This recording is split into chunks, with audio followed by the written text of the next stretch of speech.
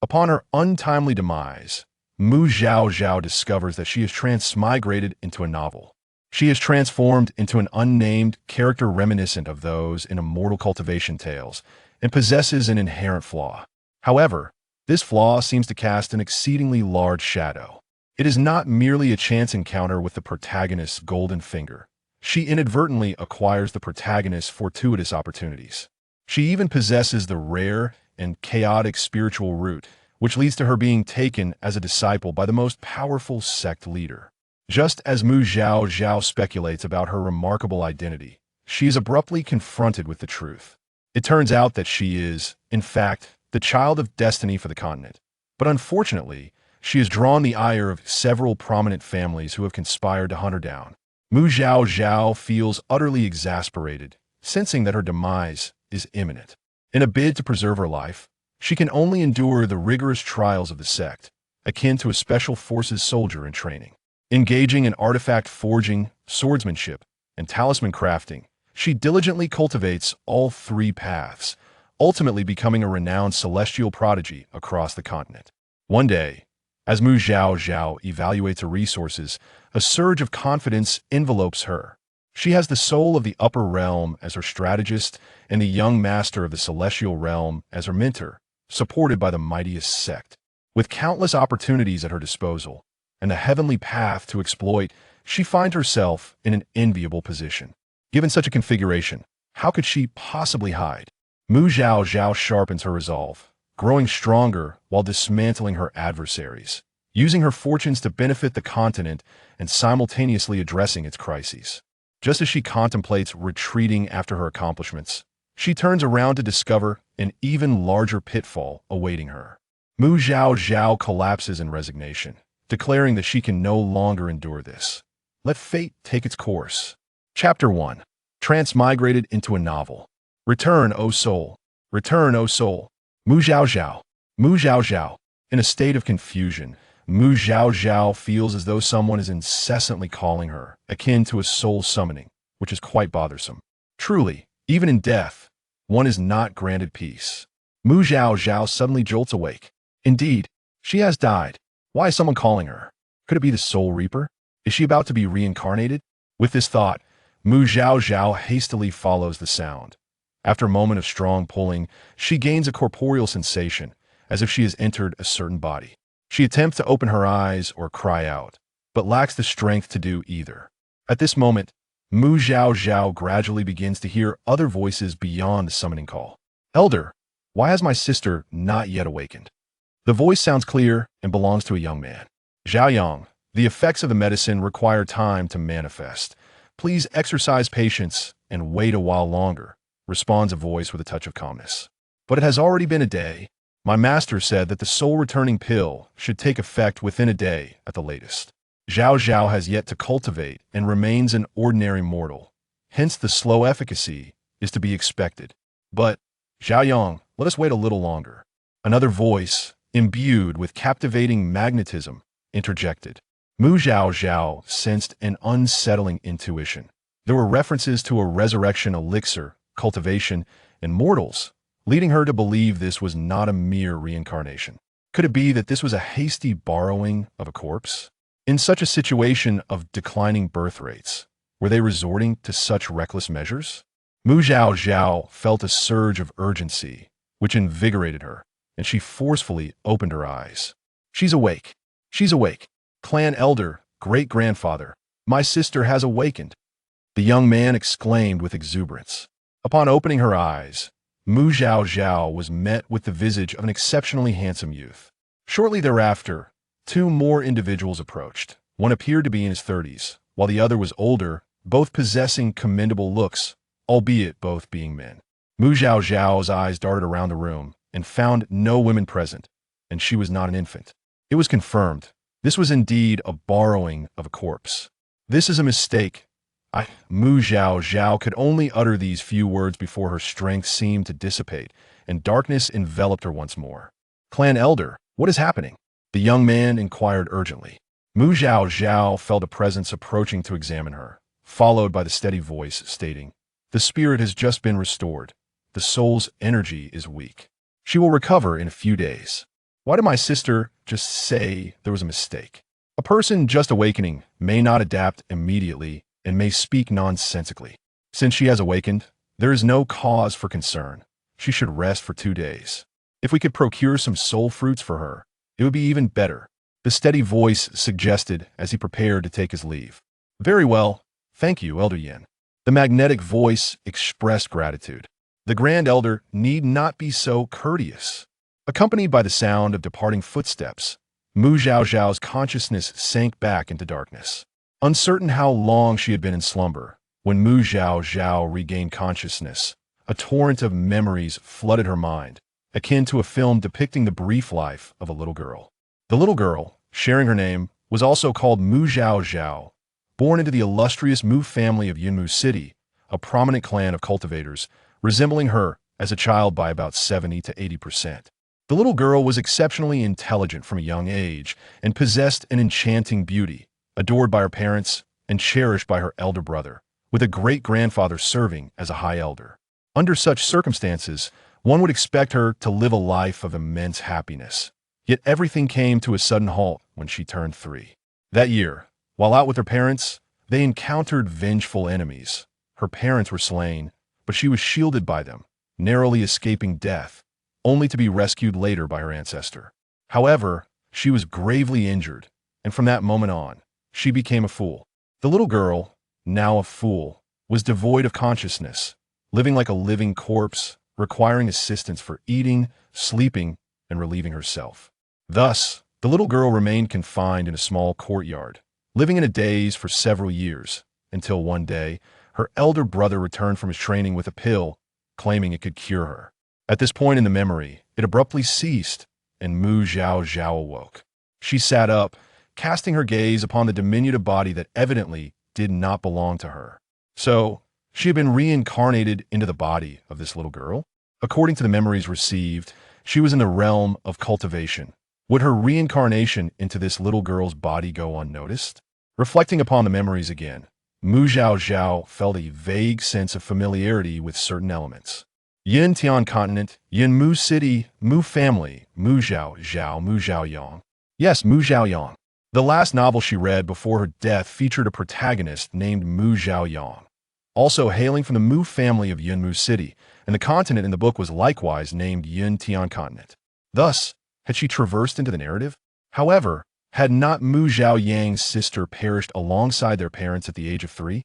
The book provided scant description of Mu Zhaoyang's sister, only mentioning her in fleeting recollections as he approached death, without even mentioning her name.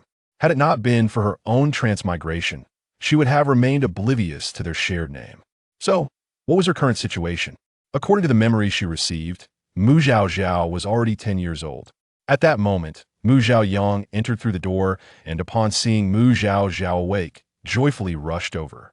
"Sister, you have awakened," he exclaimed, producing a jade box from his storage ring and presenting it to Mu Zhaozhao. "Sister, look at the wonderful treasure I have brought for you." Observing the box materialize in Mu Zhaoyang's hand, Mu Zhaozhao's eyes sparkled with amazement. Understanding through reading is one thing, but witnessing it firsthand is another. Mu Zhaozhao began to grasp the essence of the cultivation realm. She extended her hand to accept the jade box, opened it, and discovered a dozen fruits resembling the sacred fruits of Blue Star. "Sister, these are soul fruits. The elder said consuming these would greatly benefit your soul's restoration. You must eat one quickly," Mu Zhaoyang said with delight. The soul fruits were extraordinarily rare, and he had fortuitously encountered someone selling them as soon as he arrived at the market, hastily purchasing them all. Mu Zhaozhao picked one up and ate it, finding it exceptionally sweet, followed by a warm, comforting sensation enveloping her. "Thank you, brother." Mu Zhaozhao expressed her gratitude. Acknowledging one's benefactor is fundamental courtesy. Moreover, according to the memories she had received, Mu Zhaoyang was an exemplary elder brother. Even though the original owner had become a fool, his affection for her remained undiminished and grew even more meticulous. He even trained diligently to find a cure for her condition. Contemplating this, Mu Zhaozhao inquired, "Brother, are you cultivating at the 10,000 Swords Sect?" Mu Zhaoyang, having recovered from the initial joy of conversing with his sister, quickly nodded vigorously in response to her question. Indeed. How delightful. My sister has finally recovered. It has been such a long time since I last heard her voice. Brother, how did you arrive at the 10,000 Sword Sect? Mu Zhaozhao inquired again. Upon hearing his sister's question, Mu Zhaoyang naturally spoke candidly and promptly recounted the tale of how he came to the 10,000 Sword Sect. After listening to Mu Zhaoyang's narration, Mu Zhaozhao was convinced. It seemed that she had indeed traversed into the pages of a book. However, why did it differ from the story? In the book, Mu Zhaoyang ventured to the 10,000 Sword Sect for training at the tender age of 8 alongside his clansmen. Yet in reality, he did not seek the sect voluntarily. It was only at the age of 12 that he was chosen by the passing Venerable Fanny Ando and taken to the 10,000 Sword Sect as a personal disciple. It appears that for some unknown reason, this narrative has encountered certain discrepancies, leading to a deviation in the plot. Regardless of the cause, since she has arrived here, she shall embrace it with tranquility. After all, who would wish for death when they have the gift of life? Moreover, being in the realm of immortal cultivation, where one can soar through the skies and traverse the earth, is nothing short of a dream for Mu Zhaozhao, who has endured 2 decades as a frail being. She is determined to cultivate diligently, to savor the experience of longevity and the exhilaration of flight. To embark on the path of cultivation, one must possess spiritual roots. Within the memory she has inherited, it appears that Mu Zhaozhao has never had her spiritual roots assessed. Thus she inquired, Brother, how fortunate it is that you can go to the 10,000 Sword Sect. I too wish to cultivate. Do you know what type of spiritual root I possess? Chapter 2.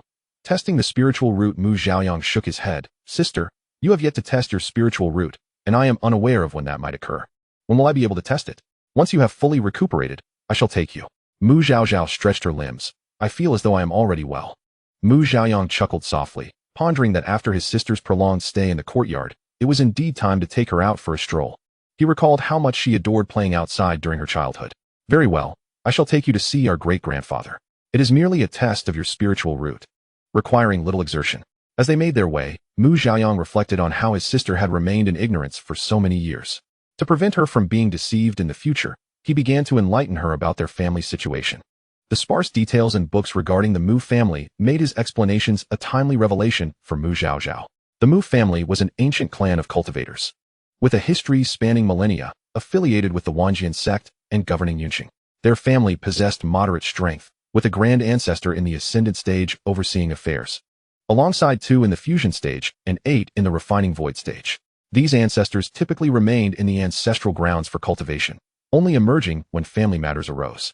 In addition to their internal lineage, the Mu family had an ascendant ancestor within the Wanjian sect and a master-level artifact craftsman serving as vice president of the Artifact Masters Guild, capable of forging top-tier celestial artifacts.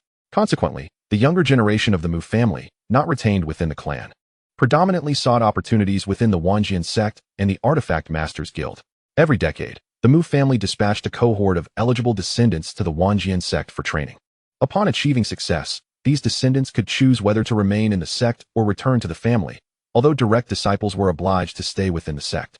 As for the Artifact Masters Guild, recruitment was more fluid, as only those with innate talent in crafting were sent there, should the family be unable to cultivate them. The current head of the Mu family, Mu Nanjin, was over 1,000 years old, at the pinnacle of the transformation stage. Known for his fairness and regarded as an excellent patriarch, Mu Zhaozhao and her brother belonged to the lineage of the eldest elder, Mu Nanxiong, their great-grandfather. Tragically, their branch had only 3 surviving members, themselves and their great-grandfather. Their grandfather had perished during a secret realm exploration several centuries ago, and their parents had been cruelly murdered when Mu Zhaozhao was merely 3 years old.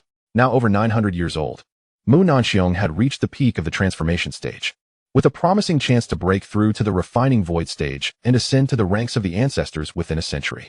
He was also regarded as a prodigy within the Mu family, and his branch held considerable standing in the clan. Thus, despite Mu Zhaozhao's prolonged state of mental incapacity, she had not been mistreated and had received ample care. The family had even sought elixirs for her, but their influence proved insufficient. Fortunately, Mu Zhaoyang's exceptional talent had garnered the attention of the revered Fantiandeizan, who had connections with the only alchemist capable of crafting the soul revival elixir, thus securing the precious medicine for her. As the siblings conversed, they soon arrived at a courtyard. Mu Zhaoyang halted, bowing respectfully, great-grandfather. Zhaoyang brings his sister to seek an audience. Mu Zhaozhao sensed a momentary ripple in the air, followed by a warm and resonant voice. Come in. Following Mu Zhaoyang, she entered the courtyard to find Mu Nanxiong seated, a set of tea implements arranged on the stone table before him, as if he were savoring tea. Mu Zhaozhao, having absorbed the memories, felt quite familiar with Mu Nanxiong. Over the years, he had visited her almost daily whenever he was at the family estate. Today, Mu Nanxiong wore a deep blue robe that accentuated his youthfulness, appearing no older than 30.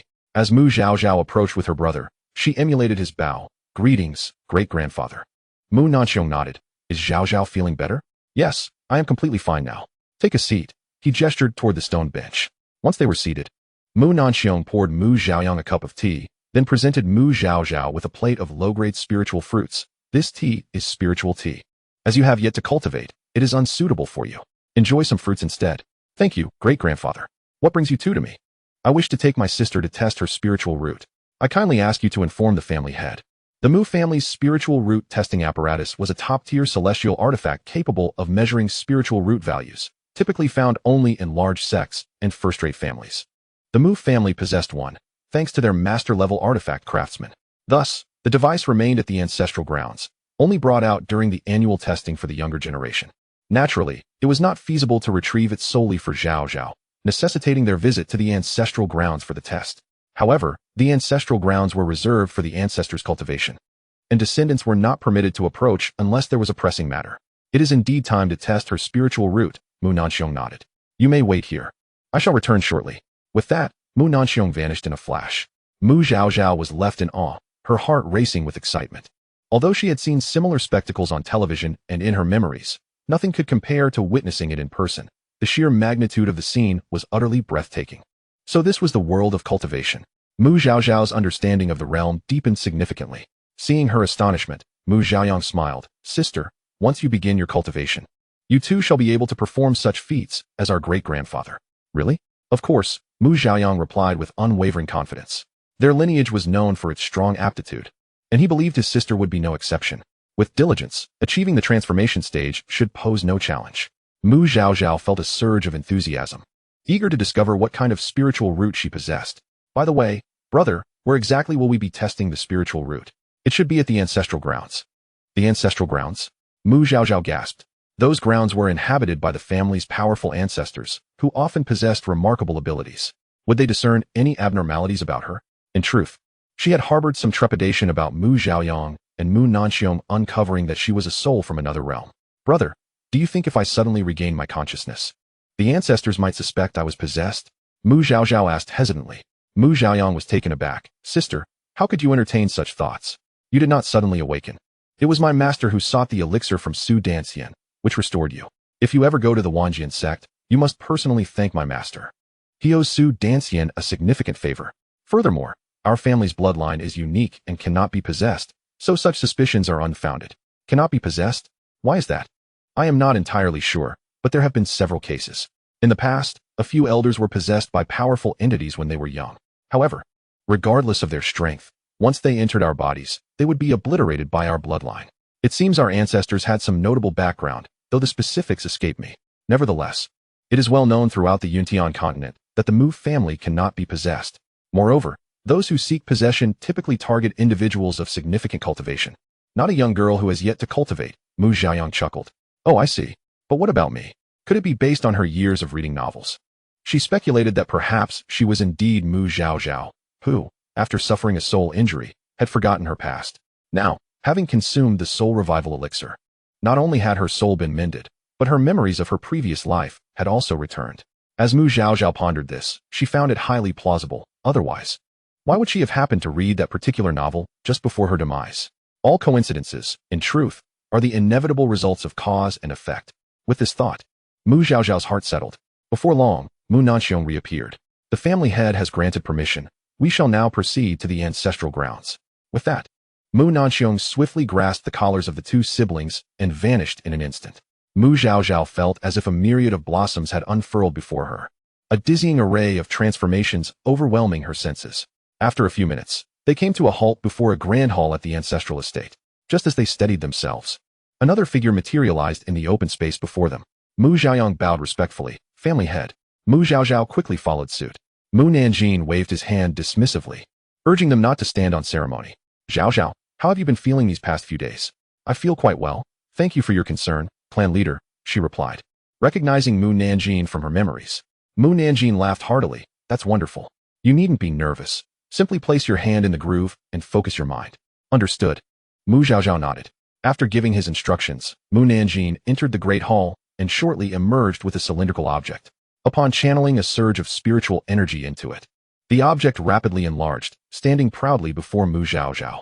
The surface of the cylinder was adorned with intricate, enigmatic patterns, reminiscent of the exquisite craftsmanship of the blue planet.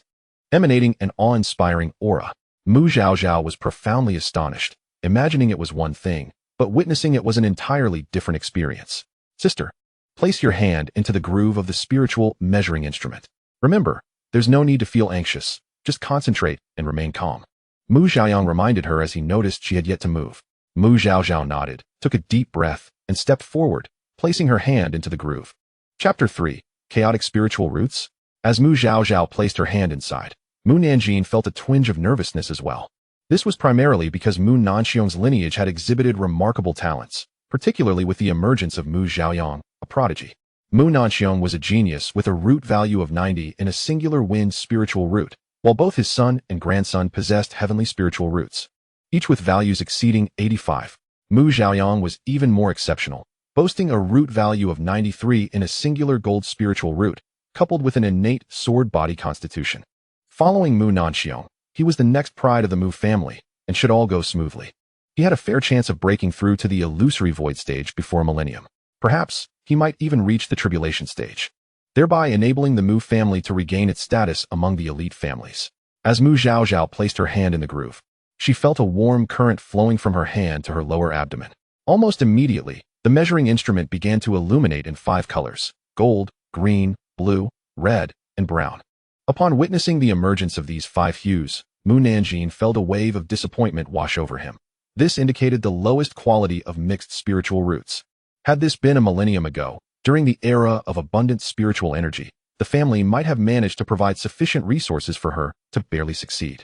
However, in the present day, no matter how many resources the family offered, she would be lucky to reach the nascent soul stage. Mu Nanjing, feeling disheartened, could only record the root values before reporting them. The small pillars representing the root values rose steadily, quickly surpassing 50, 60, and 70, before soon exceeding 80. Mu Nanjing's gaze sharpened with a hint of regret. The root value was promising, yet it was a mixed 5-root system. As the values for all 5 roots crossed 90, Mu Nanjing's heart raced, tinged with excitement. Could it be that the Mu family was about to produce a prodigy with chaotic spiritual roots?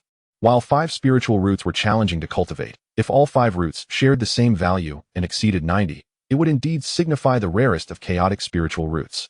Such roots were akin to celestial spiritual roots, allowing for an unprecedented rate of cultivation.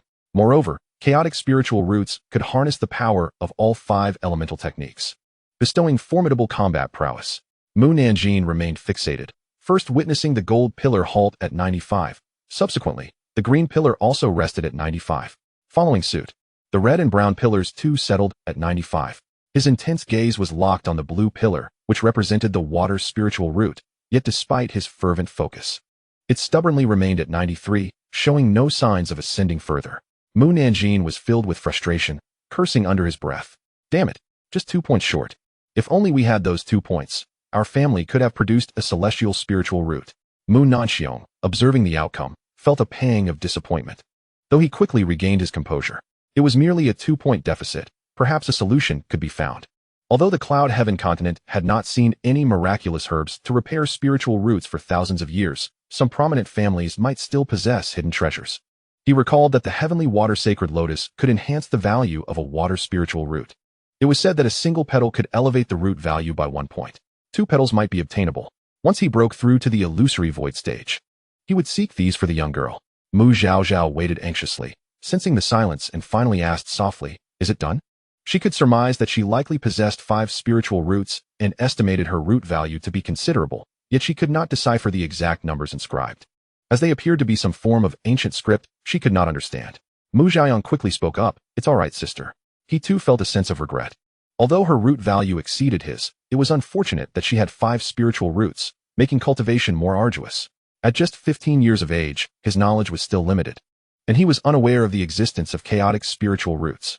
While he had heard his teachers mention that celestial spiritual roots surpassed heavenly spiritual roots, such concepts felt distant to those just beginning their journey in cultivation. Once Mu Zhaozhao withdrew her hand, Mu Nanjing cleared his throat and announced, gold, wood, water, fire, earth, 5 spiritual roots with values of gold 95, wood 95, water 93, fire 95, earth 95. As for her potential, Mu Nanjing hesitated, uncertain how to assess her aptitude. Was it upper tier? If the water spiritual root also measured 95, it would undoubtedly be exceptional. However, with a deficit of 2 points, even a higher root value would still categorize her as a mixed spiritual root, a lesser classification. At best, she might cultivate somewhat faster than an ordinary 5-root practitioner. Yet compared to a single element root, she would require 4 times more effort to reach the same level of attainment. A prodigy with a single spiritual root might achieve the transformation stage in 300 to 400 years, while Zhaozhao would need at least 1 to 2 millennia. With the lifespan of a nascent soul capped at a millennium, she would likely find herself halted at that stage. Thus, her aptitude is merely average. Mu Nanjing concluded. Upon hearing his assessment, Mu Zhaozhao felt a wave of disappointment. She had hoped that such high values would yield a mid to upper tier classification. However, she recalled a protagonist from the books she had read who also possessed 5 spiritual roots, albeit with lesser values. Yet through fortunate encounters and the acquisition of miraculous herbs, they managed to equalize their root values, ultimately becoming a chaotic spiritual root and achieving rapid cultivation. If she could find the necessary herbs to enhance her water spiritual root, perhaps she too could attain chaotic spiritual roots. She remembered that this individual had encountered such an opportunity within a secret realm during their nascent stage of cultivation. She would strive to achieve that level and seek to obtain 2 petals of the heavenly water sacred lotus. Mu Nanjing pondered briefly, ultimately unwilling to concede. He instructed Mu Zhaozhao and her brother, you both should return for now. I have matters to discuss with your great-grandfather. Remember, do not disclose Zhaozhao's root values to anyone. If asked, simply say she has 5 spiritual roots. Understood, Mu Zhaoyang replied, and after bidding farewell, he led Mu Zhaozhao away. Once the siblings departed, Mu Nanjing turned to Mu Nanxiong and said, Nanxiong, accompany me to seek the old ancestor. He may possess a solution. Mu Nanxiong nodded. The Mu family's ancestor, nearing 8,000 years of age, undoubtedly had more knowledge than he, a mere 1,000-year-old, and might even have hidden treasures at his disposal. After the siblings exited their ancestral grounds, Mu Zhaozhao could not help but exhale a sigh of relief. Although she believed she was indeed Mu Zhaozhao, that was merely her conjecture, and a lingering unease remained in her heart. Now that they had traversed the ancestral land without attracting any suspicion, it appeared that all was well. Noticing her demeanor, Mu Zhaoyang comforted her, saying, Sister, do not fret. Although possessing 5 elemental roots is somewhat challenging, your aptitude is exceptional, and your progress in cultivation will be swift. With that, he removed his sword and said, Come, Zhaozhao, let your brother take you for a flight. This was a method his father often employed to cheer him up during his childhood when he was feeling downcast. Mu Zhaoyang infused the sword with a surge of spiritual energy, enlarging it slightly, and extended his hand toward Mu Zhaozhao, who remained on the ground. Come, Zhaozhao, fear not. Her eyes sparkled with excitement as she grasped his hand and mounted the sword. As they ascended and began to soar through the air, her initial nervousness gradually gave way to exhilaration as she began to take in the surrounding scenery. Due to her physical condition, Mu Zhaozhao had never even set foot on an airplane in Blue Star, making this her first experience of flight, which filled her with unbridled joy. Although her memories indicated that her father often took them flying, it was not the same as this first-hand experience. To avoid startling his sister, Mu Zhaoyang refrained from flying too high or too fast, maintaining a steady altitude. How is it, Zhaozhao? He inquired. Is it enjoyable? Absolutely. Thank you, brother. Seeing his sister so elated brought joy to Mu Zhaoyang as well. Are you scared? He asked. Not at all. Then shall I fly a little faster and higher? Yes, please. With that, Mu Zhaoyang gracefully executed a technique of sword control, the exhilarating rush of speed provoking peals of laughter from Mu Zhaozhao. The siblings circled the sky, when suddenly Mu Zhaozhao noticed a distant area bustling with people and curiously asked, Brother, why are there so many people over there? Upon glancing in that direction, Mu Zhaoyang recognized it as the market he had visited earlier that day. That is the market. Let us go take a look. He replied. Chapter 4. A stroll through the market to collect pearls. Mu Zhaoyang turned around and swiftly flew to the entrance of the market. For flying was prohibited within its confines. The Mu family governed Yunmu City, and this market was under their administration and oversight. The market held a small fair once a month and a grand fair annually, with the small fair lasting 7 days and the grand fair lasting a month. To enter the market, each individual was required to pay a maintenance fee of 5 low-grade spiritual stones. The Mu family was responsible for ensuring the safety of all individuals and their belongings within the market. Just as Mu Zhaoyang was about to retrieve his spiritual stones, he suddenly remembered that he had exhausted his supply while purchasing soul spirit fruits. He had not yet had the chance to collect his allocation from the family, leaving him momentarily at a loss. How unfortunate it was that on his first outing to the market with his sister, he found himself without any spiritual stones. What should he do? Should he return to the family to collect his allocation before coming back? Just as Mu Zhaoyang was lost in thought, the steward responsible for the market happened to approach. Upon seeing Mu Zhaoyang, he quickly bowed and greeted him, "Young Master Zhaoyang." This steward was a descendant of one of the Mu family's ancestors who had attained the void refinement stage. The ancestor had been quite the charmer in his youth, leaving behind many offspring, resulting in a particularly large family tree. Consequently, although this man was in his 40s, he was an entire generation younger than Mu Zhaoyang. Feeling somewhat awkward yet striving to maintain politeness, Mu Zhaoyang smiled and said, "You are on duty today?" "Yes, today I am on duty, my young nephew." The steward was taken aback that Mu Zhaoyang would engage him in conversation, as Mu Zhaoyang was a prodigy of the Mu family, renowned for his extraordinary talent and a direct disciple of the esteemed Wanjian sect, the most prestigious sect in the Yuntian continent, whose disciples were all paragons among men. "Is there anything I can assist you with today, uncle?" the steward inquired. "Nothing of great importance. Merely taking my sister for a stroll through the market." The steward cast a surprised glance at the young girl beside Mu Zhaoyang, recalling that he had heard rumors claiming that young Master Zhaoyang's sister was a simpleton. She certainly did not appear to be so now. However, he dared not stare too long and bowed respectfully to Mu Zhaozhao, saying, "Greetings, Miss Zhaozhao." "Hello," Mu Zhaozhao replied politely. The steward was taken aback yet again, wondering who had spread such a baseless rumor about her being a simpleton. She appeared perfectly normal. Due to her previous condition, Mu Zhaoyang and Mu Nanxiong had seldom allowed her to step beyond the confines of their courtyard, meaning that only a select few were aware of her situation. Furthermore, very few knew of her recent recovery through the elixir. "My name is Mu Zhiming. Please follow me, uncle and miss," he said, leading the siblings into the market. The guards at the entrance immediately bowed and allowed them to pass, ensuring to remember their faces to recognize them in the future. Feeling a bit embarrassed for having benefited from free entry, Mu Zhaoyang realized he would need to borrow some spiritual stones from the treasure pavilion shortly and decided it best not to have Mu Zhiming accompany them. "Zhiming, we shall wander about. You need not follow us," he instructed. "Yes, my young nephew, I shall take my leave." Mu Zhiming departed, demonstrating keen awareness. Once Zhiming had left, Mu Zhaoyang took Mu Zhaozhao to the treasure pavilion. This establishment was owned by the Mu family and sold various cultivation resources and treasures, including weapons, elixirs, talismans, formations, spiritual herbs, and materials, essentially everything needed for cultivation. The pavilion consisted of 5 floors, with the first 2 levels housing common goods, while the treasures of notable quality were found on the 3rd floor and above. "Sister, this treasure pavilion belongs to our Mu family. It is well stocked. Take a look and see if there is anything you like. I shall buy it for you," Mu Zhaoyang declared grandly, displaying none of the embarrassment of being without funds.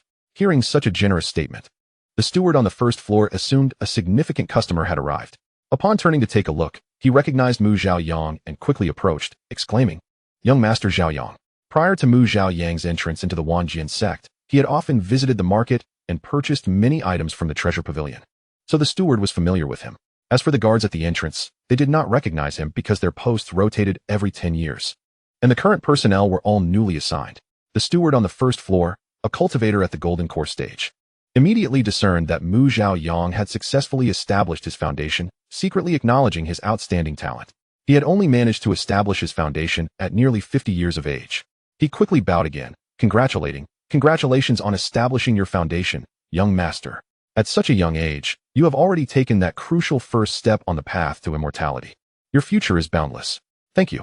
Mu Zhaoyang waved his hand dismissively. "What brings you here today?" "I shall fetch whatever you desire," the steward offered. "I brought my sister to take a look. This is my sister, Mu Zhaozhao." The steward had already noticed the delicate little girl beside Mu Zhaoyang, but had not realized she was his sister. However, seeing that she appeared to be around 8 or 9 years old and exhibited no signs of spiritual energy, he wondered if she were an ordinary person incapable of cultivation. Nevertheless, he kept such thoughts to himself, maintaining a respectful demeanor. "Greetings, Miss Zhaozhao. What can I assist you with?" As it was Mu Zhaozhao's first visit to such a place, everything appeared remarkably novel to her, since she had yet to begin her cultivation journey. She was uncertain of her needs. I will take a look first, she replied. Very well, Miss Zhaozhao, feel free to explore. Should you require anything, do not hesitate to call on me, the steward said. He then shifted the conversation. Currently, during the small fair, we have received a batch of exquisite robes. Would you care to take a look? Every young lady loves beauty, Mu Zhaoyang remarked, noticing that although his sister was dressed elegantly, she still wore ordinary clothing. He decisively stated, let us go and choose a few pieces for my sister. Of course, young master and miss, please follow me to the second floor. Just then, he called for a female attendant to escort Mu Zhaozhao to select robes, while he stayed behind to speak with the steward. What are your commands, young master? Mu Zhaoyang produced his family's identity token and handed it to the steward. I left in haste and forgot to bring any spirit stones. This token will suffice as collateral. Please provide me with 10,000 low-grade spirit stones. I shall return shortly to reclaim my stones. The steward, recalling Mu Zhaoyang's earlier generous words, hesitated. Though it was against protocol, he could not refuse the request of Mu's illustrious scion. With both hands, he accepted the identity token, assuring, I will safeguard this token for you, young master, and return it upon your return. He then retrieved 10,000 low-grade spirit stones from his storage ring, packaged them in a storage bag, and presented them. Here are 10,000 low-grade spirit stones. Please accept them, young master. Mu Zhaoyang received the bag and promptly placed it into his storage ring, expressing his gratitude. Thank you. I will return immediately after retrieving my spirit stones. With that, he swiftly ascended to the second floor, his handsome visage slightly flushed. This was his first encounter with such a situation, and he indeed felt a tinge of embarrassment. Meanwhile, Mu Zhaozhao had been escorted by a female attendant to the section displaying magical garments. The treasure pavilion was expansive, its layout reminiscent of an exhibition hall on Blue Star, with items displayed within barrier-ensconced showcases.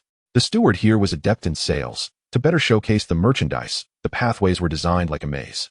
As Mu Zhaozhao traversed this route, she found herself in a state of bewilderment, overwhelmed by the dazzling array of options. Dear young friend, what grade of magical garment do you require? Inquired the attendant. Mu Zhaozhao gazed at the plethora of garments on display, each more exquisite than the last. In a kaleidoscope of colors and styles, momentarily at a loss, she had assumed that the world of cultivation would offer only a few garments to wear throughout one's life. She was taken aback by the multitude of choices. It seemed that the desire for beauty transcended realms, a universal trait among women. What grade of garment is suitable for a novice cultivator like me? Mu Zhaozhao asked. Any grade will suffice, the attendant replied with a smile.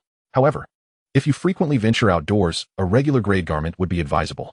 At your tender age and modest cultivation level, wearing something too extravagant might attract unwanted attention.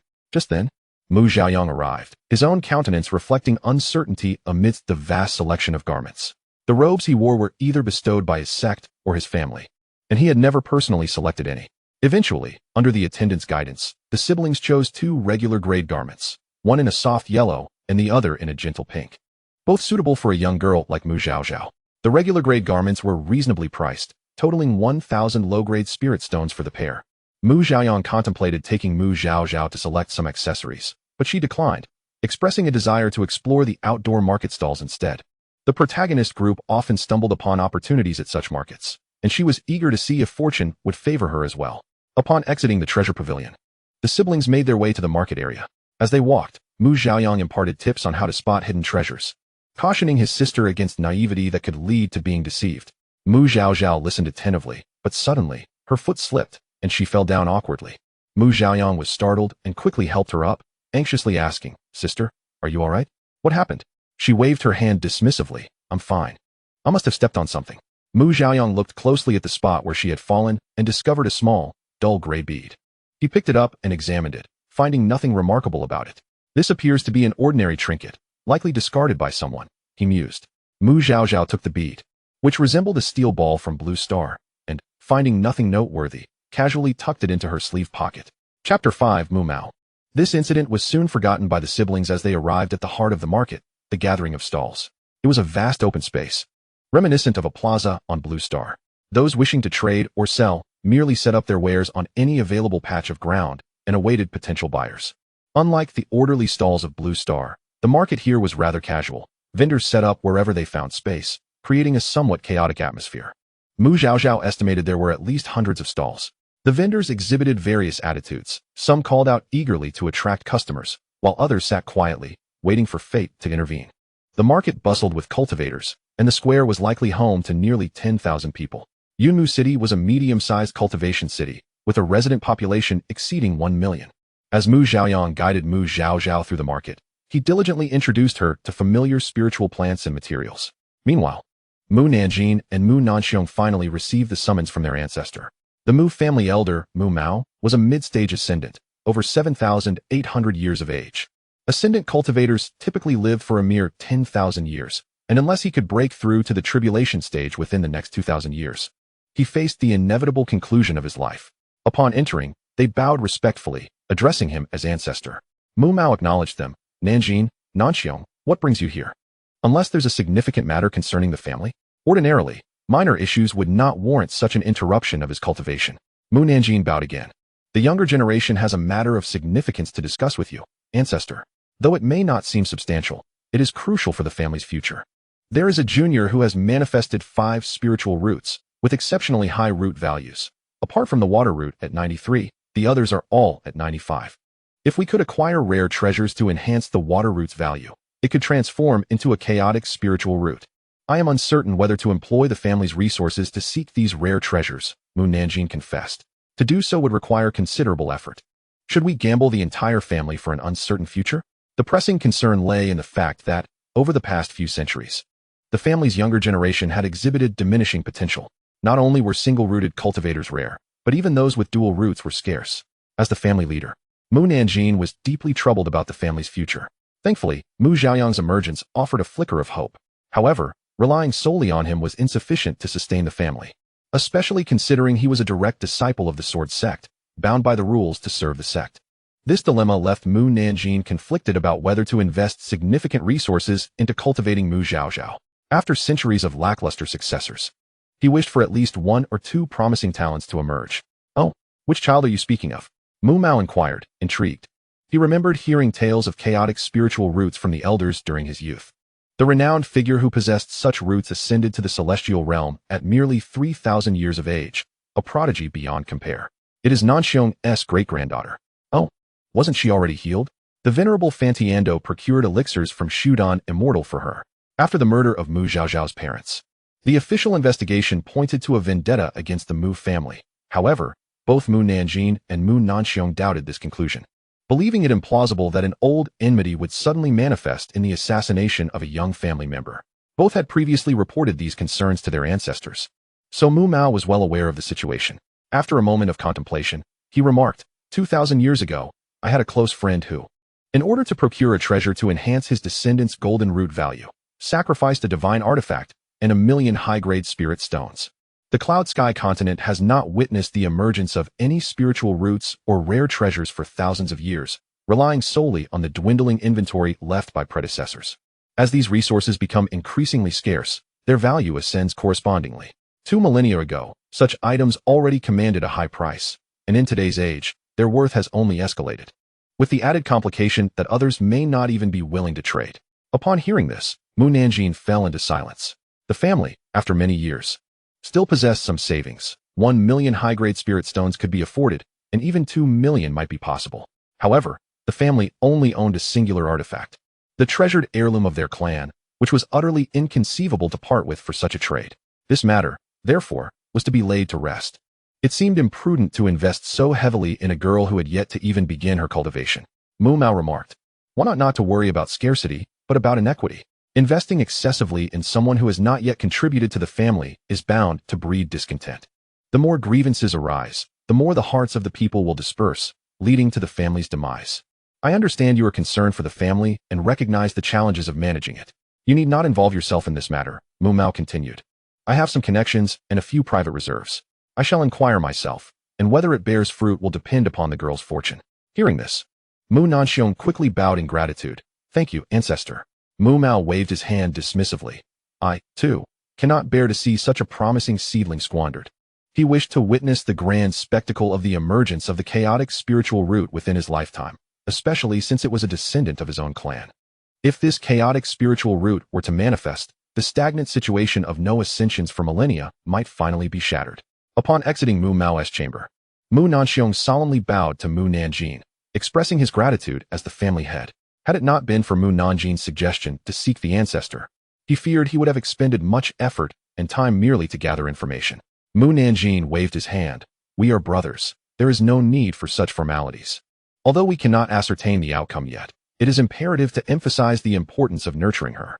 He produced a storage pouch and handed it over. I have some spiritual herbs here. Take them and brew her a tonic before she begins to draw in energy to strengthen her physique. Mu Nanxiong accepted it, saying, Thank you, brother. Do not retreat into seclusion just yet. You shall personally guide Zhaozhao in her initiation. I do not trust anyone else with this task, Mu Nanjin instructed. The responsibilities of a family head weighed heavily upon him. He had watched the family slowly decline over the years, which caused him great anxiety. Though there were still 2 ancestors at the Great Ascension stage, their advanced age posed a risk. Should they fail to break through in time and pass away? The cultivation of the ancestors at the combined body stage had not kept pace, and the Mu family could potentially fall to the ranks of a third-rate clan. Moreover, the generational gap among the younger members was alarmingly severe. If capable individuals were not cultivated promptly, the family's future would be dire. He had far too many considerations on his plate. Despite being nearly 200 years older than Nanxiong, his own cultivation was not superior, primarily due to being burdened by numerous trivial matters that hindered his focused cultivation. Should the ancestor indeed find the heavenly water sacred lotus, and if Zhaozhao were to truly become a chaotic spiritual root, another dilemma would arise. Given the Mu family's current strength, they may not be able to protect her. It was crucial to recognize that before prodigies fully matured, they were exceedingly vulnerable to untimely demise. It seemed inevitable that she would need to be sent to the 10,000 Sword Sect for her safety, but this would only serve to benefit another. In the Cloud Sky continent, sects and families were categorized according to their peak combat power. Those with Ascension Stage practitioners were considered first-rate. Those boasting Great Ascension Stage members were second-rate, and those with Combined Body Stage practitioners were classified as third-rate. The remaining factions did not even rank. However, there were also rankings within each tier. For instance, a first-rate family or sect with over 10 Ascension Stage practitioners would be deemed super first-rate. Currently, the Cloud Sky continent was governed by 12 super first-rate powers. Among these, the 10,000 Sword Sect stood at the forefront, housing 23 Ascension Stage practitioners, including one revered as the immortal sovereign, Wuchen. Sword cultivators, particularly, were known for their fierce protectiveness. If a disciple of the 10,000 Sword Sect or one of their prodigies were to be wronged, it would invariably provoke the ire of their elders. Thus, few dared to offend the disciples of the 10,000 Sword Sect. Of course, the rules within the 10,000 Sword Sect were also exceedingly strict. If a disciple committed an offense, they would not require external intervention. The sect's regulations would suffice to impose severe consequences. Chapter 6. A reflection on the plot of the book. After the siblings completed their rounds, they found nothing particularly appealing. They did not stumble upon any hidden treasures, but did purchase a fair number of low-tier spiritual fruits. As Mu Xiaoyang remarked, let us stockpile them for when Mu Zhaozhao begins her cultivation. While they were low-tier, they still contained spiritual energy and were relatively free of impurities. Consuming them in abundance would be beneficial for cultivation. At her tender age, Mu Zhaozhao was still in the phase of growth, and nourishment was essential. Although she could consume the abstinence pill, it was conditional. Until her body matured, she would strive to eat more spiritual food and less of the abstinence pill. When the siblings returned to the courtyard where Mu Zhaozhao resided, Mu Nanxiong was already waiting for them inside. They promptly approached him. Great-grandfather. What did you buy? Mu Nanxiong inquired, having already sensed their presence with his spiritual awareness and knowing they were at the market. Not much. Just some spiritual fruits for sister to eat after she begins her cultivation, they replied. Mu Nanxiong nodded and turned to Mu Zhaozhao. Zhaozhao, your spirit has been restored, and your spiritual root has been assessed. It is time for you to commence your cultivation. Prior to this, I will prepare a medicinal bath for you. You shall soak in it once a day for 2 hours, for a duration of half a month. After that, you may begin to draw in energy. In the meantime, you should attend the family school and practice your writing. Though you possess 5 spiritual roots, your root quality is exceptional, with diligence. Your path to immortality shall not be short. Do not underestimate yourself. Before the matter could unfold, Mu Nanxiong did not wish to mention the chaotic spiritual root to her, fearing that excessive expectations might lead to inner demons. He was quite pleased with Mu Zhaozhao's current mindset. Many younger members of the clan, upon discovering they possessed 5 spiritual roots, would often become despondent, losing half their fighting spirit even before they began their journey. How could they possibly advance far on the path of immortality? The path of cultivation was inherently an uphill battle against fate. While spiritual roots were indeed important, comprehension and temperament held even greater significance. Historical records indicated that in the spiritually abundant era tens of thousands of years ago, 5 spiritual roots were once considered heavenly roots, illustrating that the path to immortality was not solely determined by the quantity of spiritual roots. Upon testing positive for 5 spiritual roots, Zhaozhao exhibited no signs of despair. Her mindset had already secured her half the victory. Yes, I shall diligently adhere to great-grandfather's teachings. Rest for one more day. Tomorrow, you will attend the school during the day for writing practice, and in the night, you will soak in the medicinal bath. All right, Zhaozhao replied obediently. Shortly, I will have your brother take you to the task hall to register and collect your annual rations. As you begin your cultivation, the provisions allotted to Zhaozhao must also be revised. Primarily, her food must transition from mundane fare to spiritual sustenance. Yes, the siblings replied in unison. Once Mu Nanxiong finished his instructions, he swiftly departed. Mu Xiaoyang intended to go and retrieve the rations to redeem his identity token, so he took Mu Zhaozhao to the task hall. The Mu family's rations were determined by cultivation level. Direct descendants at the Qi refinement stage received 100 low-grade spirit stones and a bottle each of first-tier Qi recovery and spirit gathering pills monthly. Those at the foundation establishment stage received 1,000 low-grade spirit stones and a bottle each of second-tier Qi recovery and spirit gathering pills monthly. Naturally, those with exceptional talent would receive additional provisions from the family, though the specifics varied from individual to individual. The Qi recovery pills replenished the energy and vitality of Qi refinement stage practitioners, allowing them to cultivate for extended periods. The spirit gathering pills aided in condensing spiritual energy, enhancing a practitioner's control over it and accelerating its circulation within their body. The 2 types of pills most commonly utilized by cultivators in the Qi refining and foundation establishment stages. The siblings registered Mu Zhaozhao's information at the mission hall. The attendant in charge, upon learning that Mu Zhaozhao possessed 5 elemental roots, couldn't even be bothered to inquire about her root value. After completing the registration, he handed her an identity token and swiftly dismissed her. Subsequently, the siblings proceeded to collect their allocated resources. Mu Zhaozhao received a year's worth, while Mu Zhaoyang was awarded 5 years. Typically, disciples within the family could claim resources for a maximum of 1 year at a time, but Mu Zhaoyang, being a disciple of the Wanjian sect, was permitted to claim 5 years in one go, as it was Mu Zhaozhao's first time. She was also given 2 sets of ceremonial robes and a pair of magical boots. After Mu Zhaoyang collected his resources, the attendant, in addition, provided him with a storage bag, stating it was an extra supply from the family. Upon returning to their small courtyard, Mu Zhaoyang inspected the resources allocated to Mu Zhaozhao and discovered that the pills were of mid-tier quality within the first rank.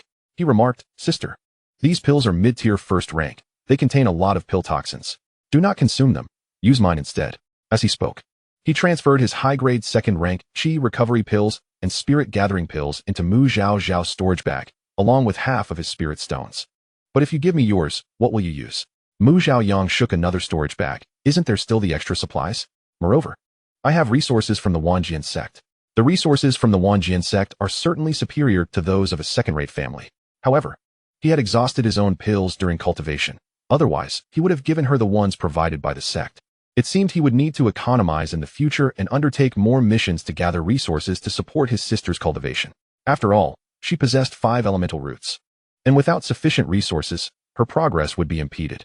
Mu Zhaoyang then examined the family's supplementary storage bag, which contained 10,000 mid-grade spirit stones, as well as 10 bottles each of high-grade third-rank solidifying essence pills, revitalizing pills, and rejuvenation pills, along with a bottle of third-rank detoxification pills.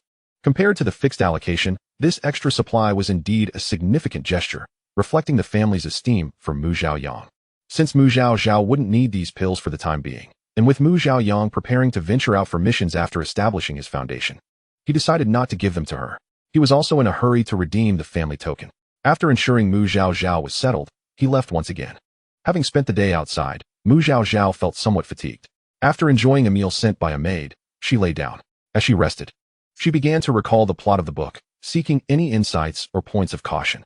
This was a narrative centered around salvation and the protection of the continent. Yet the tale unfolded centuries later, by which time Mu Zhaoyang had already reached the late stage of divine transformation. In the beginning, the Yuntian continent had experienced an unprecedented stagnation in ascensions for millennia, leading to numerous anomalies, prompting the Tiangong sect to predict impending cataclysms. The continent's leading powers united to seek methods of salvation. As time passed, the continent grew increasingly unstable, plagued by disasters. and even discovered cracks that allowed foreign races to invade en masse, plundering the cultivation resources and slaughtering the cultivators of Yuntian. In the face of calamities and foreign threats, the continent exhibited unprecedented unity. The human and demon races collaborated, and hidden families emerged to resist the invaders and seek avenues for salvation. Throughout this period, generations of prodigies bravely surged to the front lines, undeterred by the specter of death, resulting in many heroic tales worthy of eternal remembrance. Among them, the 8 prominent families were particularly admirable. Upon learning that if someone ascended, the passage could be opened to stabilize the continent, their ancestors fearlessly attempted tribulations, sacrificing themselves beneath the lightning bolts without relinquishing their resolve, which was truly commendable. Born into a military family, Zhaozhao was influenced by her ancestors and parents, harboring a fervent spirit. Now that she had arrived at this juncture, she felt compelled to contribute to the defense of the continent, lest her journey through the book be in vain. After reflecting, she devised numerous strategies to repel external threats, jotting them down for future use. As for events that transpired centuries prior, the book offered scant details, merely mentioning the growth trajectories and fortunes of several protagonists. Zhaozhao had no intention of interfering with their destinies. In life, one must discern what to pursue and what to forego. She would not relinquish her destined opportunities, yet she would not covet those not meant for her. Thus, for these centuries, she could grow freely, blissfully ignorant of the past. How delightful it is to embrace the unknown, is it not? The following day, Zhaozhao rose early, donning the ceremonial robes and boots provided by her family. Under the guidance of Zhaoyang, she made her way to the family academy. Upon entering, she was greeted by a sea of toddlers, likely only 3 or 4 years of age. Her presence as a 10-year-old seemed rather incongruous. Fortunately, due to her previous spiritual damage, she had grown more slowly than her peers and appeared significantly smaller. Once seated, she felt relatively at ease. Before long, the elder in charge of teaching arrived and began instructing the children in writing. As a top student, Zhaozhao was not genuinely a mere child. Although unfamiliar with the local script, she possessed foundational knowledge and quickly grasped the principles, accumulating a considerable repertoire of characters by the day's end, earning frequent nods of approval from the elder. After school, upon returning and finishing her dinner, Mu Nanxiong arrived with a prepared medicinal bath. Zhaozhao, undress and immerse yourself for a full 2 hours. You may experience slight discomfort. Do not be alarmed, for your great-grandfather is in the courtyard. Call for me if you need anything. This medicinal bath, enhanced with various precious herbs by Mu Nanxiong based on the spiritual medicines provided by Mu Nanjin, would improve Mu Zhaozhao's constitution while strengthening her affinity for spiritual energy, facilitating her ability to draw energy into her body more swiftly. Yes, thank you, great-grandfather. Mu Zhaozhao performed a respectful bow, her earnest demeanor appearing quite adorable. With a slight smile, Mu Nanxiong exited to await in the courtyard. After he left, Mu Zhaozhao removed her ceremonial robes and climbed into the bath, crouching down to soak her entire body in the medicinal liquid. Initially, she felt nothing significant, merely the warmth of the water, but it soon began to sting, as if thousands of ants were gnawing at her. Gritting her teeth, she bore the discomfort, striving to distract herself with other thoughts. In doing so, she realized that since her great-grandfather had taken her to the academy that morning, she had not seen Mu Zhaoyang again and wondered what he was up to. Chapter 7. The Faux Phoenix Egg? At that moment, Mu Zhaoyang was locked in a fierce battle with a late-stage second-rank fire phoenix on the outskirts of the Cloud Mist Forest, in the Yuntian continent. Spiritual beasts were categorized into 9 ranks, corresponding to the cultivation levels of humans from Qi refinement to tribulation transcendence. A late-stage second-rank fire phoenix possessed combat prowess equivalent to that of a late-stage foundation establishment cultivator. Logically, Mu Zhaoyang, being a novice in foundation establishment, should not have been able to contend with it. However, as a sword cultivator, he inherently possessed the ability to battle across ranks. And with the protection of high-grade celestial armor, the Fire Phoenix's attacks were rendered ineffective against him. The clash resulted in a stalemate, with neither side willing to yield. Mu Zhaoyang had come here with the intention of stealing a Fire Phoenix egg as a companion for Mu Zhaozhao. The previous day, while they were flying on their swords, he noticed that Mu Zhaozhao seemed to take great delight in soaring through the skies. Yet, his master had only granted him a month before he had to return to the Wanjian sect, leaving little time for him to fly with his sister. Once he departed, he certainly could not expect his great-grandfather to ferry her around on a sword for amusement, could he? Moreover, he devoted a decade to his cultivation from the initial stage to the foundation establishment, and given that his sister possesses 5 spirit roots, it would likely require an even longer duration, possibly 2 to 3 decades. Such an extensive time frame undoubtedly necessitates a mode of transportation. After escorting Mu Zhaozhao to the academy, Mu Zhaoyang proceeded to the treasure pavilion to select a flying magical artifact for her. However, upon further contemplation, he realized that flying artifacts consume spirit stones, and those of lower grade are not particularly swift and cannot be utilized in combat. Thus, he resolved to purchase a flying spirit beast that could assist in battle. As Mu Zhaozhao had only recently embarked on her cultivation journey, it was prudent to acquire a high-quality spirit beast egg, allowing her to bond with the creature from the egg stage through blood acknowledgement, fostering mutual cultivation and growth. Such companionship often results in the most loyal spirit beasts. However, after scouring Yunmu City, Mu Zhaoyang found nothing suitable. The ones within his budget were of poor quality, while those of good quality were beyond his means, leaving him financially constrained. Consequently, he devised a plan to venture into the Yunwu forest himself. Fortuitously, the Mu family had a merchant caravan heading to the Yunwu forest in search of spirit herbs. After sending a message to Mu Nanxiong, he set off with the caravan. Although Yunmu City is a fair distance from the Yunwu forest, one can travel to the adjacent Yunfeng City to utilize the teleportation array, arriving in just over half a day. As luck would have it, shortly after entering the Yunwu forest, Mu Zhaoyang discovered a flamingo nest on the outskirts, containing 2 remarkably vibrant eggs. Pulsating with strong life force and frequent fluctuations of spiritual energy, indicating they would likely hatch soon. Just as Mu Zhaoyang prepared to steal one, the flamingo returned. Thus, a fierce skirmish ensued between man and bird. Just as Mu Zhaoyang began to find himself at a disadvantage, the caravan leader, Mu Hanyuan, happened to pass by, prompting Mu Zhaoyang to urgently call for assistance. Uncle Hanyuan, please help me. Drive away this flamingo while I take an egg.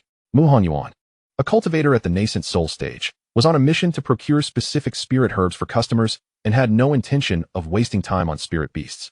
Upon hearing Mu Zhaoyang's plea, he unleashed his nascent soul aura, bearing down on the flamingo. Sensing a formidable adversary, the flamingo let out a mournful cry and fled into the distance. All right, you hurry and take it. It may return soon, Mu Hanyuan instructed. Thank you, uncle. Mu Zhaoyang promptly approached and seized the egg with the stronger spiritual energy. As for the other egg, he decided to leave it for the flamingo, not wanting to rob both of its offspring. Zhaoyang, do you plan to accompany us in search of spirit herbs or return alone? Mu Hanyuan inquired. Now that I've found what I need, I shall return. My sister is still at home. Very well, take care of yourself, Mu Hanyuan replied, unconcerned for Mu Zhaoyang's safety, as he was clad in the attire of a direct disciple of the 10,000 Swords Sect. Anyone not wishing to court death would think twice before acting against him. After imparting his instructions, Mu Hanyuan departed. Mu Zhaoyang safely tucked away the flamingo egg and exited the Yunwu forest, planning to spend the night at the market at the forest's edge before heading to Yunfeng City the following morning. There, he intended to browse and procure items suitable for his sister before returning to Yunmu City. Yunfeng City, governed by the esteemed Feng family, surpassed Yunmu City in status, offering a wider array of goods, including the renowned Xianjin Pavilion, which had a branch there. After Mu Zhaoyang had left for some time, the fleeing flamingo returned. Although it held little hope, it wished to check if, perhaps, the human had shown mercy and spared its offspring. The flamingo circled the area to ensure there were no traps before approaching the nest. Upon entering, its tiny eyes widened in disbelief. Indeed, the human had not taken its children. The flamingo hurried over, nuzzling the eggs, its eyes radiating maternal warmth. As its offspring were on the verge of hatching, it resolved to remain and protect them, planning to relocate to a safer nest once they broke free from their shells. Suddenly, the flamingo detected a faint, unusual scent surrounding the eggs. Pausing, it became alert, scanning its surroundings for any threats, but finding none, it relaxed. Perhaps it was merely a remnant left by the egg thief. Mu Zhaozhao gritted her teeth, finally having soaked for 2 hours. She couldn't tell if it was her imagination, but she felt the medicinal bath had darkened further. When the time was up, Mu Nanxiong called out to her, and upon her dressing, he entered to remove the bathing tub. Great-grandfather, do you know where brother has gone? Zhaoyang has gone to the Yunwu forest. He sent word he would return within a few days. Oh, she had thought he might have returned to the 10,000 Swords Sect. Mu Nanxiong intended to leave, but, after a moment's reflection, decided to offer a word of praise. You performed admirably today. Continue this way tomorrow. Though present in the courtyard, his divine sense had been monitoring the situation inside. Seeing that Mu Zhaozhao remained silent, despite her discomfort, he felt quite satisfied. A resilient spirit, unafraid of hardship, surpasses the majority. The next day, Mu Zhaozhao rose early again. After breakfast, she returned to the academy. When she emerged in the evening, she was greeted by the radiant smile of Mu Zhaoyang waiting at the academy's entrance. Brother, you're back. Mu Zhaozhao exclaimed joyfully as she rushed towards him. Yes, sister. How has your calligraphy practice been these past 2 days? Quite well. I've learned many characters. I heard from great-grandfather that you went to the Yunwu forest. Were you tired? Not at all. I'm not weary, he replied with a grin. I brought you many wonderful things. Let us return home and take a look. Upon reaching their small courtyard, Mu Zhaoyang eagerly unveiled the flamingo egg, the flying artifact, and various trinkets he had purchased in Yunfeng City. Sister, this is a flamingo egg I found for you in the Yunwu forest. Quickly acknowledge it with your blood. Once it hatches, you can cultivate and grow together. It will serve as both a flying spirit beast for transportation and a combat companion. Mu Zhaozhao's eyes sparkled at the mention of a flying spirit beast, and she hurriedly expressed her gratitude. Thank you, brother. No need for thanks. Hurry and acknowledge it. The spiritual energy is quite active. It may hatch within days. All right. As Mu Zhaozhao had yet to begin her cultivation and was unfamiliar with blood acknowledgement, she simply pricked her finger to let a drop of blood fall onto the eggshell. The moment her blood touched the shell, it was instantly absorbed, and an ancient contract mark emerged on the shell, transforming into a small that flew toward Mu Zhaozhao's brow. Mu Zhaoyang raised an eyebrow in surprise. Even at the egg stage, there was a contract mark? However, seeing that Mu Zhaozhao was unharmed, he dismissed it, speculating that different species might possess varying methods of forming contracts. As a sword cultivator, he was accustomed to cultivating through battle, and until his sword techniques were fully mastered, he relied solely on his sword for offensive measures, never on external entities. Hence, he had no spirit companions and was not well versed in this area. Zhaozhao, I also bought you a flying magical artifact. After introducing the spirit beast, Mu Zhaoyang quickly presented the flying artifact. He held up a lotus-shaped device, channeling a surge of spiritual energy into it, causing it to expand to the size of a bathing tub, barely large enough for 2 small children to sit in. Mu Zhaozhao looked at the ornate flying artifact, her lips twitching involuntarily. Zhaozhao, this is where you place the spirit stones. It can hold 3 medium-grade spirit stones for a 2-hour flight. This flying artifact was recommended to him by a servant at the treasure pavilion, who claimed it was a favorite among children. Moreover, its speed was moderate, ensuring safety and not excessively depleting spirit stones. After introducing the flying artifacts, Mu Zhaoyang presented one by one the trinkets he had purchased from Yunfeng City for Mu Zhaozhao. Among them were puppets that moved on their own and small orbs that changed colors. Although Mu Zhaozhao had long surpassed the age of playing with toys, she could not dismiss Mu Zhaoyang's thoughtful gestures, and thus feigned delight, which filled Mu Zhaoyang with a sense of accomplishment. He secretly resolved to procure more little treasures for his sister in the future. Chapter 8. Guiding Qi into the body in the blink of an eye. Half a month had passed. During this time, Mu Zhaozhao diligently attended her writing classes during the day and soaked in medicinal baths at night, interspersed with Mu Zhaoyang sharing insights on guiding Qi into the body. After completing her final medicinal bath, Mu Nanxiong instructed, Zhaozhao, rest well tonight. Come find me early tomorrow morning, and I will teach you how to guide Qi into your body. Understood, great-grandfather, Mu Zhaozhao replied. Over the past month, the bond between Mu Zhaozhao and Mu Nanxiong had deepened considerably. During this time, Mu Zhaoyang had also taken Mu Zhaozhao around various places within the family estate, further solidifying her belief that she was indeed Mu Zhaozhao, for she felt an inexplicable familiarity wherever she went. This sensation was enigmatic. While it could be attributed to her absorbing the original owner's memories, it felt more akin to having lived those experiences firsthand. Regardless, she was now Mu Zhaozhao. After a restful night, the following morning, Mu Zhaozhao had breakfast and proceeded to Mu Nanxiong's courtyard to seek him out. At that moment, he was meditating in the main hall. Upon noticing her arrival, he gestured to a nearby mat, instructing, sit. Once she settled down, Mu Nanxiong began to speak. Guiding Qi into the body is the first step for cultivators embarking on the path of immortality. The methods of guiding Qi vary among individuals, but they generally follow these steps. Maintain a tranquil heart, eliminate distractions, and perceive the surrounding spiritual energy. Once you sense the spiritual energy, gradually guide it into your body, directing it along your meridians, clearing them, and after completing a full circulation, slowly return the energy to your dantian. According to the practice techniques, refine it to merge with your spiritual root and vital essence, thereby enhancing your cultivation. Zhaozhao, do you know where the dantian is located? 3 inches below the navel. Mu Zhaozhao confidently replied. And what else? Mu Zhaozhao appeared perplexed. The junior does not know. There are 3 dantian in the human body, the upper dantian, the middle dantian, and the lower dantian. Upon hearing this, Mu Zhaozhao immediately focused her attention, for this was not mentioned in her readings. The upper dantian is situated between the eyebrows, the abode of the spirit. The middle dantian lies between the breasts, the repository of qi, and the lower dantian, located 2 to 3 inches below the navel, is the sanctuary of essence. For us cultivators, essence, qi, and spirit are indispensable and critically important.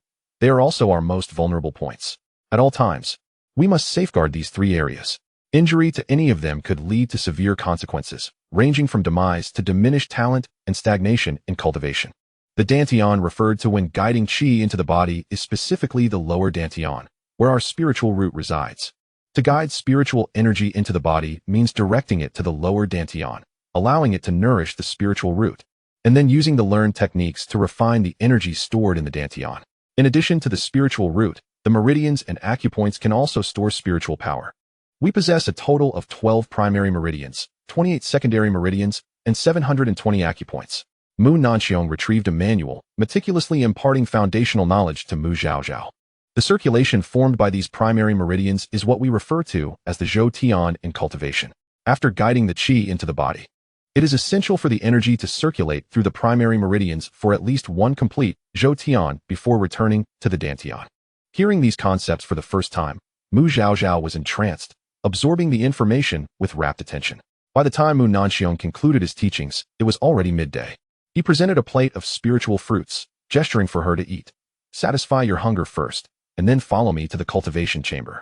The cultivation chamber of the Mu family was located in the area with the most concentrated spiritual energy, and family members were required to pay a substantial amount of spirit stones or contribution points to use it. Those who had made significant contributions to the family would, with the approval of the family elders, be rewarded with usage time. Therefore, family members typically only ventured there during critical moments of breakthrough or promotion. After Mu Zhaozhao finished the spiritual fruits, Mu Nanxiong took her to the cultivation chamber. Upon paying the spirit stones, he handed her a bigodan. Consume this. 1 pill can sustain you for a month. The duration for guiding qi into the body varies from person to person, ranging from 3 to 5 days to several months. I have reserved the cultivation chamber for a month. If you successfully guide qi into your body, you may emerge. If not, you may also leave after a month. Although Zhaozhao possesses 5 spiritual roots, her root value is high. If success is not achieved within a month, it indicates an issue with the method, and prolonging the effort would be meaningless. Mu Zhaozhao nodded and swallowed the bigodan in one bite. Having just eaten spiritual fruits, she did not experience any significant sensation. Go ahead, Mu Nanxiong waved her off. Upon entering the cultivation chamber, Mu Zhaozhao located a protrusion by the door and pressed it, causing the chamber door to close. Once shut, the space became isolated, free from external disturbances and impervious to divine consciousness. Unless the person inside chose to exit or the door automatically opened after the designated time, no one from the outside could enter. The cultivation chamber was approximately 5 to 6 square meters in size, containing nothing but a meditation mat.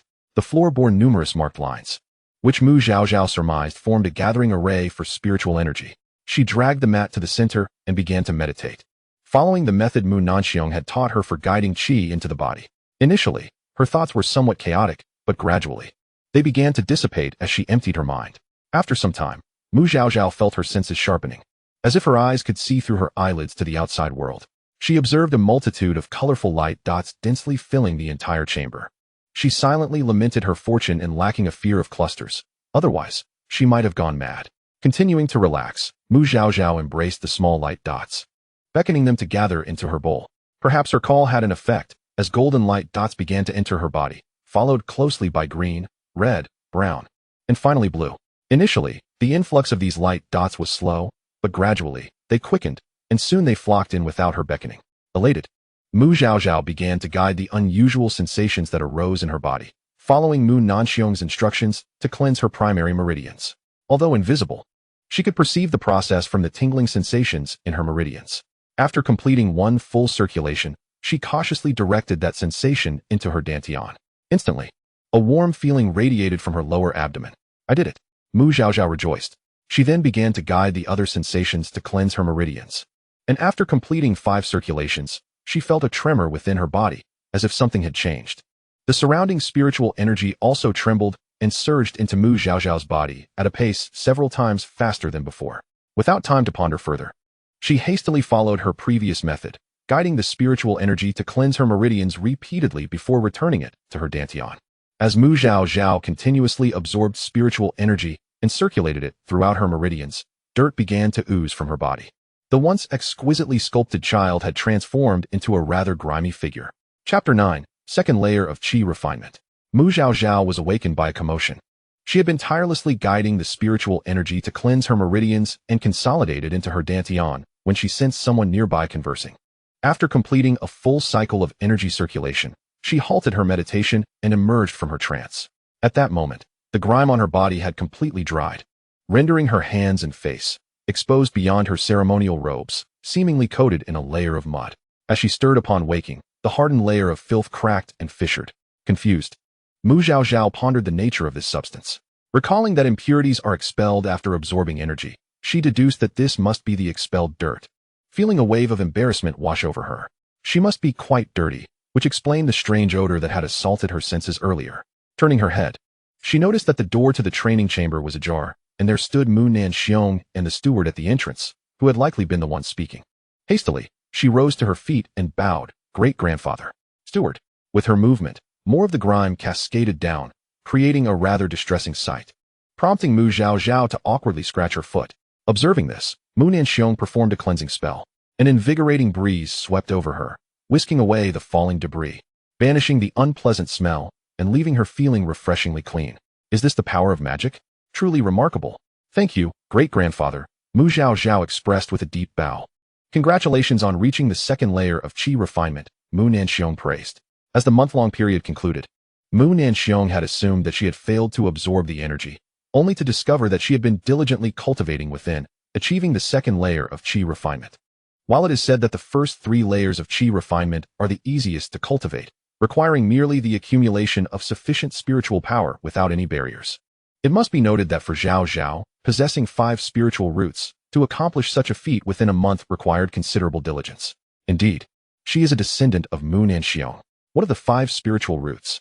Her cultivation speed does not lag behind those with single roots, he mused. Mu Zhaozhao was astonished to realize her progress in reaching the second layer of Qi refinement, feeling as though it had transpired rather quickly. Great-grandfather, how long have I been inside? A month has passed. What? Mu Zhaozhao gasped. Does that mean my brother has already gone to the sword sect? Yes. Zhao Yang returned to the sword sect half a month ago. Oh, I didn't even have the chance to see him off, she lamented. Ever since her arrival in this world, Mu Zhaoyang had been her constant companion, treating her with kindness. The sudden news of his departure, with no knowledge of when they would reunite, left her heart heavy. She had intended to emerge after absorbing the energy to see him off, but a month had slipped by in the blink of an eye. No wonder the books often say that cultivation knows no passage of time. How true. Once one immerses in cultivation, it is all too easy to lose track of time. Do not be disheartened. Your brother has established his foundation and can leave the sect. If you wish to see him, you may send him a letter and request that he return when time permits, Mu Nanxiong consoled, unable to bear the sight of Mu Zhaozhao's furrowed brow. No, I don't want to disturb my brother's cultivation. If I miss him, I will go to the sword sect to visit him, Mu Zhaozhao replied. The Mu family is a subordinate clan of the sword sect, routinely required to send offerings. If she desired to go, she could simply accompany them. The sword sect is renowned as the foremost sect in the literature, and it would be a splendid opportunity to witness its grandeur. However, regarding her own cultivation there, she surmised it would be unfeasible. With 5 spiritual roots, she would only be relegated to menial tasks. In her family, being a direct descendant afforded her preferential resources for better cultivation. Very well, Mu Nanxiong nodded. Come with me. Your brother left many things for you, and your fiery bird egg has hatched. Ah, it has hatched. Mu Zhaozhao's eyes sparkled with anticipation. Mu Nanxiong nodded, whisking her away with a swift motion to her courtyard. Upon returning after a month, Mu Zhaozhao noticed a small wooden house nestled in the branches of the tree in her yard. Your brother constructed it as a nest for the fiery bird hatchling, Mu Nanxiong clarified. He then produced a storage bag, saying, This is for you from your brother. Keep it safe until you reach the 3rd layer of Qi refinement and can explore it yourself. Next, he presented her with a storage ring. This is from me. Mu Zhaozhao accepted both items with gratitude. Thank you, great-grandfather. Zhaozhao, you possess 5 spiritual roots. Your cultivation will require greater effort than others. Do not become complacent. Yes, I understand, Mu Zhaozhao affirmed. Rest for a day, and tomorrow continue your cultivation in your courtyard. Once you reach the 3rd layer of Qi refinement, come to my courtyard, and I will teach you the foundational techniques. Understood. Having imparted his instructions, Mu Nanxiong vanished once more. Mu Zhaozhao moved a stool and climbed up to the wooden house to view the fiery bird. Inside, she beheld a tiny bird, no larger than a palm, entirely cloaked in red fluff, nestled in a nest made of unknown grasses. Seemingly aware of her presence, it looked up and chirped a few times. Upon hearing its call, something seemed to trigger, and the little bird began to chirp incessantly. "Are you hungry?" Mu Zhaozhao inquired. Noticing its continued cries, she added, "Wait here. I will fetch you something to eat." As she spoke, she descended from the tree just as her devoted maid, Chunlian, entered with a food box. Seeing Mu Zhaozhao, Chunlian beamed. "Congratulations, miss. You have successfully absorbed the energy." Mu Zhaozhao, already possessing a delicate beauty, appeared even more radiant now that she had absorbed the energy, her skin glowing with a rosy, white hue. Chunlian, having come from the mortal realm, had 4 spiritual roots but a low root value. Now nearing 50 years of age, she had only reached the 7th layer of qi refinement. Normally, the family assigned attendants of similar ages to the younger generation, but due to Mu Zhaozhao's unique circumstances, a more mature caretaker had been assigned to her. "Thank you. Aunt Lian, what have you brought?" "The fiery bird hatchling is hungry. Do you have anything it can eat?" "Yes, I retrieved some spirit beast meat from the dining hall," Chun Lian replied, presenting a dish of finely cut spirit beast meat. "The Grand Elder sent word that you have emerged from your seclusion. What I have brought is your spiritual meal. Please eat first. I will prepare water for your bath." As Chun Lian spoke, she arranged the meal on a stone table in the courtyard. There were 3 items: a bowl of spirit rice, a dish of spirit vegetables, and a plate of spirit beast meat. This was the standard portion for disciples in the qi refinement stage. If one desired more, they would need to provide spirit stones to the dining hall for additional assistance. Observing the spirit beast meat designated for the fiery bird, Mu Zhaozhao couldn't help but wonder, was this meat provided by the dining hall? Certainly not. Family provisions are strictly allocated. This was arranged by your brother before he left, ordered for 3 months, with payment already made in spirit stones. He mentioned that by the 3rd month, the fiery bird would be able to hunt for itself, Chun Lian explained. A smile graced Mu Zhaozhao's face as she thought.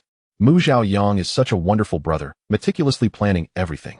Hearing the fiery bird hatchling's increasingly loud chirps, likely starving, she quickly carried the meat up to the wooden house and fed it before descending to enjoy her own meal. After finishing her meal, Chun Lian had prepared hot water, and Mu Zhaozhao indulged in a delightful soak, feeling utterly refreshed. Having satisfied her hunger and taken a bath, she began to feel drowsy. Just as she intended to close the door and retire for the night, her gaze fell upon the small wooden cottage in the yard, standing there alone, evoking a sense of pity. Thus, she climbed up, cradled the flamingo chick, and decided to bring it indoors to sleep. This flamingo would be her future companion, sharing meals and slumber to foster a bond. Perhaps due to the change in environment, the chick seemed a tad restless, chirping occasionally. Therefore, Mu Zhaozhao opted to take it to bed with her. Just before drifting off, she realized she hadn't named the little creature yet. Noticing its fondness for chirping, she declared, "From now on, you shall be called Little Geo." Chapter 10, Foundation Establishment Level 3. The next morning, after breakfast, Mu Zhaozhao fed Little Geo and instructed Chun Lian to take good care of it before heading to her cultivation chamber in the courtyard. Eager to continue her training and reach Foundation Establishment Level 3 as swiftly as possible, only upon reaching this stage would she manifest her spiritual consciousness, enabling her to internally examine her dantian and utilize storage artifacts. Furthermore, it was only at this level that her internal spiritual energy would be sufficient to support basic spells, allowing her to begin learning them. Upon entering the cultivation chamber, she noticed new lines etched into the floor, likely a spirit gathering array created during her previous period of guiding energy into her body.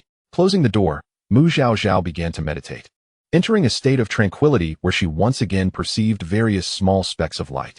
However, the light points here were markedly less dense than in her family's cultivation chamber. Although plentiful, they were scattered and rather mischievous in their movements. Mu Zhaozhao employed the technique of guiding energy into her body, gradually attracting the 5 colored light points that resonated with her spiritual root, which then merged into her being. She repeated the previous actions, guiding the spiritual energy to cleanse her meridians, circulating it through her body and into her dantian. Mu Zhaozhao was inherently diligent, and as she sensed the energy flowing within her, it transformed from a slender stream akin to a needle to a thickness comparable to a milk straw. From a clumsy initial operation to a smooth and fluid motion, filling her with a sense of accomplishment. Thus, she found herself unable to cease her practice.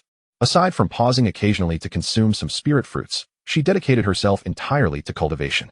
After half a month, Mu Zhaozhao finally attained Foundation Establishment Level 3. At the moment of her success, a tremor coursed through her body, and warmth spread through her brow. It seemed as though she could perceive the happenings within the courtyard through the cultivation chamber. Eagerly, she attempted internal vision, and after some exploration, She finally beheld the sea of qi composed of the 5 colored light points. The light points were distinct and interconnected, encircling 5 small orbs of the same colors above the sea of qi.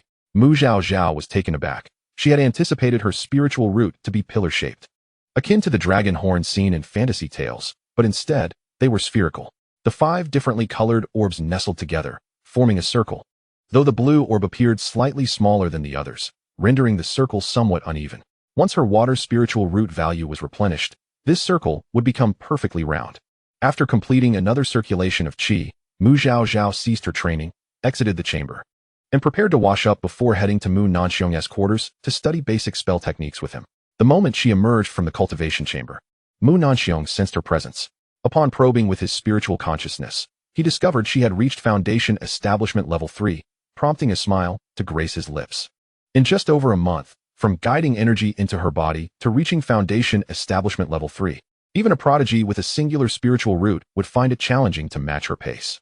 Mu Zhaozhao summoned Chen Lian, requesting hot water, and after freshening up, she indulged in a hearty meal before setting off to Mu Nanxiong's quarters. Chen Lian was taken aback by Mu Zhaozhao's rapid advancement to Foundation Establishment Level 3. Wasn't it said that the young lady possessed 5 spiritual roots? How could her cultivation speed surpass that of her own 4 spiritual roots by such a margin? However, she soon reflected that the first 3 levels of the Foundation Establishment stage were the easiest to cultivate.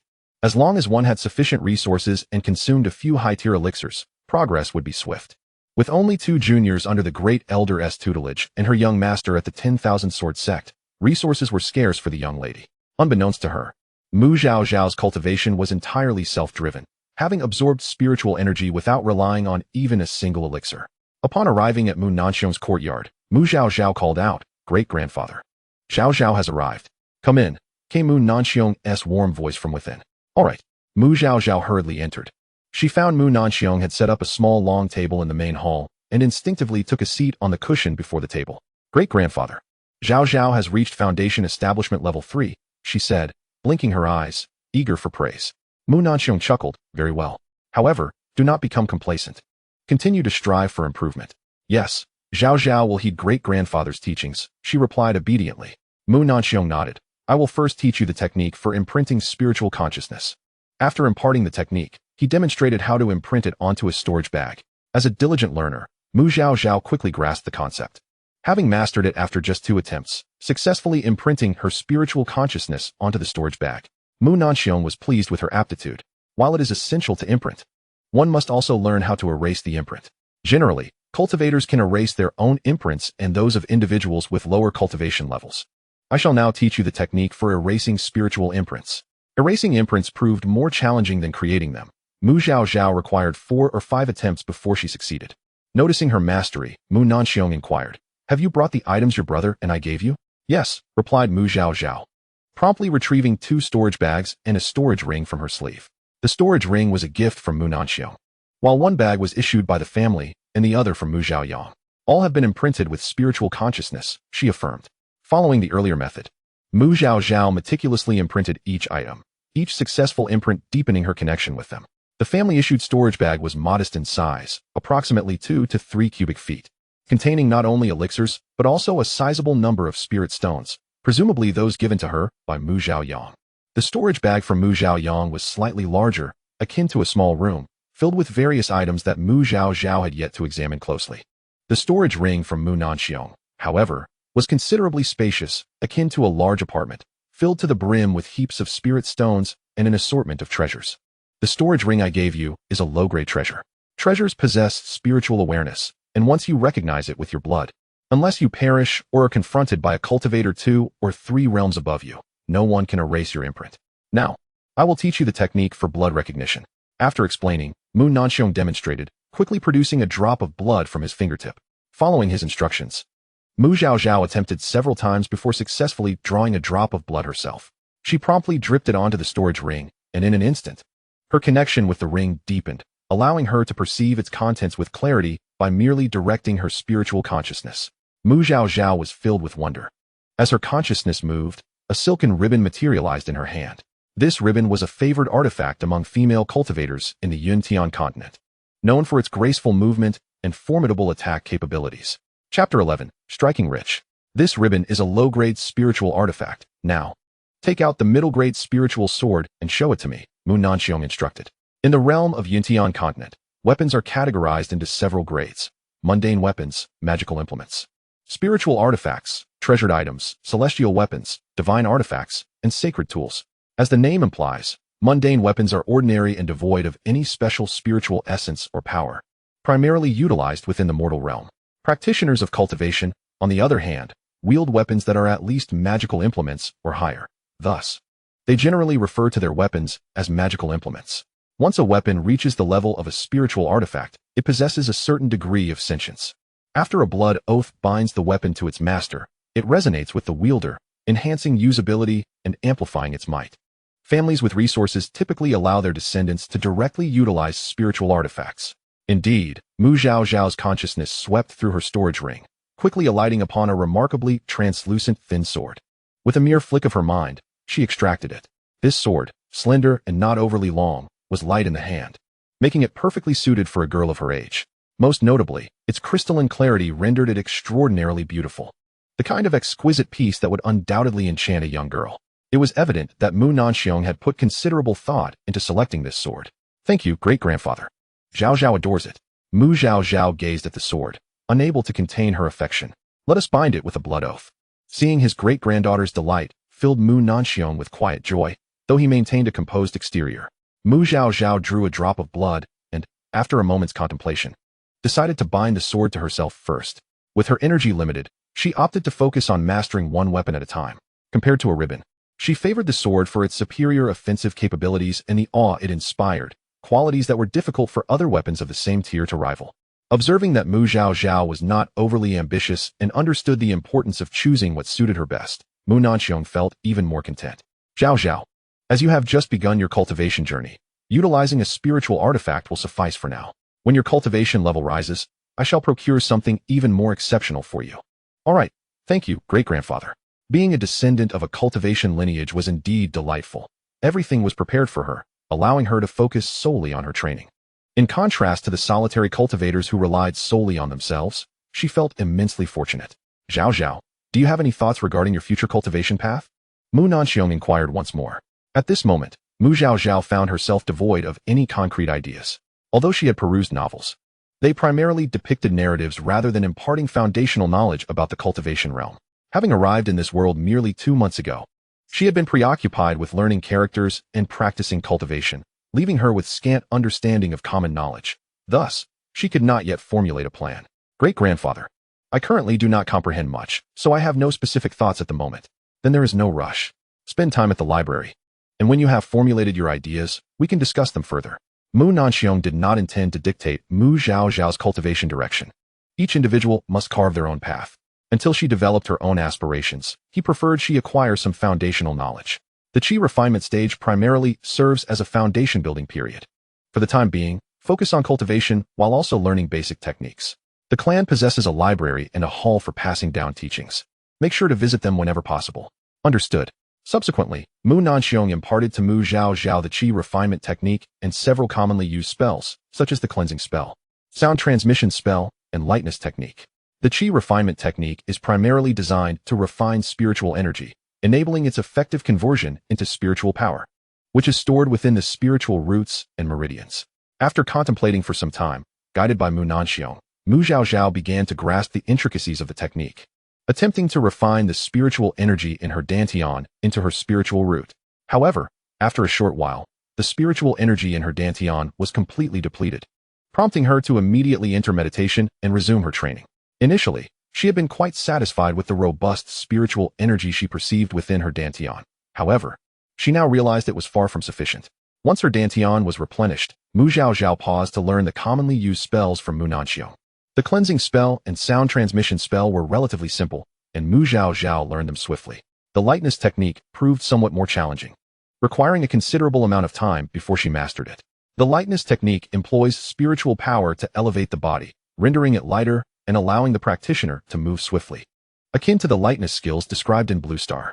Most practitioners at the Qi refinement stage utilize the lightness technique, as many of them are financially constrained and cannot afford the costs associated with flying implements. Thus, they rely on walking for travel, finding the lightness technique significantly alleviating. Mu Zhaozhao spent the afternoon in Mu Nanxiong's courtyard, learning spells, and as evening approached, Mu Nanxiong sent her home. The jade slips on the table contain basic spells suitable for your qi refinement stage. Take them back for your own study. If anything is unclear, feel free to send me a message. In the pursuit of cultivation, self-reliance is paramount. Seeing Mu Zhaozhao's commendable aptitude, Mu Nanxiong wished to allow her the opportunity to comprehend independently and ascertain her own limits. Yes, great-grandfather, I shall return now. Mu Zhaozhao collected the jade slips from the table and took her leave. After supper, Mu Zhaozhao hurried back to her room. Eager to inspect the contents of her storage pouch and ring, she first examined the family's provisions. Inside, she found her allocated share of 200 low-grade spirit stones, along with 12 bottles each of mid-grade energy replenishing pills and spirit gathering pills. Additionally, there were 30,000 low-grade spirit stones gifted by Mu Zhaoyang, along with 60 bottles each of mid-grade energy replenishing pills and spirit gathering pills. Each bottle contained 10 pills. Mu Zhaozhao then turned her attention to the gifts from Mu Zhaoyang. Within, she discovered a plethora of spiritual fruits, 5,000 mid-grade spirit stones, soul fruits, a flying implement, several sets of various styles of magical robes and jewelry, as well as an assortment of trinkets. Upon calculating, Mu Zhaozhao realized that 5,000 mid-grade spirit stones equated to an astounding 500,000 low-grade spirit stones. The magical robes she previously purchased had only cost 500 low-grade spirit stones each. This bounty could procure numerous garments. Feeling a delightful sense of wealth, Mu Zhaozhao suppressed her excitement and continued to inspect her storage ring. Recalling that it contained a veritable mountain of spirit stones, she first examined the pile of spirit stones, her consciousness sweeping over it to find 300,000 low-grade spirit stones, 10,000 mid-grade spirit stones, and 1,000 high-grade spirit stones. Wow, she gasped. I've struck it rich. Truly, when her great-grandfather made a move, he did not hold back. In addition to the spirit stones, there was a chest filled with magical robes, a box of jewelry, 7 or 8 pairs of different magical boots, a stack of talismans, several formation discs, and numerous bottles of medicinal pills. Mu Nanxiong had thoughtfully placed jade slips alongside these items, providing explanations. Furthermore, there was a jade tablet recording the 3 peak strikes of Mu Nanxiong at the divine transformation stage. Following the jade slips instructions, Mu Zhaozhao meticulously examined each item. First were the magical robes, all ranging from high-quality magical implements to mid-grade spiritual artifacts, primarily designed for protection, capable of mitigating damage from attacks, perfect for a novice like her in the qi refinement stage. The jewelry was of a higher grade, all spiritual artifacts, designed in understated and ordinary styles that did not attract undue attention. Most were defensive, with only 2 or 3 being offensive in nature. The magical boots were primarily designed for lightness and speed enhancement. There were 4 formation discs, one a 5th-tier protective formation impervious to those below the divine transformation stage, another a 4th-tier spirit gathering formation suitable for use during external cultivation, a third a 4th-tier confinement formation capable of trapping those at the nascent soul stage and below, and the last a 4th-tier killing formation, effective against golden core cultivators. The talismans varied widely, including thunderstorm talismans, fireball talismans, golden shield talismans, wood spike talismans, earth escape talismans, freezing talismans, acceleration talismans, and flying talismans, among others. Almost every type of talisman imaginable was prepared. The talismans range from the 1st to the 2nd tier, unlike formation discs, which are activated with spiritual power and primarily rely on spirit stones for energy. Talismans require a significant amount of spiritual power to trigger. High-tier talismans would be beyond Mu Zhaozhao's current capabilities to utilize.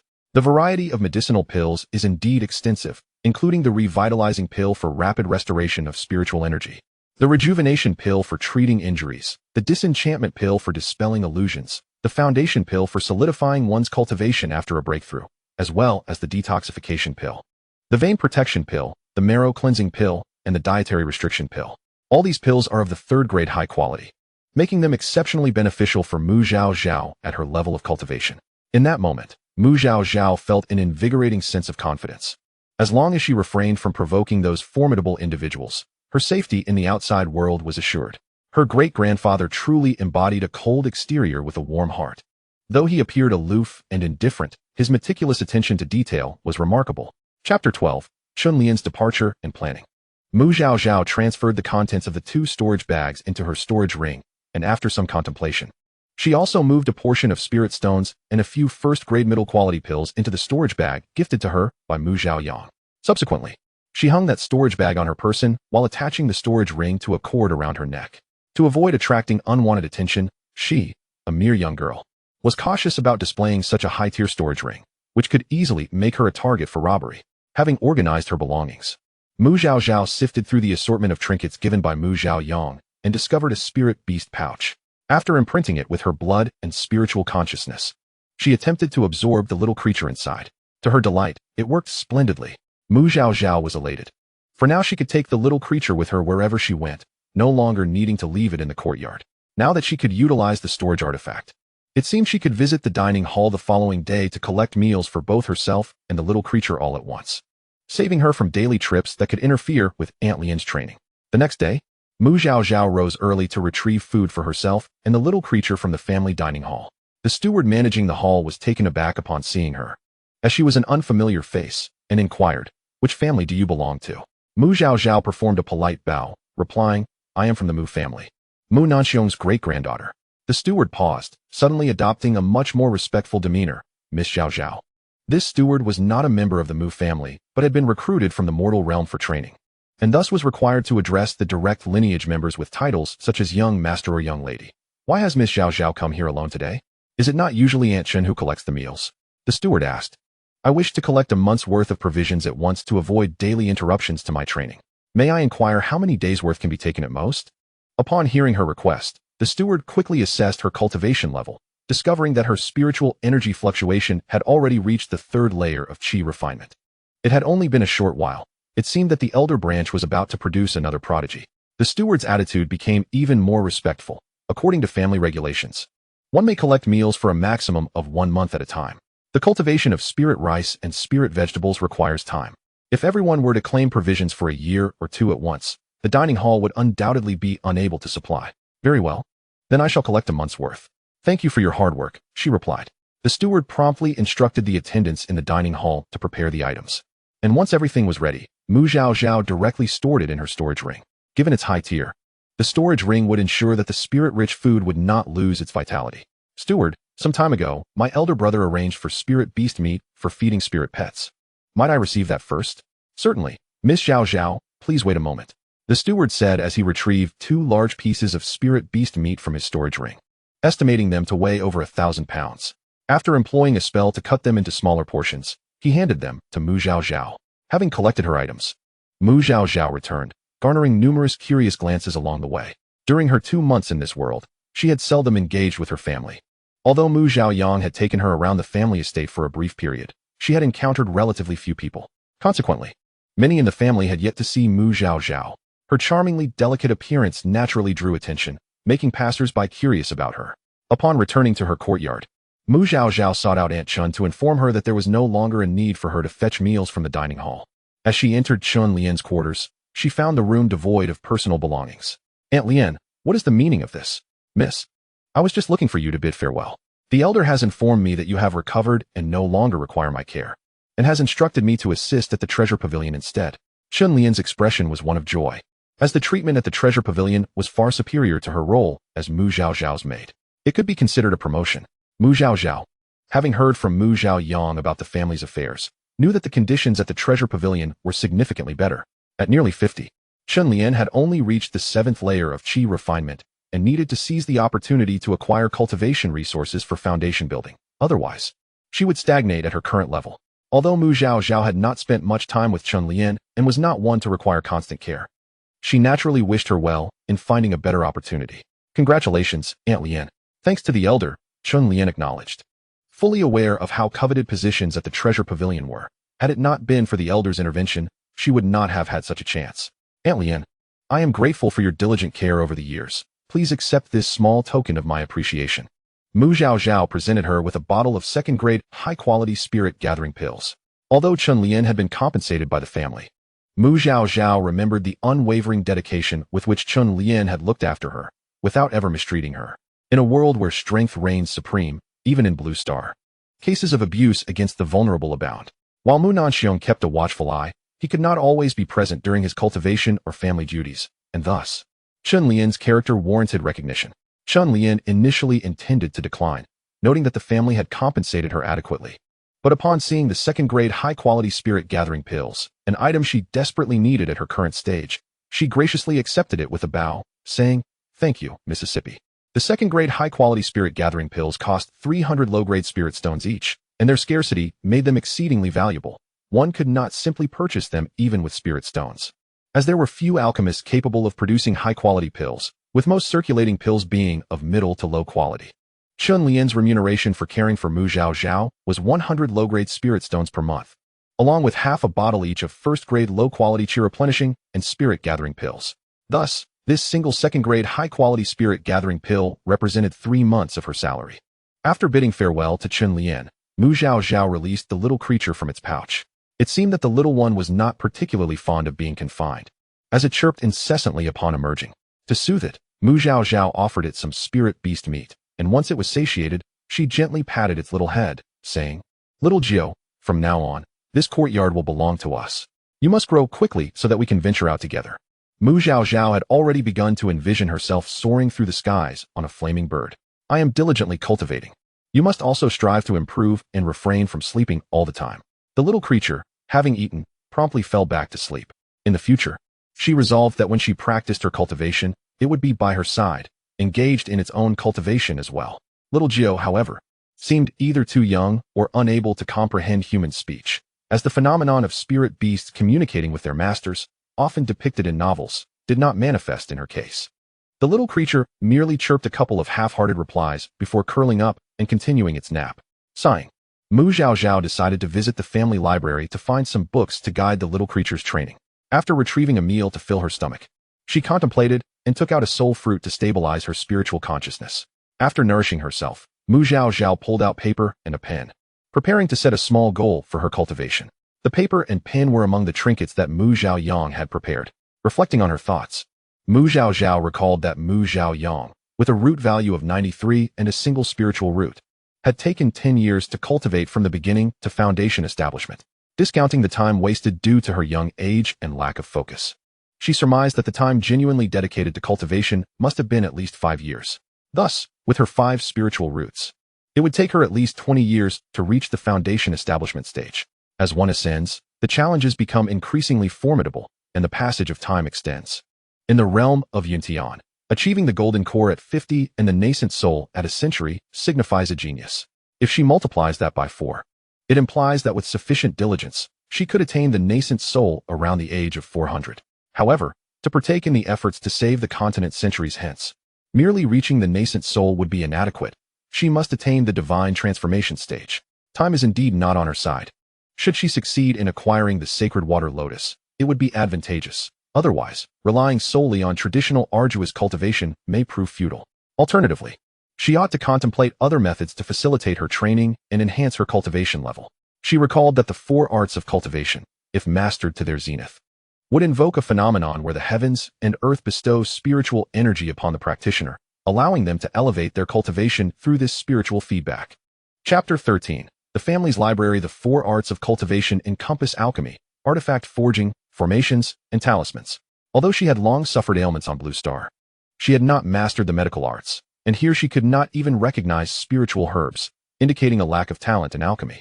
While she enjoyed watching military programs that showcased weaponry, she had never crafted a weapon, so her aptitude in artifact forging was likely lacking as well.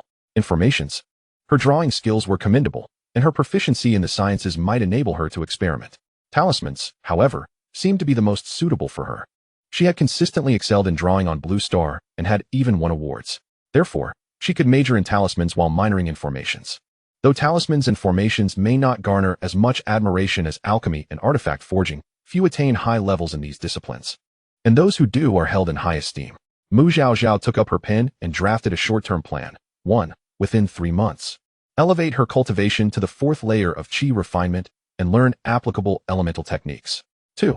Visit the family library to study and gain an understanding of the common knowledge of cultivation in Yuntian. 3. Upon reaching the 4th layer of qi refinement, commence her study of talismans. As for how to draw talismans, the family possesses a transmission hall where she can attend classes. Mu Zhaozhao had no long-term plans, as her understanding of cultivation was still rudimentary. She intended to focus on these modest objectives and adjust her course as circumstances warranted. Putting away her plan, Zhaozhao pondered which step to take first. It is said that to excel in one's work, one must first sharpen their tools. Thus, she decided to begin with reading.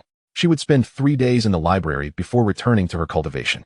Utilizing the transmission technique she had learned the previous day, she conveyed a message to Mu Nanxiong, informing him of her intention to read in the library for 3 days. To prevent him from worrying if he noticed her absence from the courtyard, Mu Nanxiong promptly replied with a single word, "All right." Mu Zhaozhao smiled. Her great-grandfather was indeed committed to maintaining a facade of coldness while harboring warmth within. The location of the library had been shown to her by Mu Zhaoyang during his time at home, but she had never entered. She had only glimpsed it from outside. The Mu family's library appeared quite ordinary, a nondescript 2-story building. Approaching, Mu Zhaozhao noticed an elder of the clan guarding the entrance, eyes closed as if in slumber. The elder seemed quite aged, rather unremarkable, and lacked any apparent cultivation. However, based on her years of reading cultivation novels, she surmised that such individuals were often experts in disguise. The family library was a gem cherished by every clan.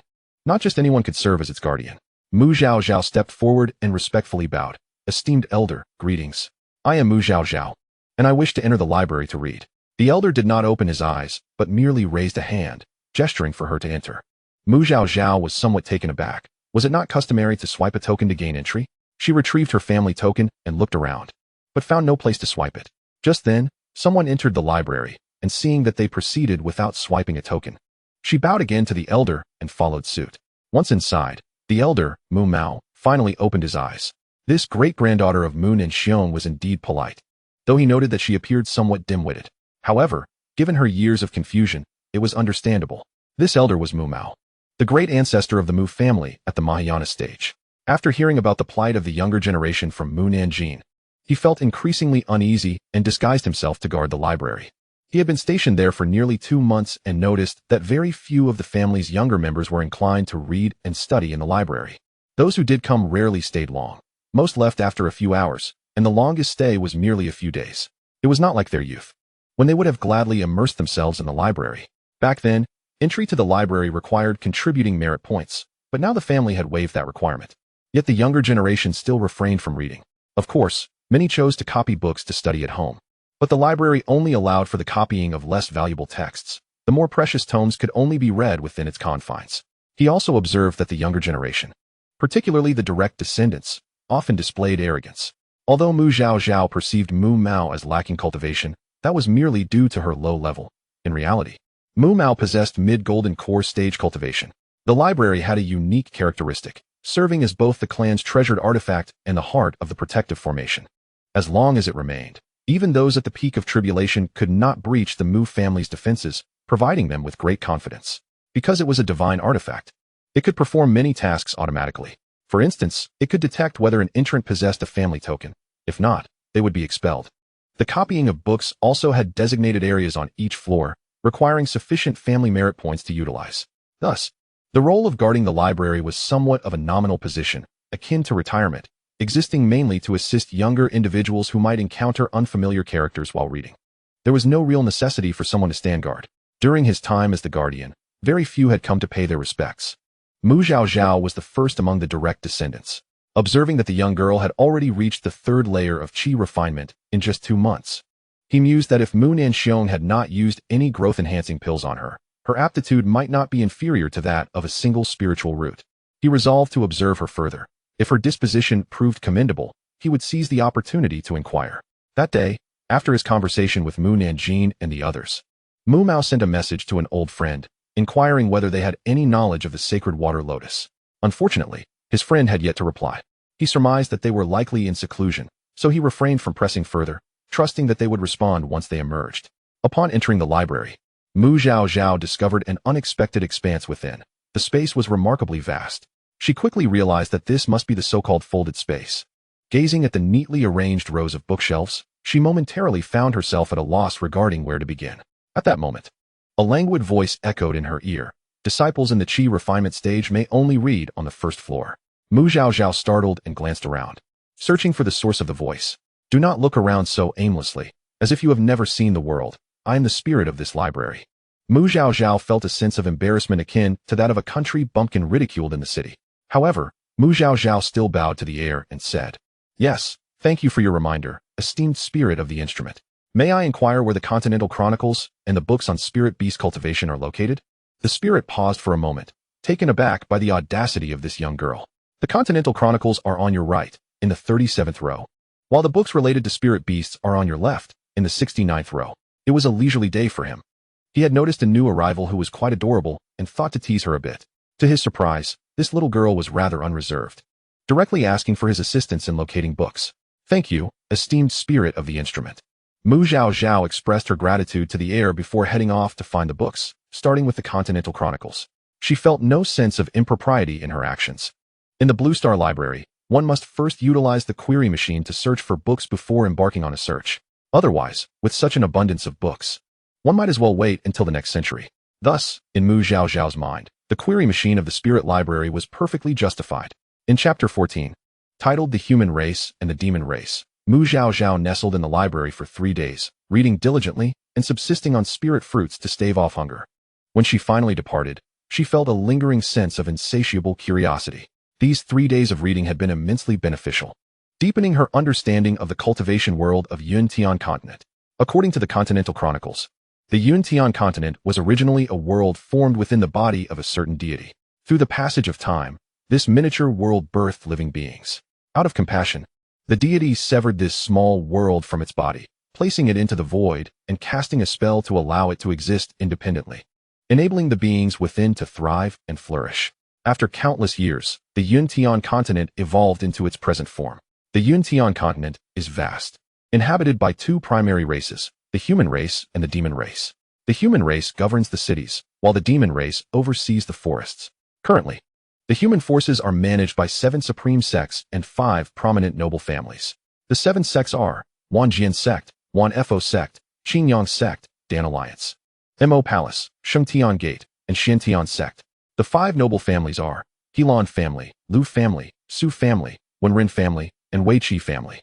In addition to these 12 supreme powers, the continent is also home to numerous first, second, and third-rate sects and families, most of which develop under the auspices of the 7 sects and 5 noble families.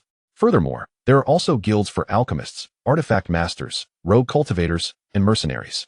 The territory of the demon race is primarily situated in the Misty Forest. Most of the demon race are evolved from spirit beasts. Upon reaching the 7th tier, a spirit beast can take on a humanoid form, while some with pure bloodlines can achieve this at the 5th tier. Additionally, a small portion evolves from spirit plants, which have more stringent conditions for transformation, requiring cultivation to the 8th tier and surviving the baptism of heavenly lightning. Consequently, the number of spirit plants capable of transformation is relatively scarce. However, once a transformation is successfully completed, they can certainly command great respect. This, however, is a tale from long ago. About 100,000 years prior, a revered alchemist met with misfortune in the Misty Forest and was rescued by the demon race. In gratitude, this powerful figure developed the transformation pill, which allows spirit beasts and spirit plants that have reached the 3rd tier to use it for transformation. Nonetheless, the transformation pill has a drawback. If one's cultivation level is too low, the transformation will be incomplete, bearing some characteristics of its original form.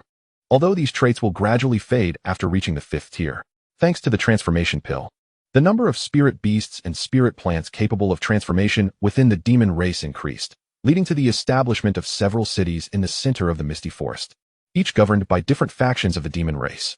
The Misty Forest is immensely expansive, covering nearly half of the continent and home to a diverse array of spirit beasts and numerous spirit plants essential for human cultivation.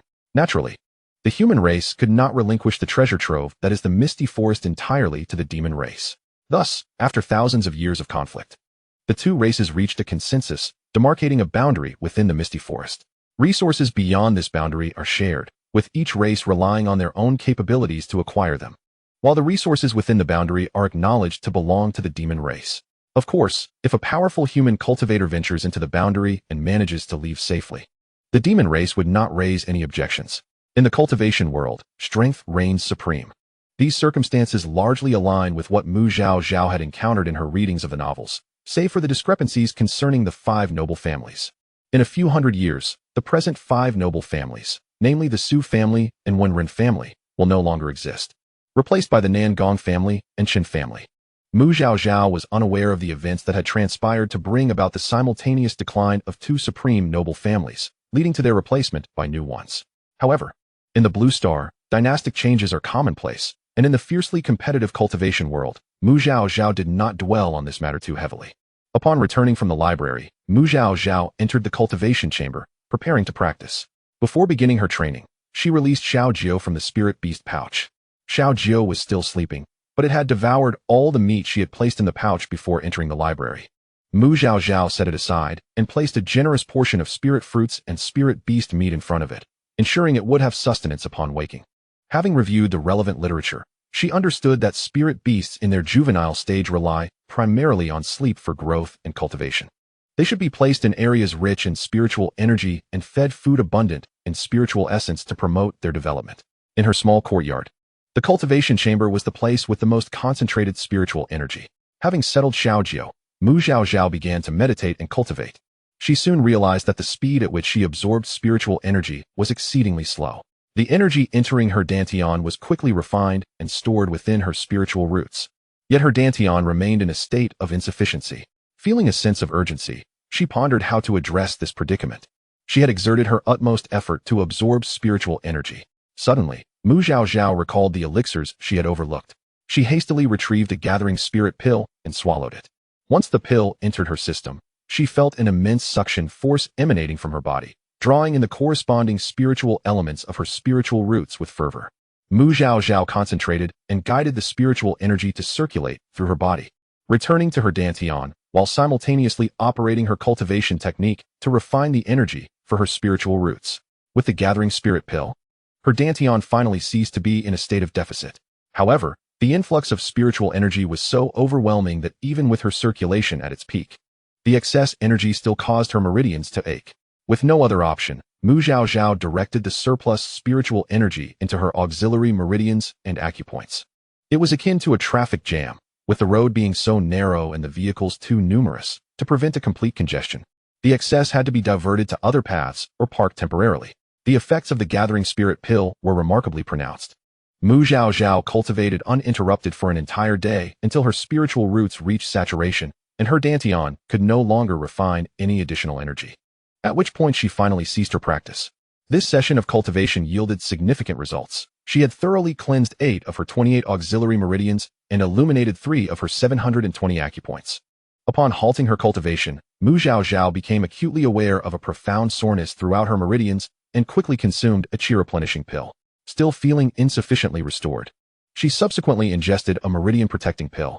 The moment the elixirs entered her system, the discomfort in her meridians vanished, replaced by a warm, soothing sensation, as if her meridians were indulging in a rejuvenating spa treatment.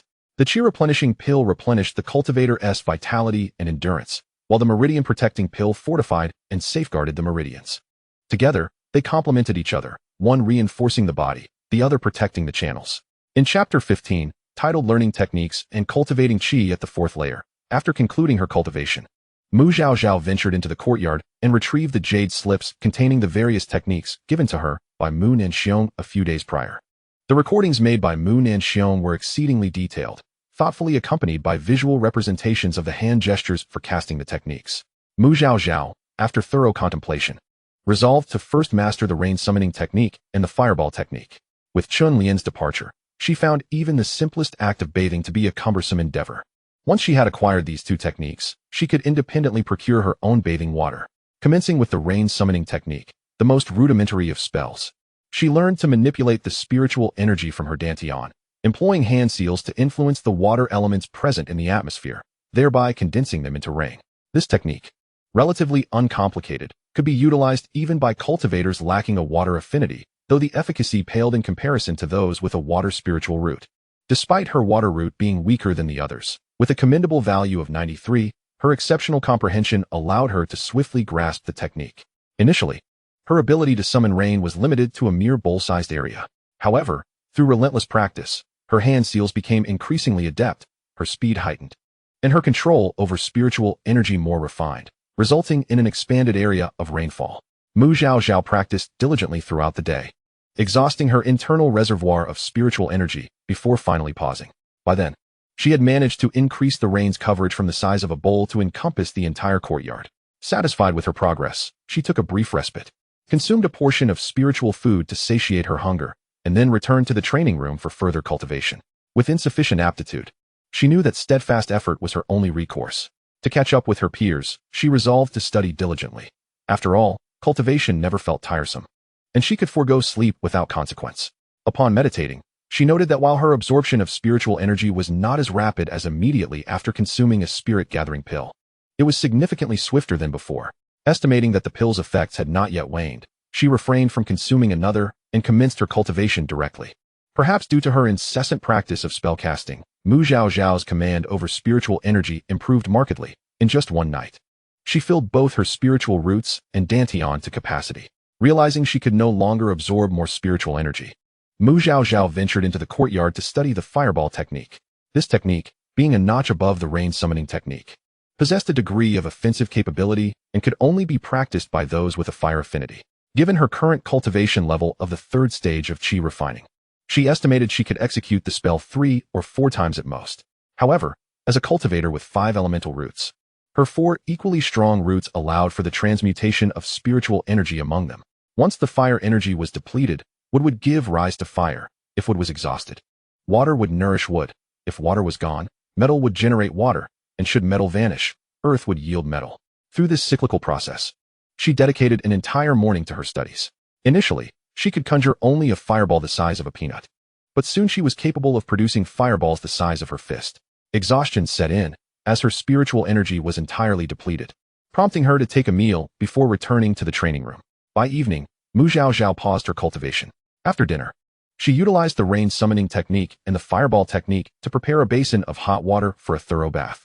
Although she possessed a cleansing spell, she still preferred the traditional bath, a habit ingrained from her time on Blue Star, believing that only after bathing could one truly feel clean.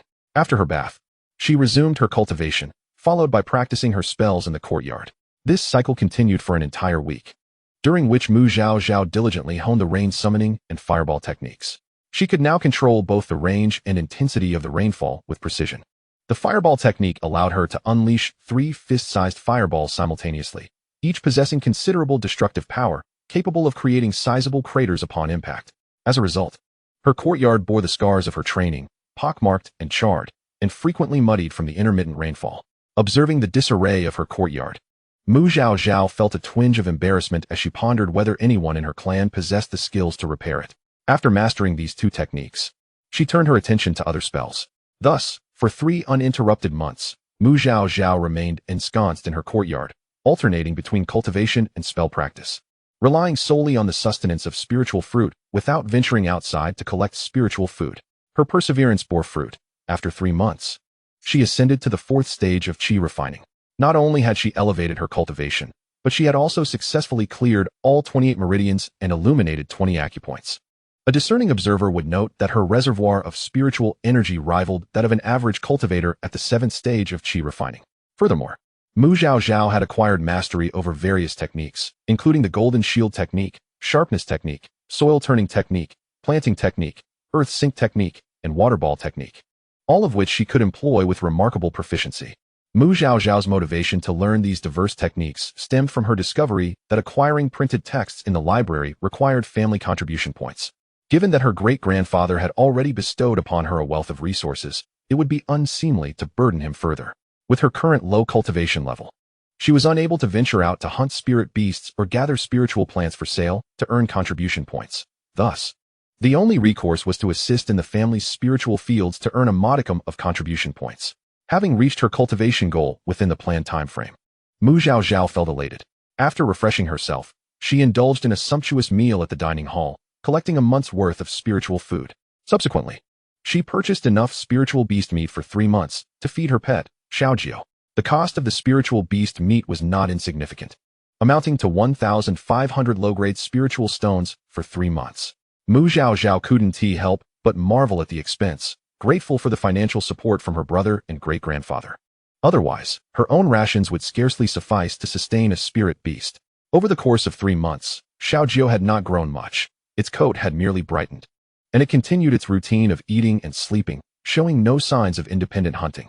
Uncertain of the reason, Mu Zhaozhao resolved to inquire with Mu Nanxiong later.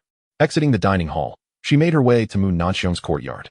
Unbeknownst to her, every action she had taken over the past 3 months had been observed by Mu Nanxiong and Mu Mao through their spiritual senses. Witnessing her diligence and innate talent filled Mu Nanxiong with pride, while Mu Mao expressed his satisfaction as well. Chapter 16. The Ancestor bestows spiritual insight. As Mu Zhaozhao reached the entrance of Mu Nanxiong's courtyard, a voice beckoned her to enter. Upon stepping inside, she found Mu Nanxiong seated at a stone table in the courtyard. Approaching respectfully, she greeted, "Great-grandfather, Zhaozhao has arrived. I have reached the 4th stage of qi refining," she reported, detailing her recent studies in the rain summoning technique, fireball technique, golden shield technique, and soil turning technique. As her great-grandfather now served as her mentor, it was only fitting to inform him of her progress. "Excellent." Mu Nanxiong nodded with a faint smile. "What is your purpose in studying the soil turning and planting techniques?" Zhaozhao expressed her desire to assist in the family's spiritual fields to earn contribution points for acquiring printed texts. Mu Nanxiong paused, realizing he had overlooked the need to allocate her family contribution points. Yet, he felt a sense of gratification. This young girl sought to earn her own points rather than directly requesting them from her elder. At such a tender age, she was already inclined to proactively seek resources for cultivation, a commendable spirit. The path of cultivation is fraught with peril, and without the drive for self-advancement, one cannot traverse far along the path to immortality. Pleased with Mu Zhaozhao's understanding at such a young age, Mu Nanxiong refrained from discussing the allocation of contribution points. "Very well. You may collect tasks from the task hall regarding the spiritual fields. There are designated caretakers in the family fields, so safety is not a concern. Moreover, the fields are home to numerous spiritual plants. It would be beneficial for Zhaozhao to familiarize herself with them. After such intense cultivation, it would also be advantageous for her to broaden her horizons and appreciate the effort required to earn cultivation resources." "Understood," Mu Zhaozhao responded with a respectful gesture. "Great-grandfather, in the pursuit of the 4 arts of cultivation, I yearn to study talismans. What are your thoughts on this?" "Very well," Mu Nanxiong nodded. In comparison to the other 3 arts, the entry into talisman crafting is relatively more accessible. Moreover, talismans do not discriminate based on spiritual roots. In fact, possessing multiple roots is often advantageous. As you have 5 spiritual roots, you will likely be able to craft about 80% of the talismans. And given your high root value, producing superior quality talismans will be considerably easier for you. The family's transmission hall conducts talisman classes every 3 days. You may attend them, he advised. Mu Nanxiong, with a single wind spiritual root, could craft only a limited number of talismans and had made little progress in talisman studies. However, he had garnered some insights into formation techniques and was currently a 5th-tier formation master. The formation plate he gifted to Mu Zhaozhao was crafted by his own hand. "Understood," Mu Zhaozhao replied. "In cultivation, it is essential to maintain a balance and not rush. In the near future, spend time at the transmission hall and the library. Observe and listen. Should you encounter any uncertainties, feel free to seek my counsel." "Yes, thank you, great-grandfather." "Go then," Mu Nanxiong said, having completed his instructions. He gestured for her to leave. Mu Zhaozhao quickly bowed. "Great-grandfather, I have another matter to discuss." "Speak," he replied, releasing her little bird from the spirit beast pouch. She asked, "Great-grandfather, my fire phoenix has been with me for 4 months, yet it appears no different from when it hatched." Mu Nanxiong examined the creature closely, lifting its crown to take a better look.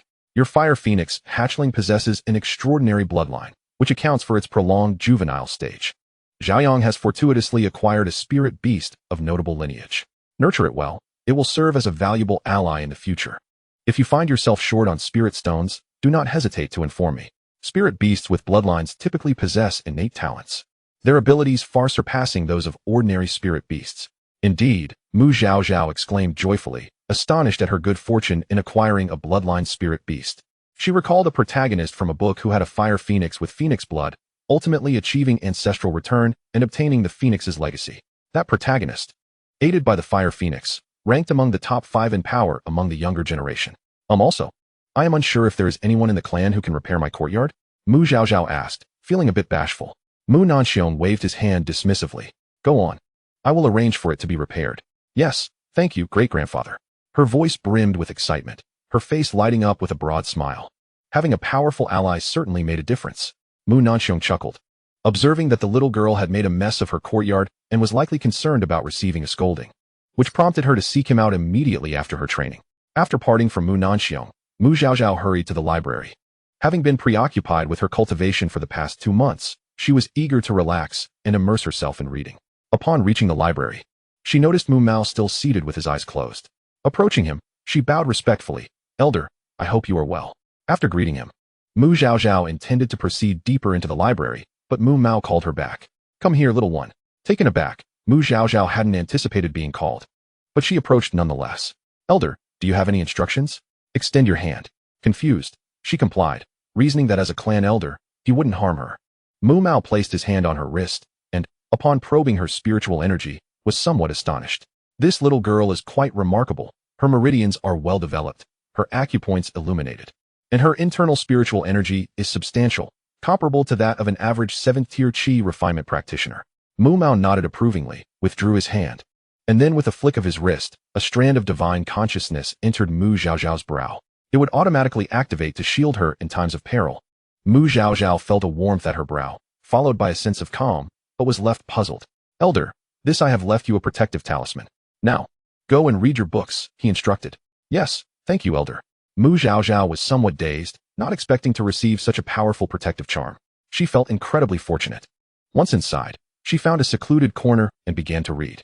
She planned to stay for 10 days or more, determined to immerse herself in her studies.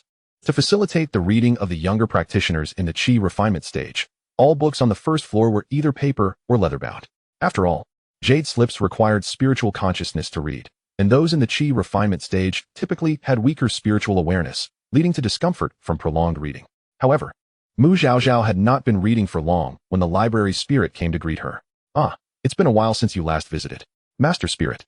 "I was occupied with cultivation," Mu Zhaozhao replied softly, mindful of not disturbing others.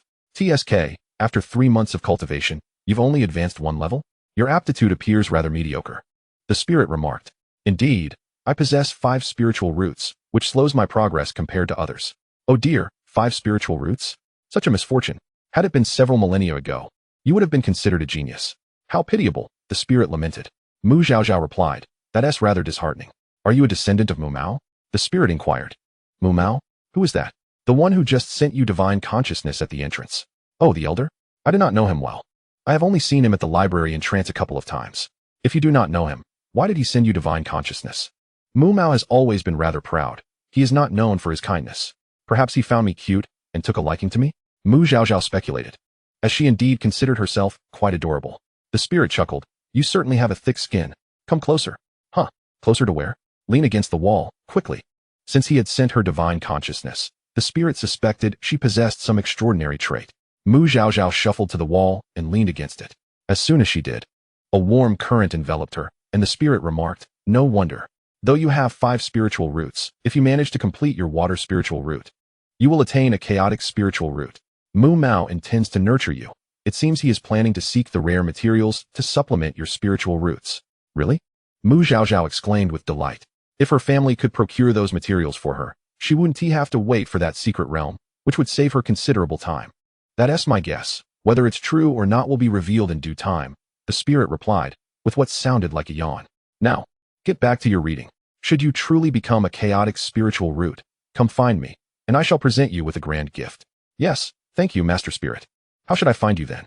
Mu Zhaozhao waited for a response, but after a while, it seemed the spirit had indeed fallen asleep, as she could hear what sounded like a yawn. Feeling somewhat exasperated, she quickly adjusted her mood and resumed her reading. Chapter 17, Undertaking Tasks. Mu Zhaozhao spent a full month in the library. Whenever hunger or fatigue struck, she would eat some spiritual food or meditate to recharge, occasionally dozing off. Throughout this month, she managed to read approximately a quarter of the books on the first floor of the library, thoroughly exploring the continent's wondrous tales and the introductions of various precious materials. Once she accrued contribution points, she planned to transcribe these works to keep for herself and peruse at her leisure. Perhaps due to her enhanced consciousness, Mu Zhaozhao discovered her memory was exceptionally sharp, approaching the level of photographic recall. However, after a month of reading, she deemed it sufficient for the time being. It was time to venture out and claim a task from the family to earn some contribution points, allowing her to transcribe essential books. As she exited, Mu Zhaozhao intended to express her gratitude to Mu Mao once more for his gift of divine consciousness. Mu Zhaozhao had read the novel and was aware that such protective spiritual consciousness could only be cultivated upon reaching the void refinement stage, resembling a form of doppelganger. Each manifestation required considerable effort to cultivate. Should these spiritual consciousnesses suffer injury or be extinguished, it would have repercussions on her true self, resulting in minor injuries, or, in severe cases, a regression in cultivation. Thus, generally, only direct descendants or individuals of significant importance to the family would be granted a protective spiritual consciousness by the family's powerful members. Although, according to the words of the spirit creature, the elder had bestowed upon her this consciousness potentially at the family's behest, it nonetheless represented a gesture of kindness. With his spiritual consciousness, her safety was assured to a greater extent. It was only appropriate that she express her gratitude once more. Unfortunately, upon her departure, she discovered that Mu Mao had already left, replaced by another middle-aged man. Mu Zhaozhao felt a tinge of regret, performed a respectful bow to the man, and then took her leave. She resolved to return and discuss with her great-grandfather whether to prepare some gifts to show her appreciation to the elder. After exiting the library, Mu Zhaozhao proceeded to the dining hall to collect her spiritual food for the upcoming month. This spiritual sustenance was provided free of charge to family members until the age of 16. Beyond that, one would need to purchase it with spiritual stones. Furthermore, the rules surrounding its collection were somewhat peculiar, allowing retrieval only within a specified time frame. Missed opportunities would not be compensated. During her last 2 months of training in the courtyard, she had neglected to collect her rations, resulting in a loss that left her lamenting her misfortune. After securing her spiritual food, Mu Zhaozhao returned to her residence. Her courtyard had been refurbished, regaining its previous simple yet elegant appearance. She released Zhaozhao from her spirit beast pouch, only to find it still asleep. Its appearance largely unchanged except for slightly longer and shinier fur. She placed it in her training room, set out some spiritual fruits and spirit beast meat, allowing it to remain there, rather than confined within the pouch each day. Having settled Zhaozhao, Mu Zhaozhao set off for the mission hall, intending to accept the task. The Mu family's spiritual fields were divided into 4 zones: the spiritual grain zone, the spiritual vegetable zone, the spiritual fruit zone, and the spiritual herb zone. Cultivation in the spiritual grain and vegetable zones was relatively straightforward, with shorter cycles and lower contribution values. The spiritual fruit zone was more delicate, yielding higher contribution values, while the spiritual herb zone was the most demanding, requiring intricate procedures and high standards, thus offering the most significant contribution values. The overseer of the mission hall, upon observing Mu Zhaozhao's tender age and modest cultivation level, felt a wave of concern. Could this girl be here to cause trouble? If the spiritual fields were damaged, though she was a direct descendant of the Grand Elder with familial support, it would be he who faced the consequences. As a branch family member, he had climbed to his current position through considerable effort, and he hoped not to be implicated in any mishaps. Thus, he led Mu Zhaozhao to an empty area in the back courtyard, instructing her to demonstrate her skills. Very well, overseer, Mu Zhaozhao replied with a respectful bow. It was reasonable to assess one's abilities before assigning work. She first showcased the soil turning technique, followed by the rain summoning technique, then communicated with the spiritual herbs on the ground using the planting technique to promote their growth. Finally, she employed the water sphere technique to extract a few insects from the weeds, transporting them to the empty space before dispatching them with a sharp strike. Given the delicacy of spiritual plants, employing golden needles or wooden spikes could inadvertently harm them. Thus, the most effective method was to encase the insects in a water sphere first, then eliminate them elsewhere. The overseer, taken aback by her adept execution of the techniques, was astonished. Such non-combative skills were typically not pursued by direct descendants, who seldom invested time in their learning. To his surprise, Mu Zhaozhao had not only studied them, but had also mastered them with remarkable proficiency. Your technique is impeccable. Which spiritual field zone would you like to undertake a task in? He inquired. The vegetable zone operates on a bi-monthly cycle and yields 20 family contribution points upon completion. The grain zone has a semi-annual cycle, granting 70 contribution points. The fruit zone operates annually for 150 points, and the herb zone spans 3 years, offering 600 contribution points. Mu Zhaozhao was already well informed. The texts she wished to imprint, such as the Spiritual Herb Record, Spirit Beast Record, and Chronicles of Wonders, were all considered basic public knowledge and could be imprinted with just a few contribution points. She had no intention of pursuing techniques that required a higher contribution value, as her master, Mu Nanxiong, would prepare the methods and techniques she needed for her cultivation, making it unnecessary to squander contribution points. With a respectful bow, Mu Zhaozhao addressed the overseer. I have not tended to spiritual plants before, so I would like to accept the task in the vegetable zone first. Once I am familiar, I will consider the others. The overseer nodded and returned to the mission hall, handing her a task token inscribed with the details of the vegetable zone, plot D3. Take this token to the vegetable zone and find the overseer of the D section. He will assign you your specific duties. Mu Zhaozhao accepted the token and inquired, "Excuse me, overseer, where is the vegetable zone located?" She had a general idea of the direction of the family's spiritual fields, but was unaware of the specific layout. The overseer pointed. "They are heading to the vegetable zone as well. You can follow them." Mu Zhaozhao turned to see a group of children, all appearing to be around 10 years old, preparing to depart. She hurriedly expressed her gratitude to the overseer and rushed toward them. These children were either from the Mu family's branch or recruited from other places, their cultivation levels ranging between the 4th and 6th levels of qi refinement. Although they received monthly allowances, they were far inferior to Mu Zhaozhao as a direct descendant. Thus, in addition to their training, they had to venture out to complete tasks to earn resources for cultivation.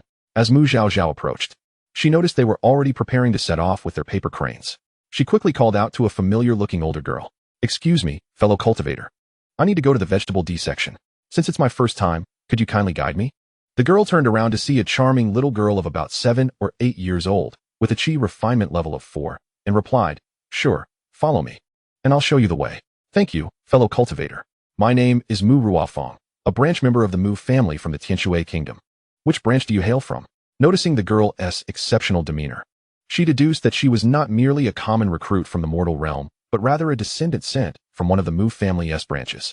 The Mu family had several branches in various mortal kingdoms, tasked with recruiting individuals possessing spiritual roots for cultivation and service in the main family. With such a vast family enterprise, someone had to carry out the labor. Mu Zhaozhao smiled. "I am Mu Zhaozhao." Mu Ruofeng gasped in surprise. "Zhao is a direct descendant's name. Are you from the main family?" "Yes." "Then what brings you to the spiritual fields?" Mu Ruofeng asked bluntly. "To undertake tasks and earn contribution points," Mu Zhaozhao replied. Mu Ruofeng's expression turned one of astonishment, having been at the main family for 8 years. She had never encountered a direct descendant seeking to work in the spiritual fields. "Did you do something wrong and get punished?" she asked in confusion. Mu Zhaozhao shook her head. "Can I be proactive?" "But you're a direct descendant," Mu Ruofeng exclaimed. "How could a direct descendant possibly do tasks in the spiritual fields?" Mu Zhaozhao mused. It seems the notion of nobility among direct descendants is not only a relic of ancient times on Earth, but also persists within the realm of cultivation. Are direct descendants not allowed? Mu Zhaozhao feigned ignorance. "Well, it's not that. It's just that the tasks in the spiritual fields are too." Mu Ruofeng hesitated, uncertain how to articulate her thoughts. Was it too beneath them for the exalted direct line? Although the tasks in the spiritual fields were somewhat tedious, they contributed to the family. Her great-grandfather often reminded her that no task was too humble if it served the family, and all contributions were valuable. Seizing the opportunity, Mu Zhaozhao subtly bolstered Mu Nanxiong's reputation. "At a tender age and with limited cultivation, I have yet to master the 4 arts. Yet, the opportunity to assist in the spiritual fields, to earn contribution points through my own labor, and to contribute to my family fills me with joy. My great-grandfather once imparted to me that the path of cultivation is a relentless struggle against fate, a journey that one must forge independently, unencumbered by the protection of forebears. Assisting in the spiritual fields is but my first step. In the future, when my cultivation has advanced, I shall venture into the misty forest to acquire greater resources for my practice, thereby making even more significant contributions to my family. There are others nearby who are listening. I must not allow them to perceive the direct descendants as merely beneficiaries of resources without effort." Mu Zhaozhao's words resonated with Mu Ruofeng. Indeed, Miss Zhaozhao spoke truthfully, and it was I who had been short-sighted. I had been overly presumptuous, framing every situation with rigid expectations. The task in the spiritual fields is inherently designed for the younger generation of our clan to gain experience and earn contribution points. They are entitled to participate just as much as the direct descendants. It was I who had divided people into hierarchies in my mind, unwittingly shackling myself. The essence of cultivation is to be measured by one's strength, not to be overly fixated on one's lineage. My own aptitude is not lacking. Why should I belittle myself? With this realization, Mu Ruofeng's mindset began to shift, and the barrier that had long hindered her from breaking through to the 6th level of qi refinement seemed, at last, to loosen. Filled with delight, she offered a respectful bow to Mu Zhaozhao, saying, "Thank you, Miss Zhaozhao." Mu Zhaozhao waved her hand, dismissing the need for formality. "Since we share the surname Mu, you may refer to me as your younger sister from now on. In our clan, the branches refer to the direct descendants as young master or young lady. But once familiarity is established, appellations can be determined by age within the same cultivation level." Noticing Mu Zhaozhao's amiability, Mu Ruofeng readily acquiesced. "Then shall we set off now, Sister Zhao?" "Indeed," Mu Zhaozhao nodded. Mu Ruofeng took out a paper crane, performed a hand gesture to enlarge it, and then stepped aboard. The paper crane immediately spread its wings and soared into the sky. Observing this, Mu Zhaozhao hastily retrieved the flying artifact gifted to her by Mu Zhaoyang and followed in the wake of Mu Ruofeng's paper crane. With her cherubic features, Mu Zhaozhao, perched upon the lotus-shaped flying artifact, resembled a celestial child beneath the gaze of divine beings, standing out prominently among the crowd of paper crane riders. Amidst envious glances, she discreetly covered her face. It seemed she would need to procure a few paper cranes herself, lest she appear isolated with her singular flying artifact. Moreover, the extravagant design of this flying artifact emitted bursts of colorful light, reminiscent of the gaudy toy phones she had seen in her childhood. Undoubtedly crafted by some overly imaginative artifact smith, utterly unsuitable for her modest disposition. Upon finally arriving at the vegetable cultivation area, Mu Zhaozhao quickly disembarked, stowing away her flying artifact, eager to avoid further attention. Zhaozhao, over there lies the T-shaped area. You may seek out the overseer there. Mu Ruofeng indicated toward a nearby wooden cabin. Thank you, Sister Ruofeng. We've become quite familiar during this journey, Mu Zhaozhao replied. Shall we return together afterward? Mu Ruofeng inquired, genuinely drawn to Mu Zhaozhao, feeling she was different from other direct descendants. Yes, we shall wait here after completing our tasks. Mu Zhaozhao affirmed before heading to the T-shaped area to find the overseer and present her task token. The overseer, a middle-aged female cultivator, bore a stern expression, though Mu Zhaozhao could not ascertain her cultivation level at that moment. Judging a cultivator's strength relies on experience and the suppression of realms. A cultivator can typically gauge the strength of others below their own realm, provided the latter does not employ any artifacts to conceal their power. Of course, seasoned cultivators can also discern the strength of those above them. Having only recently commenced her cultivation journey, Mu Zhaozhao had encountered too few cultivators to develop her discerning eye, and with her cultivation at merely the 4th level of qi refinement, she could hardly distinguish anyone's strength. After receiving the task token, the female overseer pointed to a nearby plot of land, stating, "That is the 3rd T-block. You shall proceed there, till the soil, and then clear away the remaining roots to burn." Understood, Mu Zhaozhao acknowledged before making her way over. Upon arriving, she found the area quite expansive, likely nearly 1,000 square feet. Grateful for her knowledge of spells, she realized that without it, the task of tilling such a plot would take her an inordinate amount of time. Mu Zhaozhao performed the soil-turning spell. Her limited cultivation allowed her to cover only a modest area at a time. It took nearly 20 attempts before the plot was sufficiently turned. Exhausted and nearly drained of spiritual energy, she promptly sat down to meditate and recover. After replenishing nearly half of her energy, Mu Zhaozhao concluded her meditation and rose to use the object manipulation spell to collect the residual roots. However, using this spell requires significant mental focus, and after gathering less than a third, she began to feel a headache coming on, prompting her to cease. The remainder would have to be collected manually. Mu Zhaozhao toiled for nearly an hour before she finally gathered all the roots, piling them up to incinerate them with a fireball spell. Having completed the task, she returned to the wooden cabin to report to the overseer. The female overseer inspected the area with her spiritual sense and confirmed that Mu Zhaozhao had indeed fulfilled her responsibilities, stating, "That will be all for today. I shall use the spirit soil technique to cultivate the land, and you may return tomorrow morning to sow the seeds." Understood, Mu Zhaozhao replied. After bidding farewell to the overseer, she made her way to the designated meeting spot with Mu Ruofeng. The spirit soil technique is a method used by cultivators to infuse land with their own spiritual energy, somewhat akin to the principles of fertilizing soil on Earth. For spiritual plants to thrive, they must absorb the land's spiritual essence. If this essence is not replenished in a timely manner, the soil quality will degrade, adversely affecting the growth of future spiritual plants. In the family's spiritual fields, in addition to burying spirit stones underground, each time a crop is harvested, the spirit soil technique is employed to rejuvenate the land, ensuring the quality of subsequent crops. This technique is a high-level spell, consuming substantial spiritual energy, and can only be practiced by cultivators at the foundation establishment stage or above. The overseer of the spiritual fields primarily engages in this task, while simpler tasks are assigned as missions for the qi refinement stage cultivators to perform, with the overseer responsible for supervision and assessment. Chapter 19. The shocked Mu Nanxiong. Upon reaching the meeting point, Mu Zhaozhao discovered that Mu Ruofeng was already waiting.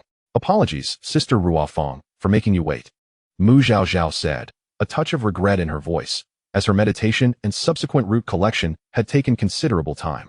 "It's no trouble, I just arrived myself," Mu Ruofeng replied with a smile, already retrieving her paper crane. "Shall we return now?" Having emerged from the library at noon and engaged in tasks and work, the sun was now setting. Remembering her striking flying artifact, Mu Zhaozhao called out to Mu Ruofang, Sister Ruofang, do you have any spare paper cranes? May I borrow one? I shall return it to you tomorrow.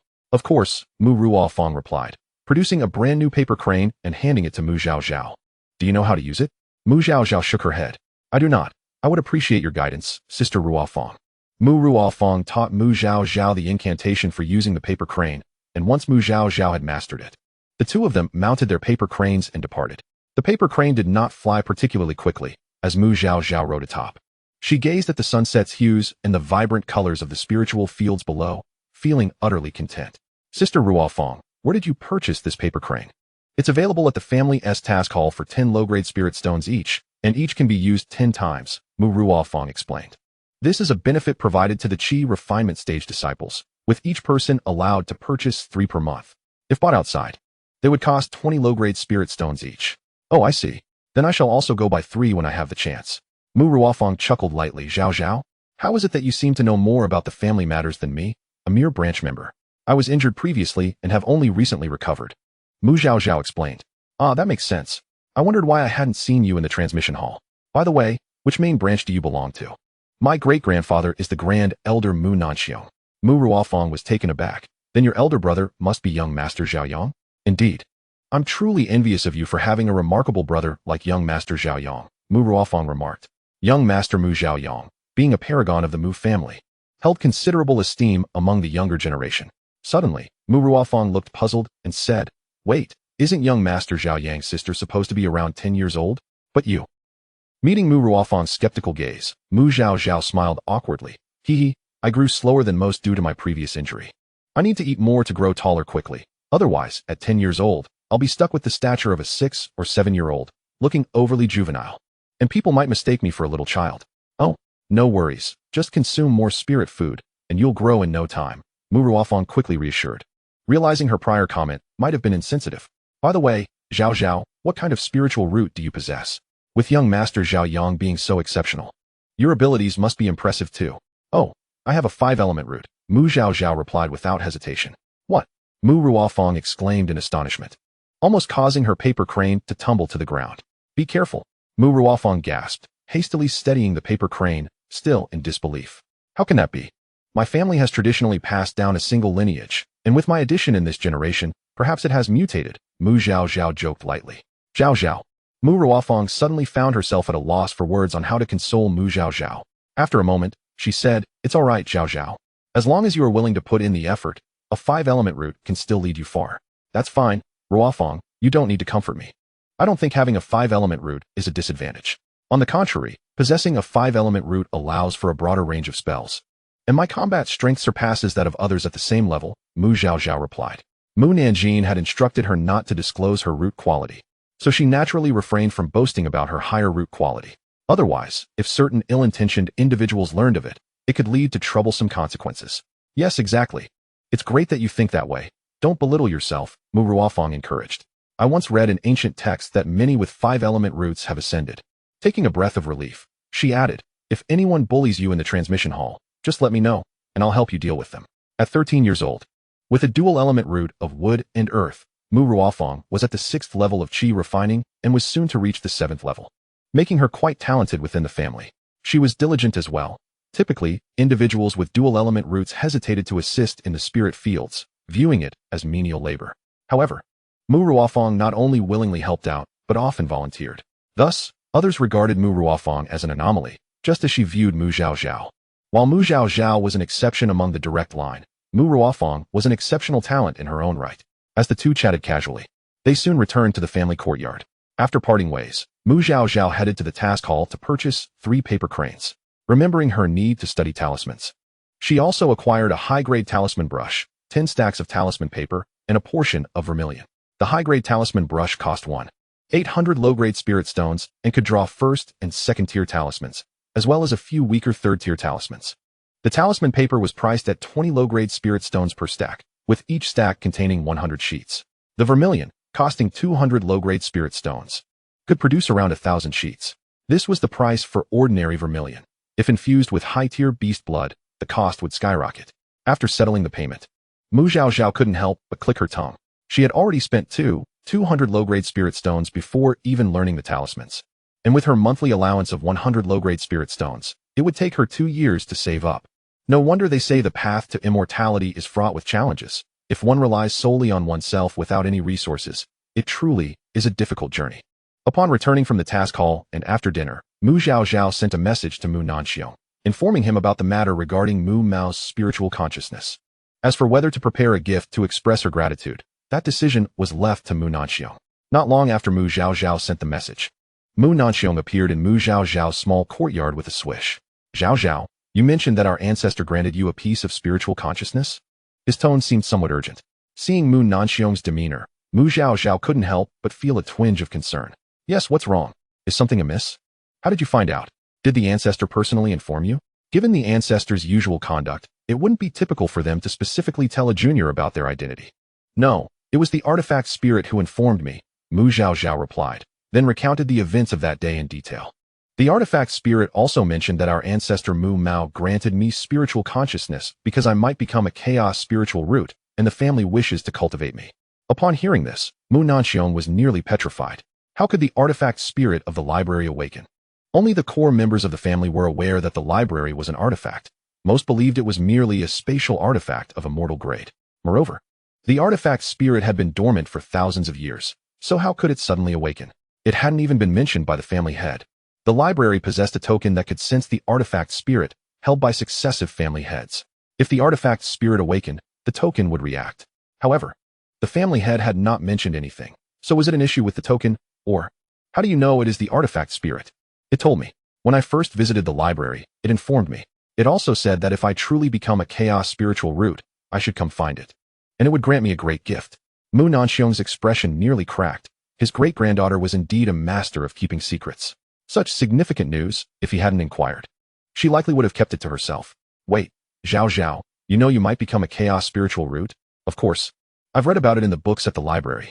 It's an immortal spiritual root, and its cultivation speed surpasses that of a single-element root." Mu Nanxiong. He felt a surge of excitement upon realizing that Mu Zhaozhao might be a chaos spiritual root. For Zhaozhao to remain so composed upon learning this, she either understood the rarity of a chaos spiritual root or was simply unperturbed by such matters. Mu Nanxiong leaned towards the latter. When Zhaozhao was assessed as having a 5-element root, she hadn't shown any signs of discouragement. Now, upon discovering she could become a chaos spiritual root, she wasn't overly elated either. Even after receiving a piece of spiritual consciousness from the ancestor, she maintained her composure and studied in the library for a month before emerging, showcasing her steadfast nature. Such a person undoubtedly possesses the potential for greatness. Mu Nanxiong thought he should seek out the ancestor again to see if he could expedite the retrieval of the heavenly water sacred lotus. Chapter 20. The Mysterious Artifact Spirit. "Zhaozhao, this matter is of utmost importance. You must not speak of it to anyone," Mu Nanxiong instructed. "Understood. I assure you I will keep it a secret," Mu Zhaozhao promised, making a gesture as if sealing her lips. Mu Nanxiong reached out to ruffle Mu Zhaozhao's small head. "I will discuss this with the ancestor. You need not worry too much. Continue your cultivation as usual." With that, he vanished in a flash. After Mu Nanxiong departed, Mu Zhaozhao prepared a basin of water for a bath, then retreated to her training room to practice. Little Gio remained in slumber, with the spirit beast meat and spirit fruits before her consumed. Mu Zhaozhao silently replenished the offerings, noting that her own supply of spirit fruits was dwindling, necessitating a trip to procure more. Once she had finished, she took out a soul spirit fruit and consumed it.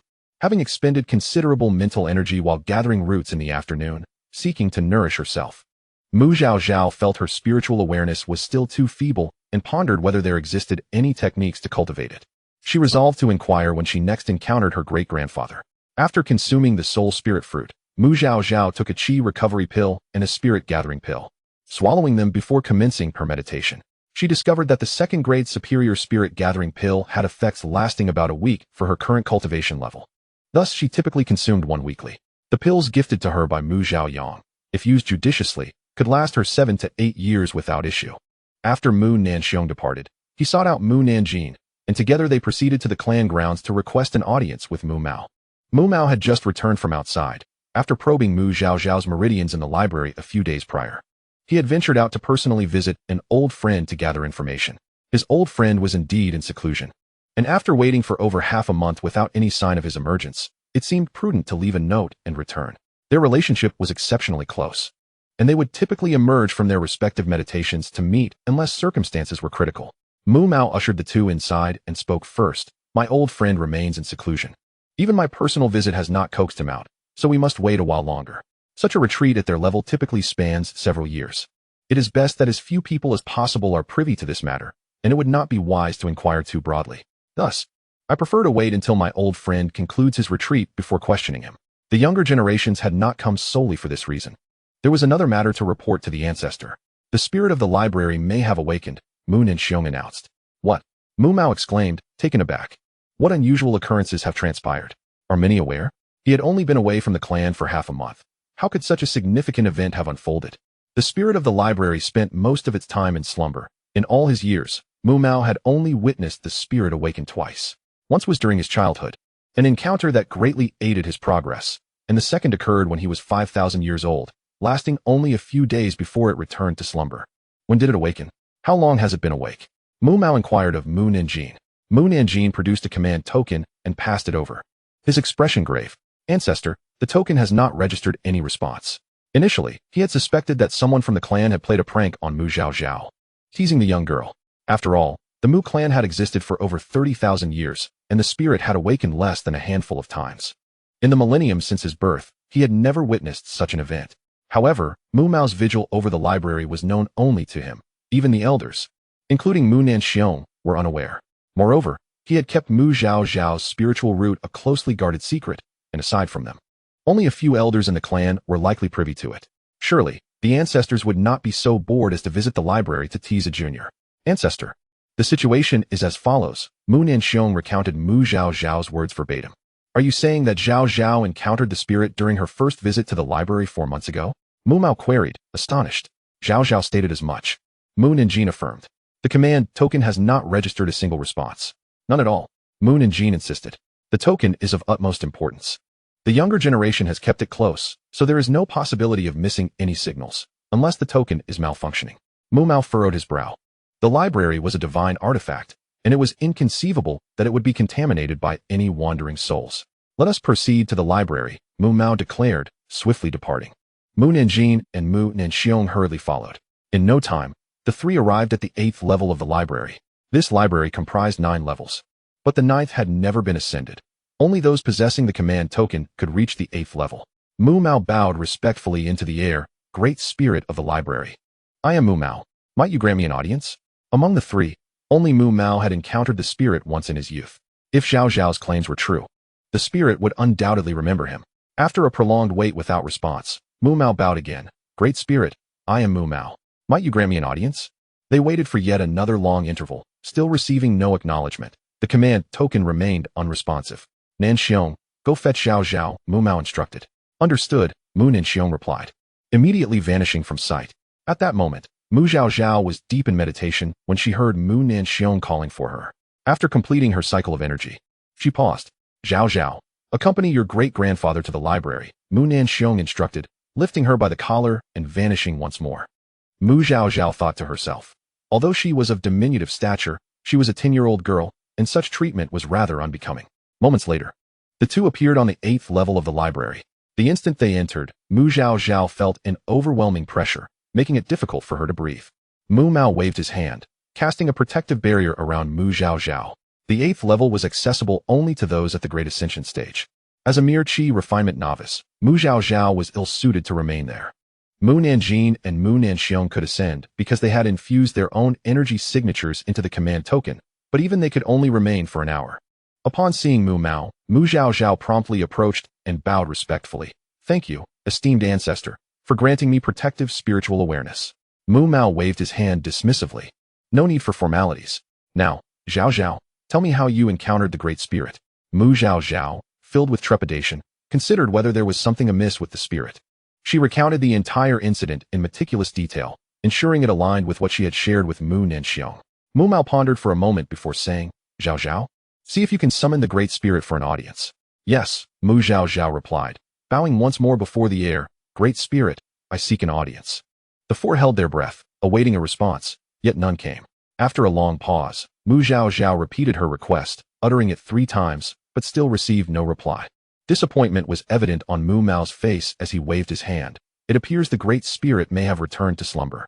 The cultivation technique Mu Mao practiced was bestowed upon him by the Spirit, yet certain aspects remained elusive, leaving him stagnating in the mid-grade ascension stage for nearly 2 millennia.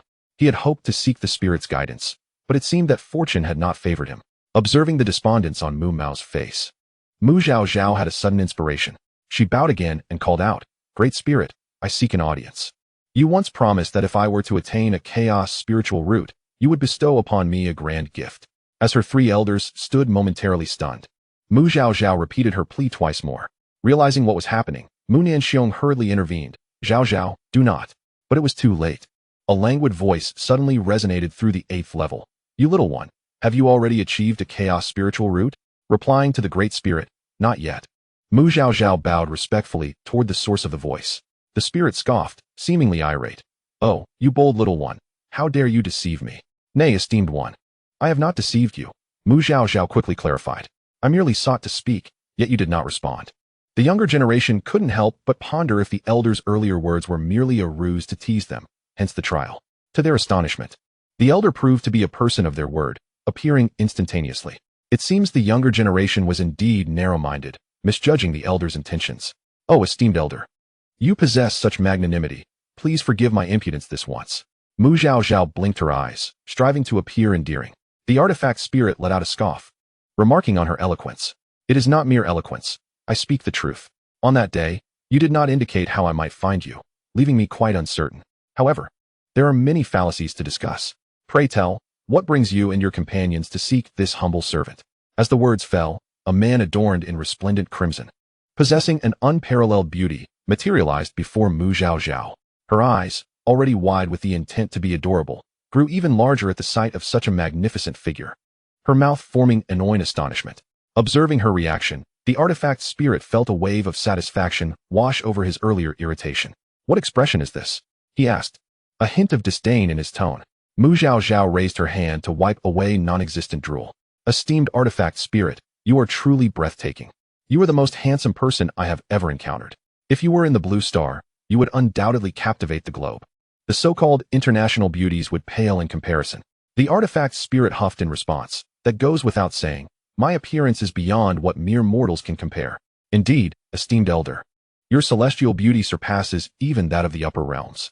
In the Yuntian continent, your allure would surely reign supreme," Mu Zhaozhao declared, giving a thumbs up, her flattery flowing smoothly. The spirit, pleased by her compliments, remarked, "You are quite to my liking, little one. Now, what is it that you wish to request from me?" Mu Zhaozhao turned her gaze toward Mu Mao, who promptly stepped forward and bowed deeply. "Esteemed artifact spirit, it is I, Mu Mao, who has a matter to discuss." The spirit glanced at Mu Mao with a hint of disdain. "Mu Mao, in your youth, you were quite the handsome figure. How is it that you have become so unkempt in your old age? At least maintain some semblance of dignity." Feeling somewhat embarrassed, Mu Mao chuckled awkwardly. As the family's elder, he felt it inappropriate to present a youthful visage, thus choosing to appear aged. "Speak, what is your request?" "It pertains to the technique bestowed by you, esteemed elder. There are certain aspects I find perplexing and would seek your guidance." The artifact spirit nodded, then waved his hand, conjuring a barrier. The 3 of them could only see 2 indistinct figures within, their conversation entirely inaudible. Seizing the opportunity, Mu Nanxiong whispered to Mu Zhaozhao, "Zhaozhao, do not act so recklessly next time, do you understand? Fortunately, this artifact spirit has a good temperament. Had it been a more irritable one, you might have met with disaster. I apologize, great-grandfather, for causing you worry. I promise not to act so rashly again," Mu Zhaozhao replied earnestly, acknowledging her mistake. However, she felt some confidence in her previous actions, not entirely reckless. From her 2 encounters with the artifact spirit, it was clear that he was not a bloodthirsty being, unlikely to take her life. After a while, the artifact spirit dismissed the barrier. Mu Mao emerged, looking enlightened, and bowed deeply to the spirit. "Thank you for your guidance, esteemed elder." The spirit nodded slightly, then waved his hand, causing a token to fly towards Mu Zhaozhao. "Take this token, little one. Use it to find me in the future. Remember, this is a one-time allowance. Should you attempt to deceive me again, your fortune will not be so favorable." Mu Zhaozhao quickly accepted the token, bowing deeply. "Thank you, esteemed elder. Rest assured, there will be no next time." Noticing the token, Mu Nanjing stepped forward, bowing as well.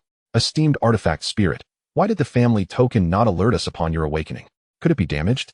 The spirit rolled his eyes. "It is not damaged. I simply chose not to notify you." Every time I do, you empty the library of its inhabitants, leaving me without anyone to amuse myself with, which is dreadfully dull. In truth, I have awakened numerous times over the years, but I did not inform the family, merely observing in silence. This entire situation stemmed from a misunderstanding. The ancestors of the Mu family, upon acquiring this artifact, had not fully established dominion over it. Before his ascension, he had requested a master of formations to inscribe a protective array for the family, utilizing this artifact as the heart of the formation, which was then placed within the family's library. He also provided the next family head with a token, informing him that it could be used to contact the artifact spirit. Knowing the spirit had a volatile temperament, he advised them to refrain from excessive disturbances. Once, in a moment of boredom, the spirit playfully teased several younger members reading in the library. This occurred just after the family head had contacted the spirit, leading him to mistakenly believe that the spirit wished to be undisturbed. To avoid angering the spirit, the family had established a rule that the library must be emptied each time they sought to contact the spirit. Finding this arrangement tiresome, the spirit began to frequently choose slumber, gradually transforming the token's function from a means of two-way communication into a one-sided notification system. Furthermore, a family head had been secretly harmed by enemies a myriad of years ago, leaving many matters unresolved before his demise. Thus, the token's purpose evolved into a key for accessing the library and a sensor to detect the spirit's awakening. Upon hearing the spirit's response, Mu Nanjing appeared utterly bewildered, wishing to inquire further, but the spirit had already vanished. This ancestor, Mu Nanjing, looked towards Mu Mao, feeling aggrieved. Being the family head was exceedingly challenging. Let us leave. You both come to my cave dwelling, Mu Mao suggested, disappearing in a flash. Mu Nanxiong tugged at Mu Zhaozhao's collar, following suit to Mu Mao's residence. Zhaozhao, let me see your token, Mu Mao instructed once they were seated. Mu Zhaozhao retrieved the token from her storage ring and handed it over. Mu Mao then asked Mu Nanjing to present the family token for a detailed comparison, leading to the discovery that both tokens were identical. These two tokens are entirely the same. It seems there was a deviation from a previous family head. This token is not a sensor for the artifact spirit's awakening, but rather a communication tool. After a moment of contemplation, Mu Mao deduced the situation. If that is the case, does it not mean we can contact the artifact spirit? Mu Mao waved his hand. Not at all. The artifact spirit's choice to refrain from contacting us indicates a desire for solitude. We must maintain the status quo. With that, Mu Mao returned the two tokens to Mu Nanjing and Mu Zhaozhao. Zhaozhao, it seems the artifact spirit has taken quite a liking to you. You should frequent the library more. Our family library holds many texts that are rare outside. Do not squander such a valuable resource. Yes, I will heed the elder's teachings. Mu Zhaozhao replied. You are a good child. Tonight, the elder was able to meet the artifact spirit, thanks to you. Here is a small token of my gratitude. Please accept it, Mu Mao said, conjuring a storage ring with his spiritual energy and presenting it to Mu Zhaozhao. But elder, you have already bestowed upon me protective spiritual energy. I cannot accept further gifts, she protested. Mu Mao chuckled lightly. You are quite the ungrasping child. The protective energy I gave you stems from the affection of an elder for their junior. Tonight, your assistance enabled me to meet the artifact spirit and gain invaluable insights. This is merely a small token of my appreciation. Please accept it.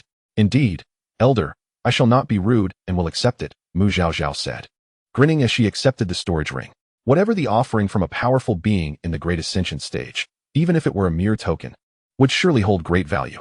Mu Zhaozhao's demeanor elicited laughter from the three elders, for she was indeed a spirited and clever girl. Having just been earnest in her refusal, yet now receiving the gift with the eagerness of a treasure seeker.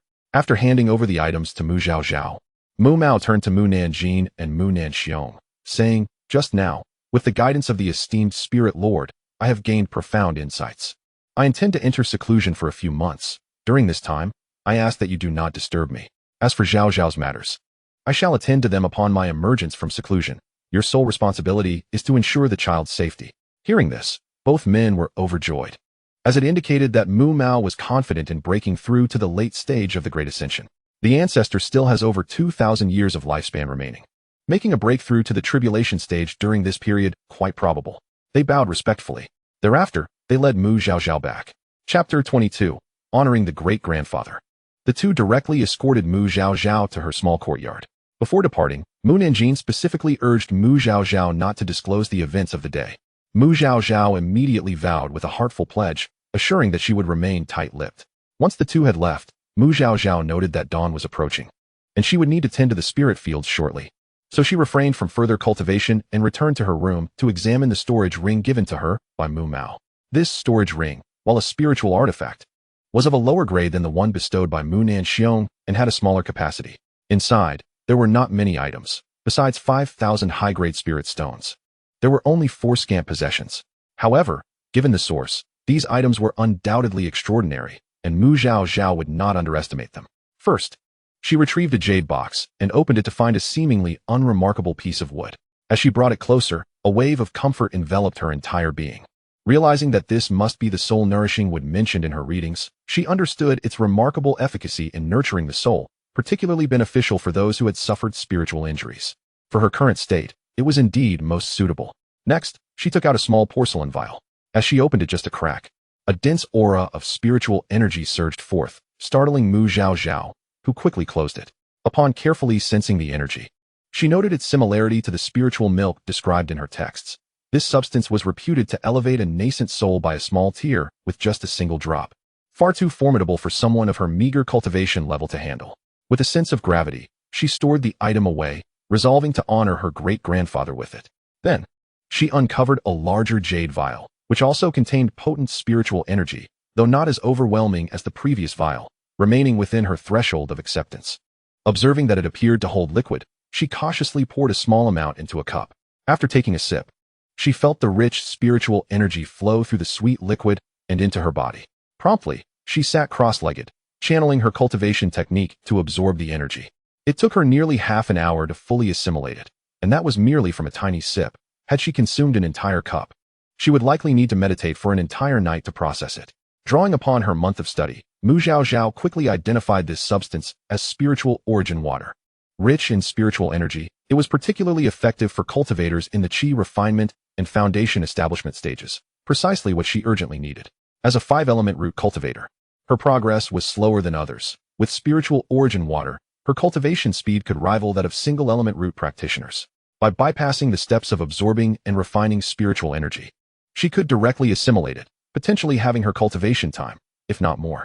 This jade vial was indeed a magical artifact, its capacity far greater than what its exterior suggested. Holding it carefully, she noticed an inscription of 50 at the bottom, which made her exclaim in awe. Although the volume units here differed slightly from those on Blue Star, the discrepancy was minimal. One unit equated to about 1 cubic meter, perhaps slightly more. The 50 indicated a capacity of 50 cubic meters.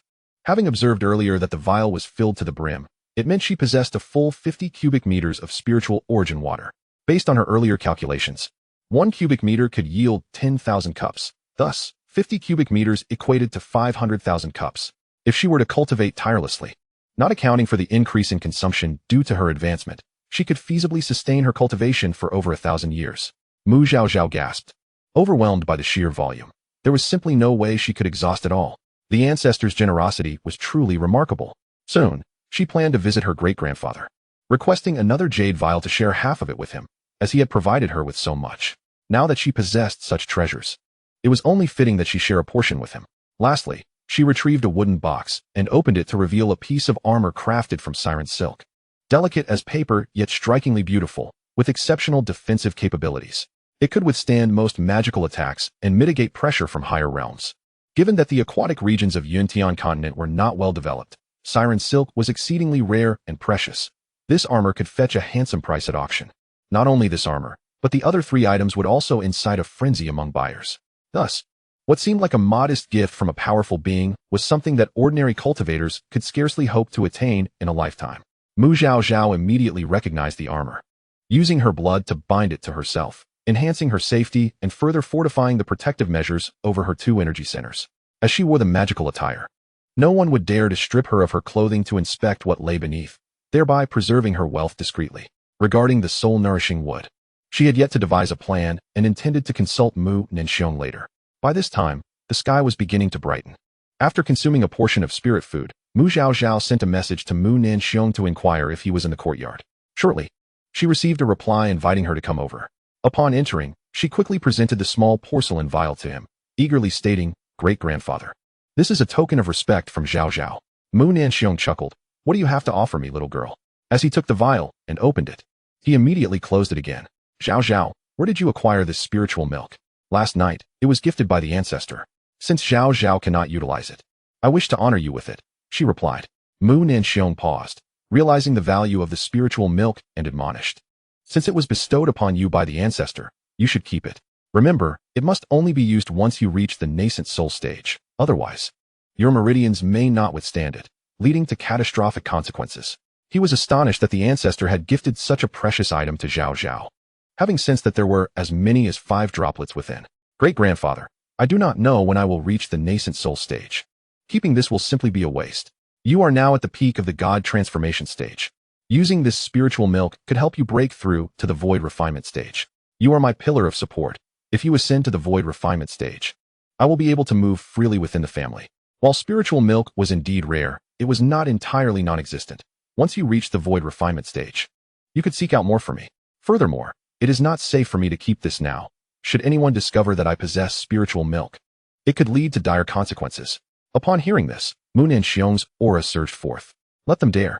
Being so close to Mu Nanxiong, Mu Zhaozhao was momentarily overwhelmed by his imposing presence and quickly exclaimed, Great-grandfather, please, no harm intended. Mu Nanxiong was taken aback and hastily retracted his aura, using his spiritual energy to lift Mu Zhaozhao, offering her a rejuvenation pill with concern. Are you hurt? He recalled the tragic fates of his descendants and momentarily lost his composure. In this lineage, only these 2 saplings remain. Should anyone dare to harm them, no matter the distance, I, Mu Nanhong, shall relentlessly pursue and exact vengeance. Mu Zhaozhao waved her hand dismissively. It is nothing. I am adorned in the soft armor of the merfolk gifted by our ancestor. Mu Nanhong was taken aback once more. Your ancestor bestowed upon you merfolk soft armor? Indeed. Not only that, but also soul-nurturing wood and spirit essence water. As Mu Zhaozhao spoke, she produced the 2 items.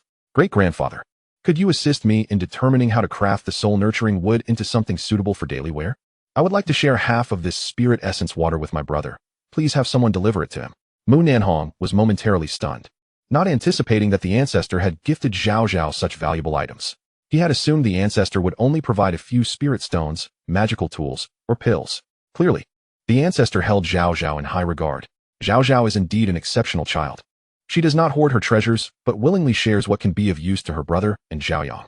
Such a wonderful child. Yet she has suffered injury and foolishness for 7 years. Reflecting on this, Mu Nanhong felt an even deeper loathing for those who had harmed his grandson and granddaughter-in-law. He would wait, and when he uncovered the true mastermind behind it all, he would ensure they paid in blood for their sins. Thus, Mu Nanhong no longer clung to the notion that it was inappropriate for an elder to use the possessions of the younger generation. Zhaozhao was correct. As their protector, the higher his cultivation, the greater their security. He would use the items for now, and after he broke through to the void refinement stage, he would seek spirit milk for Zhaozhao. Very well, Zhaozhao, I shall accept this spirit milk for now, and I promise to procure new supplies for you in the future. Thank you, great-grandfather. Once the matters were settled, Mu Zhaozhao noticed the sun was about to rise and hurriedly took her leave. Great-grandfather, I must take my leave. I still need to tend to the spirit fields. Off you go. Watching Mu Zhaozhao's hurried figure disappear, Mu Nanhong felt a warmth in his heart. Such a remarkable child deserved to be cherished and pampered. Chapter 23. Successful Rune Crafting. Upon exiting Mu Nanhong's courtyard, Mu Zhaozhao promptly summoned a paper crane, riding it towards the spirit fields. Upon reaching the area designated for spirit vegetables, Mu Zhaozhao first reported to the steward and, after completing her tasks, sought out Mu Ruofeng to return the paper crane. Upon her arrival, the female steward handed her the seeds for the spirit vegetables and outlined the cultivation guidelines. The spirit vegetables require a total of 2 months from planting to harvest, divided into 4 distinct stages. Germination, approximately 10 days, seedling stage, around 10 days, growth period, about 30 days, and maturation, roughly 10 days.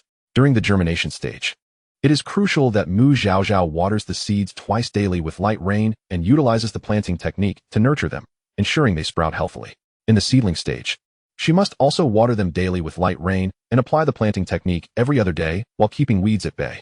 The growth stage requires her to water them every other day with moderate rain and monitor for pests and weeds. Finally, during the maturation period, she must return twice daily to catch any pests that threaten the nearly ripe vegetables and occasionally water them based on the dryness of the soil. Mu Zhaozhao meticulously noted each detail, ensuring no aspect was overlooked before taking the spirit vegetable seeds to the Dingsen plot. Utilizing her material control technique, she scattered seeds for a while until fatigue set in, at which point she switched to manual sowing. Once the seeds were sown, She employed her rain-calling technique to water the field. However, due to her low cultivation level, her effective range was limited, necessitating 3 separate watering sessions to complete the task. Afterward, Zhaozhao meditated for an hour to replenish her spiritual energy before using the planting technique to nurture the seeds, completing the entire plot over 5 or 6 sessions. After such a busy morning, Zhaozhao wiped the sweat from her brow and informed the female steward of her departure, heading towards the Yiwu plot to find Mu Ruofang, uncertain if she was still there. As Zhaozhao approached, Mu Ruofang had just finished her work. Having taken on 2 plots herself, even with her higher cultivation, she had only just completed her tasks. Sister Ruofang, I have come to return your paper crane. Zhaozhao called out. There is no need to make a special trip for that. We can return it the next time we meet. Mu Ruofang replied as she accepted the crane. Have you finished planting your plot? Yes, it's done. You are quite efficient. Many novices take a whole day to finish their first planting. Zhaozhao chuckled, choosing not to respond. Previously, there had been an investigation indicating that the people of Huagua inherently possess a talent for agriculture. With both of them finished, they decided to return together. By the way, Zhaozhao, this afternoon there will be a 5th rank rune master giving a lecture on talismans at the transmission hall. Would you like to attend? Absolutely. Zhaozhao nodded vigorously. She had been contemplating attending the lecture to learn about talismans. Shall we meet there this afternoon? Certainly. Let us arrive early. It's rare for a 5th rank rune master to give a lecture, and I expect there will be a large turnout. Thus, they scheduled to meet in the hall for the lecture, agreeing that whoever arrived first would save a seat. Upon returning to her courtyard, Zhaozhao had lunch and checked on little Joe's condition before setting off for the transmission hall. As it was her first time attending a lecture, she felt it prudent to arrive early to familiarize herself with the surroundings. After inquiring with her cousin on duty at the hall, she made her way to the Mingda Hall for the afternoon talisman lecture. Zhaozhao had expected to find few people since she believed she had arrived early. But to her surprise, there were already 2 or 3 dozen attendees inside. It seemed the rune master was quite popular. Hurriedly, she entered, setting up 2 long tables to reserve her spot. The prime positions at the front had already been taken, so she settled for a seat in the middle to the rear. Noticing that others were diligently sketching runes, she took out her talisman paper and vermilion, preparing to practice. Although she could not yet draw, she intended to memorize the patterns first. Zhaozhao retrieved a fireball talisman and began to copy it. With her innate talent for drawing, she was able to replicate 7 or 8 pieces before she could effortlessly complete a full drawing in a single stroke. After practicing about 10 more, she was able to draw proficiently without reference. As she prepared to study talismans, she had read numerous related books in the library and had a general understanding of the principles involved. With time on her hands, she decided to attempt using the techniques described in the texts, gradually channeling her fire element spiritual energy into the talisman brush, ensuring an even application of energy with each stroke.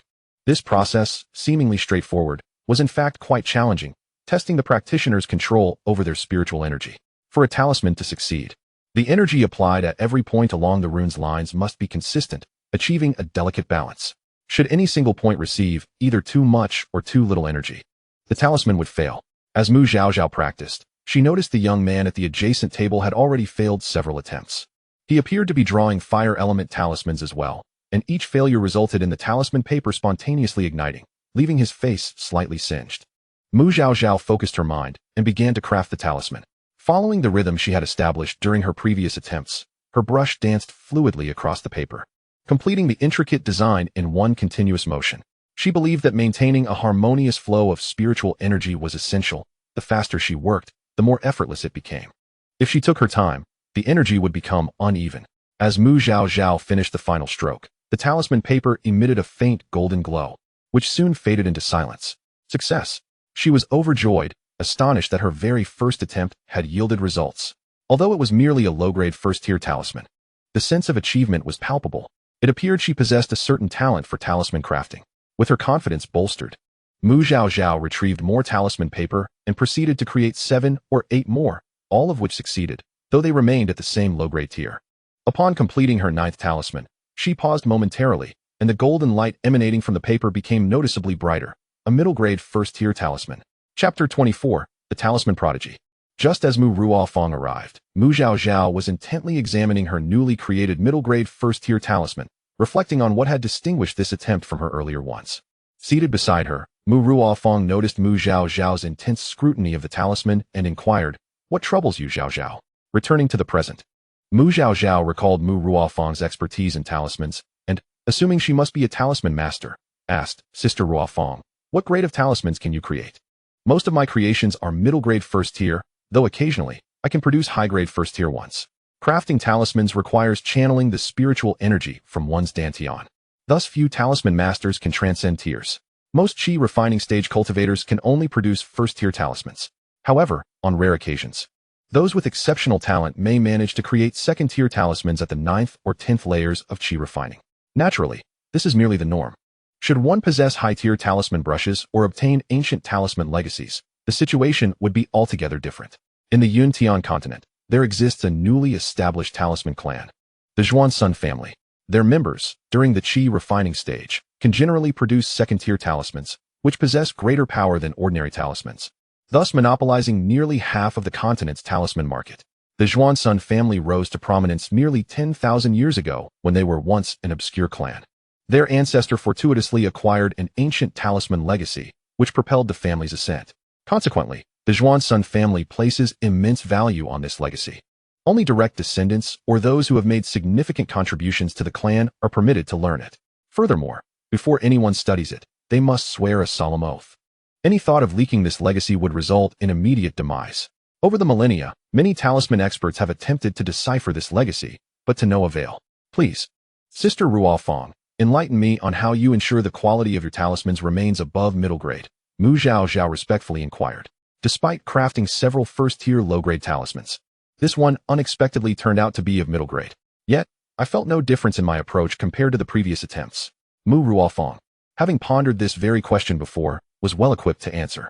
Zhaozhao, the quality of talismans is not only influenced by the talisman master's spiritual root, cultivation level, and control over spiritual energy, but it is also significantly affected by the master's state of mind. A tranquil mind devoid of distractions, focused solely on the talisman to be crafted, allows for a more fluid execution, thus yielding a higher grade talisman. Conversely, if one is preoccupied with desires or fixated on producing a high-grade talisman, success becomes elusive. It parallels our cultivation. The deeper one enters a meditative state, the faster the progress. Understanding dawned on Mu Zhaozhao as she nodded thoughtfully. So that's it. During my previous attempts, I had entered a state of flow, where my mind was solely occupied with the talisman. Thus, even if I perceived no difference in my technique, there must have been subtle distinctions. This is the essence of one's state of mind. Otherwise, if everyone employs the same method, why do some achieve high-grade talismans while others linger at lower tiers? This is indeed a matter of mindset.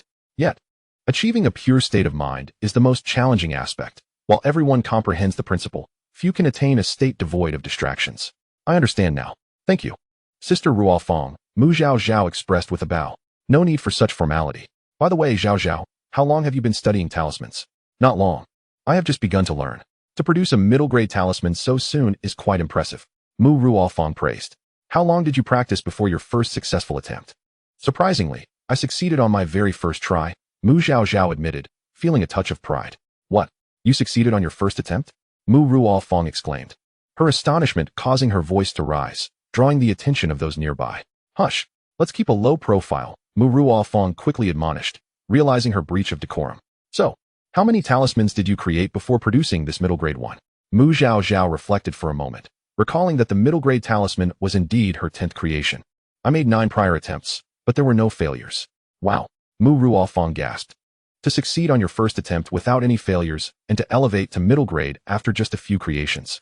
This is truly remarkable. I have studied talismans for 4 years and still occasionally falter.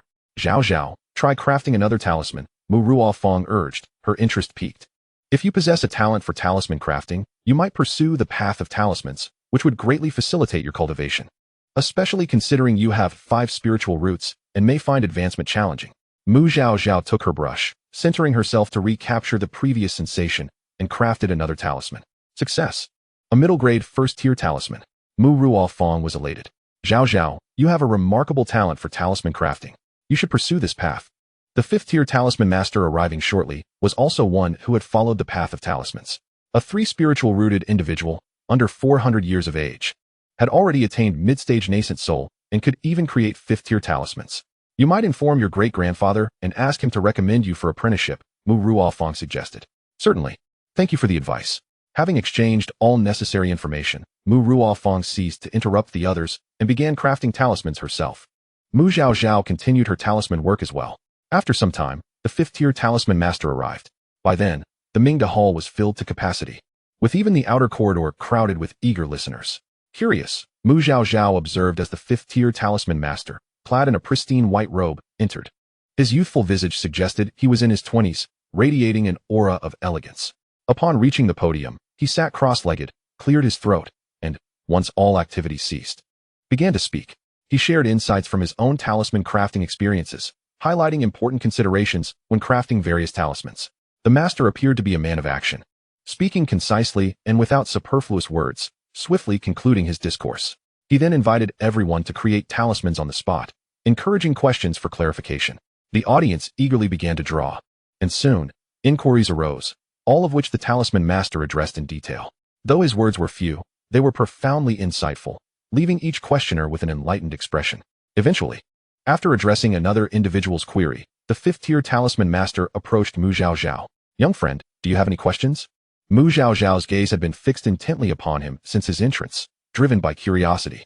Had he not appeared so youthful and his eyes so clear of any malice, he might have dismissed her outright. A sudden realization struck Mu Zhaozhao.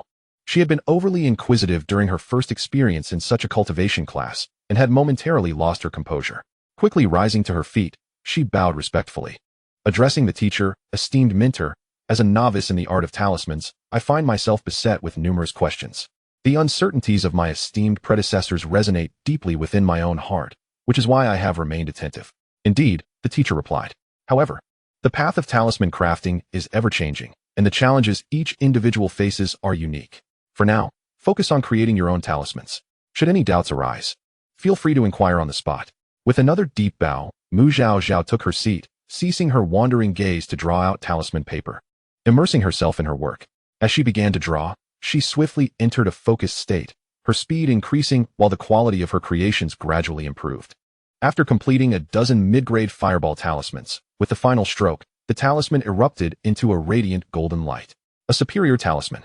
Chapter 25, Spiritual Energy Rejuvenation at the fifth layer of Qi refinement. The emergence of superior talismans was not uncommon at the venue, thus it did not draw undue attention. However, a fifth-tier talisman master momentarily shifted his focus to Mu Zhaozhao, noting her remarkable skill, which slightly enhanced his impression of her. She had evidently put in considerable effort, yet her youth rendered her somewhat impetuous. This fifth-tier talisman master, named Lin Xianxiao, was not a member of the Mu family, rather, he had been recruited from the mortal realm for cultivation. Nevertheless, he possessed considerable talent in talisman crafting and had been accepted as a disciple by the Mu family's esteemed ancestor, thus holding a respected position within the family. Lin Xianxiao's attention lingered only briefly before he returned to aiding others with their inquiries. Crafting talismans demanded significant spiritual energy, and despite Mu Zhaozhao being a 5-element root with spiritual reserves comparable to a typical 7th-layer Qi refinement practitioner, her energy was depleted after drawing over 30 talismans. Meditating on-site to recover was evidently impractical, so she retrieved a rejuvenation pill previously prepared for her by Mu Nanxiao. Upon consuming the pill, she felt an immediate surge of spiritual energy, prompting her to seize her brush and resume her talisman crafting. Thus, after creating another 20 talismans, suddenly, the talisman she was working on burst forth with a dazzling golden light that illuminated the entire Mingda Hall. Instantly, all eyes were drawn to Mu Zhaozhao. Heavens! Has someone crafted a supreme talisman? At that moment, Mu Zhaozhao was enveloped in a resplendent golden light, oblivious to the outside world, feeling only the immense spiritual energy contained within. Instinctively, she sensed the urgency to absorb this energy, otherwise, she would undoubtedly regret it. She promptly crossed her legs and entered a meditative state. This spiritual energy was the rejuvenation bestowed upon her upon crafting her first supreme talisman, allowing her to enhance her cultivation with this pure essence. Once the golden light subsided, onlookers observed Mu Zhaozhao seated in meditation, surrounded by a swirling vortex of spiritual energy.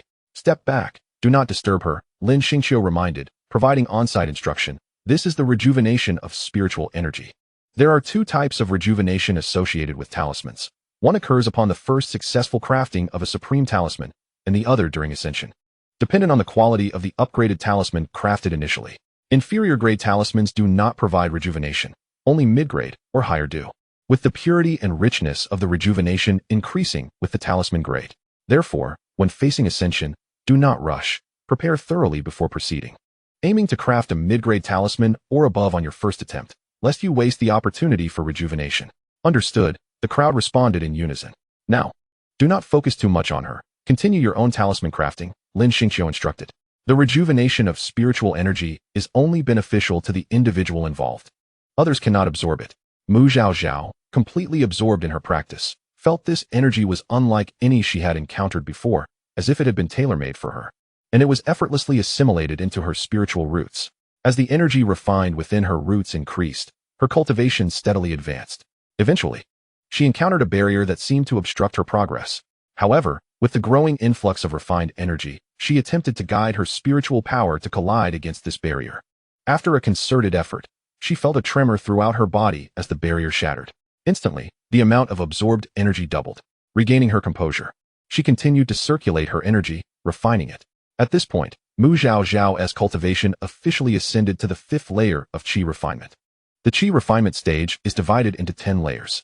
The first 4 layers are the early stage, where cultivation is relatively easy, as long as sufficient resources are available. Obstacles are minimal. The middle 3 layers represent the mid-stage, where barriers to advancement begin to appear. Though these are minor and can be overcome with adequate spiritual power and without excessive stubbornness. The final 3 layers constitute the late stage, where, in addition to requiring substantial spiritual energy, one's mindset becomes increasingly critical, leading to a slower progression compared to the earlier stages. Many individuals may achieve the 7th layer of qi refinement in just a year or 2. Yet the transition from the 7th to the 8th layer may take 2 to 3 years. Upon reaching the 5th layer of qi refinement, Zhaozhao entered the mid-stage, and her absorption of spiritual energy naturally accelerated compared to the early stage. She felt as though she had consumed a gathering spirit pill.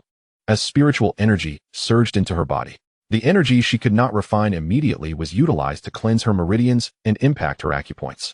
After illuminating 20 acupoints at the 4th layer of qi refinement, this time, she illuminated another 20, bringing her total to 40 acupoints.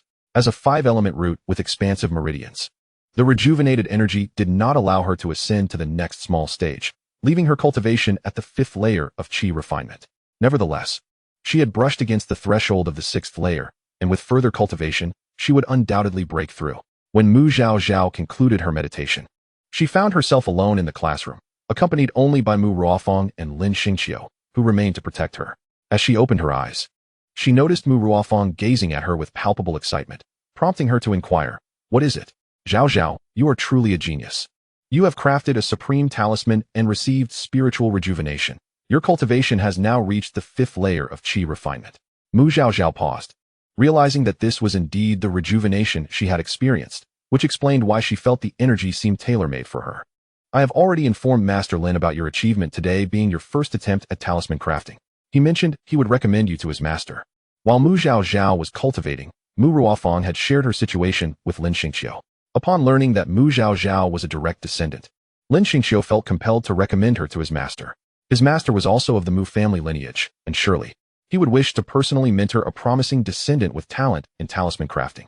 Though surprised, Zhaozhao quickly rose and bowed to Lin Xianxiao, expressing her gratitude. "Thank you, Master Lin. There is no need for such formalities. Your talent far exceeds mine. I believe my master will be delighted upon hearing of your accomplishments." Lin Xianxiao replied, stepping aside. It was only then that Zhaozhao realized the classroom contained only the 3 of them, and she exclaimed, "Where is everyone else? I hope they didn't leave because of me." "The class has ended. Everyone departed long ago," Ruofang replied. "Dare I ask, what time is it now?" "It is just past the hour of you." Zhaozhao gasped, "Oh no, I still need to perform the rain seeding ritual, as the fields have just been planted. I cannot afford to skip a step on the first day of work, or I will be penalized in contribution points." Ruofang, equally alarmed, exclaimed, "Oh no, I almost forgot. I have 2 plots of land to manage." Thus, gathering their belongings, the 2 hurriedly exited. As they reached the classroom door, Zhaozhao turned back and called to Lin Xianxiao, "Master Lin, I apologize for the rush, but I must attend to the rain seeding. I will seek you out tomorrow." Upon concluding his words, he swiftly took his leave. Lin Xianxiao, Chapter 26, Apprenticeship. The 2 mounted the paper crane and hastened towards the spiritual fields. In the time of the Yuntian continent, the sun began to set, and they needed to complete the rain-making ritual before dusk to ensure the growth of the spirit vegetables. Fortunately, after Zhaozhao's cultivation ascended to the 5th level of qi refinement, the area she could cover with rain expanded significantly, allowing her to finish the task in just 2 attempts. After completing her own responsibilities, she proceeded to assist Ruofang with her plot of land. ensuring another area was also adequately watered. As the sun descended, Mu Ruofeng wiped the sweat from her brow, relieved that they had made it in time. Any delay could have adversely affected their harvest and led to a deduction in contribution points. On their way back, Mu Zhaozhao curiously inquired, Sister Ruofeng, since you are a talisman master, why do you not create talismans to exchange for contribution points? Why come to the spiritual fields to help? When she purchased her talisman brush, she had learned from the steward that talismans of medium quality and above could be exchanged for contribution points at the task hall. A medium-grade talisman could yield between 12 to 23 contribution points depending on its category, while high-grade talismans could yield even more.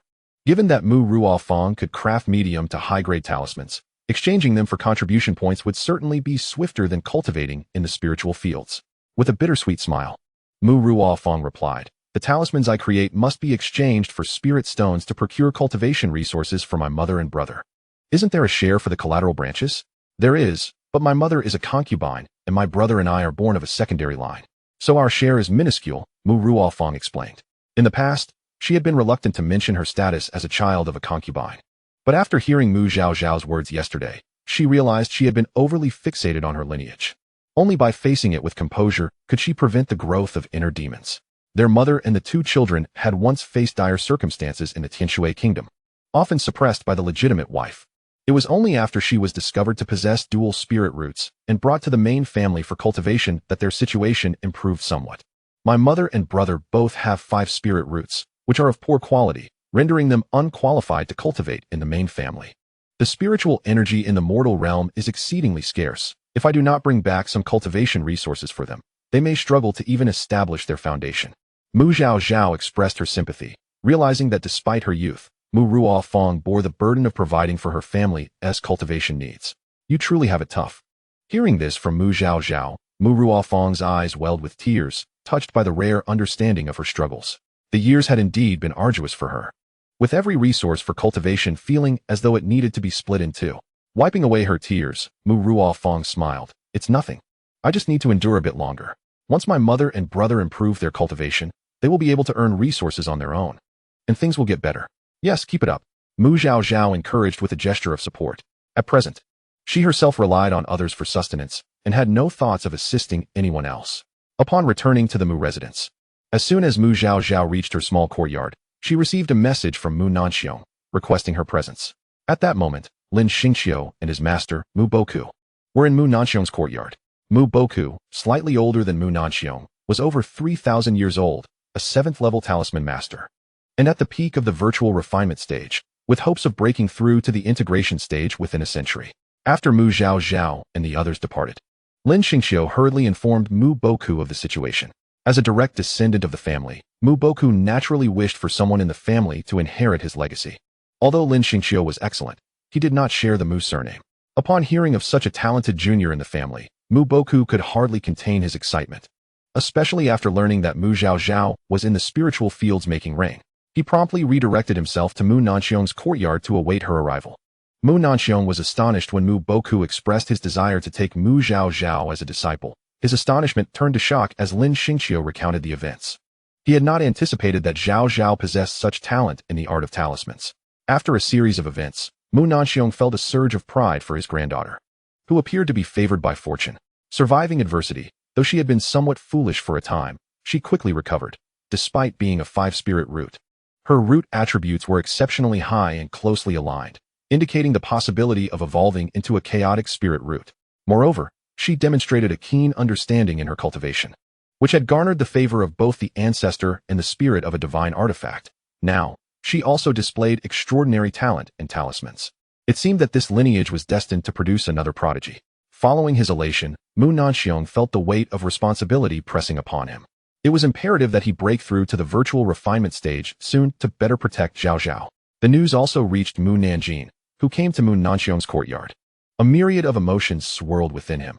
He was delighted that the family had produced a genius, yet felt a pang of sorrow knowing that such a talent might ultimately leave the family. If Zhaozhao were to truly become a chaotic spirit root, she would undoubtedly be sent to the Wanjian sect. However, it was not solely the chaotic spirit root that troubled him. The fact that the child possessed such remarkable talent in the art of talismans was truly disheartening. Mu Nanjing felt as if he had swallowed bitter gall. Yet, he could not bring himself to hinder her potential for the sake of keeping her within the family. Alas, regardless, she is still a Mu. Over the years, the family has never treated her poorly. Even if she does go to the Wanjian sect in the future and can no longer serve the family, she will not turn a blind eye to our family's matters. When Mu Zhaozhao arrived and noticed the presence of others, including Lin Xianxiao, she immediately grasped the situation. Ancestor, family head, great-grandfather, teacher Lin, Mu Zhaozhao approached and greeted each of them respectfully. Mu Boku, pleased by Mu Zhaozhao's composed demeanor, exclaimed, "Excellent, excellent. Zhaozhao, I am your great-uncle, now a 7th-level talisman master. I have heard from Xianxiao that you possess remarkable talent in the art of talismans. Are you willing to take me as your master and study talismans under my guidance?" During his time with Mu Nanxiong, Mu Boku had confirmed that Mu Zhaozhao had only recently encountered talismans. Mu Zhaozhao exchanged a glance with Mu Nanxiong, who gave a slight nod, and then replied, "The junior is willing." With that, she performed a deep bow of respect. "Good, good, good," Mu Boku exclaimed joyfully. "Nanxiong, hurry and pour a cup of spirit tea. I shall partake of the apprenticeship tea right now." Mu Nanxiong prepared a cup of spirit tea, which Mu Zhaozhao accepted, kneeling to perform a formal apprenticeship salute. "Master, please accept my bow." "Excellent." Mu Boku cheerfully accepted the tea and drank it in one gulp. He then produced a storage ring. "Here. This is a token of my apprenticeship gift for you." "Yes, thank you, master." Mu Zhaozhao gratefully accepted, her purse feeling heavier. After she received the storage ring, Mu Boku raised his hand and sent a strand of divine thought into Mu Zhaozhao's brow. Upon completing this, he exclaimed in surprise, "This child has other divine thoughts within her." Mu Nanxiong quickly conveyed an explanation to Mu Boku, who was equally astonished. He had not anticipated that this child had also garnered the favor of the ancestor, indicating that he had taken on an extraordinary disciple. After Mu Boku concluded the apprenticeship ceremony, Lin Xianxiao also presented a storage bag. "Junior sister, this is a welcoming gift from your senior brother." "Thank you, senior brother." Mu Zhaozhao accepted it and bowed to Lin Xianxiao. "There are only the two of you as disciples under me. You must get along well and assist each other." "Yes," both Mu Zhaozhao and Lin Xianxiao replied in unison. This afternoon, she had transitioned from being a student to appear among her senior brothers and sisters. Chapter 27. The junior sister is too short. The disciple has acknowledged you. Mu Boku instructed Lin Xianxiao to take Mu Zhaozhao to familiarize herself with his teachings tomorrow morning before departing. It had been a long time since he had taken on a disciple, and he needed to return and prepare for how to convey lessons that would resonate with his new apprentice. After the other two had taken their leave, Mu Nanxiong looked at Mu Zhaozhao, a multitude of emotions swirling within him, ultimately coalescing into a single statement. "Zhaozhao, your great-grandfather is proud of you. Study diligently under your master. Once I have settled all matters, I shall enter seclusion and strive to break through to the virtual refinement stage as swiftly as possible." With two remarkable younger generations at home, he certainly cannot afford to lag behind. Now that Zhaozhao has taken on an apprenticeship and has someone to look after her, he can rest assured and focus on his seclusion. Indeed, rest assured, great-grandfather, Zhaozhao will diligently study, and by the time you emerge from your retreat, her cultivation will undoubtedly have advanced. Very well, let us, the great-grandfather and granddaughter, strive together. I will personally deliver the items you prepared for your brother to the Wanjian sect tomorrow, leading the way myself. The Mu family sends offerings to the Wanjian sect once every 5 years. In previous years, this task was delegated to other elders. But now that Mu Zhaoyang is at the Wanjian sect, and Mu Zhaozhao has recovered thanks to the medicine requested by the revered Fandiando, it is only fitting that I express my gratitude in person. Very well, Zhaozhao wishes her great-grandfather a smooth journey. After returning from Mu Nanxiong's place, Mu Zhaozhao had dinner, took a bath, and then returned to her room, securing the door behind her. She retrieved the storage ring and storage bag gifted to her by Mu Boken and Lin Xianxiao. It was time for another round of blind box excitement, and Mu Zhaozhao couldn't help but feel a thrill of anticipation. Who knows, perhaps it would be another night of sudden wealth. First, she examined the storage bag given by Lin Xianxiao, which contained various materials required for talisman crafting, assorted beast blood, cinnabar, and talisman paper. Mu Zhaozhao estimated that she wouldn't need to purchase these items for quite some time. Additionally, there were numerous 3rd, 4th, and 5th tier talismans, likely crafted by Lin Xianxiao himself. A considerable amount of spirit stones was also present. She counted a total of 100,000 low-grade spirit stones. Her elder brother is quite generous. Elated, Mu Zhaozhao transferred all the contents into her storage ring. Next, she examined the storage ring given by Mu Boken, which was filled with a plethora of sparkling spirit stones. Mu Zhaozhao gasped in astonishment. There were 100,000 medium-grade spirit stones, which would equate to 1 million low-grade ones. With a smile that crinkled her eyes, she felt as if she had struck it rich. Since her arrival in the cultivation world, she had not earned a single spirit stone on her own. Relying solely on the generosity of her elders, she could easily enjoy a life of ease as a wealthy young lady. Truly, she is fortunate. Although the other items were also precious, Zhaozhao had only recently arrived and did not yet possess an accurate understanding of their value. Spirit stones were the most tangible, which is why seeing them brought her the greatest joy. Beside the pile of spirit stones, there were many materials for talisman crafting, and at the very edge, she found a remarkably elegant wooden box. Upon opening it, she discovered a talisman brush and several jade slips. The talisman brush, with its translucent white body, appeared to be crafted from fine jade. It felt warm to the touch, and its slender design was perfect for a female talisman master. Zhaozhao picked up the jade slip that introduced the talisman brush and delved into her consciousness to examine it. This talisman brush, named Wanyue, is a superior treasure. Forged from the hair of a 5th-tier snow wolf and clear heart bamboo. The snow wolf's hair is known for its durability and excellent ability to conduct spiritual energy, while clear heart bamboo aids in calming the mind, allowing the talisman master to eliminate distractions. With such a talisman brush, the quality of the talismans produced is essentially guaranteed. Zhaozhao cherished this talisman brush and immediately recognized it as her own. In an instant, a connection was established within her consciousness, perhaps due to the bond formed. Zhaozhao felt an overwhelming sense of tranquility when she picked up the brush again. She traced the brush's body, realizing that it was indeed made from clear heart bamboo. She had initially thought it was jade. Carefully placing the Wanyue brush aside, her companion for the foreseeable future, she noted that as a superior treasure, it could accompany her until she reached the 7th-tier talisman master level, which might take several thousand years. Her master, despite being advanced in age, had only just reached the 7th-tier talisman master level. After securing the talisman brush, Zhaozhao turned her attention to the other jade slips, which contained various texts on talismans, such as comprehensive guide to talismans and insights on talisman crafting. After browsing through them, she set them down. She did not intend to study tonight. She had just elevated her cultivation that afternoon and needed to focus on solidifying her progress through diligent practice. Once she had transferred everything into her storage ring, Zhaozhao headed to the training room. Xiaozhao was still asleep, and having consumed all the food placed before it, she quietly added more, depleting her supply of spirit fruits entirely. The family possessed a spirit fruit orchard, so she would inquire at the task hall tomorrow about purchasing some. Having attended to her spirit pet, Zhaozhao settled into a meditative posture to begin her cultivation. After advancing to the 5th layer of qi refinement, her absorption of spiritual energy noticeably accelerated, akin to the effect of consuming a gathering spirit pill. Zhaozhao took out a gathering spirit pill and swallowed it, eager to see how much faster her absorption would be. Instantly, the influx of spiritual energy surged into her body at double the previous rate, and Zhaozhao savored the sensation. If her absorption rate at the 4th layer of qi refinement was 1, then after consuming the gathering spirit pill, it became 2. At the 5th layer, her absorption rate was 2, and after taking the pill, it soared to 4. This indicated that a 2nd-tier superior gathering spirit pill could effectively double her usual absorption rate. Given that this pill was generally administered to Foundation establishment cultivators, Zhaozhao speculated that this should hold true for her as well. Upon further introspection of her dantian, she discovered that her qi si had expanded to twice its previous size. Thus, even with an increased absorption rate, her cultivation advancement was still not significantly faster. Zhaozhao immersed herself in cultivation for the entirety of the night, and as dawn broke the next day, she set off to the spirit fields to tend to the spiritual vegetables with rain and warmth. After completing her tasks, she returned to the family estate and sought out Lin Xianxiao at his residence. In recent years, Mu Boken had spent more time in the clan's territory, where younger members were not permitted to venture without reason. The first time she visited, she was accompanied by Lin Xianxiao, and once she became familiar with the route, she would be able to go on her own in the future. Upon noticing the dew still clinging to Zhaozhao's hair, Lin Xianxiao realized she had been busy in the spirit fields from early morning. He had misjudged her yesterday, thinking her to be rather frivolous. But now he saw her tenacity and diligence.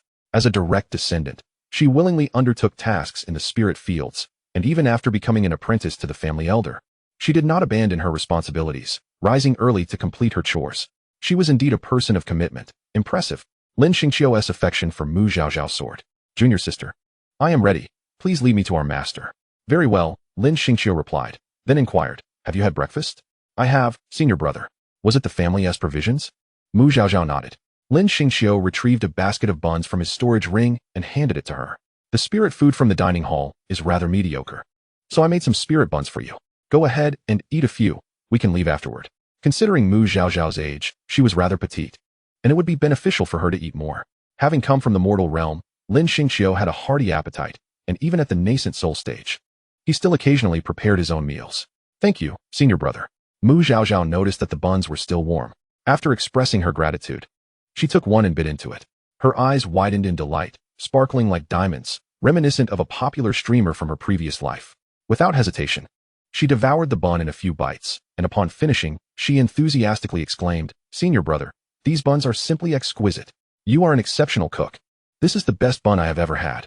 As she praised him, she grabbed another bun and started eating. She had previously thought the dining hall's spirit food was quite good, but compared to these buns, what she had eaten before felt like mere swill. Seeing her reaction, Lin Xingqiu couldn't help but chuckle. "Take your time. No one is going to snatch them from you. There's plenty here. You can keep some in your storage ring to eat whenever you're hungry."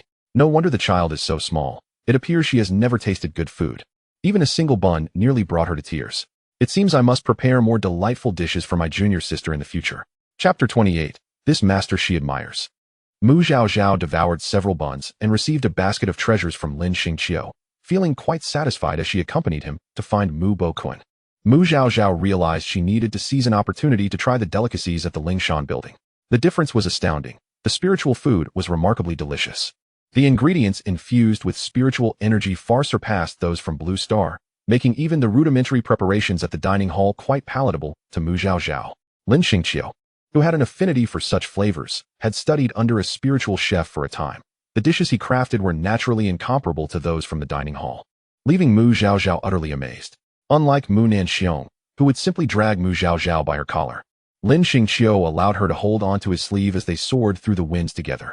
Mu Zhaozhao silently applauded Lin Xingqiu's considerate behavior. Though she was still quite small, being hoisted by the neck would have been rather uncomfortable. The pair quickly arrived at the clan grounds. After exchanging pleasantries with the guardians, they entered. The clan members at the entrance had already heard the news of the new disciple Mu Bokun had taken in. They were surprised to see such a young girl. As soon as the brother and sister arrived, Mu Bokun sensed their presence and waited at the entrance of his cave dwelling, laughing heartily as he greeted them. "Zhaozhao, come. Master will take you to meet your other ancestors." After all, he had finally taken on a disciple. He had to collect some meeting gifts. Although he, in the great ascension and nascent soul stages, could not visit the others, those who were also in the refining void stage could certainly offer their gifts. Seeing his master in such high spirits made Lin Xingqiu want to laugh. He recalled when he first became Mu Bokun's disciple. His master had taken him around to collect meeting gifts in much the same manner. Mu Zhaozhao, unaware of Mu Bokun's intentions, obediently followed him after acknowledging him. They first visited the cave of Ancestor Shi, who was nearby. Before Mu Bokun could knock, the barrier opened of its own accord, inviting them in. After returning the previous night, Mu Bokun had announced to everyone that he had taken on a new apprentice, and they had prepared the meeting gifts, eagerly awaiting his visit. Once inside, Mu Bokun addressed Mu Zhaozhao. "Zhaozhao, this is your ancestor Shi. Quickly pay your respects." "Yes." Mu Zhaozhao performed a grand bow. "Greetings, Ancestor Shi. I am your junior, Mu Zhaozhao." Ancestor Shi nodded approvingly, stating, "What a good child." He then produced a storage bag, which floated toward Mu Zhaozhao, saying, "This is your meeting gift." "Thank you, Ancestor Shi." Mu Zhaozhao received it with great reverence. "Very well, I shall not interrupt your cultivation any longer. I must take her to meet others." With the meeting gift secured, Mu Bokun departed. Next, they visited Ancestor Pong, following the same protocol and collecting another meeting gift before leaving. At this point, Mu Zhaozhao began to understand that her master was indeed taking her around to gather gifts. Her eyes sparkled with delight at the prospect. She found her master quite to her liking.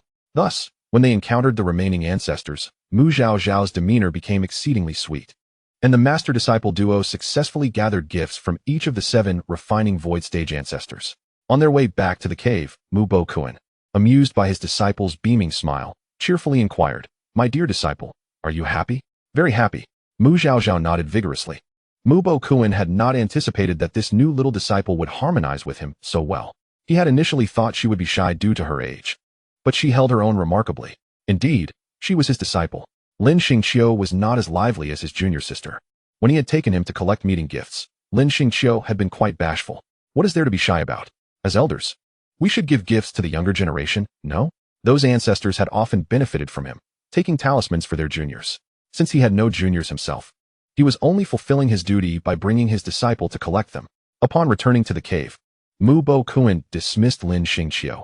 You go attend to your matters. Remember to come back in the evening to fetch your junior sister. Although the basics of talisman crafting were simple, few progressed to higher levels. As one of the few fifth-level talisman masters in the family, Lin Xingqiu was quite busy, needing to cultivate, create talismans for the clan, teach at the inheritance hall, and mentor promising juniors. Master, I can return on my own. There's no need to trouble my senior brother, Mu Zhaozhao quickly interjected. Mu Bo Kuan waved his hand, insisting, for the first day, let your senior brother come to fetch you. It's important to show our respect, so that those with ulterior motives know how much I value this disciple. Understood. After bowing, Lin Xingqiu departed to attend to his duties, while Mu Zhaozhao stayed in the cave to learn from Mu Bo Kuan. The cave dwellings within the clan were all of a similar design, a central hall for receiving guests, a cultivation room on the left, and a bedroom on the right for occasional rest. Though simple and lacking the intricate gardens of the family courtyard, the density of spiritual energy here was incomparable. Mu Zhaozhao felt the atmosphere was even richer than that of the cultivation room she had visited during her initial energy absorption. Mu Bo Kuan set up 2 long tables in the hall, and once Mu Zhaozhao took her seat, he began her lesson. He started with the history of talismans and the current sects in the Yuntian continent. While Mu Zhaozhao had encountered this information in the library, Mu Bo Kuan's detailed and entertaining delivery captivated her completely. In the Yuntian continent, talismans were primarily crafted from paper, with a minority made into talisman plates. Compared to paper talismans, talisman plates required less spiritual energy to activate. Most cultivators in the Qi refining stage could only activate first or second-tier talismans, while a few could manage third-tier ones. Conversely, Qi refining cultivators could activate talisman plates up to the 5th tier. However, talisman plates were challenging to produce, rendering them quite expensive, and usually only the scions of large families possessed a few as protective tokens. After discussing the historical context, Mu Bo Kuan began to elaborate on the types of talismans. This portion was crucial knowledge. Mu Zhaozhao had only drawn the fireball talisman and had limited knowledge of the others. Thus, she took out a small notebook to meticulously record the key points Mu Bo Kuan shared. This lecture continued through the morning. In the afternoon, Mu Bo Kuan instructed Mu Zhaozhao to create talismans on her own, encouraging her to ask questions whenever she was uncertain. He also outlined the course schedule. Classes would be held every 3 days, each lasting about a morning, with the remaining 2.5 days allocated for Mu Zhaozhao to digest and practice. During this time, she could either study in her own space or come to his. This course structure would continue until she mastered all types of talismans. Chapter 29. 100% success rate in talisman crafting. Mu Zhaozhao followed the same approach as the previous day, first practicing the talisman designs until she could draw them flawlessly in one stroke before infusing them with spiritual energy to begin crafting. To minimize the consumption of the talisman brush, she used her own high-quality talisman brush for her initial sketches. Once she became proficient, she then took out the crescent moon brush. Upon using it, Mu Zhaozhao immediately perceived the difference. The crescent moon felt weightless in her hand, as if it were an extension of her own body. Even with an overload of spiritual energy, she felt no discomfort. The strokes flowed smoothly, as if the brush were dancing to her thoughts. Mu Zhaozhao recently learned the Golden Shield talisman. With the crescent moon in hand, she produced a medium-grade talisman upon her first attempt. After crafting 2 or 3 more, she achieved a high-grade quality, and after 6 or 7 more, the talismans she created were of exquisite quality. Mu Bo Kuan, observing from the adjacent training room with his spiritual awareness, nodded silently. Indeed, she possessed a remarkable talent. Having produced just a handful of talismans, she had already reached the level of exquisite quality. While part of this success could be attributed to the quality of the talisman brush, it was ultimately her own capabilities that mattered. After crafting over 30 talismans and mastering the Golden Shield talisman, Mu Zhaozhao finally set down her brush. In total, she created 32 talismans, 3 of medium quality, 9 of high quality, and 20 of exquisite quality, with a flawless success rate of 100. The rate for exquisite talismans reached an impressive 60%. Mu Bo Kuan was astonished. Although first-tier talismans are typically the easiest to create, he had never achieved a 100 success rate in his youth, let alone produced such a quantity of exquisite quality talismans. If Zhaozhao had been studying for a while, it would be understandable, but the truth was, she had crafted these talismans for the very first time today. It seemed that the Mu family had a promising successor. After putting down her brush, Mu Zhaozhao sat in meditation to replenish her depleted spiritual energy, preparing to learn the next talisman. After approximately half an hour of meditation, she concluded her practice and readied herself to learn the Thunderstorm talisman. The talismans she was currently studying were among the most frequently used by cultivators. However, since Mu Zhaozhao lacked a thunder spiritual root and thus had no inherent thunder-type spiritual energy. She had to use cinnabar mixed with the blood of thunder attribute spiritual beasts during her crafting.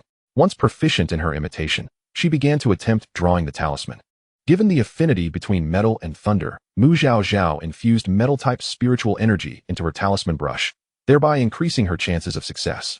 This is why it is said that having multiple spiritual roots as a talisman master is advantageous, as it allows for the crafting of a greater variety of talismans.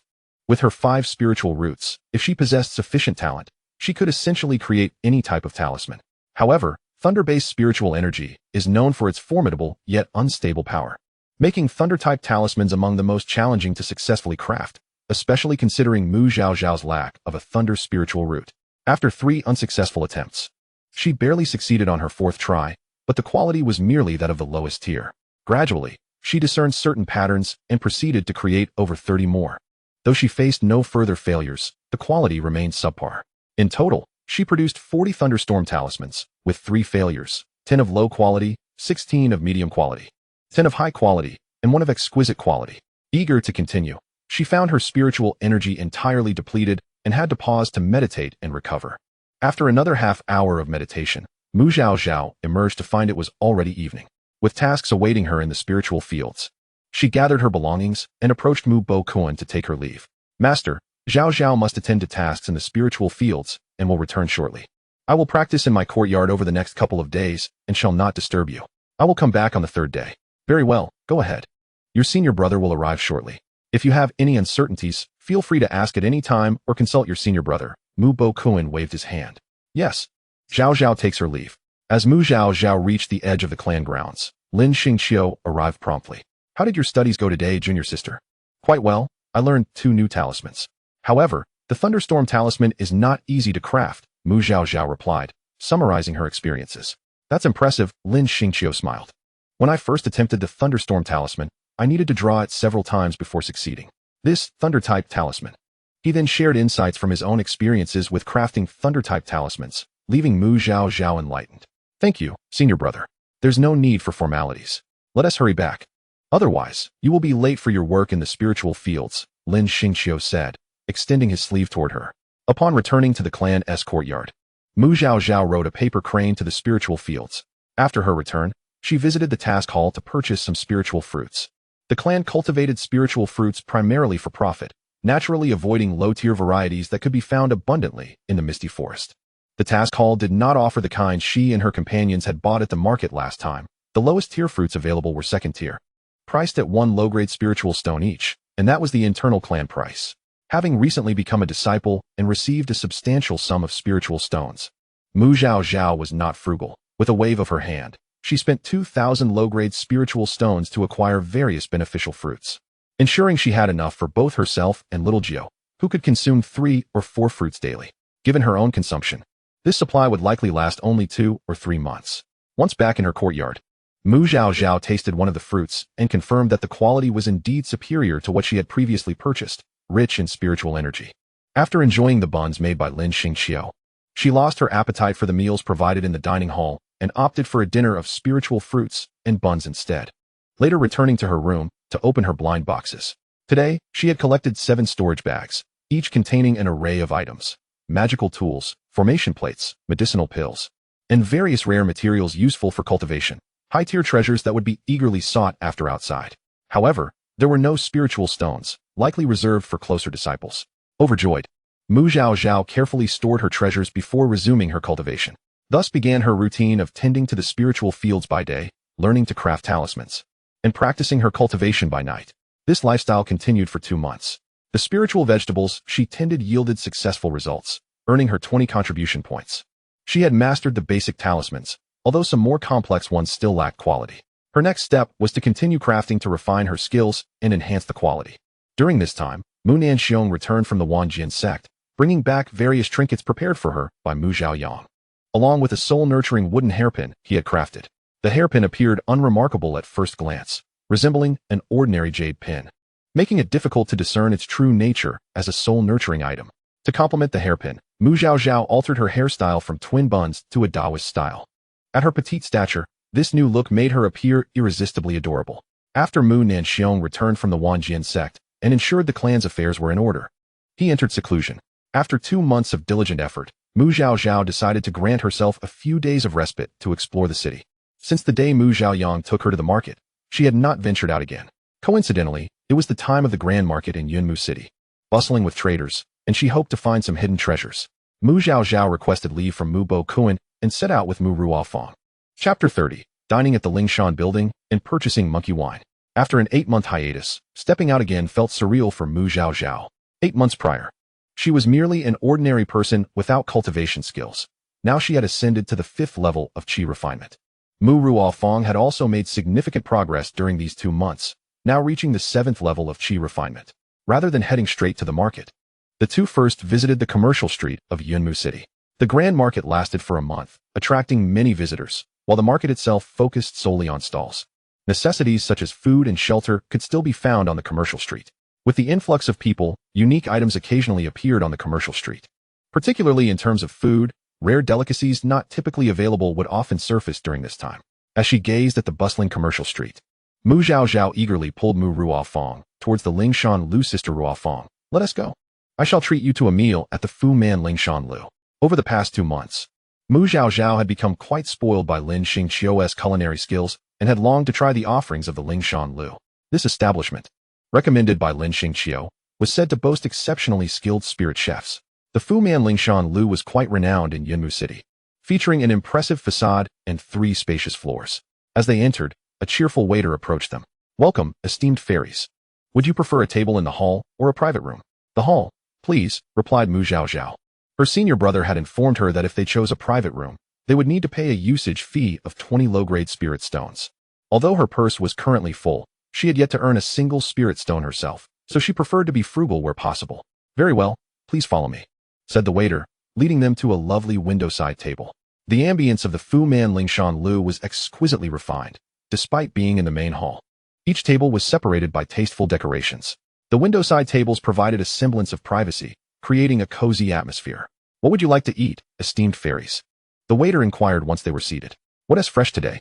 Mu Zhaozhao asked. You are in for a treat. This morning, we received a rare snow deer. The meat is incredibly tender and carries a delicate fragrance akin to fresh snow, making it the finest among spirit beast meats. However, it is quite rare, as snow deer are found in the far northern ice plains, and it is uncommon to find one in a city like Yunmu, the waiter explained. All right, we shall have a portion of the grilled snow deer meat, Mu Zhaozhao decided. Excellent choice. The waiter beamed, knowing the snow deer would not come cheap. Additionally, I would like an herbal stew with wind rabbits, a grilled flame pork chop, a sauced green wind beef, and a braised spirit vegetable and meat gravy, she added, ordering 4 more dishes, all of which were Lin Xingqiu's recommended specialties. Understood. Please wait a moment, the waiter replied with a smile as he departed. Pleasantly surprised at the young fairy's discerning palate, as all the dishes she ordered were the chef's signature items. Zhaozhao, do you think we've ordered too much? Mu Ruofang, also experiencing such a place for the first time, felt a bit overwhelmed. The prices of these spirit dishes were not insignificant. Not at all. If we can't finish, we can take the leftovers with us. I have someone to share with, Mu Zhaozhao reassured her, pulling out a small creature from her spirit beast bag. The little creature, a small chirping bird, had grown quite a bit over the past 2 months and no longer slept all the time. Its feathers had lengthened, giving it a somewhat chicken-like appearance. After surveying its surroundings with curiosity, it perched comfortably on the stool next to Mu Zhaozhao. At this hour, the restaurant was not overly crowded, and the food arrived promptly. Just the presentation of the dishes surpassed that of her family's dining hall, and as the enticing aromas wafted towards her, Mu Zhaozhao couldn't help but drool. Even the little bird stared wide-eyed, chirping excitedly. Once the waiter had left, Mu Zhaozhao encouraged Mu Ruofang to dig in, and she also set a large plate in front of the little bird, distributing some of each dish for it to peck at. This was Mu Ruofang's first experience with such delectable spirit cuisine, and she was too enraptured to bother with niceties, diving into the feast with gusto. Aside from the snow deer meat, the portions of the other meats were quite generous, leaving the 2 girls and the bird with pleasantly full bellies. After they finished, Mu Zhaozhao called the waiter to settle the bill. The meal had cost a total of 1,000 low-grade spirit stones, with the snow deer meat accounting for half the expense. Thus, while the food was indeed delicious, it was also quite pricey. However, indulging occasionally was acceptable. Thinking of Lin Xingqiu's fondness for good food, Mu Zhaozhao spent another 1,000 spirit stones to have 2 portions of grilled snow deer meat packed to take home, one for her senior brother and one for her master. As they exited the Lingshan Lu, Mu Zhaozhao contemplated where to explore next when a commotion ahead caught her attention. Two middle-aged cultivators swiftly passed by them, seemingly drawn to some treasure that had manifested ahead. Curious, Mu Zhaozhao approached a fellow cultivator who was also heading that way and inquired, "Excuse me, fellow immortal. What is happening up ahead? The spirit wine shop has just received a batch of 50-year-aged monkey wine, and everyone is rushing to purchase it." The man replied, quickening his pace towards the source of excitement. Mu Zhaozhao's eyes lit up at this news. Her master adored fine wine, and with the grilled snow deer meat packed away, it would be remiss not to have wine to accompany it. "Quickly, Ruofeng. Let us go see if we can buy some," she exclaimed, grabbing Mu Ruofeng's hand and applying a top-tier speed talisman to both of them. And they dashed off. Upon their arrival, the shopkeeper was organizing the crowd into a queue. "Dear friends, please remain calm. Our owner has stipulated that in order to ensure everyone can enjoy the exquisite monkey wine, there will be a purchase limit of 2 jars per person. Each person is limited to 2 jars. No exceeding this limit. There is ample supply of this batch, so there is no need to rush. Please form an orderly line." Mu Zhaozhao tugged Mu Ruofeng to quickly join the end of the line. When the shopkeeper noticed the small girl at the back of the queue, he promptly called out, "Little fairy, the 50-year-aged monkey wine is rich in spiritual energy and not suitable for your consumption." Mu Zhaozhao clasped her hands in gratitude. "Thank you for the reminder, shopkeeper. I do not intend to drink it myself. It is a gift from my elders." "Ah, very well. Just remember, you two must not drink it yourselves," the shopkeeper reiterated, ensuring they understood the gravity of the situation to avoid any mishaps that could lead to trouble for the shop. Once the shopkeeper returned inside, the sale of the monkey wine commenced. The attendants had prepared the wine in advance, swiftly exchanging jars for spirit stones, and before long, it was Mu Zhaozhao and Mu Ruofeng's turn. The monkey wine was priced at 20 medium-grade spirit stones per jar. Since there were 2 of them, they were allowed to purchase 4 jars. After settling the payment, Mu Zhaozhao stored the wine in her storage ring. She planned to gift 1 jar each to her master and senior brother, with the remaining 2 jars reserved for her ancestors, Grandmaster Mu Mao and her great-grandfather. Upon their emergence from seclusion. Chapter 31, The Mysterious Jade Slip. After acquiring the monkey wine, the two continued their exploration of the commercial street. Mu Ruofeng had visited a few years prior, but for Mu Zhaozhao, this was her first experience. And they felt like Lu Lao stepping into the Grand View Garden, gazing and wandering about in wonder. Mu Zhaozhao took particular interest in shops specializing in talismans, array formations, elixirs, and magical artifacts, gathering some insights into their prices. The art of talisman crafting was relatively accessible. Many cultivators could draw first and second-tier talismans themselves, making these lower-tier talismans quite affordable compared to the other 3 arts. A first-tier talisman, of low-grade quality, could be purchased for 1 low-grade spirit stone for 2, a medium-grade one for 1 low-grade spirit stone each, a high-grade one for 3 low-grade spirit stones, and a top-tier one for 10 low-grade spirit stones. For second-tier talismans, a low-grade one cost 10 spirit stones, a medium-grade one cost 20, a high-grade one cost 50, and a top-tier one cost 100 spirit stones. Naturally, rarer and more difficult talismans would be slightly more expensive than these base prices. Additionally, the unique talismans from the Zhaozhao family tended to be about 50 spirit stones pricier than those ordinary talismans. Talismans only began to see a price increase from the 3rd tier onward, with each subsequent tier typically costing 10 to 15 times more than the previous one. After this comparison, Mu Zhaozhao concluded that among the 4 arts, it was indeed the alchemists who tended to be the wealthiest. For instance, a first-tier low-grade gathering spirit pill cost 20 spirit stones each, comparable to a second-tier medium-grade talisman.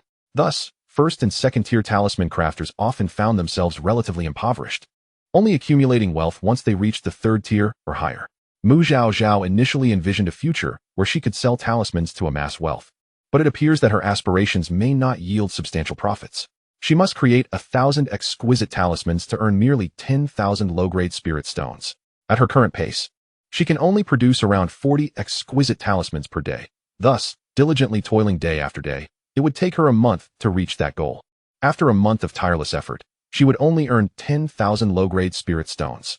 Fortunately, the medicinal pills, magical tools, and other cultivation resources she currently employs were gifted by her elders.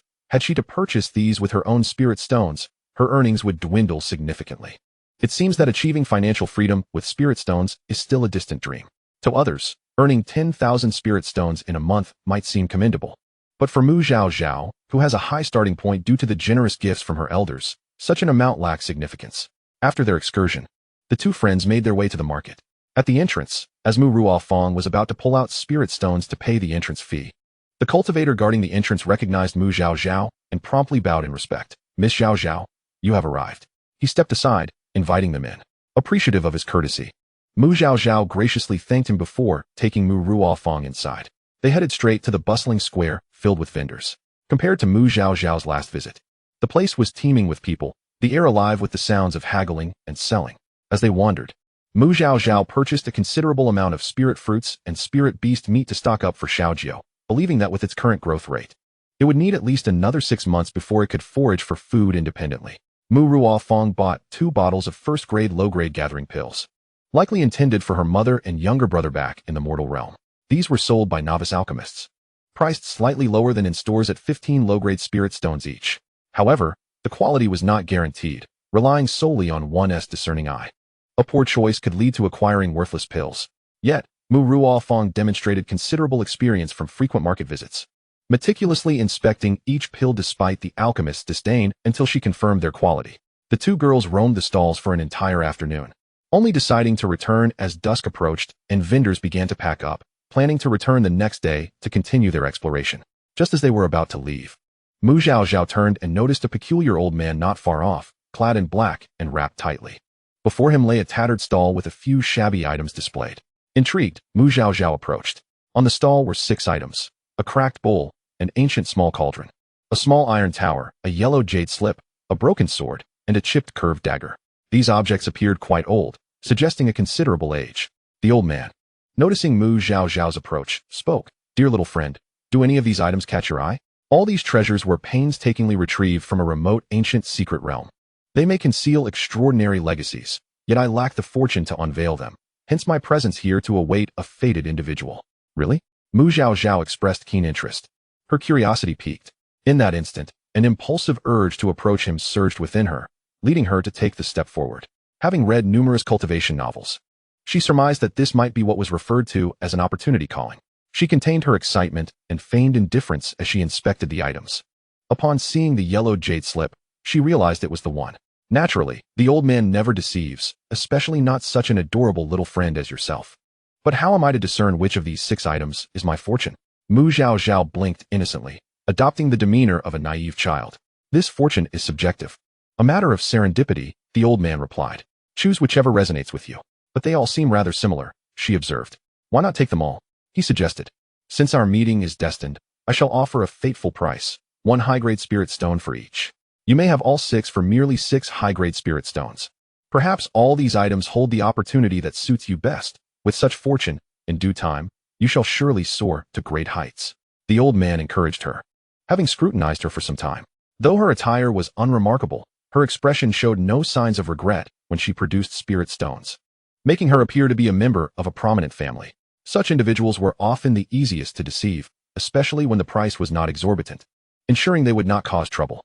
Mu Ruofeng gasped upon hearing the price of 1 high-grade spirit stone per item, grabbing Mu Zhaozhao's hand.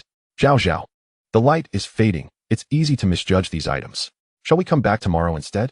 She hesitated to explicitly suggest that the old man might be a fraud, fearing that he might retaliate against them once they left the market. Judging by his aura, his cultivation level seemed to be at least in the golden core stage, far beyond her ability to confront. All right, let us return tomorrow, Mu Zhaozhao acquiesced.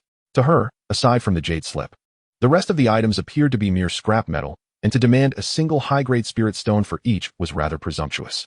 Ah, little friend. Today is my last day at this stall. I shall not return tomorrow. Since you've come this far, are you certain you wish to let this opportunity slip away?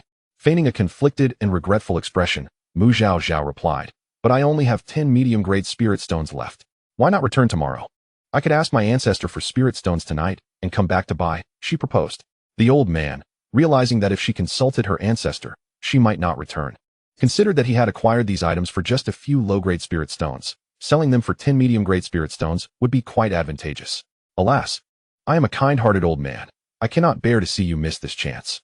10 medium-grade spirit stones shall suffice. Let us forge a bond of goodwill. Mu Zhaozhao feigned surprise, covering her storage bag. Why such a rapid price drop? You aren't trying to deceive me, are you? Oh dear little friend. Such words cannot be spoken. I, the old man, would never deceive you. I can swear by my heart that these items are indeed from an ancient secret realm. As for whether they contain any fortune, that remains uncertain. Fortune is always a matter of personal destiny. Mu Zhaozhao appeared deeply conflicted, her grip on her storage bag loosening and tightening. Ultimately, she retrieved 10 medium-grade spirit stones and handed them over. Very well, let us give it a try. The old man grinned, accepting the spirit stones with glee, and Mu Ruofeng was too late to intervene. He then gathered the corners of the cloth and handed the bundle to Mu Zhaozhao. Dear little friend, with your exceptional grace, you are destined to uncover your fortune. Then may your words bring good luck, Mu Zhaozhao replied, placing the items in her storage ring and pulling Mu Ruofeng away. As they walked, Mu Ruofeng regarded Mu Zhaozhao, torn between speaking up and remaining silent. She feared that speaking might hurt Zhaozhao's tender heart. Yet remaining silent might lead to her being deceived again in the future. Chapter 32. The Ancient Talisman Legacy. Just as Mu Ruofeng grappled with how to address the situation, others spoke up on her behalf. Two passers-by, perhaps intending to caution Mu Zhaozhao, raised their voices as they walked by. Have you heard about Oldly? How many times has he tricked those innocent little girls? With that heap of junk, not even worth 2 low-grade spirit stones, he still dares to demand 1 high-grade spirit stone for each. In the end, he managed to sell them for 10 medium-grade spirit stones. There's nothing to be done. He has a knack for the underhanded, able to charm hearts into believing they've stumbled upon a treasure and encountered a stroke of luck. Fortune is not easily attained. If it were that simple, those who manage the marketplace would have long ascended. Alas, I cannot abide his constant deceit of the innocent children. His dubious tricks are only effective on the young. Let him try to ensnare someone older, and we shall see how well he fares. As I pondered this, I gradually distanced myself. Mu Zhaozhao, so she was deceived? This was not a summons of opportunity, but rather a victim of someone else's sorcery? Mu Zhaozhao felt an urge to cover her face. Truly a case of being thwarted before one could even begin. In truth, the ruse was so blatant. How could she have fallen for it? It was nothing but her inflated sense of self-worth. She fancied herself a potential vessel of chaotic spirit roots, endowed with some talent and talismans, and subconsciously believed herself to be someone of significance. Yet, in reality, she was merely a character who had not even been named, a bug destined for demise. How could she dare to hope for opportunities akin to those of the protagonists in such a place? It seems that the recent string of successes had caused her to become a bit too airy. Mu Zhaozhao felt a sudden deflation, her spirits plummeting. Mu Ruofeng had initially intended to express gratitude to the 2 valiant souls from earlier, but upon witnessing Mu Zhaozhao's demeanor, her heart ached with sympathy. Zhaozhao, you have been sheltered within our family and are unfamiliar with the treachery of the outside world. It is quite normal to be deceived once. Consider it a lesson learned for the future. I too, during my first venture to purchase elixirs, ended up with a few worthless ones. I was brought to tears in my frustration, but later I realized it was merely a lesson for myself, a reminder that the path of cultivation is fraught with unexpected challenges, and one must remain vigilant. Fortunately, the loss was not substantial. If it bothers you, when we return, you can tell your great-grandfather, and next time you encounter that man, you can give him a good thrashing. Mu Ruofeng paused, recalling how the old man had been completely covered up. They had not truly seen his face. Perhaps his appearance was merely a disguise, and he was actually a youth. Mu Zhaozhao waved her hand dismissively. It's fine. Consider it a lesson learned. I must remind myself not to become too carried away. Although Mu Ruofeng was not entirely sure what carried away meant, she could guess its implication and replied, yes. It is good that you can come to terms with it. The path of cultivation is long and arduous. Anything can happen. We can learn from this misfortune without dwelling on it too much, lest we invite inner demons. All right, I understand. Thank you, Ruofeng. No need for thanks. As they conversed, they reached the exit of the marketplace. Once outside, the management of the marketplace would no longer be responsible for their safety. The sky was beginning to darken, and to avoid being targeted as children to be robbed, they took out the family token of the Mu family and hung it around their necks. Yunmu City is the territory of the Mu family, and ordinary people dare not provoke them. As night fell and the paper crane moved slowly, Mu Zhaozhao took out her flying artifact, and together with Mu Ruofeng, they headed back to the family estate. This flying artifact was not the one Mu Zhaoyang had gifted her. It was a high-grade spiritual tool given to her by a certain ancestor during a meeting she attended with Mu Boquan. It resembled a small boat and could comfortably seat over 10 individuals when expanded to its fullest size. Upon returning to the family estate, the two went their separate ways to their own courtyards. After dinner and washing up, Mu Zhaozhao initially intended to continue her cultivation, but the more she thought about it, the more unsettled she became, fearing that her unbalanced mindset would affect her practice. She resolved to rest for the night and sleep well, promising herself that everything would be different upon waking the next day. Lying in bed, she released Zhaozhao to keep her company. Zhaozhao, do you think my aptitude qualifies me as a prodigy? In truth, I should have perished, yet for reasons unknown. I am still alive. Perhaps it is because I have read too many novels and mistakenly believe that my situation, even if not that of the protagonist, is akin to a second or third female lead. I have overestimated myself. Otherwise, I would not have fallen for such an obvious scam. Although 10 low-grade spirit stones are not a considerable loss, it has wounded my pride and forced me to confront reality. Zhaozhao, though unable to fully comprehend her words, offered comforting chirps to ease her distress. Its owner was usually vibrant and full of life, but seeing her in this state, it too felt a pang of sympathy. After conversing with Zhaozhao, Zhaozhao, still somewhat unwilling to concede, got up to retrieve the 6 items. One by one, she examined them with her divine sense. And after attempting to bond with them through blood, she ultimately found no response and slumped despondently at the table. Alas, Zhaozhao, I have indeed been deceived. After lying there for a while, Zhaozhao mustered her spirits. In the world of cultivation, one must endure hardships. So be it. If I have been deceived, then so be it. Even the mighty sometimes misjudge. Having recognized reality, she resolved to persevere. Who says that a minor character cannot have their moment of glory? Zhaozhao, do you agree? Chirp. Zhaozhao patted Zhaozhao's head, evidently in agreement. Very well, let us indulge tonight and resume our efforts come morning. As she spoke, she returned the items to her storage bag, keeping them as a reminder for herself, then embraced Zhaozhao and settled back into bed. Just as she lay down, Zhaozhao felt a vibration from her storage ring. Upon inspection, she found it to be the token from the library spirit. Puzzled, she heard the spirit's voice emanating from the token. Little one, come to the library. Sure, since I can't sleep anyway, it would be nice to chat with the spirit. Zhaozhao rose, stowed Zhaozhao in the beast bag, and made her way to the library. Upon entering, she was enveloped in a blinding white light. And when she regained her senses, she found herself in a lavishly decorated room. The spirit reclined on a couch, exuding a carefree and unrestrained demeanor. Why has this little one not visited the library in so long? Zhaozhao bowed respectfully, replying, Esteemed spirit, I have been studying talismans, and thus have not visited the library. How is your study progressing? It is satisfactory. Oh, what troubles you? You seem to lack your usual vigor. The study of the 4 arts depends largely on talent. If you lack aptitude in talismans, it's best to redirect your efforts elsewhere, rather than stubbornly persevere. I do possess some talent in talismans, which is not the reason for my current predicament. Then what is the matter? After a moment's thought, Zhaozhao recounted her experience of being deceived. The spirit burst into laughter upon hearing it. Ah, little one, you certainly have a measure of confidence. However, you possess a streak of fortune. Not everyone can catch my eye. Zhaozhao, you are quite confident yourself, or perhaps a tad narcissistic, to praise yourself so. Show me what you have. The spirit extended a hand. Zhaozhao resigned herself to revealing her items, bracing for the spirit's mockery. The spirit first examined the broken sword, then tossed it aside dismissively. Worthless scrap. The bent knife met the same fate, just junk. The broken bowl, small cauldron, and iron tower were dismissed with a flick of the sleeve, useless trinkets. Finally, the spirit picked up the jade slip, initially inclined to discard it as well. Yet, at the moment of release, it suddenly halted, scrutinizing it carefully. After a moment, the spirit began to draw and mark upon the jade slip. Once it finished, the slip trembled and shed its dull yellow hue, transforming into a translucent, pearly white. As the jade slip changed, the light in Zhaozhao's eyes sparkled with equal brilliance, reflecting the jade slip's newfound clarity. The spirit artifact returned the jade slip to Zhaozhao, saying, You, little one, are indeed somewhat fortunate. This jade slip contains an ancient talisman inheritance, sealed with prohibitions. Were it not for my presence, I fear no one in this Yuntian continent would have been able to decipher it. Chapter 33, Gu Qingyin. Zhaozhao accepted the jade slip, her eyes narrowing into crescent moons as she bowed deeply to the spirit artifact, exclaiming, Thank you, esteemed spirit. She had always believed that, given her good fortune, it was implausible for her to be deceived. In an instant, she felt a renewed sense of capability.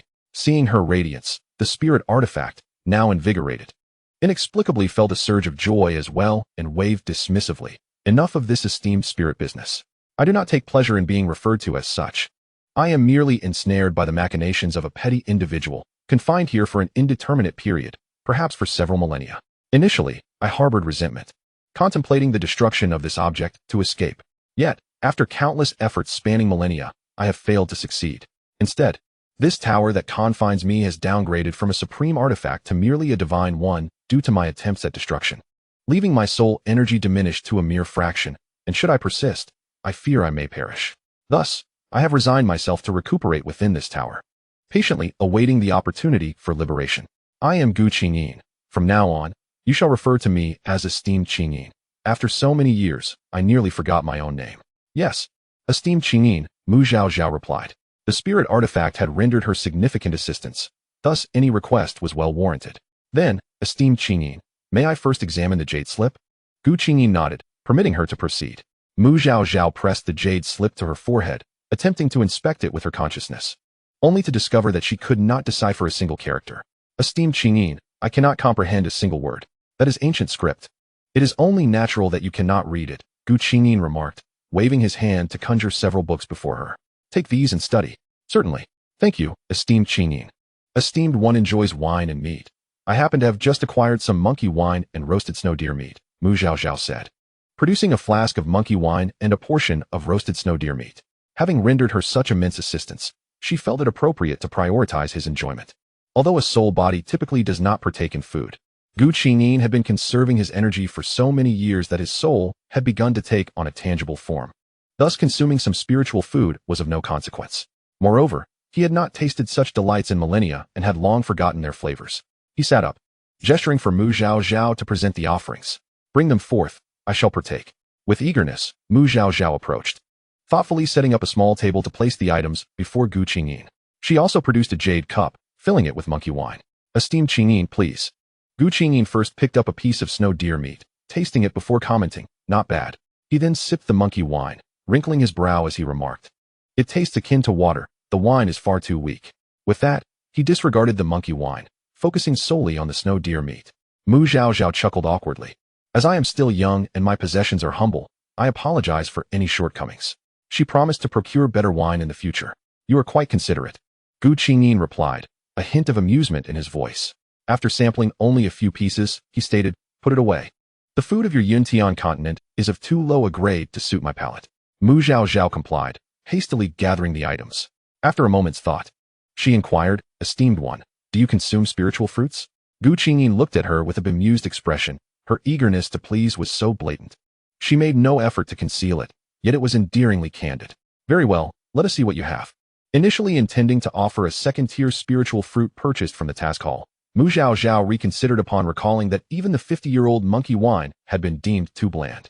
With resolve, she retrieved the sole fruit gifted to her by Mu Zhaoyang. She had consumed only 5 of the 10 remaining pieces. Gu Qingyin plucked one fruit and tossed it into his mouth. Upon swallowing, he felt a mild sense of comfort within his soul, prompting him to reach for another. After consuming 3, he instructed, should you come across more of these fruits, purchase them for me. This soul fruit had some benefit for the restoration of his soul. Albeit minimal, nonetheless, it was better than nothing. All other treasures capable of mending his soul had been exhausted, leaving only the soul-nurturing wooden bed as a meager refuge. I am more than willing to serve you, esteemed one, but alas, my youth renders me incapable of earning spirit stones, and these soul fruits are exceedingly costly. What I possess were gifted to me by my elder brother, depleting his years of savings. Gu Qingyin raised his hand, stating, when I instruct you to procure items, rest assured, I will not require you to spend spirit stones. He then produced a storage ring, saying, take this. Once you have exhausted its contents, inform me. Not only for these soul fruits, but should you find any other treasures that nurture or repair the soul, acquire those from me as well. Do not fret about expenditures. A single item from my collection could easily procure dozens of treasures in Yunmu City. Mu Zhaozhao was left speechless yet nodded in acquiescence. Very well. You may keep those fruits. Take whatever spirit stones you require from within. Mu Zhaozhao hastily waved her hand, stating that the fruits were her offering and she would not accept spirit stones from him. Gu Qingyin chuckled lightly. Then I shall graciously accept them. You may remain here to study. Should you have any uncertainties, feel free to inquire. With that, Gu Qingyin stored the box containing the soul fruits and reclined against the bed, feigning sleep. Understood, Mu Zhaozhao replied, retreating to the book table to sit cross-legged.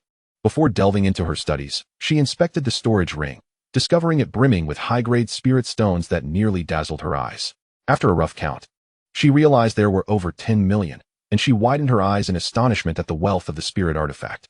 Afterward, Mu Zhaozhao tucked the storage ring away, reminding herself that the spirit artifact had entrusted it to her for purchasing items, not for her personal use, and thus there was no need for excitement. She opened the books that Gu Qingyin had provided, noting that the pages were crafted from a special beast hide, somewhat yellowed, likely due to their age. Comparing the ancient script to contemporary characters, she began to decipher and learn earnestly. When she encountered insurmountable challenges, she would consult Gu Qingyin. This study persisted for an entire night, and as Mu Zhaozhao glimpsed the dawn's early light through her window, she remembered her appointment with Mu Ruofeng to visit the market. Hastily, she sent a communication talisman informing her that she would be studying in the library and would not be going out. Upon receiving the message, Mu Ruofeng assumed that Mu Zhaozhao was disheartened by the previous day's deception and sent comforting words, encouraging her to focus on her studies without dwelling too heavily on the matter. The ancient script was exceedingly complex and obscure. After an entire night, Mu Zhaozhao had only managed to learn 20 to 30 characters. Glancing at the thick tome, she estimated it would take her at least 10 days to master it. Thus, she sent another communication talisman to Mu Bokuan, requesting an extended leave from the library to continue her studies. Mu Bokuan, pleased with his diligent pupil's thirst for knowledge, readily acquiesced. He had initially thought that mastering so many foundational talismans would take at least half a year, but to his surprise, his young disciple completed it in just 2 months. Consequently, he permitted her additional days of rest, believing that immersing herself in literature and shifting her mindset would be immensely beneficial. Chapter 34. As she intercepted the protagonist's fortune, Mu Zhaozhao diligently studied for over half a month, finally mastering the ancient script. Fearing forgetfulness, she even compiled a dictionary for her reference. Having completed her studies, she eagerly turned her attention to the talisman inheritance, immersing herself in translation and study for another 3 to 4 days. Upon finishing her reading, Mu Zhaozhao felt somewhat disoriented. Why did this talisman inheritance seem so eerily familiar? Within the tome, there was a protagonist named Zhuan Yao, a direct descendant of the Zhuan family, who formed a deep bond with Mu Zhaoyang during their resistance against foreign adversaries, leading them to become close friends.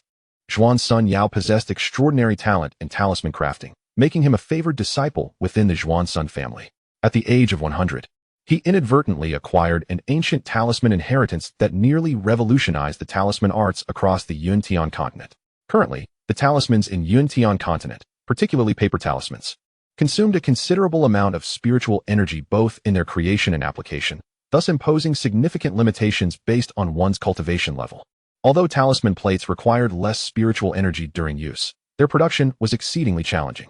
Consequently, the talisman arts were not particularly thriving in Yuntian continent. After all, the purpose of utilizing external items was to conserve spiritual energy and preserve life. If these items failed to achieve either effectively, they became rather impractical. Over time, the talisman arts gradually waned. However, the talisman inheritance obtained by Zhuan Yao perfectly addressed this issue. The activation of paper talismans no longer demanded an excessive amount of spiritual energy. Even practitioners in the Qi refinement stage could invoke 5th-tier paper talismans. The same applied to talisman crafting. Previously, practitioners in the Qi refinement stage could generally only create 1st-tier talismans, with a select few gifted individuals in the later stages managing to craft 2nd-tier ones. Yet, the methods contained within this talisman inheritance required minimal spiritual energy, allowing Qi refinement practitioners to possess sufficient energy to produce 2nd-tier talismans. With diligent practice, most talisman masters could attain 2nd-tier status during the Qi refinement stage, while a handful of exceptionally talented individuals could even reach 3rd-tier mastery. Talisman crafting was no longer perpetually constrained by cultivation levels. Moreover, Zhuan Yao was remarkably selfless. Upon mastering this talisman crafting technique, he generously shared the inheritance, enabling talisman masters throughout the continent to learn from it. As a result, Zhuan Yao and the Zhuan family garnered immense prestige across the Yuntian continent. Now, as Mu Zhaozhao examined this talisman inheritance, it increasingly resembled the one Zhuan Yao had acquired. The methods and applications for crafting talismans mentioned within seemed to align almost perfectly with those described in the book. Mu Zhaozhao felt a wave of confusion wash over her. What was happening? How had she come to possess the protagonist's fortune? She had always admired the main character in the book and had never considered leveraging her foreknowledge of the plot to seize their opportunities. Now, the ancient talisman inheritance was likely the very one obtained by Zhuan Yao. The more she pondered, the more unsettled she became.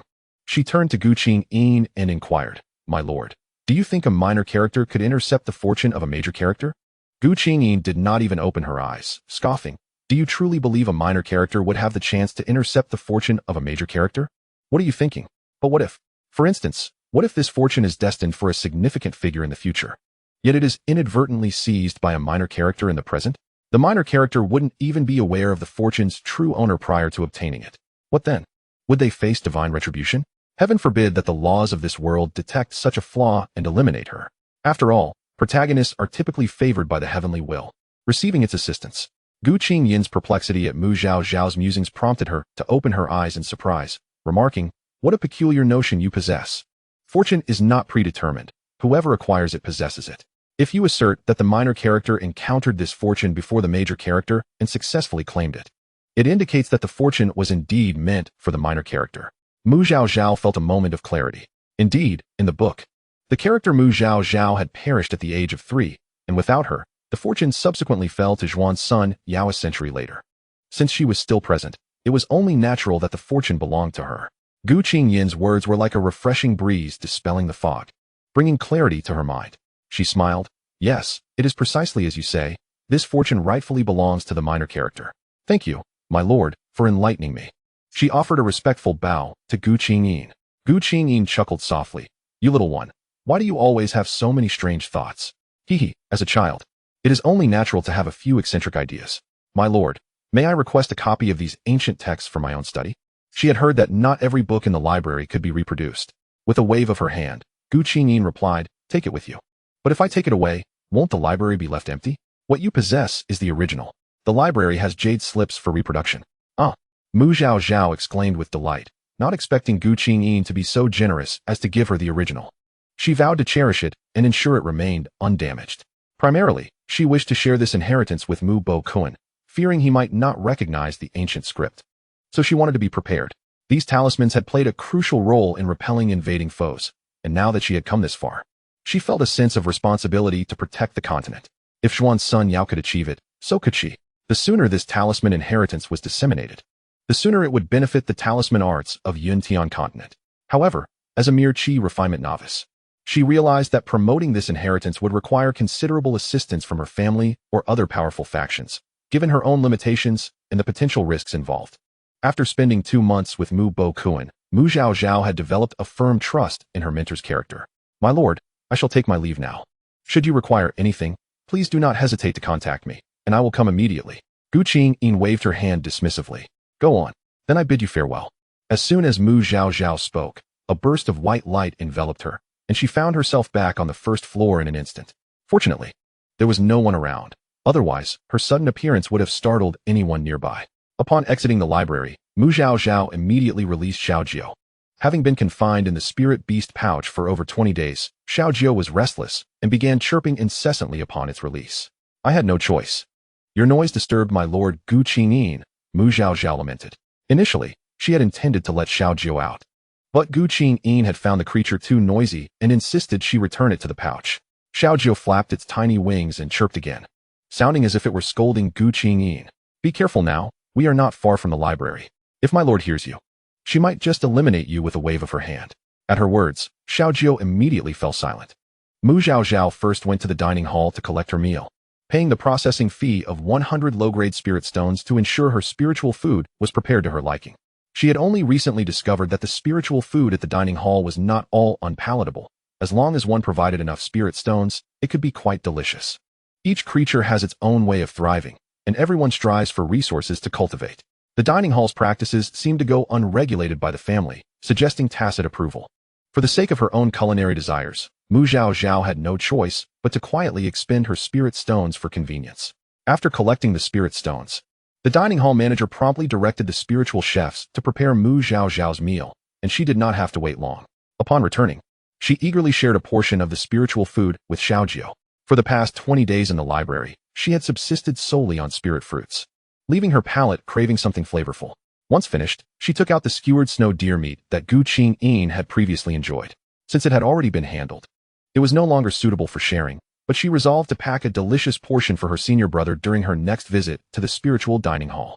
After her meal, Mu Zhaozhao washed up and then mounted her paper crane to head to the family estate.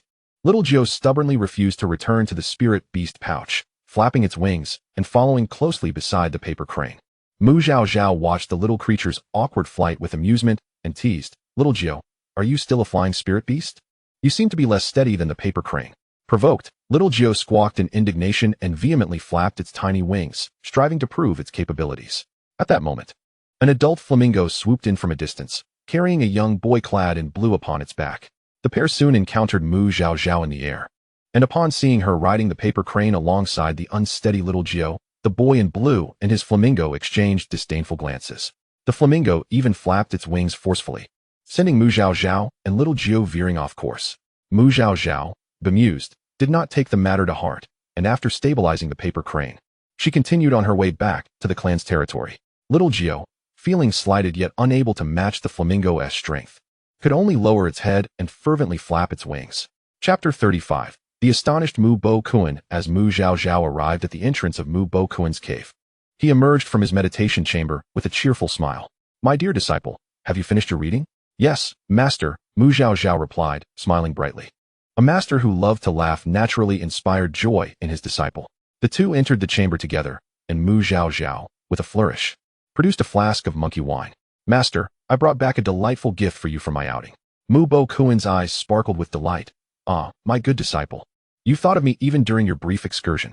He eagerly took the wine flask, uncorked it, and inhaled deeply. His spirits lifted. Monkey wine. Without hesitation, he took a sip. Although it was of a slightly younger vintage, it was a token of his disciple's first filial offering, and he savored it with great care. "Master, what do you think? Is it acceptable?" "Of course. How could anything my dear disciple brings be anything less than exquisite? Monkey wine is rare, and a 50-year-old vintage is even more precious. You must have put in considerable effort to procure it." Zhaozhao blushed slightly. "Oh, it was merely a fortunate encounter." "That may be, but it speaks to your thoughtfulness. Had it been your senior brother, he likely would have forgotten altogether," Lin Xingqiu interjected.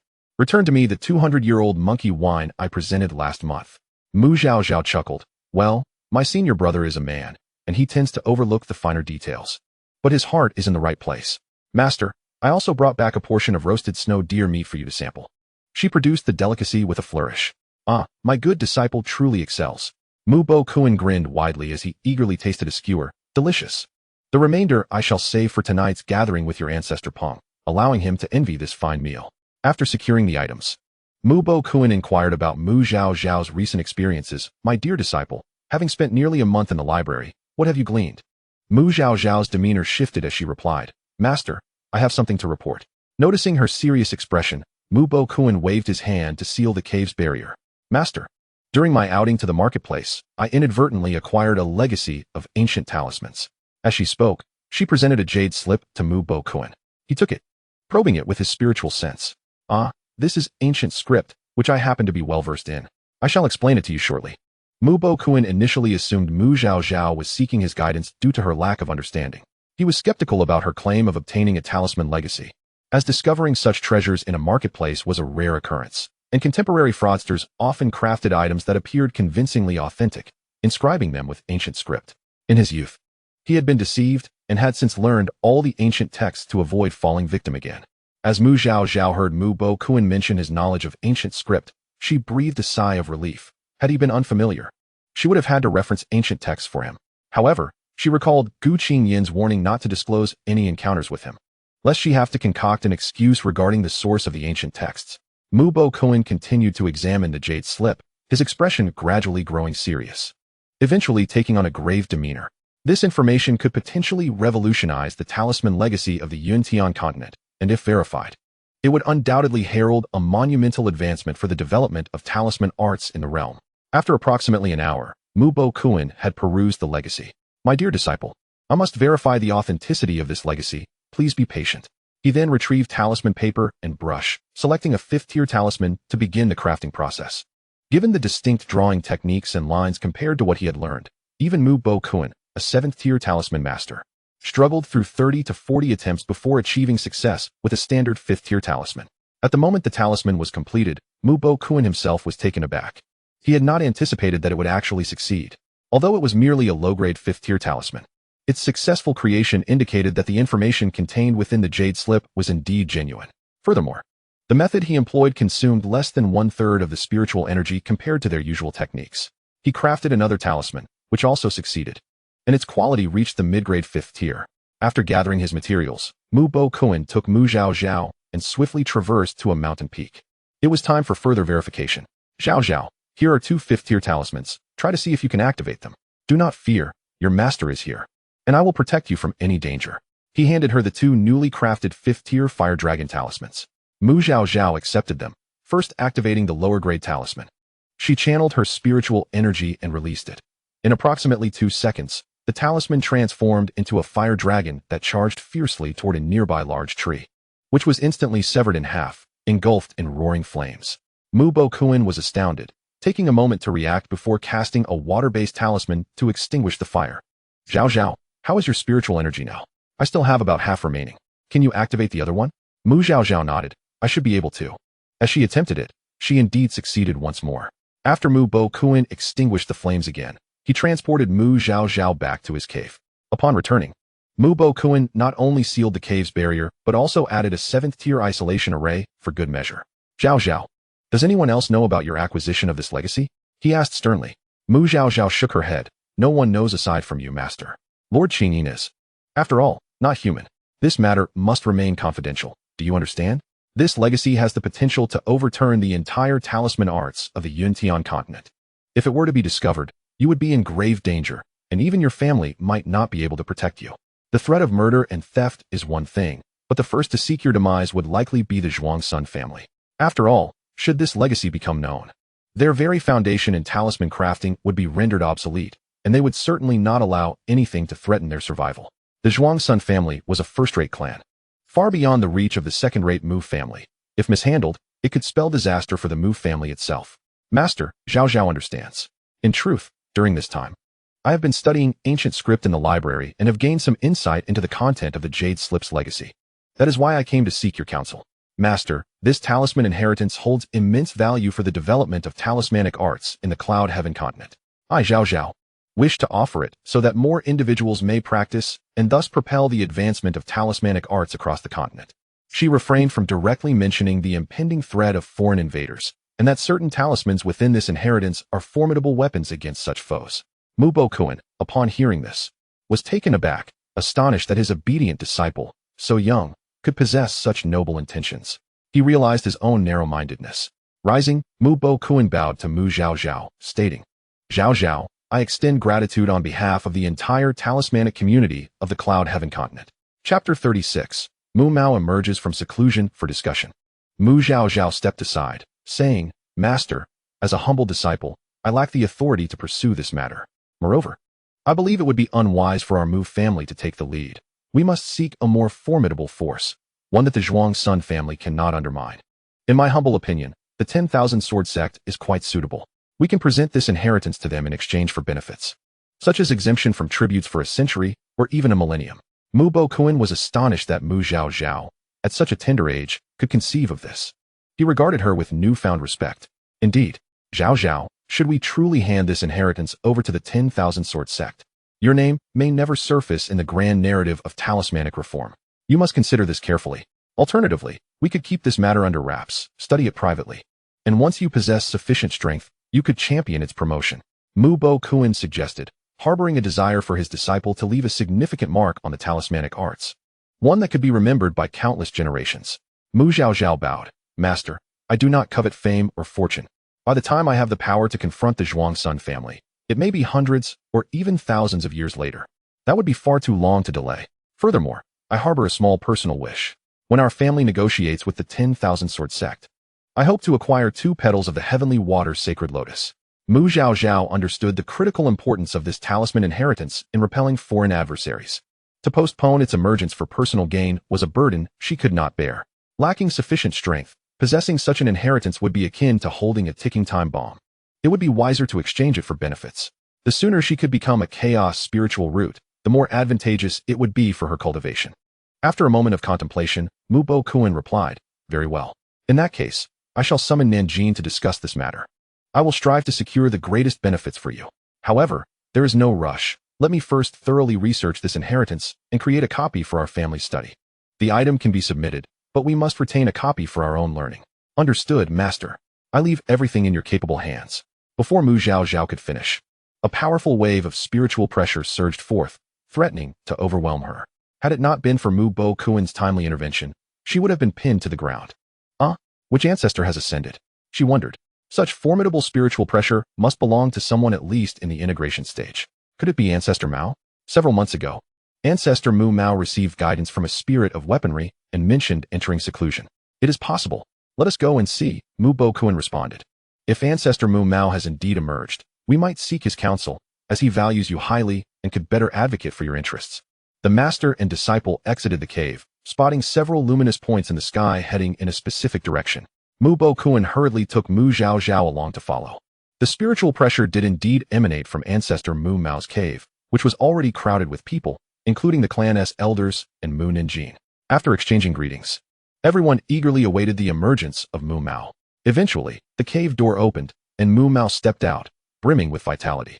Congratulations, Ancestor. Everyone bowed in unison. As the clan leader, Mu Ninjin inquired, Ancestor, what news do you bring? Mu Mao laughed heartily, clearly elated. I have reached the pinnacle of the Great Ascension stage. Having been stuck in the mid-Great Ascension stage for 2 millennia, the accumulated spiritual energy was already at the peak level. But a lack of comprehension regarding his techniques had kept him from advancing. With the spirit's guidance, he had achieved a breakthrough, ascending 2 minor levels. Hearing this, the crowd rejoiced.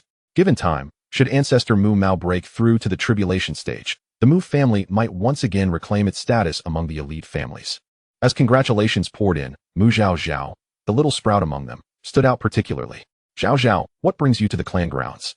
Mu Mao asked with a smile. Mu Bokuan answered on her behalf. Ancestor, Zhaozhao possesses great talent in talismanic arts. 3 months ago, I took her as my disciple. She was studying in my cave when we learned of your ascension, so I brought her to offer our congratulations. Is that so? Mu Mao exclaimed, surprised. Zhaozhao, it seems you are quite remarkable. His resolve to procure the heavenly water sacred lotus for her strengthened. Mu Mao was not one to enjoy crowds. After a brief exchange, he dismissed everyone. All right, everyone, return to your duties. It's merely a matter of ascending 2 minor levels. No need for such a grand display. Nanjin, stay behind. I wish to speak with you. Yes. The others bowed and gradually departed. Mu Bokuan lingered with Mu Zhaozhao until the end. Noticing the two had not left, Mu Mao inquired, do you have something to discuss? With a sheepish grin, Mu Bokuan replied, indeed, we seek your guidance, Ancestor. Very well, come inside. The master and disciple followed Mu Ninjin into Mu Mao's cave. Once inside, Mu Bokuan signaled to Mu Mao to seal the cave's barriers and set up a 7th-tier isolation array. Mu Mao and Mu Ninjin exchanged puzzled glances, wondering what significant event was unfolding. Once everything was in place, Mu Bokuan spoke. Ancestor, Zhaozhao recently stumbled upon an ancient talisman inheritance at the marketplace. This inheritance has the potential to revolutionize the talismanic arts in the Cloud Heaven continent. Upon hearing this, both Mu Mao and Mu Ninjin were astounded. Is that true? Indeed. We have already conducted tests, Mu Bokuan affirmed, recounting their recent experiment with the Fire Dragon talisman. Mu Ninjin's heart raced with emotion. Initially filled with joy at the prospect of the Mu family regaining its former glory through this inheritance, but soon anxiety crept in. If this inheritance were to be directly opposed to the Zhuang Sun family, how could a waning 2nd-tier family withstand the might of a flourishing 1st-tier family? Ancestor, what do you think? Mu Ninjin turned to Mu Mao. You two have likely considered this matter already? Mu Mao inquired. Yes, Ancestor. Zhaozhao believes that retaining this inheritance would neither allow us to promote its greatness nor avoid potential dangers. It would be wiser to present it to the 10,000 Sword Sect in exchange for resources. Although the 10,000 Sword Sect is primarily a sword cultivation sect, they do have a talisman peak. This inheritance, if entrusted to them, would undoubtedly yield mutual benefits, enhancing their reputation on the continent while allowing them to exchange for greater resources with other powers.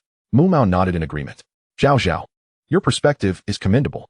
At such a young age, you clearly understand the situation and can make decisive choices. What do you wish to exchange with the 10,000 Sword Sect? Mu Zhaozhao bowed. I seek 2 petals of the heavenly water sacred lotus. The rest is up to the clan to negotiate. As a premier sect, the Wanjian sect undoubtedly possesses rare and precious resources capable of enhancing spiritual roots. Typically, these treasures are reserved for rewarding disciples who have made significant contributions to the sect and seldom exchanged. However, should a particularly advantageous item arise, it might be considered for trade. Chapter 37, The Unblemished Celestial Sovereign. Upon hearing this, Mu Ninjin felt a pang of distress. It seemed that not only would the talisman inheritance need to be surrendered to the Wanjian sect, but he would also have to present a chaos spiritual root along with a prodigious talisman practitioner, leaving the Mu family at a considerable disadvantage. He realized it was imperative to negotiate for greater benefits with the Wanjian sect. Mu Mao had initially refrained from seeking the Wanjian sect, hoping to privately negotiate a trade, thus avoiding the involvement of family resources. After all, the Wanjian sect was a superior sect to their family. and any trade would inevitably implicate family interests. However, now that the talisman inheritance was rightfully obtained, using it to exchange for what she needed would be difficult for others in the family to contest. Mu Mao pondered further, realizing it was unwise to disclose that the inheritance was uncovered by Zhaozhao. If the talisman inheritance were to be widely known, it could jeopardize the very foundation of the Zhaozhao family, stripping away their advantages compared to other talisman masters. While the Zhaozhao family may not dare to confront the Wanjian sect, they might not hesitate to target the Mu family if they learned that Zhaozhao was the one who discovered the inheritance. Such a revelation could provoke them to seek vengeance against her. Zhaozhao was just beginning her cultivation journey. It was impractical to keep her hidden within the family, away from the world. How could she hope to progress on her celestial path without experiencing the trials of the outside world? Externally, it would be said that the inheritance was discovered by Mu Boken, making it plausible for the master to request 2 petals of the heavenly water sacred lotus for his little disciple. Zhaozhao, for your safety, we shall claim that your master discovered this inheritance. Would you consent to this? Mu Mao inquired. I am willing, Zhaozhao replied, bowing respectfully to Mu Boken, grateful for his willingness to draw attention away from her. However, it was likely that the Zhaozhao family would seek to eliminate her master out of spite, forcing him to remain hidden within the family for an extended period. Mu Boken waved his hand dismissively. It matters not, Zhaozhao, given time, when the moment is ripe, this honor shall be returned to you. Facilitating the great development of a talisman was an act of immense merit, offering great benefits during tribulation. Master, it is of no concern. I place little value on such accolades. It is far more practical to obtain the heavenly water sacred lotus and become a chaos spiritual root. Moreover, even after relinquishing the inheritance, it did not preclude her from studying it. She could still learn without incurring significant loss. Then it is settled. After I stabilize my cultivation over the next few days, the 3 of us shall proceed to the Wanjian sect. This matter should not be delayed. Should it accidentally leak, and the Zhaozhao family send someone to seize it, it would spell disaster. Nanjing, ensure all family matters are arranged in the coming days. Boken, make a copy of this inheritance. Mu Mao instructed, emphasizing that until the matter was finalized, no 5th party should be informed. Understood, both acknowledged, and Mu Mao gestured for them to depart. He had initially intended to discuss the search for the heavenly water sacred lotus with Mu Nanjing, but now it seemed unnecessary. Upon returning to his cave dwelling, Mu Boken instructed Zhaozhao, I shall be focused on transcribing this inheritance in the coming days and shan't have time for you. You should cultivate on your own. You may read books or attend other classes at the transmission hall, but refrain from studying talismans for now. Wait until I have transcribed the ancient texts, and then you can learn by the new methods. Yes, master. I shall remain here and not venture out. After Zhaozhao left, Mu Boken promptly sealed the cave and dedicated himself entirely to the transcription of the inheritance. The complexities of various talisman techniques demanded his undivided attention. Returning to the family estate, Zhaozhao first visited the task hall, submitting all the talismans she had learned to create over the past 2 months in exchange for contribution points. These talismans might lose their value in the future, so she acted swiftly. With a plethora of high-quality talismans, she accumulated over 3,000 contribution points, sufficient for her needs for some time. After exchanging for contribution points, Zhaozhao then proceeded to the library, making copies of the books she had previously selected regarding the continent's strange tales, spiritual herbs, spirit beasts, and various rare treasures. She intended to review these at her leisure, ensuring she would recognize any treasures she might encounter outside. Once these tasks were completed, Zhaozhao returned to her small courtyard, preparing to cultivate. Over the past 3 months, her cultivation had seen no progress, making this an opportune time to focus on advancing to the 6th layer of qi refinement. Zhaozhao took out the spiritual essence water that Mu Mao had given her, drank deeply, and quickly settled into meditation. At that moment, atop the celestial sovereign peak of the Wanjian sect, in the grand hall at its summit, a strikingly handsome man, whose appearance rivaled that of Gu Qingyin, gazed intently at the chessboard before him. After a long moment, he raised his hand and calculated a few moves. Yet, he seemed unable to arrive at the answer he sought. The man paused, silently reciting an incantation, and then touched his forehead with his index finger. To his astonishment, a tiny figure, resembling him exactly and no larger than a thumb, emerged from his brow and bowed before him. Divine revelation, the man uttered. The tiny figure nodded, performing a gesture of focus, standing still as an enigmatic golden light enveloped it. Once the golden light dissipated, the little figure appeared considerably weakened. After bowing to the man again, it spoke a few words. Upon hearing this, the man furrowed his brow slightly, then touched his forehead again, causing the tiny figure to return to his brow. This technique seemed to demand great energy, and once the figure was back, the man immediately began to meditate. Approximately half a day later, the man opened his eyes, producing a token and tapping it lightly, calling, Zhuoguang, come forth. Zhuoguang, whose real name was Lu Changchuan, was the sect master of the Wanjian sect, a cultivator in the late fusion stage. Lu Changchuan had been discussing matters with the elders of the main peak when he received the summons from the unblemished celestial sovereign. He hastily abandoned his previous engagements and made his way there. The man was the bedrock of the Wanjian sect, the only individual in the Yuntian continent to be referred to as a celestial sovereign, a peak tribulation expert. The unblemished celestial sovereign was shrouded in mystery, having resided within the Wanjian sect for over 10,000 years, rarely appearing before the world. Some claimed that his cultivation was already sufficient for ascension to a higher realm, yet he chose to remain in the Yuntian continent. Others suggested that the unblemished celestial sovereign had descended from the higher realms, disillusioned with their conflicts, and sought refuge in the tranquility of the Yuntian continent. Rumors regarding the unblemished celestial sovereign have never ceased, yet regardless of the tales spun, they cannot alter the fact that he is the foremost powerhouse on the Yuntian continent. It is said that 1,000 years ago, the unblemished celestial sovereign obliterated a tribulation stage cultivator with a single strike, earning him the title of celestial sovereign. Over time, as he withdrew from the world, some began to forget his formidable reputation.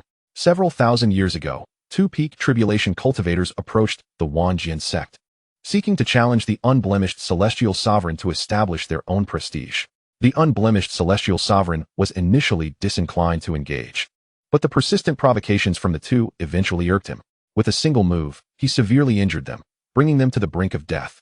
Since that incident, no one in the Yuntian continent has dared to challenge the unblemished celestial sovereign, solidifying the Wanjian sect's position as the foremost sect. Chapter 38, Lu Changchuan, sect master of the Wanjian sect. As Lu Changchuan arrived at the celestial sovereign peak, a sense of unease lingered within him. It had been several hundred years since the celestial sovereign had summoned him, and each occasion had pertained to significant matters. He was uncertain of the reason for this summons. Upon reaching the grand hall, Lu Changchuan offered a respectful bow. Celestial sovereign, Zhuoguang has arrived. Zhuoguang was the title bestowed upon him by the unblemished celestial sovereign during their first meeting after he became sect master. Enter, came the cool response. Upon entering, the unblemished celestial sovereign waved his hand, and a jade box materialized before Lu Changchuan. These are the petals of the celestial water Saint Lotus. You must journey to Yunmu City and the Mu clan, bringing back those who seek this precious lotus, and accept them as your closed-door disciple. What? Lu Changchuan exclaimed, bewildered. How could he suddenly be tasked with accepting a disciple, especially a closed-door one? He had already taken on 5 apprentices and had vowed 3 centuries ago not to take on any more. He had hoped that in time, his eldest disciple would be capable of shouldering responsibilities, allowing him to pass on the position of sect leader and devote himself to cultivation. Accepting another disciple would require several hundred years of teaching before they could become accomplished. Immortal Lord, this person is of utmost importance. They will merely be under your name while I personally instruct them. Upon hearing this, Lu Changchuan was taken aback and immediately bowed in reverence. Yes, Zhuoguang. I shall attend to this matter at once. Who could this individual be, deserving of the Immortal Lord's personal tutelage? Lu Changchuan hurried back to the main peak, seeking out his junior brother, Jun Fantian, who was also the master of Mu Zhaoyang. Junior brother, I recall that Zhaoyang is from the Mu clan in Yunmu City, correct? Indeed, Jun Fantian affirmed. Elder brother, you summoned me in haste. Is there trouble with the Mu clan? Is there trouble? Lu Changchuan waved his hand. I have a question for you. I remember you visited the Mu clan not long ago, when they came to present offerings. Their grand elders seem to have paid you a visit. You should have some understanding of their situation. Do you know if the Mu clan is currently searching for the celestial water Saint Lotus for anyone? Jun Fantian paused. I'm not sure. But perhaps we should call Zhaoyang to inquire? Very well, summon him. Jun Fantian sent a message, and soon Mu Zhaoyang arrived in haste. Master, elder brother. Zhaoyang. Lu Changchuan began. I must ask, who in your family requires the celestial water Saint Lotus? Upon returning to the sect, Mu Zhaoyang had searched the library for numerous texts on rapidly cultivating the 5 spiritual roots and learned of the chaotic spiritual root. He understood that if his sister could complete her water spiritual root, she would attain the chaotic spiritual root. The celestial water Saint Lotus was precisely the celestial treasure needed to complement her water spiritual root. Ecstatic, Mu Zhaoyang exclaimed, it is my sister, elder brother. She possesses all 5 spiritual roots. Her water root is valued at 93, while the others are at 95. Once her water root is completed, she will become a chaotic spiritual root. Both Lu Changchuan and Jun Fantian gasped. The chaotic spiritual root, renowned as the immortal spiritual root.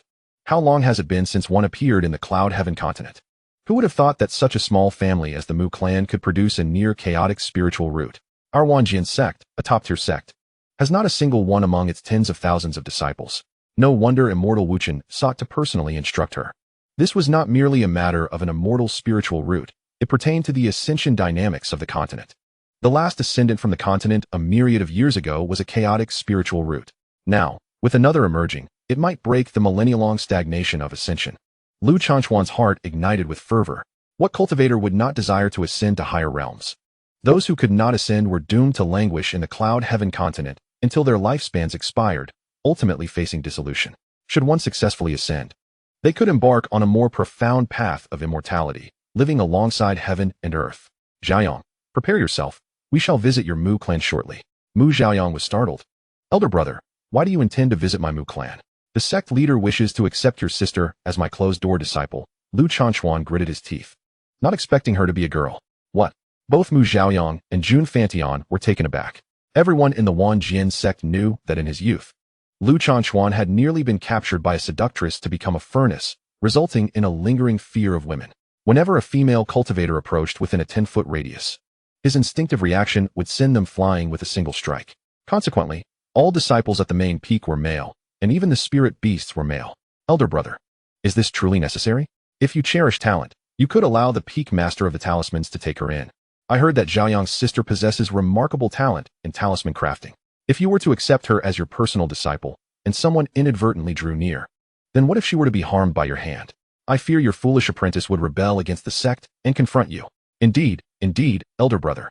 My sister excels in talisman crafting. It would be best for her to go to the talisman peak. Mu Zhaoyang quickly interjected. Elder brother's peculiarities were well known, as he had once witnessed a female cultivator from another sect approach Lu Chanchuan, only to be struck down in front of everyone, leaving her with shattered meridians. Barely clinging to life. It was only thanks to the master of the medicine peak that she was saved. Had it not been for that, a sect-wide conflict might have ensued, for that female cultivator held some status in her own sect. He had resolved never to approach Lu Chanchuan too closely, lest he fall victim to a misunderstanding and be injured. How could he possibly allow his sister to become his disciple? While being a personal disciple of the sect leader was an immense honor, it paled in comparison to preserving one's life. Lu Chanchuan recognized his own eccentricities and offered an awkward smile, but he could not defy the immortal lord's orders. This quirk of mine cannot persist indefinitely. It must be remedied. In my eyes, disciples are without gender distinction. I assure you, I would not harm my own disciple. Mu Zhaoyang retorted. I find that hard to believe. What if you accidentally strike my sister dead? Who will I turn to for justice? Jun Fantian interjected, elder brother. Your determination to accept her as a disciple, disregarding your own peculiarities, is unlike your usual demeanor. This rare chaotic spiritual root must not be left to wander. It is imperative that she be brought into the Wanjian sect. However, as sect leader, all disciples within the sect belong to you, regardless of the peak they reside upon. There is no need for her to be under your direct tutelage. Is there something you know that I do not? Chapter 39. The sect leader of Wanjian arrives. Elder brother, why don't I take her as a disciple instead? This way, she will still be at our main peak. Being siblings, she and Zhaoyang can cultivate together, Jun Fantian proposed. Upon hearing this, Mu Zhaoyang's eyes lit up. It was fortunate that his sister had regained consciousness, thanks to the medicines sought by his master. If she were to come to the sect, it would only be fitting for her to be taught by his master. No need, Lu Chanchuan waved his hand. The immortal lord just summoned me and stated that this person is my destined disciple. Since the immortal lord wished to conceal her identity under Lu Chanchuan's name, it implied that he did not want others to know she was under his personal instruction. Otherwise, he could have simply accepted her as his disciple without needing Lu Chanchuan's involvement. Thus, she absolutely could not be allowed to take another master, or it would reveal the truth. Upon hearing that it was immortal Wuchen who had spoken, Jun Fantian instantly relinquished his doubts. They were all aware of the immortal lord's prowess. If he declared her to be Lu Chanchuan's disciple, then she was indeed his. No wonder. Even if she were a girl, Lu Chanchuan was intent on accepting her. Zhaoyang, prepare yourself. Accompany your master to visit your Mu clan shortly, Jun Fantian instructed. Yes. Despite some trepidation, Mu Zhaoyang felt reassured knowing that the immortal lord had given his blessing, and he should not end up being accidentally harmed by his master. Meanwhile, the Mu clan remained unaware of the imminent visit from the sect leader of Wanjian, busy preparing for their own journey to the sect. Mu Nanjing meticulously reviewed the existing resources of the Mu clan, listing out what was lacking, urgently needed, and frequently used. so as to be well prepared during negotiations with Wanjian Sect. After 3 days of intense cultivation, Mu Mao finally stabilized his cultivation level and exited his cave dwelling to seek out Mu Bokuan. Mu Bokuan had already completed the imprinting of the inheritance, and, after verifying its accuracy, he and Mu Mao placed it into the family's secret treasury. In case of any unforeseen circumstances regarding their ancestral home, they would at least have a copy in hand. After securing the inheritance, the two proceeded to Mu Nanjin's courtyard, where the trio convened to discuss the optimal approach to negotiating with the Wanjian Sect in order to maximize benefits for their family. As they deliberated in Mu Nanjin's courtyard, the protective barrier was persistently disturbed, suggesting urgent matters were at hand. After a brief excursion, Mu Nanjin returned. His expression markedly altered. Elders, the leader of the Wanjian Sect has arrived. What? Both Mu Mao and Mu Bokuan's expressions shifted drastically. Could this news have leaked? How could the Wanjian Sect learn of their activities so swiftly? Fortunately, they intended to present their findings to the sect. Had they considered hoarding the information, they might have faced the dire consequences of annihilation. Calm yourselves. Let us meet them as planned, Mu Mao asserted, smoothing his robe before leading Mu Bokuan and Mu Nanjin towards the family assembly hall.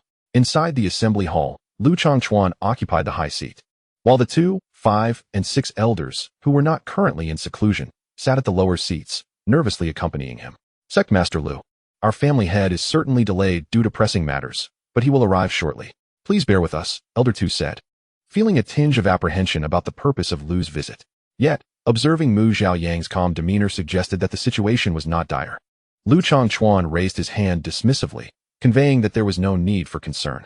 As the leader of a top-tier sect, he understood the importance of maintaining an imposing presence. After a brief wait, Mu Mao and his companions hurriedly arrived. Sect Master Lu, they greeted, bowing respectfully. Lu Changchuan gestured with his spiritual energy to lift Mu Mao slightly. There is no need for such formality, Great One Mu. In the realm of cultivation, power was paramount. Although Lu was the sect master, he still showed the requisite respect to those of greater prowess. The other elders, witnessing Mu Mao's arrival, quickly rose to pay their respects, speculating that the family head's tardiness was likely due to fetching reinforcements. Once seated, Mu Mao finally inquired, Sect Master Lu, what brings you to our Mu family? A few days ago, the immortal Wuchan summoned me and mentioned that your Mu family has a fated disciple of mine. Thus, I have brought the heavenly water sacred lotus to accept her as my student. This announcement left the 3 elders in a state of bewilderment, while the others felt a sense of relief, though their expressions remained grim, particularly Mu Bokuan, whose countenance darkened severely. His beloved disciple, whom he had only recently begun to teach, was about to be taken away. They had previously discussed that once the heavenly water sacred lotus was secured, and Zhaozhao transformed into a chaotic spirit root, they would keep it under wraps and allow her to cultivate within the family for a while longer before sending her to the Wanjian Sect in 2 years. He had anticipated at least 2 years of mentor-disciple bond, but now the other party was coming to snatch her away so soon. Who could have leaked the information? Mu Bokuan glared at Mu Xiaoyang, who stood to the side with a foolish expression, grinding his teeth. It had to be this fool. He could not believe that the immortal Wuchan had said such things. It was merely an excuse to prevent the Mu family from refusing. Lu Changchuan, observing the expressions of the Mu family, felt a twinge of confusion. The Mu family did not seem particularly pleased. He had come to assist them in achieving a chaotic spirit root. They should be overjoyed, yet they appeared anything but. Had they perhaps already secured the heavenly water sacred lotus and wished to keep the potential chaotic spirit root for themselves? However, that seemed implausible. The heavenly water sacred lotus was exceedingly rare, and the forces that possessed it across the continent could easily be counted on one hand. The Mu family should not have the capacity to acquire it. Moreover, given their standing, they likely could not protect the chaotic spirit root. There were many who could not bear to see prodigies flourish. Or perhaps the Mu family was short-sighted, believing that since the other party had talent in talisman making, they should retain her without considering her potential to become a chaotic spirit root. Lu Changchuan cleared his throat, subtly reminding the Mu family that it was time to respond. Mu Nanjin chuckled awkwardly. At such a moment, it was inappropriate for the elders to speak. So he stood to address Lu. May I ask, Sect Master Lu, which disciple of our Mu family do you wish to accept? It is prudent to clarify, lest you seek someone other than Zhaozhao, as that would be rather awkward. Lu Changchuan regarded Mu Nanjin with a bemused expression. Does your Mu family possess any other individuals worthy of this sect master's personal attention? I wish to accept Mu Zhaozhao, the younger sister of Zhaoyang. At this revelation, the 3 elders who had been speculating about the fortunate disciple caught off guard, their eyes widened in astonishment. The lineage of the Grand Elder was indeed remarkable. Two of his great-grandchildren had already become direct disciples of the Wanjian sect. And now Mu Zhaozhao was to be the sect master's personal apprentice. The fact that both siblings were personally sought after by their master was a tremendous honor. The grand elder had certainly been secretive, as it was not widely known that his great-granddaughter possessed such talent. However, was it not said that Zhaozhao was a five-spirit root? Upon hearing Lu's words about bringing the heavenly water sacred lotus to accept disciples, they began to understand. Their eyes igniting with fervor. If their assumptions were correct, the Mu family was truly on the rise. Realizing that Lu had laid his intentions bare, Mu Nanjing felt his heart sink. Then I shall send someone to fetch the child. Accepting a disciple must be done with the child's consent. It would only be proper if she were willing. Lu Changchuan nodded. Just as Mu Nanjing was about to call for someone, Mu Zhaoyang volunteered. I will go get her. With that, he dashed off. He had long wished to see his sister, but had refrained from leaving the sect master's side. Now that he had the opportunity, he hurried to find her. At that moment, Mu Zhaozhao was at a critical juncture in her advancement. During her previous cultivation, she had nearly touched the 6th layer of qi refinement. Although she had spent the last couple of months learning talisman making, which consumed a great deal of spiritual energy. Each time she depleted her energy, she would meditate to regain her strength, causing her barrier to weaken significantly. After 3 days of using the spirit water, the barrier was now on the verge of collapse. Taking another gulp of spirit water, she summoned her strength to break through the barrier, advancing to the 6th layer of qi refinement. Quickly, she stabilized her cultivation, refining the spiritual energy from the spirit water before absorbing the surrounding spiritual energy to solidify her level. Mu Zhaoyang, excitedly rushing to Mu Zhaozhao's courtyard, felt the intense fluctuations of spiritual energy and realized she was at a pivotal moment in her advancement. He decided to wait patiently outside, refraining from interrupting her until the energy fluctuations subsided, at which point he gently tapped the barrier. Sensing the disturbance in the barrier, Mu Zhaozhao concluded her training and stepped outside, her face lighting up upon seeing her brother. Brother, when did you return? Just arrived, Mu Zhaoyang exclaimed. Noticing her achievement of the 6th layer of qi refinement, equally thrilled. Sister, you've reached the 6th layer? Yes, I just advanced. My sister is truly remarkable. Her talent is not at all inferior to that of a single spirit root. Once you become a chaotic spirit root, you will be even more extraordinary. Brother, don't just stand outside. Come in and sit. Mu Zhaoyang suddenly slapped his forehead, nearly forgetting. Sister, come, we must go to the assembly hall. He took her hand and led her in that direction. Why are we going to the assembly hall? Mu Zhaozhao asked as they walked. Our sect master has arrived to accept you as a direct disciple. What? Why? It was the dustless immortal who spoke, and Mu Zhaoyang recounted the events. The character of dustless immortal is one that Mu Zhaozhao holds in great esteem. Despite his seemingly aloof demeanor and rare appearances before the world, he is truly a person of profound benevolence. It can be said that, had he not sacrificed himself in the end, the younger generation of the Cloud Sky continent would have had no hope of being transported to another realm, preserving the last embers of their legacy. Yet, how did such a celestial figure notice her? Was it through calculation?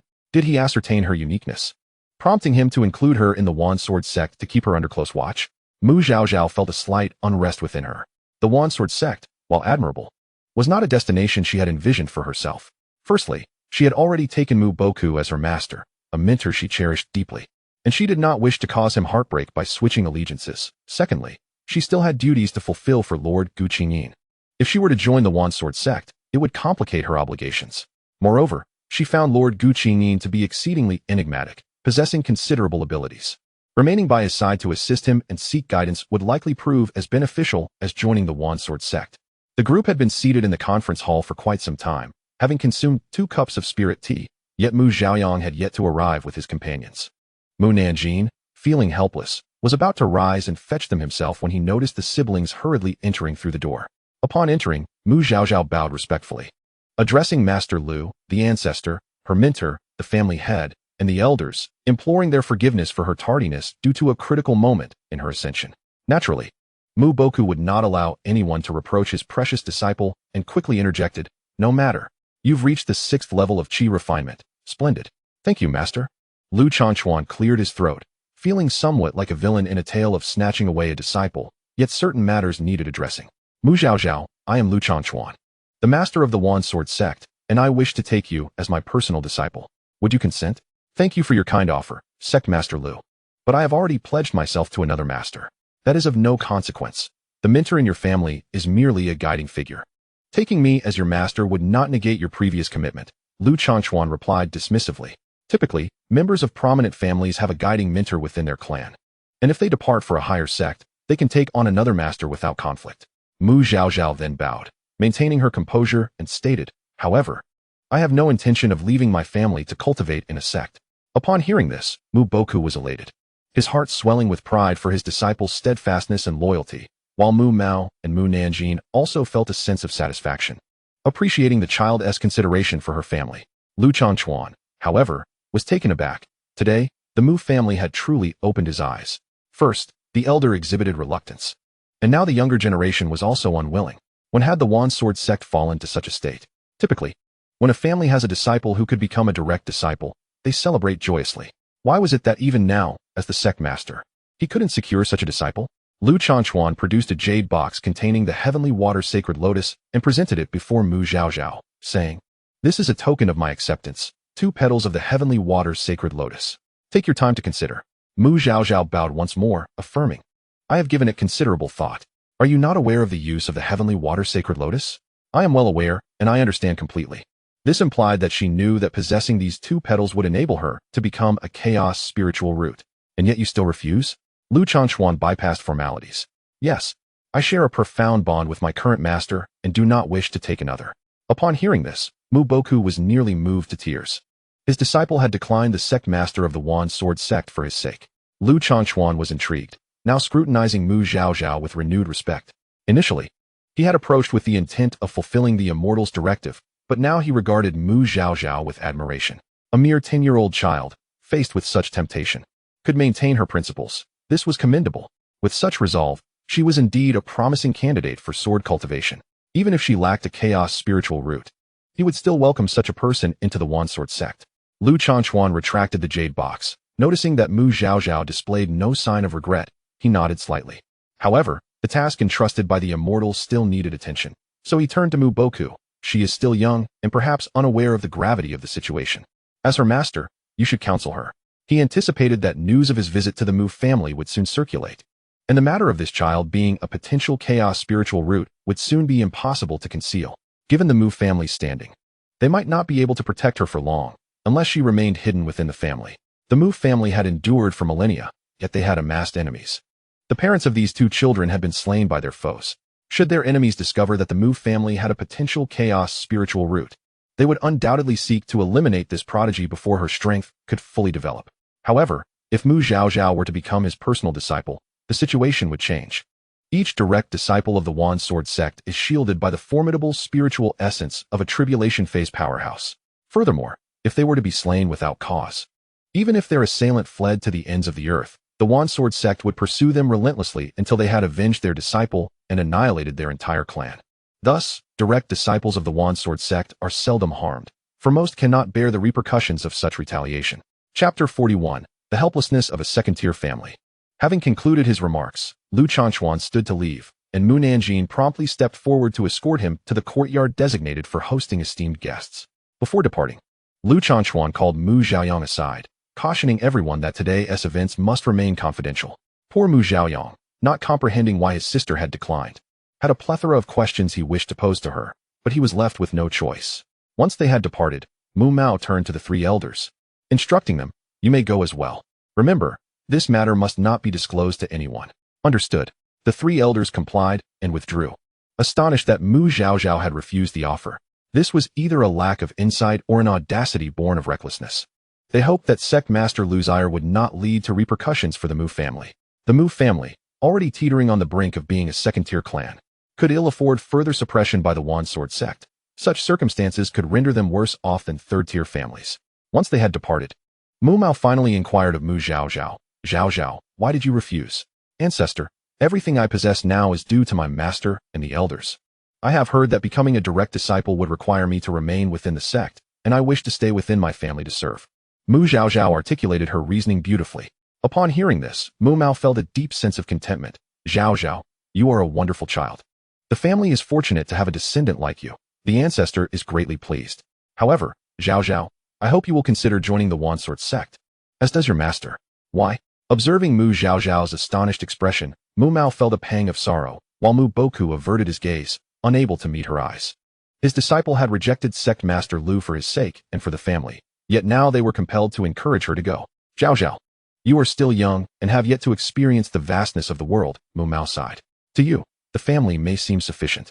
But in the grand scope of the Cloud Sky continent, our Mu family is merely a declining second-tier clan, and one of the least esteemed at that. A chaos spiritual root is a rare occurrence, and once word spreads, malicious cultivators, evildoers, and the Mu family's enemies will fixate upon you. If you remain within the family to cultivate, we may not be able to protect you. Your current level of cultivation may allow for unimpeded progress within the family. Yet as you reach a certain stage, mere hard work will not suffice. Your mindset must evolve accordingly. The growth of one's mindset cannot be cultivated within the confines of a familial courtyard. It is only by venturing out into the world, experiencing diverse customs and human interactions, enduring the trials of combat, and even facing the baptism of death that one's spirit can truly mature. In Yumu City, while the family may offer some semblance of protection, once you step beyond its borders, the family's influence wanes. Furthermore, the family lacks advanced techniques suitable for cultivating the chaotic spiritual root. Only by joining the Wanjian sect can you hope for superior development and enhanced security. Once you have honed your skills, whether within the Wanjian sect or elsewhere, you will be in a position to safeguard the family and serve its interests.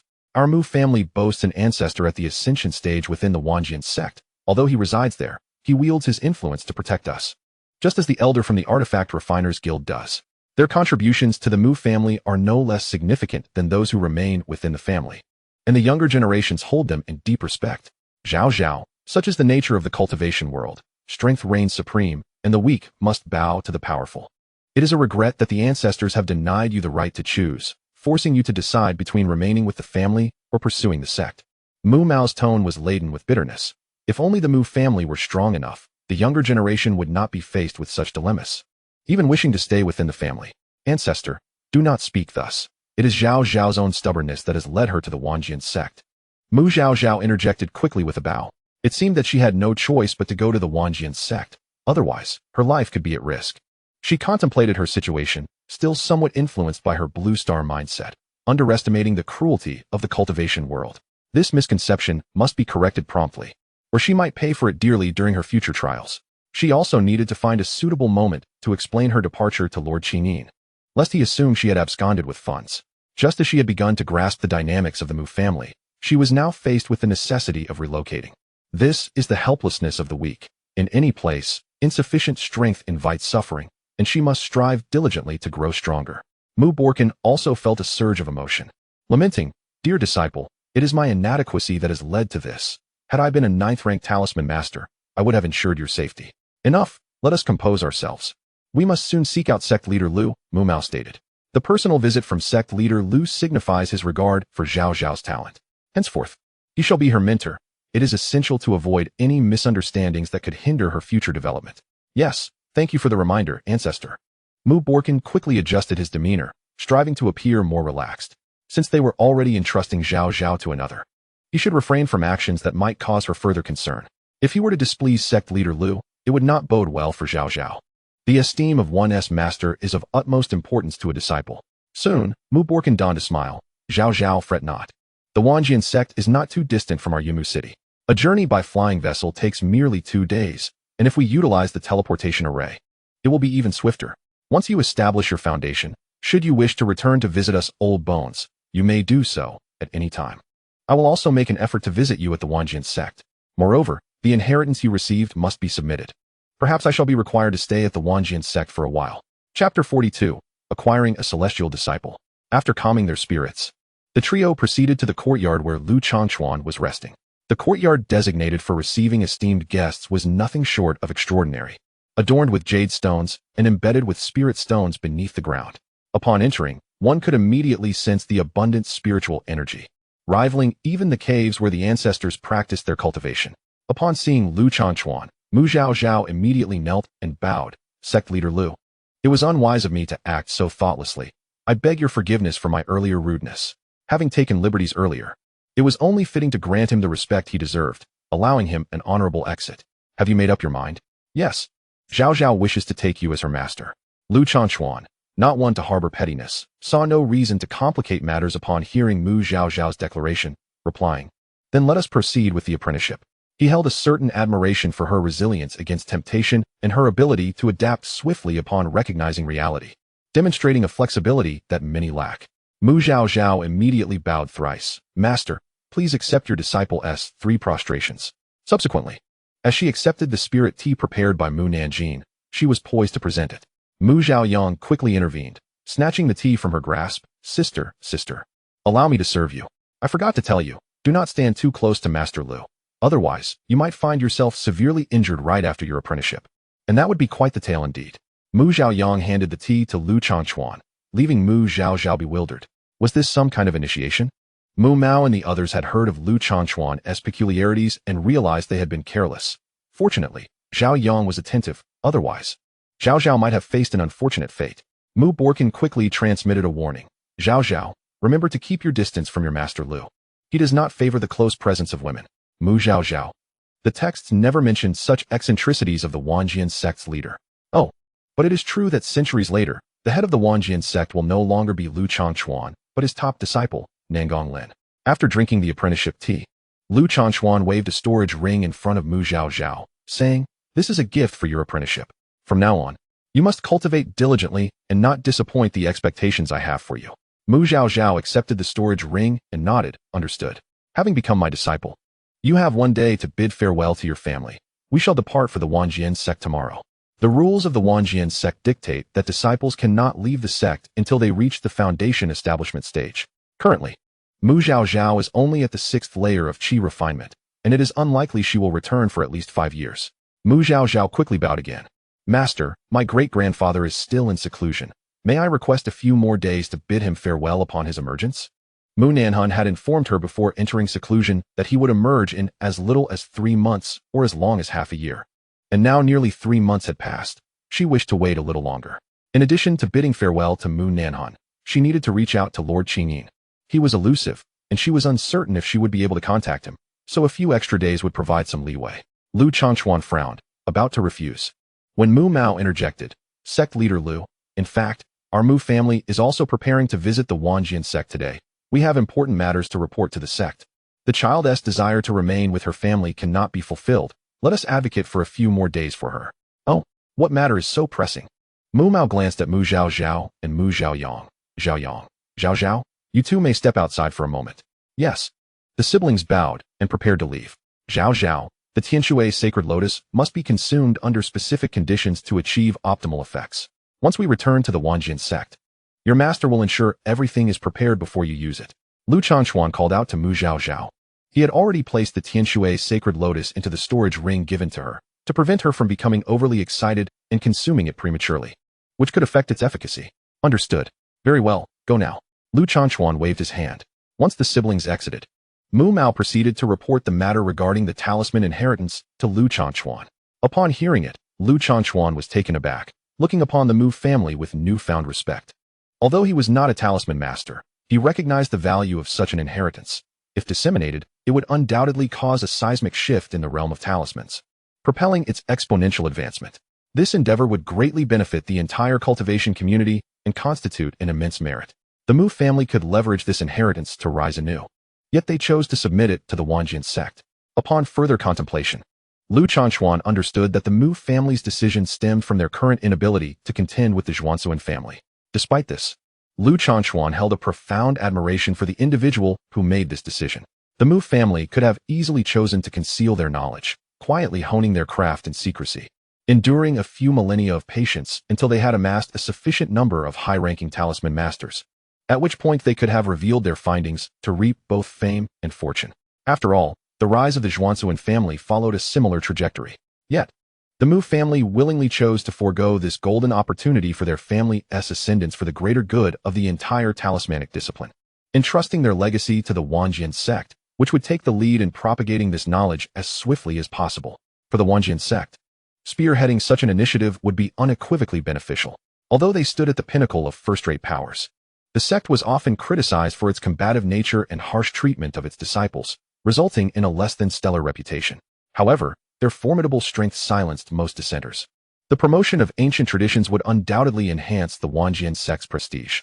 Furthermore, while framed as a selfless act, The selection of which Sect's talisman masters could partake in this learning would remain under their control, ensuring that private exchanges of benefits would not be insignificant. This was indeed a splendid opportunity for mutual gain that had presented itself on a silver platter. Lu Changquan rose and bowed to Mu Mao, expressing gratitude on behalf of the entire talismanic community for the elder's generosity. Mu Mao sidestepped, stating, "This matter is not mine to be thanked for. The true gratitude belongs to Zhaozhao.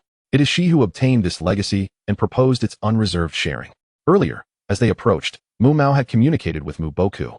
And since Lu Changquan had already taken Zhaozhao as his direct disciple, it was time to reveal the truth. Originally, they had planned for Boku to assume the role of the discoverer. However, given that Master Lu had taken Zhaozhao as his apprentice, they would disclose the reality of the situation, leaving the precise arrangements to Lu Changquan's discretion. The revelations Lu Changquan encountered during his visit to the Mu family were overwhelmingly astonishing. He had not anticipated that this legacy was discovered by his newly accepted disciple, nor that the decision had been hers. What sort of extraordinary disciple had he taken under his wing? Not only did she possess a chaotic spirit root, but she had also secured such an incredible legacy, and understanding its significance for the development of talismanic arts, she chose to share it freely, exemplifying profound righteousness. No wonder the immortal sovereign had summoned him, urging him to quickly accept disciples and provide personal guidance. Such a prodigy, if delayed even for a moment, would surely be snatched away by other top-tier powers. Lu Changquan's thoughts swirled within him. Initially, he harbored no particular feelings for Zhaozhao. His approach was purely task-oriented. Upon accepting her as a disciple, he found her commendable and believed occasional guidance would suffice. Now, however, he had wholly embraced her as his cherished disciple. With this newfound recognition, he began to contemplate her future. When the immortal sovereign offered personal instruction, should Zhaozhao's brilliance shine too brightly, she would undoubtedly attract significant attention, potentially resulting in unnecessary turmoil. Thus, he remarked, "Your approach is commendable. Let it proceed as you envision. The identity of the discoverer shall be assumed by Boku for the time being. Zhaozhao is still young, and her cultivation modest. Excessive prominence could prove detrimental. Additionally, we must remain vigilant against the Zhuansuan family. Should they resort to desperate measures, even with the protection of the Wanjian sect, safety is not guaranteed. The Zhuansuan family boasts 4 formidable beings in the tribulation stage, and should they resolutely target Zhaozhao, even a protective mental barrier from a tribulation stage master would be insufficient. Yes, we shall adhere to Master Lu's arrangements." After a moment's contemplation, Lu Changquan suggested, "I am not well versed in talismanic arts. Perhaps it would be best if you accompanied me to the Wanjian sect, where I can have the peak master of the talisman peak verify the matter. We can discuss further details thereafter." The Mu family was relinquishing such substantial fame and fortune to the Wanjian sect, albeit under compulsion. They would not do so without seeking some form of reciprocal arrangement. "That is precisely my intention," Mu Mao replied, clasping his hands. "There is no time to waste. Let us set off at once. As for Zhaozhao, let her remain with the Mu family for now. Once matters are settled, I will retrieve her." Lu Changquan had initially intended to take Zhaozhao with him immediately, but recalling the eager glimmer in her eyes moments ago, he acquiesced to her wishes. "Master of the Mu family, please ensure Zhaozhao is well looked after. There must be no missteps. My acceptance of her as a direct disciple must remain confidential for the time being. Once her chaotic spirit root matures, the Wanjian sect will hold a formal apprenticeship banquet to announce it to the world." "Understood," Moon and Jean replied, hastily departing to summon several elders and relay the instructions. He also communicated with the siblings, advising them to refrain from disclosing the apprenticeship matter. Once he had given his orders, he hurried back to Lu Changquan's side, and together they left. The elders, trusting in their leader, did not suspect anything amiss. After all, the emergence of a chaotic spirit root within the family was indeed a significant event, and it was perfectly reasonable for the family head and 2 esteemed ancestors to confer with the Wanjian sect.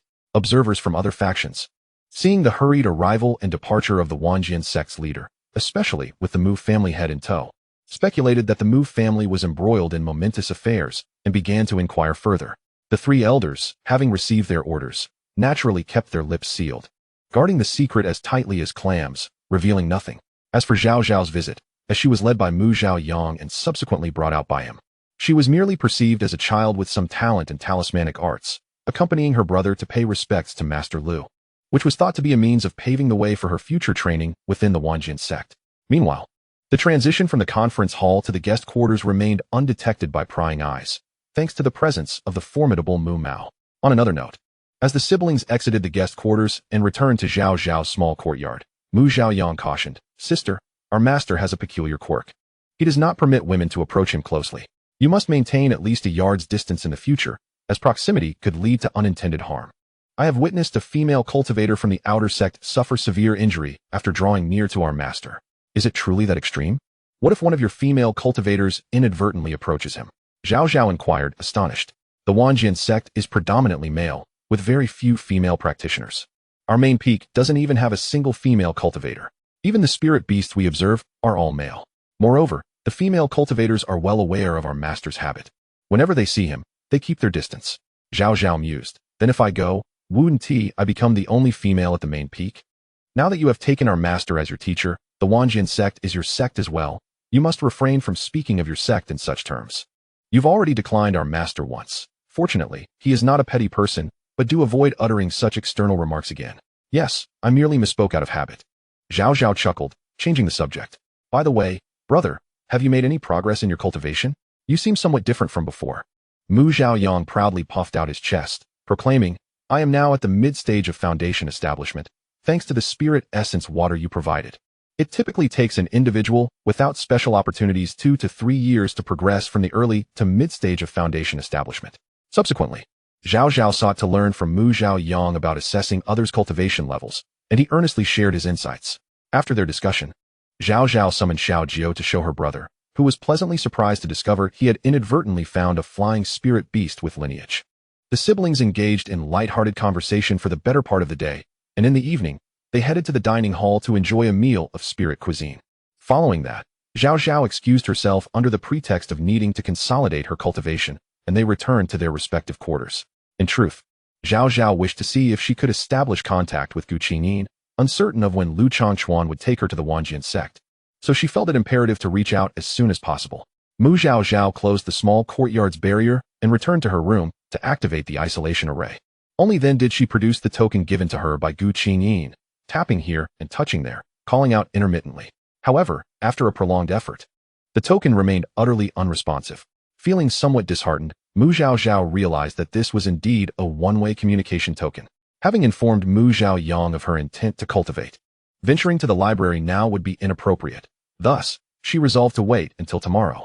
She carefully stored the token away, gazing around the place she had inhabited for 9 months with a tinge of nostalgia. This was the very place she had occupied since her arrival.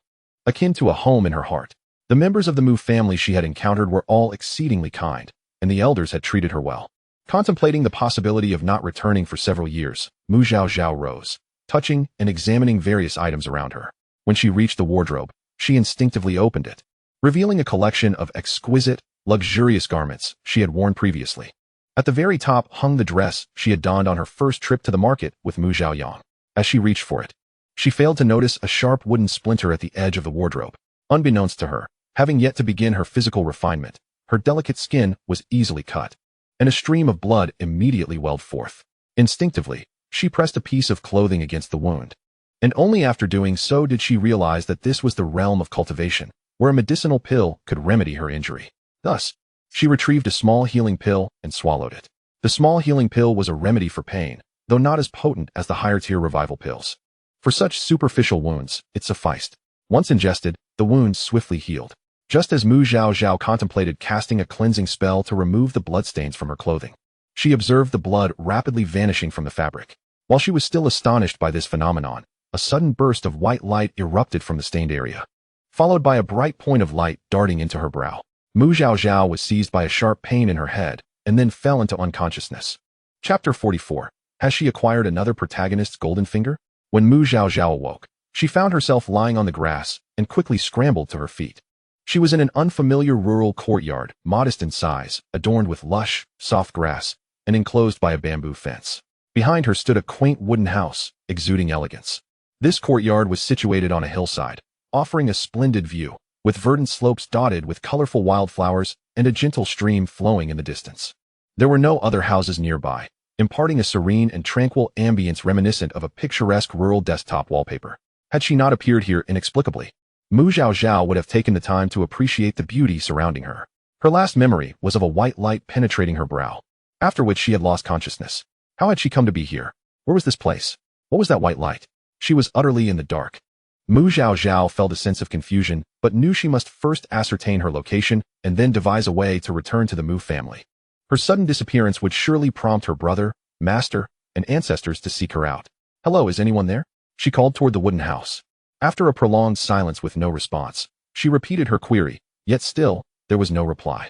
Noticing that the door of the wooden house appeared unlatched, she cautiously approached. Though entering someone else's abode in their absence was ill-mannered, her urgency to uncover her whereabouts compelled her to take the risk, intending to apologize upon the owner's return. Whatever the consequence, be it reprimand, punishment, or compensation, she would accept it.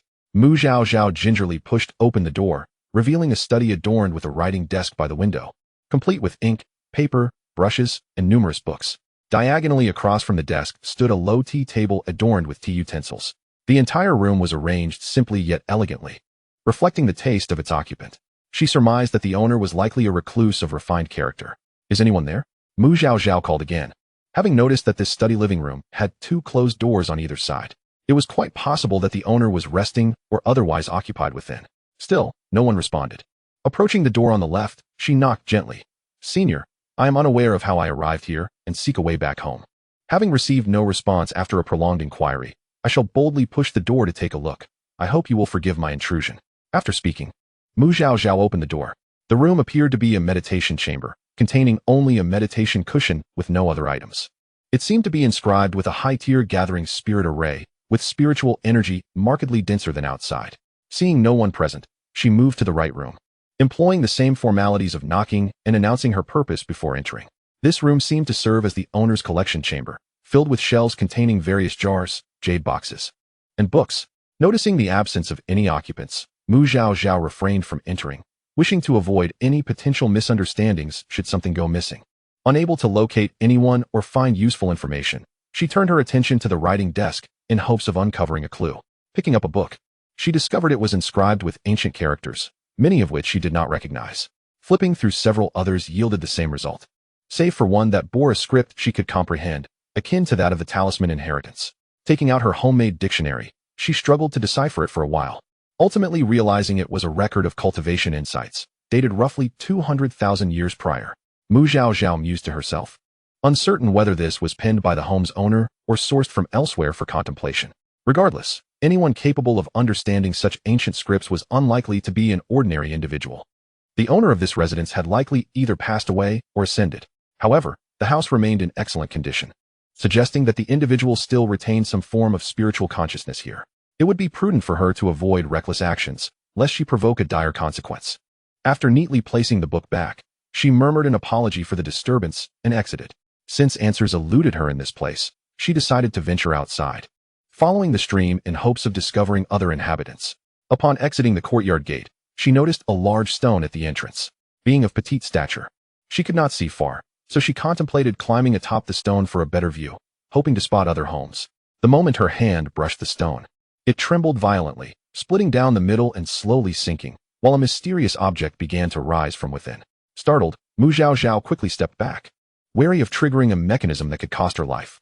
Once the object had fully emerged and settled, Mu Zhaozhao cautiously approached its front, eager to discern its nature. She found it to be a stone tablet, and after waiting a while to ensure it posed no danger, she drew near to examine its inscription. Engraved on the tablet were 4 ancient, majestic characters, Su Mi Xian Fu. To her surprise, Mu Zhaozhao recognized these characters and silently recited them several times. Feeling an overwhelming familiarity, the Su Mi Jiezi space was renowned as the most formidable portable realm, capable of containing mountains, rivers, and seas, embodying a miniature universe. Such a concept was a common trope in cultivation novels, thus her recognition was hardly surprising. Wait a moment, if this is indeed the Su Mi Jiezi space, could it be that she currently resides within it? With a mixture of curiosity and caution, Mu Zhaozhao carefully approached the stone tablet, tossing a few small stones ahead to test for any traps as she proceeded. As she approached the stone tablet, Mu Zhaozhao intended to inspect it for any other inscriptions when a line of text suddenly materialized upon its surface. Xiumi Immortal Mansion, capable of developing into a Xiumi mustard seed space, upgrading with the owner's cultivation. Current level, 1. Only the owner and their recognized spirit beasts may enter. Time flow rate, 10-fold that of the outside world. Spiritual energy density, 10-fold that of the outside world. Upgrade rewards, none at present. Initial reward, divine fruit of talent. Upon reading this, Zhaozhao felt a surge of astonishment. How closely it resembled one of the main character, Chun Yin's golden finger. In the book, Chun Yin was one of the most outstanding prodigies of the Yuntian continent, a rare genius who excelled equally in both alchemy and martial arts. Revered as a goddess by most cultivators in the continent. A brief introduction in the text mentioned that although Chun Yin hailed from the prestigious Chun family, her initial talents were rather mediocre. It was during an outing for training that she serendipitously acquired a developing Shumi mustard seed space. Her alchemical prowess was ignited by the divine fruit of talent bestowed by this space. Subsequently, Chun Yin progressed in alchemy at an astonishing pace, possessing many lost recipes, quickly becoming a highly sought-after alchemist in the Yuntian continent. Due to the time and spiritual energy multiplier effects of the mustard seed space, her cultivation also flourished, garnering significant attention akin to her alchemical talents. The book also vaguely referenced Chun Yin's Shumi space, which seemed to be called the Shumi Immortal Mansion. Thus, had she inadvertently received Chun Yin's golden finger? Or was this merely another Shumi mustard seed space, with identical gifts bestowed by each? Chapter 45, The Catalyst for Gu Qingyin's Departure. Lost in thought, Zhaozhao suddenly noticed the stone tablet emitting a brilliant white light, from which a jade box slowly emerged. She reached out, opened it, and found within a crystal-clear fruit radiating a faint golden glow, exuding an air of extraordinary quality. Closing the jade box, she surmised that this must indeed be the divine fruit of talent. Recalling that individuals in the book accessed the Shumi space through mental command, she concentrated her thoughts, wishing to return to her room. At that moment, she felt a disorienting shift, and soon found herself before her wardrobe. Still clutching the jade box containing the divine fruit, she placed the jade box into her storage ring, opting not to return to the Shumi space. Her mind was somewhat chaotic. She was unclear about the nature of these events. Given her previous experience with the talisman inheritance, she harbored an 80% certainty that this Shumi immortal mansion was indeed the same as Chun Yin's. Yet how could she have obtained the fortunes of two protagonists in such a brief span of time? She adhered to her principles, refraining from seizing opportunities that belonged to others. However, both fortunes had come to her unnoticed. While she could argue that the talisman inheritance was a result of her own initiative, she was entirely oblivious to how she had acquired this Shumi immortal mansion. When had she even obtained this mustard seed? She had no recollection at all. At that moment, Zhaozhao noticed the clothes strewn on the ground, and a flash of insight struck her. She hastily picked them up and checked the sleeve pocket. Indeed, the pearl was missing. So, the pearl she had found that day was the Shumi immortal mansion? She had nearly forgotten its existence. This golden finger could be said to have sought her out entirely on its own. When she first arrived, she had not even begun her cultivation. Otherwise, she wouldn't have unknowingly recognized the pearl for nearly 9 months before accidentally pledging her blood to it. Could this be what is meant by destiny? If that were the case, it would be quite intriguing. A character who was supposed to have exited the stage had unexpectedly survived for several years, and then she arrived, acquiring the fortunes of two protagonists within a month. Zhaozhao felt as though she was on the verge of uncovering some profound truth. Just then, she perceived a vibration from the token that Gu Qingyin had given her, nestled within her storage ring. As soon as she took it out, Gu Qingyin's enchanting voice echoed. "What is it?" "Zhaozhao has matters to report and requests an audience with you. It is best to relay this in person rather than in a few hurried words. Come forth," Gu Qingyin concluded, and the communication was abruptly severed. Zhaozhao stowed away her communication array and exited her room. Upon seeing the time, she realized it was already afternoon. It seemed that the recognition process of the mustard seed had consumed a significant amount of her time. She hastened towards the library, and upon reaching a corner on the first floor, was enveloped in white light, reappearing in the same room she had visited previously. Gu Qingyin, still clad in her crimson robe, lounged alluringly upon the bed, appearing as though she had just awoken. "Speak, why the haste to seek this lord?" Before she could finish, Gu Qingyin suddenly paused. Then, she sprang from the bed, instantly appearing before Zhaozhao, startling her greatly. "My lord, you emanate the aura of a sacred artifact." Gu Qingyin interrupted Zhaozhao, then appeared somewhat disinterested as she floated back to the bed. "You, little one, seem to possess quite the fortune. Speak. What marvelous treasure have you acquired?" Zhaozhao thought to herself. Is this person endowed with a keen eye? How could she discern everything? This artifact has only recently recognized its master. Does it not radiate a clear enough aura that anyone with a discerning eye could identify it?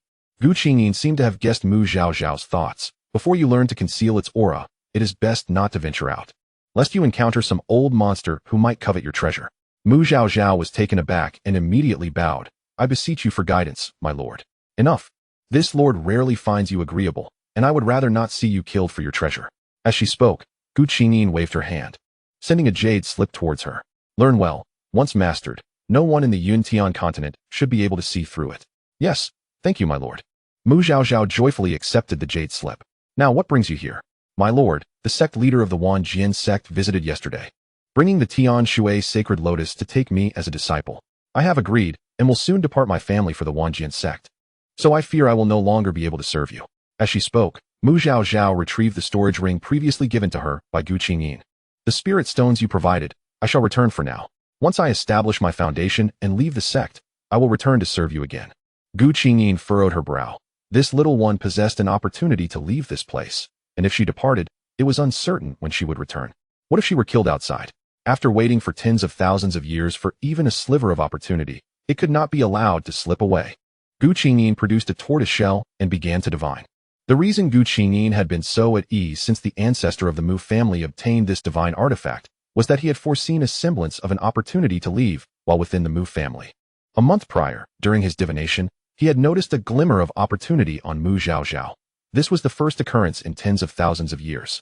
As the divination concluded and he beheld the pattern, a dazzling light burst forth in Gu Qingyin's eyes. A month ago, the opportunity to leave had been a mere wisp, yet now it had increased to half. Moreover, the changes in the little one were linked to that sacred artifact. In other words, his potential for departure was intertwined with that sacred artifact. Chapter 46. Gu Qingyin leaves the library. "Little one, what sacred artifact have you newly acquired?" Gu Qingyin inquired. Mu Zhaozhao took a slight step back, watching Gu Qingyin with cautious eyes. "Why do you ask, my lord?" Observing Mu Zhaozhao's vigilant demeanor, Gu Qingyin couldn't help but chuckle. "You little one, if I truly wish to end your life, do you believe that your meager cultivation could withstand my might? Fear not, for while you regard the sacred artifact as a treasure, to me it is of little consequence. I would not stoop to the level of a lowly cultivator such as yourself for the sake of a mere sacred item." Mu Zhaozhao thought to herself, such grandiloquence. He is merely an artifact spirit after all. Yet, she acknowledged the truth in his words. Currently, within the confines of the library, she was utterly clueless as to how to exit the room. Should Lord Qingyin desire her demise, it would be a trivial task. After some contemplation, she replied, "It is a space akin to the Shumi mustard seed. After all, Lord Qingyin had rendered her significant assistance and possessed an air of mystery. It would be prudent to cultivate a favorable relationship with him." "A Shumi space, you say?" Gu Qingyin mused, then beckoned to Mu Zhaozhao. "Come here. Let me enter and take a look. This master cannot allow others inside just yet," she remembered. In the books, Chen Yin's Shumi space, apart from storing items and cultivating spiritual herbs, could only be accessed by her and her bonded spirit beast. "Come closer, I have my ways." Mu Zhaozhao complied, and Gu Qingyin utilized spatial laws to bind their current space. "All right, you may enter now." Though puzzled, Mu Zhaozhao focused her thoughts and stepped into the Shumi immortal mansion. Once she steadied herself, she discovered that Gu Qingyin had followed her inside. "Oh, Lord Qingyin, how did you manage that?" she inquired, astonished. "I merely harnessed a bit of spatial law power." Gu Qingyin waved his hand dismissively, then began to survey the surroundings. It appears satisfactory. At least I am no longer confined to a single room." As he spoke, Gu Qingyin approached the stone tablet, examined the inscriptions, and pondered for a moment before stating, "This Shumi immortal mansion of yours is likely a supreme artifact, albeit suppressed to a lower tier since it has fallen to the mortal realm. Once you ascend to a higher plane, it shall regain its supreme status." "Supreme artifact?" Mu Zhaozhao questioned, bewildered. "Above sacred artifacts, there exists the supreme artifact. However, the laws of heaven and earth in your Yuntian continent do not permit the existence of supreme artifacts. Thus, they automatically downgrade to sacred artifacts upon falling to your realm. Are you from the higher plane?" "Indeed," Gu Qingyin replied curtly, unwilling to elaborate further, for it was a source of shame. Mu Zhaozhao realized. No wonder Lord Qingyin seemed both enigmatic and powerful. He hailed from the higher realm. She was taken aback by the fact that her family possessed an artifact that had descended from above. After Gu Qingyin finished speaking, he moved to the side of the wooden house, waved his hand, and instantly cleared a level patch of ground. He then produced a magical house, performed a hand gesture to enlarge it, and placed it down with a thud. Gazing at the resplendent two-story magical house, Mu Zhaozhao was rendered speechless. The once serene and quaint rural landscape was thoroughly disrupted by the presence of this house. Moreover, with this magical house overshadowing her modest little abode, it felt utterly shabby in comparison. "From now on, this master shall reside here. You may step outside and gather my belongings." Gu Qingyin instructed before entering the magical house. Understood, Mu Zhaozhao replied, resigned to her fate. She exited and meticulously collected all the items from Gu Qingyin's room into the storage ring, which had been gifted to her by others during their introductions. Once finished, she re-entered the Xianxiaaudiobooks immortal mansion. My lord, I have gathered the items, she announced at the door of the magical house. Come inside. Upon entering, her eyes were nearly dazzled by the opulence within. She had thought the exterior was already splendid, but the interior was even more extravagant. Every decoration and furnishing was exquisite, composed entirely of rare treasures. Even though Mu Zhaozhao could not identify the items, she instinctively sensed their extraordinary nature. What exactly is Lord Qingyin's background? It seems these possessions are not befitting of an artifact spirit. Noticing the astonishment on Mu Zhaozhao's face, Gu Qingyin remarked, do suppress that naive expression. These trinkets are nothing of consequence. Attend to my commands well, and you shall reap the benefits in due time. Very well, Mu Zhaozhao replied, slightly exasperated, as she handed the storage ring to Gu Qingyin. My lord, all the items are here. Gu Qingyin accepted the storage ring and waved his hand. Enough? This master requires rest. You may leave. Having expended half of the accumulated energy from utilizing spatial laws, he needed to recuperate and replenish it. Just as Mu Zhaozhao was about to exit, she suddenly realized, wait, my lord, are you planning to reside in my Xianxiaaudiobooks immortal mansion? What will happen to our family's library if you leave? If the artifact spirit departs, won't the artifact be destroyed? Handle it as you see fit. I am not the spirit of that crumbling tower. Its fate is of no concern to me. No, my lord, you cannot. How can you not be the artifact spirit? When did I ever claim to be an artifact spirit? Then why did we previously address you as the artifact spirit lord, and you acquiesced? I could not be bothered to correct your terminology. Impressive. My lord, since you are not an artifact spirit, your departure should not adversely affect the library, right? Otherwise, I would become a historical sinner in my family. Rest assured, it will not. The original spirit of that decrepit tower remains. It is merely gravely wounded and in slumber. Mu Zhaozhao felt a wave of relief wash over her. As long as it wouldn't negatively impact the library, that was sufficient.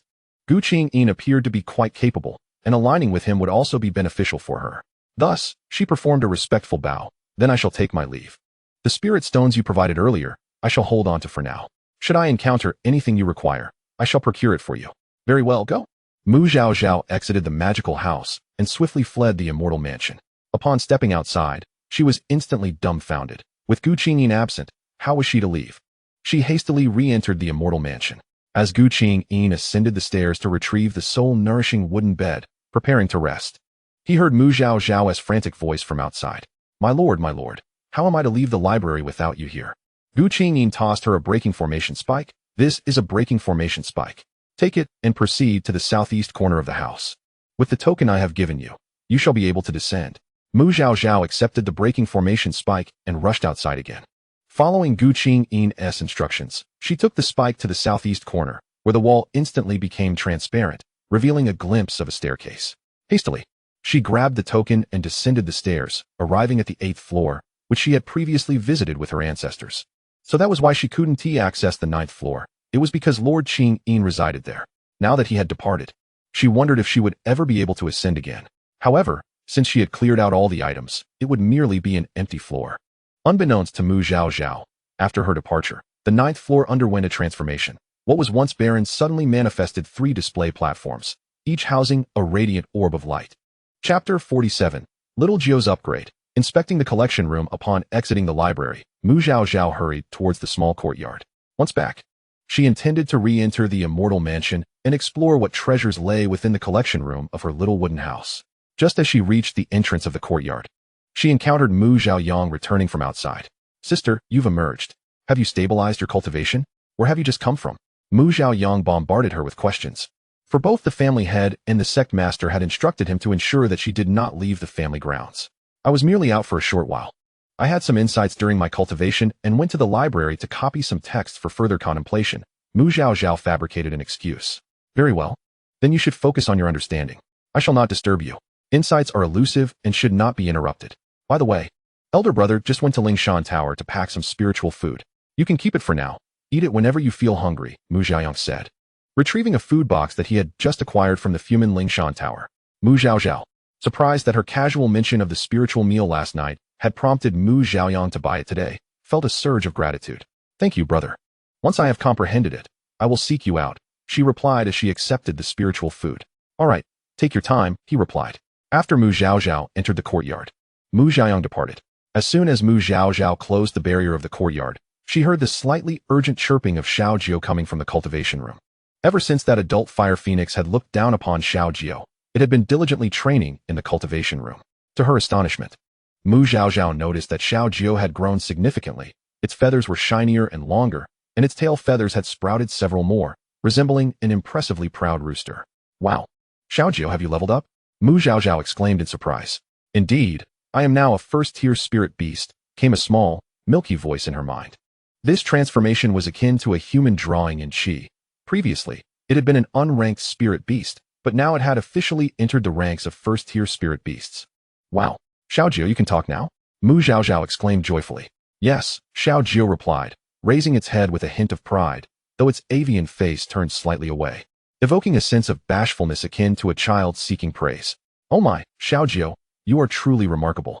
Mu Zhaozhao praised enthusiastically. I suppose I'm just somewhat impressive. The little voice responded shyly. Mu Zhaozhao was astonished to see a blush on the fiery red bird's face. Come, Zhaozhao. Let us celebrate your ascension to a first-tier spirit beast. I will take you to a wonderful place, she said, scooping up Zhaozhao and vanishing into the Xiumi immortal mansion. Zhaozhao felt the scenery shift in an instant, and when it regained its bearings, they had arrived at a different location, gazing at the vast sky and lush greenery. Zhaozhao emitted an excited chirp and took to the skies with a flap of its wings. This place is so beautiful, master. Where are we? After flying around, Zhaozhao descended to inquire. This is my newly acquired mustard seed space, the Xiumi immortal mansion. How wonderful. Master, may I reside here from now on? The spiritual energy is so rich, and the space is vast, far better than that drab spirit beast pouch. Of course, you won't have to stay in the spirit beast pouch anymore. You can live here. Upon receiving this affirmation, Zhaozhao let out a resounding chirp and soared into the air again, joyfully calling out as it flew. After all, being a flying spirit beast, being cooped up daily was quite stifling, and now it finally had a place to soar freely. Zhaozhao, do keep your voice down. We must not disturb Lord Qingyin's rest, Mu Zhaozhao cautioned. Startled, Zhaozhao quickly descended, tucking its wings close to its body beside Mu Zhaozhao. That big bad guy is here too? It asked, its voice tinged with fear. Mu Zhaozhao chuckled. Lord Qingyin is not a bad person. Just don't disturb him. He won't harm you. After all, you are my spirit beast. I'm scared. Zhaozhao chirped, trembling, having followed Mu Zhaozhao since it hatched. Zhaozhao's speech carried a modern tone reminiscent of the blue star. Don't be afraid. Mu Zhaozhao comforted, gently patting Zhaozhao's small head as she turned to enter the wooden cottage. Zhaozhao hurriedly flapped its wings to follow. Zhaozhao, that room is the cultivation chamber. You can practice there regularly.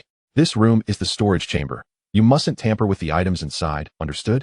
Mu Zhaozhao instructed, concerned that Zhaozhao might recklessly flutter about and damage the contents. Understood, Zhaozhao nodded eagerly like a chick pecking at rice. After giving her instructions, Mu Zhaozhao entered the storage chamber. She first approached the shelf holding jade boxes and examined them one by one. To her amazement, they contained an array of exceedingly rare heavenly materials: twin golden lotuses, enlightenment tea, longevity fruits, xiantian grass, paksu spring, dragon saliva, millennium spiritual mushrooms, spiritual marrow, heavenly water sacred lotus, millennium gold essence, and fire dragon ascension. 28 items in total, each one a treasure for which many would vie. Moreover, it boasted all the heavenly materials necessary to enhance elemental affinities such as metal, wood, water, fire, earth, ice, thunder, and wind. The heavenly water sacred lotus was an entire flower with 32 petals intact. Mu Zhaozhao thought to herself, had I recognized the value of this Xiumi immortal mansion sooner, I would not have needed to exchange for the heavenly water sacred lotus at the Wanjian Sect. Truly, it is both fate and fortune. Caressing her heart, Mu Zhaozhao moved to inspect the shelf filled with vials and jars, all containing high-tier elixirs, longevity pills, bone regeneration pills, detoxification pills, heart-cleansing pills, beauty pills, and nirvana pills.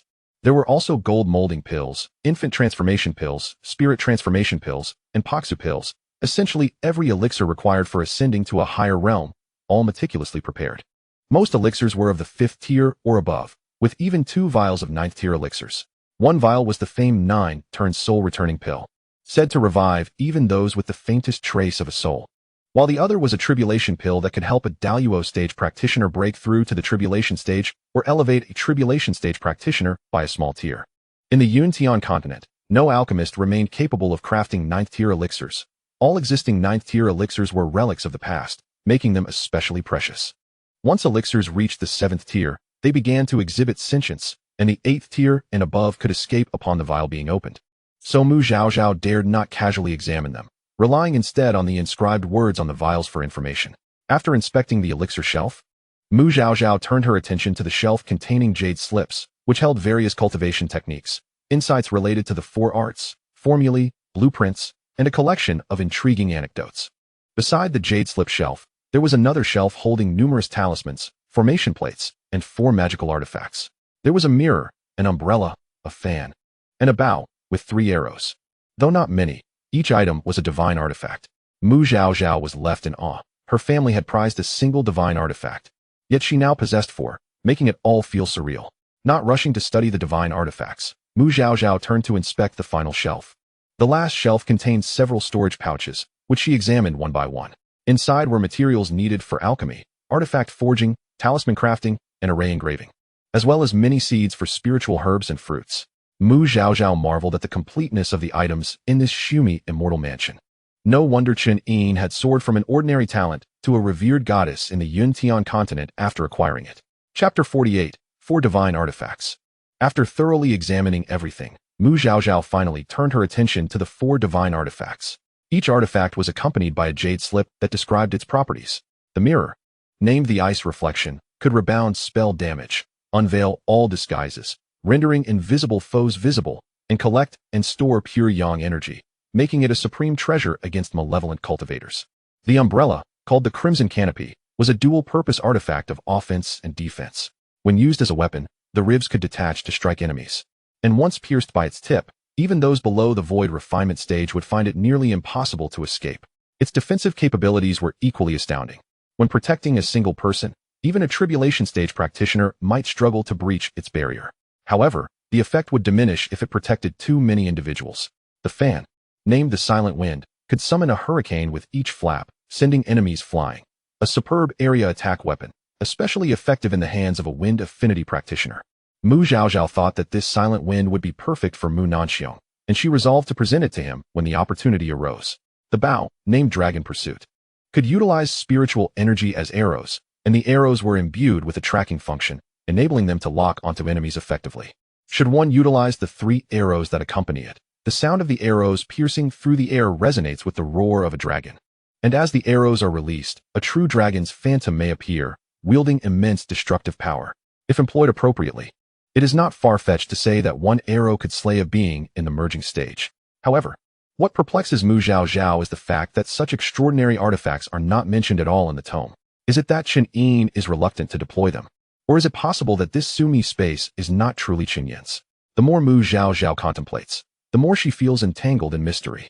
Unable to arrive at a conclusion, she decided to set aside her thoughts and selected a few varieties of spirit fruit seeds that she often consumes, along with the soul spirit fruit and other herbs capable of nurturing the soul, and ventured outside her small courtyard.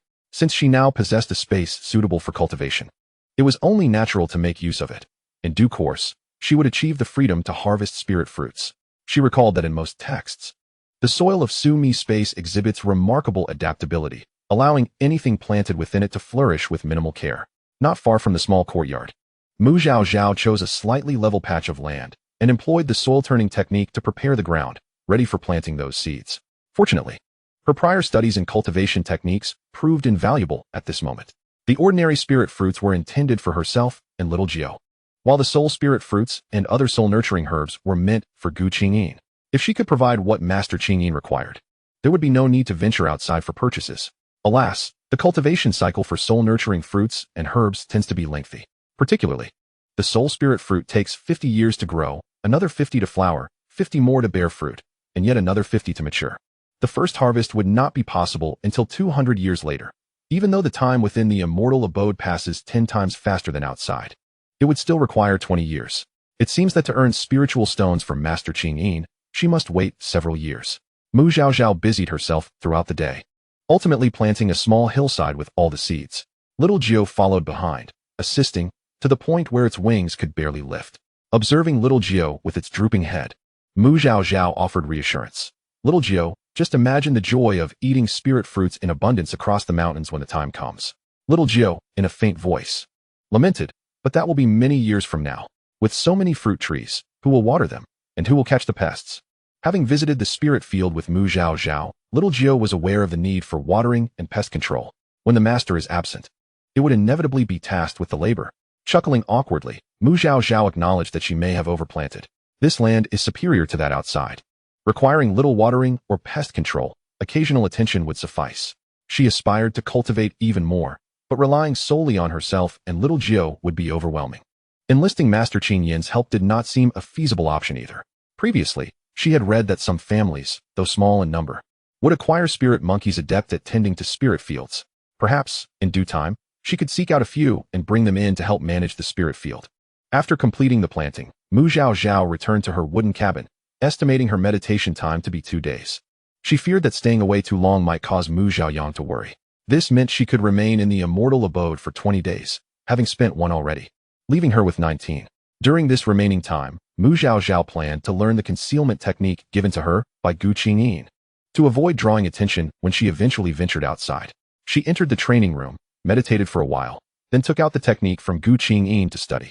This technique not only conceals one's aura but also masks one's true cultivation level, allowing for fluctuations of up to 2 major realms that even powerful beings in the tribulation phase cannot penetrate.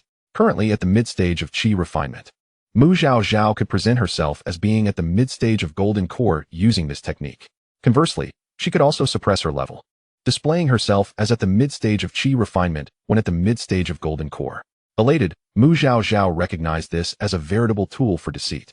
Mastering it would enable her to feign weakness while lurking beneath the surface.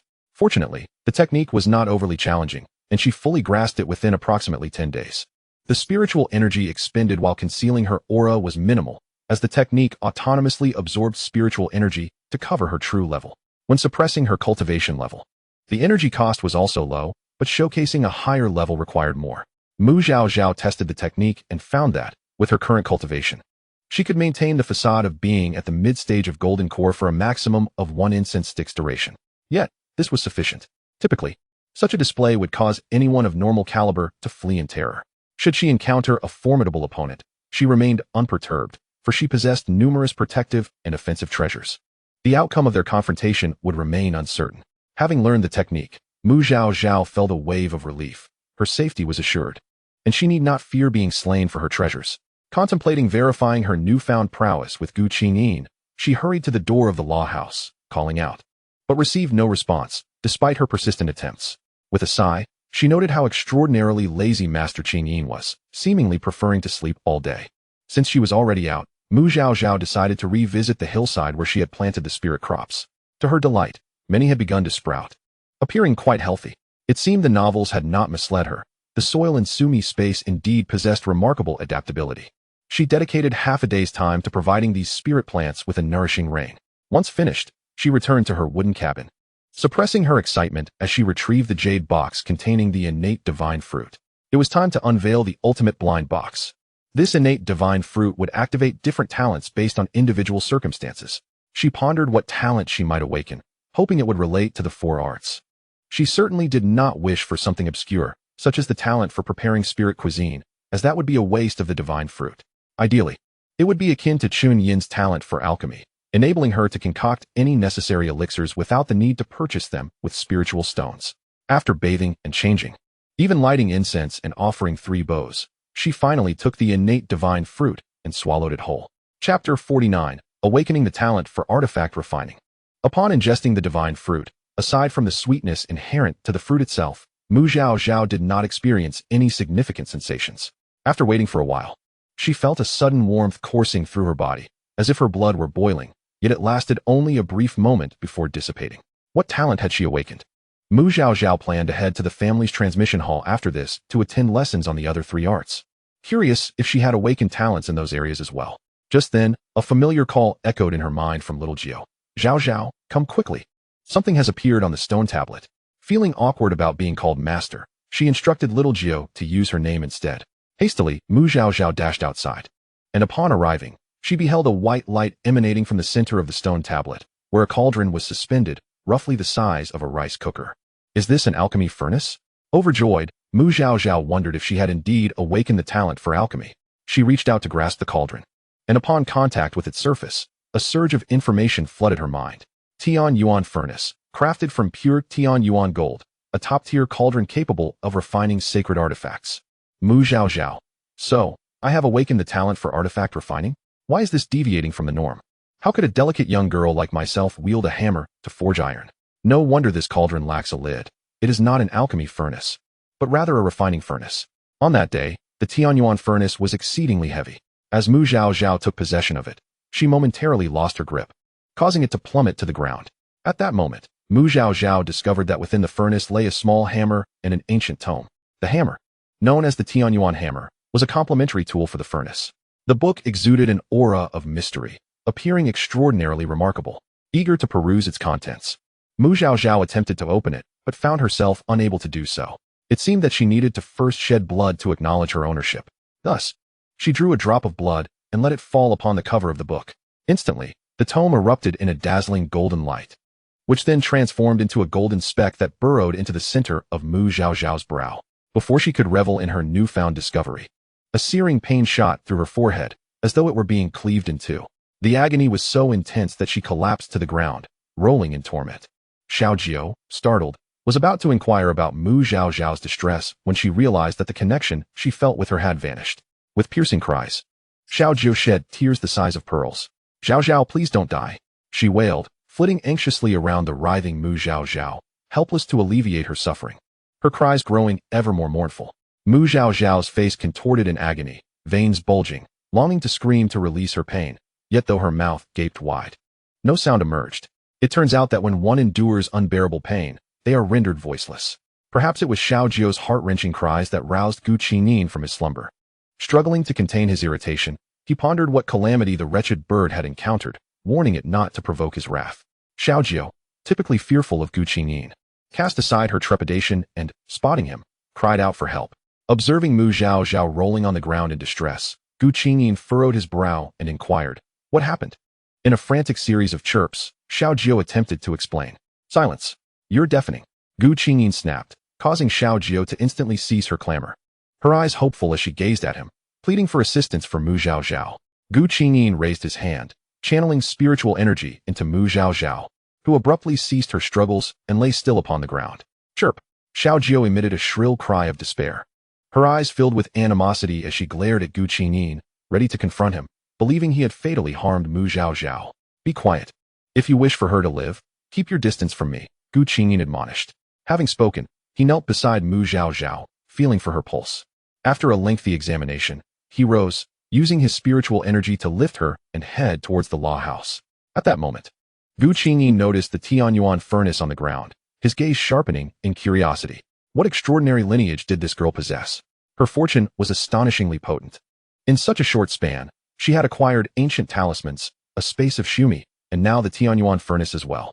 It must be understood that even in the upper realm, the Tianyuan furnace held a prestigious reputation, being a top-tier artifact from the ancient era. He wondered what else she had claimed as her own that nearly shattered her consciousness. With unwavering focus, Gu Qingyin transported Mu Zhaozhao onto a bed crafted from soul-nurturing wood.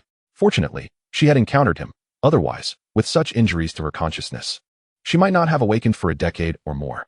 Mu Zhaozhao remained in slumber for a fortnight.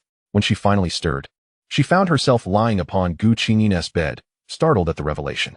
"Awake, are you?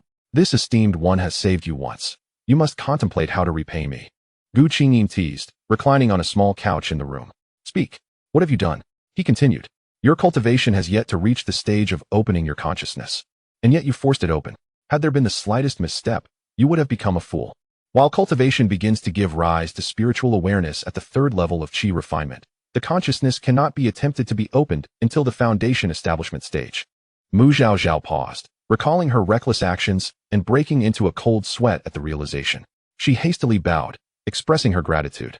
"Thank you, esteemed one, for your salvation. I merely wish to examine the book within the Tianyuan furnace, believing I must first acknowledge ownership through blood." "Oh, what book?" "I am not certain. The book did not reveal its name," Mu Zhaozhao responded. At that moment, an image of a lustrous golden book appeared in her mind. Its cover inscribed with the 5 characters, Ancient Artifact Compendium. "It seems to be called the Ancient Artifact Compendium." Mu Zhaozhao hesitated before articulating. Gu Qingyin sat up abruptly. "What did you say it was called?" "The Ancient Artifact Compendium. Mu Zhaozhao replied, somewhat uncertain, for those characters were not ones she should have known. Yet somehow she recognized them distinctly. This sensation was indeed peculiar. Gu Qingyin gasped sharply, after searching the upper realm for tens of thousands of years. The coveted ancient artifact compendium had unexpectedly fallen into this girl's hands. Chapter 50. The Ancient Artifact Compendium. The Ancient Artifact Compendium. A masterpiece of a supreme-level artifact craftsman from ancient times, meticulously records numerous rare treasures and the methods for crafting mystical artifacts, representing the culmination of the master's life's work. Subsequently, this compendium circulated, fostering the emergence of one supreme-level artifact craftsman after another. Each successive holder of the compendium inscribed their understanding and lifelong insights within its pages, providing guidance for the next bearer to study. It can be said that each page of this compendium is imbued with boundless wisdom and power, a treasure coveted by artifact craftsmen. Besides serving as a manual for crafting, the ancient artifact compendium itself is a supreme artifact, encompassing sensing, guidance, enhancement, and protection. Material sensing. It can automatically detect surrounding crafting materials, displaying their detailed properties and uses, thereby aiding the holder in better gathering materials. Guidance method. While crafting, it can automatically provide the optimal steps and incantations, assisting the craftsman in creating perfect artifacts. Quality enhancement. During the crafting process, by adding the holder's blood, the quality of the artifact can be significantly enhanced, increasing additional attributes and effects. Consciousness protection. The compendium forms a powerful barrier within the holder's consciousness, safeguarding it from being usurped or attacked by spiritual awareness. Spiritual awareness is of paramount importance to both artifact craftsmen and alchemists, as numerous processes in crafting require its application. As for how Gu Qingyin knew this so thoroughly, it was because the previous holder, during a drunken stupor, had divulged all these details, which quickly spread far and wide. Naturally, following such a revelation of a treasure of immense value, he met a grim fate, swiftly becoming a victim of robbery and murder. Since then, the compendium had vanished without a trace. Artifact craftsmen in the upper realm had searched in vain for tens of thousands of years, only to discover it had drifted to the Yuntian continent. You are indeed fortunate, Gu Qingyin mused, seemingly foreseeing the emergence of the next supreme-level artifact craftsman. Mu Zhaozhao chuckled awkwardly, attributing her good fortune to the Xumi immortal mansion. Gu Qingyin frowned. The Xumi immortal mansion was merely a supreme artifact. How could it bestow another supreme artifact? Moreover, it came alongside the Tianyuan furnace. This was no ordinary occurrence. This girl likely possessed an extraordinary background, and someone of great standing had orchestrated everything for her. Otherwise, such rare treasures, which most people could only dream of acquiring in a lifetime, would not be drawn to her. It appeared that by aligning himself with this girl, he would soon be able to return to the upper realm for vengeance. However, Gu Qingyin opted not to disclose any of this to Mu Zhaozhao, given her low cultivation level and the long journey ahead of her. Revealing such matters could potentially disrupt her mental state and hinder her path to greatness. Do not divulge the existence of the ancient artifact compendium to anyone, otherwise, you will merely provide another reason for others to kill you for your treasure, Gu Qingyin cautioned. Indeed, the junior shall not divulge this to any third party beyond ourselves. The presence of the soul-searching technique here necessitates discretion. Fewer individuals privy to this knowledge equates to diminished risk. Gu Qingyin nodded, advising that the Heaven Origin Furnace should not be displayed before outsiders until you attain the status of a divine-level artifact master. Very well, now that you have awakened, it is time to exit. Having occupied my bed for such an extended period, it is only fitting that you return it to me. Mu Zhaozhao noticed that Gu Qingyin's ethereal form appeared somewhat dimmer than before, likely due to the considerable mana expended in her healing, and bowed apologetically. I apologize for the disturbance, my lord. Gu Qingyin waved her hand. Go on. Please wait a moment, my lord. I possess some rare treasures that nurture the soul. I shall retrieve them for you. Mu Zhaozhao recalled the collection of precious materials she had seen in the storeroom days prior. Oh, what are they? The twin lotus of gold. Gu Qingyin nodded. Acceptable, go fetch it. With the twin lotus of gold, the soul power consumed through the spatial laws should be replenished. Mu Zhaozhao hurriedly exited to the small wooden cottage to retrieve the twin lotus of gold. Rest assured, I shall not take advantage of you. You may keep whatever spirit stones this twin lotus is worth. Once your spirit stones are depleted, you may return to me for more. There is no need for spirit stones. This is merely a token of my gratitude for your assistance, my lord. Gu Qingyin regarded Mu Zhaozhao with a bemused expression. You intend to repay such a monumental favor with these two meager lotuses? Not at all. This is merely one of the offerings. In the future, when I acquire more potent treasures for nurturing the soul, I shall present them to you. Very well. I shall not quibble with a mere child over such matters. Should I require your assistance in the future, do not refuse. Understood. May I inquire, my lord, how long have I been in slumber? As she had gone to fetch the items, she noticed the hillside where things were planted had begun to display a faint green hue. Over half a month. Mu Zhaozhao inhaled sharply. This meant she had lingered in the immortal abode for nearly a month. It was imperative that she make her exit promptly. Then I shall take my leave. Indeed, your sea of consciousness has sustained damage, though it has been restored. Upon your exit, procure some elixirs to nurture your soul. Thank you for the reminder, my lord. After expressing her gratitude, Mu Zhaozhao hurriedly departed. She first returned to the small wooden cottage and consumed a fifth-tier soul-nurturing pill. The moment it was swallowed, her previously dazed mind became significantly clearer. Mu Zhaozhao stored the remaining soul-nurturing pills in her spatial ring, intending to take another in a few days. Fifth-tier pills are classified as high-tier, unlike lower-tier pills, which come in bottles of 10. A single bottle of these contains only 3, and at the 7th tier, typically only 1 fits in a bottle, lest the jade vial succumb to the explosive energy of the elixir.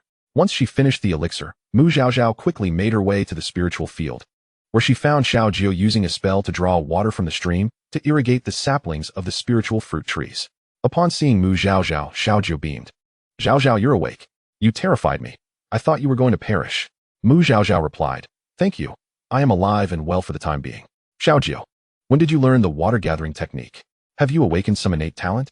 I learned it a few days ago. Lord Qingyin said the fruit trees need watering and taught me the water-gathering spell. With Gu Qingyin having saved Mu Zhaozhao, Zhaozhao was no longer as intimidated by her. Thank you for your hard work. The firebird is a fire-type spiritual beast and cannot summon rain, so mastering water-gathering is quite impressive. Rest for a bit. I shall summon the rain for the remainder. I need to go out soon. Will you accompany me or stay here? I'll remain here. If there is anything, just call for me. I prefer it here, with abundant spiritual energy and freedom, compared to human abodes. Very well. After summoning the rain, Mu Zhaozhao swiftly departed.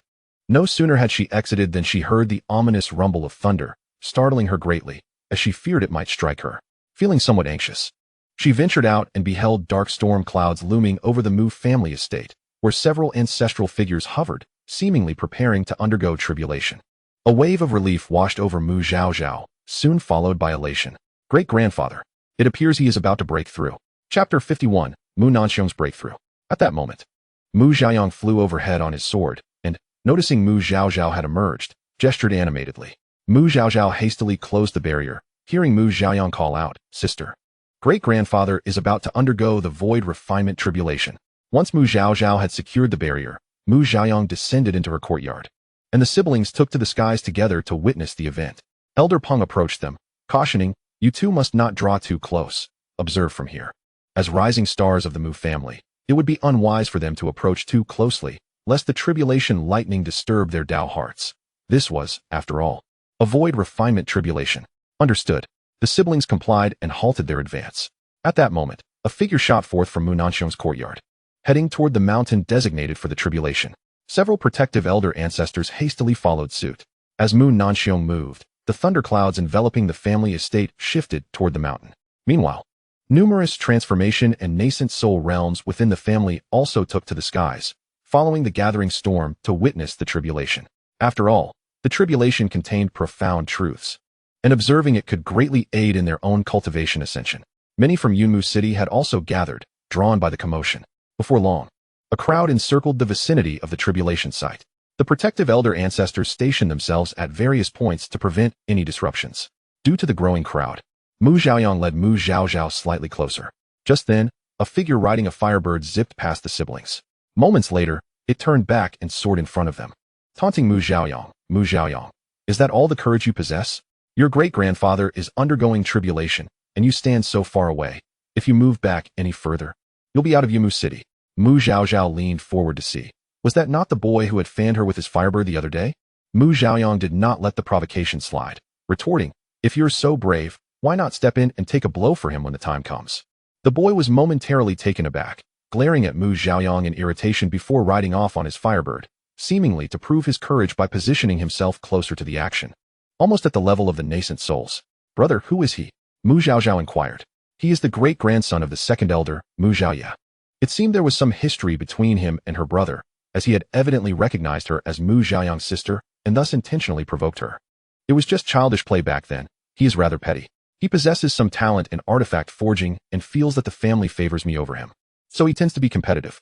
Mu Zhaozhao found herself at a loss for words, realizing he truly was a dramatic youth. At that moment, a resounding clap of thunder echoed. It's starting. Mu Zhaoyang urged, Sister, watch as closely as you can. If it becomes overwhelming, do not hesitate to look away, understood? Mu Zhaozhao nodded, her heart racing with excitement as it was her first time witnessing a tribulation. With the thunderclap, a golden lightning bolt, as thick as a bowl, descended from the heavens, striking Mu Nanxiong, who stood poised at the mountain's peak. Mu Nanxiong had evidently prepared thoroughly. As the bolt struck him, he did not so much as waver. In the Cloud Heaven continent, tribulations are categorized into 9 levels, each consisting of 3 bolts. Starting from the foundation establishment phase, one faces the first level, advancing to the second level at Golden Core, and so forth. If one seeks to ascend, they must endure the 9 levels of tribulation. Currently, as Mu Nanxiong progressed to the void refinement stage, he was facing the 5th level of tribulation, meaning he must withstand 15 bolts of heavenly lightning to successfully ascend to the void refinement phase.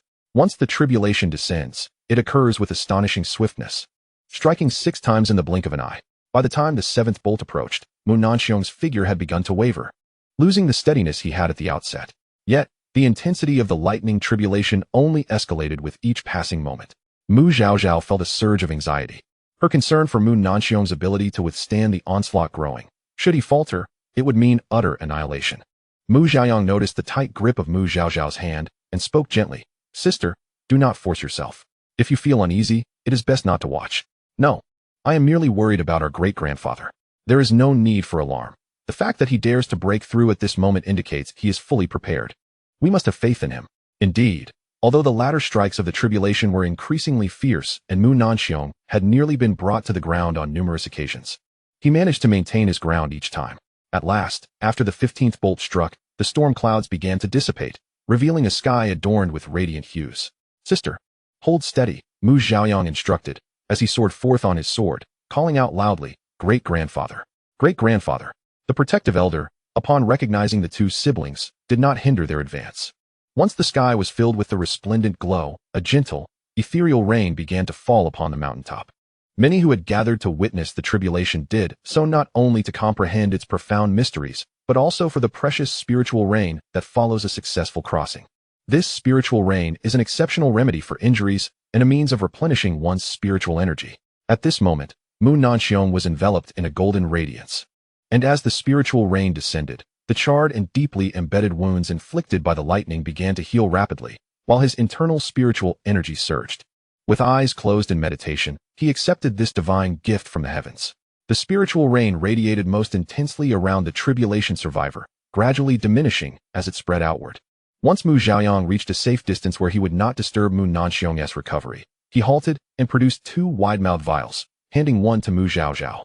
Sister, quickly receive it, he urged, already employing a technique to gather the rain. Having learned this simple rain-gathering technique early on, Mu Zhaozhao followed suit and began to collect the rain as well. They were not the only ones. Onlookers surrounding them also joined in. However, due to the larger crowd, their collection was far more meager than that of the siblings. When the rain ceased, the siblings had managed to gather over half a vial. Just as they were about to rejoice, an overwhelming force surged toward them, and being the closest, they were immediately swept off their feet from their sword. Mu Nanxiong had just opened his eyes, preparing to don a robe, when he saw his 2 grandchildren plummeting from the air, and he swiftly used his light to catch them, one in each hand. What were you 2 doing so close? Mu Nanxiong asked with exasperation, and after setting them down, he finally changed into his robe. At this moment, congratulations came pouring in. Brother Nanxiong, congratulations on your grand achievement. Achieving the void refining stage before even a millennium. You are truly a prodigy. Congratulations, elder. Congratulations, Taoist Nanxiong. As the crowd offered their well wishes, Mu Nanxiong could not ignore them, instructing his grandchildren to return home, first while he engaged in pleasantries with the others. As Mu Zhaoyang flew off with Mu Zhaozhao, they noticed Mu Zhaoyue sitting dazedly upon a fiery bird, his complexion pale. Hey, Mu Zhaoyue, what's wrong? You're not dazed by the tribulation, are you? Despite their familial ties, Mu Zhaoyang felt compelled to inquire. As soon as his words fell, Mu Zhaoyue rolled his eyes back and fainted. Alarmed, Mu Zhaoyang nearly jumped. Oh no, Mu Zhaoyue, don't play dead. I haven't touched you. The commotion attracted the attention of a nearby member of the Mu family, who rushed over to find Mu Zhaoyue unconscious. They quickly lifted him and headed toward the Mu family estate, sending word to the second elder along the way. With someone tending to the matter, Mu Xiaoyang paid it no further mind and continued guiding Mu Zhaozhao home. Brother, what happened to him? Perhaps he was too close and was overwhelmed by the might of the tribulation. If he does not properly adjust, it may affect his resolve, Mu Xiaoyang explained. He continued to educate Mu Zhaozhao, when our cultivation is still low, it is best not to observe tribulations of a higher order. If you truly wish to see, maintain a considerable distance. The might at the center of the tribulation is truly terrifying. While the lightning itself is fearsome, the overwhelming pressure is even more daunting. Some may falter under its weight. Should fear take root in their hearts, they may very well fail to overcome the trial. Having experienced the foundation establishment tribulation, Mu Xiaoyang had some understanding of lightning tribulations. As the siblings conversed, they returned to the family courtyard, heading directly to Mu Zhaozhao's residence. Shortly after, Mu Nanxiong returned and summoned them. Xiaoyang, why are you back? Mu Nanxiong inquired, knowing Xiaoyang should have been at the Wanjian Sect. I came with Master Lu Chanchuan and the Tianshui Sacred Lotus to receive disciples, Mu Xiaoyang explained. Mu Nanxiong was taken aback. In just a few months of seclusion, such significant events had transpired, and Zhaozhao had been accepted as a direct disciple by Master Lu. This was an extraordinary surprise, as Zhaozhao would soon become a chaos spiritual root, eliminating the need to seek out the Tianshui Sacred Lotus. Why are you still here then? What of Master Lu and the others? They went to the Wanjian Sect with the family head to discuss matters, and will return to fetch Zhaozhao once they are finished, Mu Xiaoyang clarified. Mu Nanxiong nodded, realizing that was why he had not seen the family head or the elder earlier. Great-grandfather, please activate the barrier. Zhaozhao has something to report, Mu Zhaozhao stated. Once Master Lu and the others return, both you and your brother will surely be informed, so it matters not if I disclose this a few days early. After Mu Nanxiong closed the barrier, Mu Zhaozhao began to recount her recent acquisition of the ancient talisman inheritance. Not long ago, she had obtained an ancient talisman inheritance at the market. Upon hearing all that Mu Zhaozhao had to say, Mu Xiaoyang was left utterly astonished, his mouth agape. Heavens! Sister, you truly make me proud. No, I must respect you. Sister, I bow to you. Your extraordinary virtue will surely earn you the respect of all in the realm of talismans. At the youthful age of gallant aspirations, Mu Xiaoyang thought more of chivalry than of the intricate implications behind such a momentous event. Mu Nanxiong, however, having served as the elder for many years, quickly grasped the potential consequences of this revelation and immediately cautioned Mu Xiaoyang. Xiaoyang, the discovery of the talisman inheritance is a matter that must remain secret among us. It should not be divulged. Why? This is a good thing. Sister has made such a significant contribution. She should be celebrated. Mu Xiaoyang protested, unwilling to let his sister's accomplishments go unrecognized. While the talisman inheritance may be beneficial to others, it would spell disaster for the Zhaozhao family. Their advantage in talismans would be irrevocably lost. Moreover, due to their prior reluctance to share their inheritance, they could face scorn and potential ostracism from their peers. Do you think the Zhaozhao family would not seek revenge on the one who uncovers and selflessly offers this inheritance? Mu Nanxiong elaborated, highlighting the dangers posed by the Zhaozhao family, who possessed 4 tribulation stage experts. Mu Xiaoyang was momentarily stunned, and upon comprehending the gravity of the situation, he broke into a cold sweat, realizing he had nearly endangered his sister for the sake of momentary satisfaction. Yes, thank you for your guidance, great-grandfather. Xiaoyang will keep this matter strictly confidential, not revealing a single word. Very well. If anyone inquires, simply state your ignorance. Externally, we adhere to the family's decision. This ancient talisman inheritance was discovered by the venerable Ancestor Bukuin. Ancestor Bukuin possesses an unparalleled cultivation at the pinnacle of the void refinement stage and is a 7th-tier talisman master. It would not be an easy feat for the Zhaozhao family to eliminate him, unless they were to dispatch an ancestor in the tribulation stage to encircle and annihilate him. However, once this inheritance is unveiled, Ancestor Bukuin's reputation across the Yuntian continent will soar. Should the Zhaozhao family indeed send an ancestor in the tribulation stage to slay him, it is likely that the dispatched elder would find no escape, as there remain many righteous individuals on the continent. Thus, the Zhaozhao family would undoubtedly exercise caution. Cultivating a tribulation stage elder is no simple task. Unlike Zhaozhao, who could easily dispatch several transformation stage cultivators to eliminate her. At that moment, a few elders approached the barrier, inquiring about the promotion banquet hosted by Mu Nanxiong.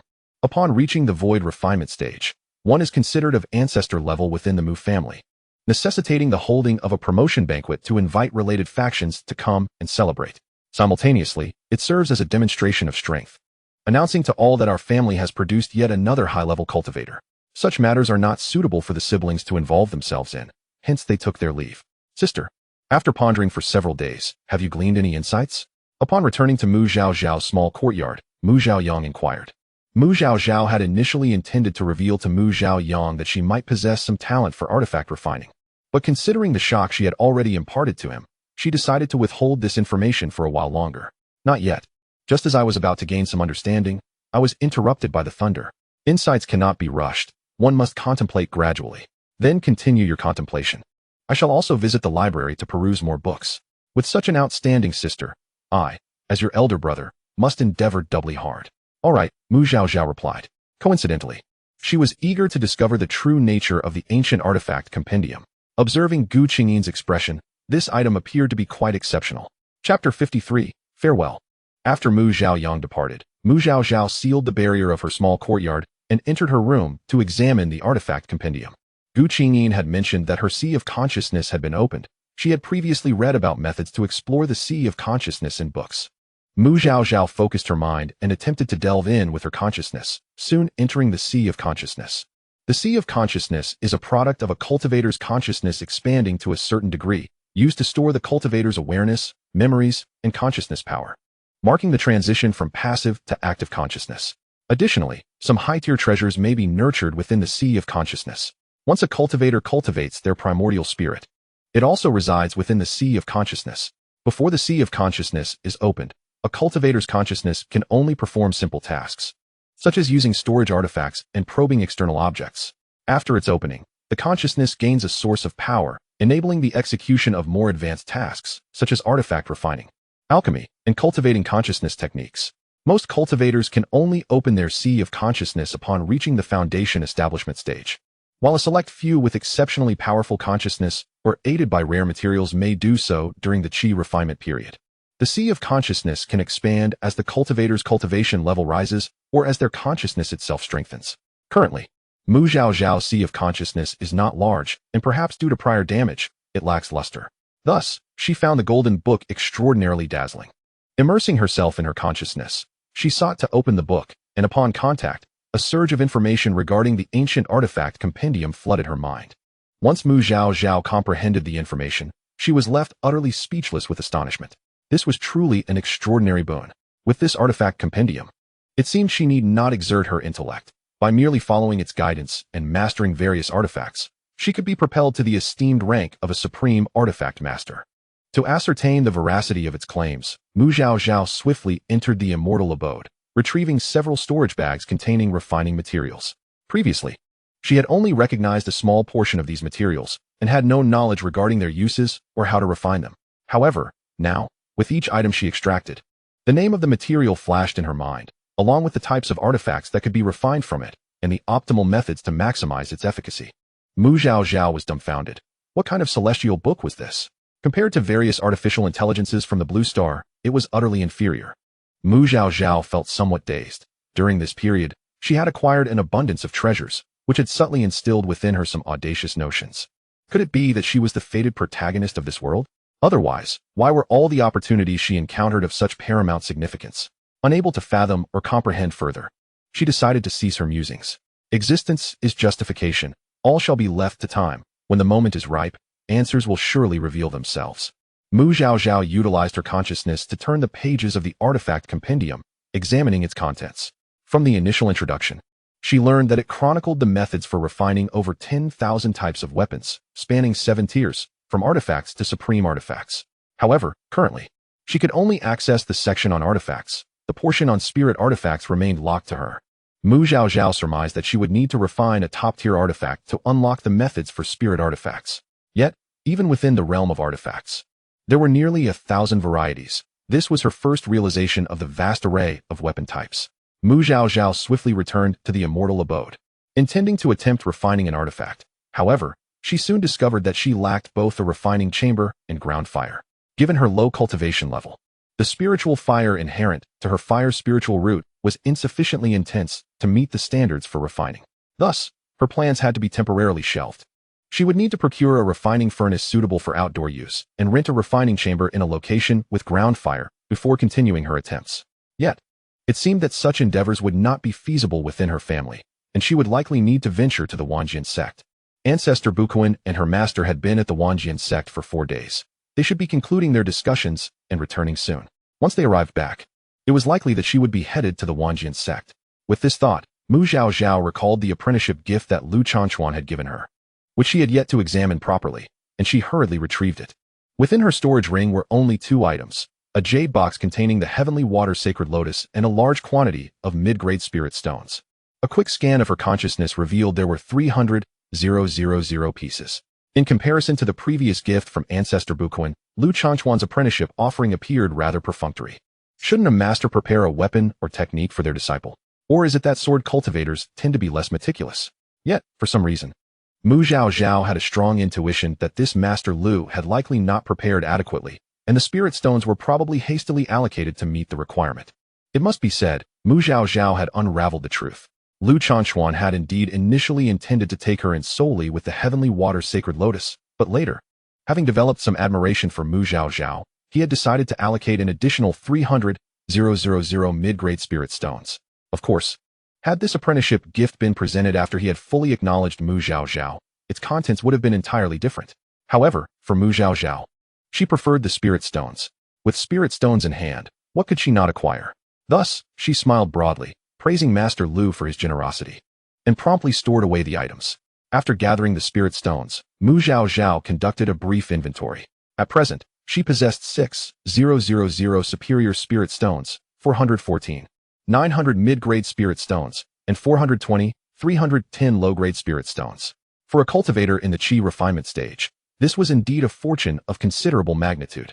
Unable to refine artifacts, Mu Zhaozhao exited the immortal abode, preparing to seek out Lin Xingxiu and Mu Ruofang, lest she find herself hurriedly bidding farewell at the last moment. She first visited Lin Xingxiu's courtyard in search of him. As Mu Nanxiong ascended, Lin Xingxiu also attended the occasion. At that moment, he happened to be in the small courtyard, and upon seeing Mu Zhaozhao approach, he smiled and offered his congratulations. Junior sister, I extend my heartfelt congratulations on your ancestor's promotion, as well as on your own advancement to the 6th level of Qi refinement. Thank you, senior brother, Mu Zhaozhao replied, producing a bottle of monkey wine she had purchased earlier. Senior brother, this is the monkey wine I bought during my outing. I've been quite busy lately, and Haven Tea had the chance to present it to you. Thank you, junior sister. Lin Xingxiu accepted the bottle, opened it, and inhaled its rich aroma. Aged for 50 years, splendid indeed, and exceptionally fragrant. I'm glad you like it. Initially, I had prepared a portion of snow deer meat for you, but I couldn't resist the temptation while reading, so I ended up eating it, Mu Zhaozhao admitted. Feeling a bit embarrassed, Lin Xingxiu chuckled. I have long since transcended the need for food. Whether I eat or not is inconsequential. You are still young and should indulge yourself.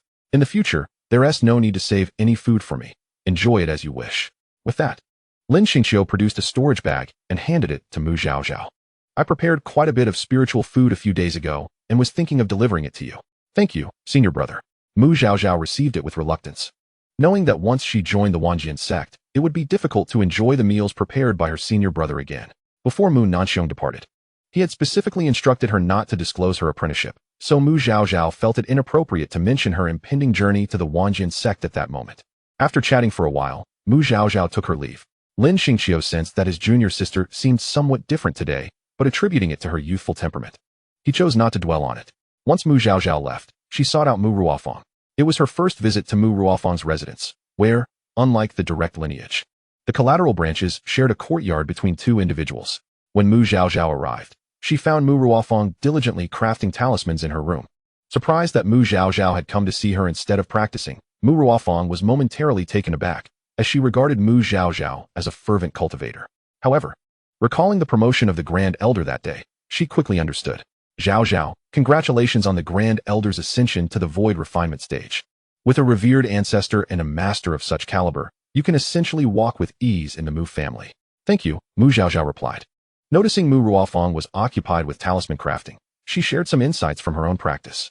It was uncertain when the ancient talisman inheritance would become widespread, and until that time, the established methods must still be utilized. After discussing various topics, as dusk approached, Mu Zhaozhao prepared to depart. Before leaving, she produced 2 bottles each of Qi recovery and spirit gathering pills, grade 1, medium quality, allocated to her by the family, and offered them to Mu Ruofang. Mu Ruofang was startled. Zhaozhao, what is the meaning of this? I cannot accept this. You should keep them for your own cultivation. Mu Zhaozhao waved her hand dismissively. I have my ancestor and master to support me. I am not lacking in pills. You, however, should not be overly concerned about the family and ought to think more about yourself. With your talents, you should not still be at the 7th level of qi refinement. Take them. We are friends, and it is only natural to assist each other. After spending some time together, Mu Zhaozhao had come to understand Mu Ruofang's strong sense of pride. She was not one to rely on others. The amount offered was within her acceptable range, and anything more would likely be declined. As anticipated, Mu Ruofang hesitated for a moment, but ultimately accepted the gifts. Thank you, Zhaozhao. Chapter 54, Nangong Lin and Yu Xianyan. After Mu Zhaozhao returned and meditated for a short while, she received a summons to the conference hall. Upon her arrival, she discovered that Mu Mao and others had returned. The hall was filled with the ancestors and elders of the Mu family, alongside 2 exceptionally handsome young men. Upon spotting Mu Zhaozhao, the young man clad in a blue robe adorned with golden trims rose and addressed her. Junior sister, I am your senior brother Nangong Lin. My master has sent me to escort you and junior brother Zhaoyang back. Nangong Lin, the young master of the Wanjian sect, was the chief disciple of Lu Changquan, possessing a single lightning root and a naturally born sword heart. At just over 1,000 years old, he had attained the mid-stage of void refinement. The matter of promoting the talisman inheritance was of great significance, and Lu Changquan needed to remain at the Wanjian sect to confer with the peak masters and elders, thus sending Nangong Lin to fetch them. Mu Zhaozhao quickly bowed in respect, expressing her gratitude. I appreciate your efforts, senior brother.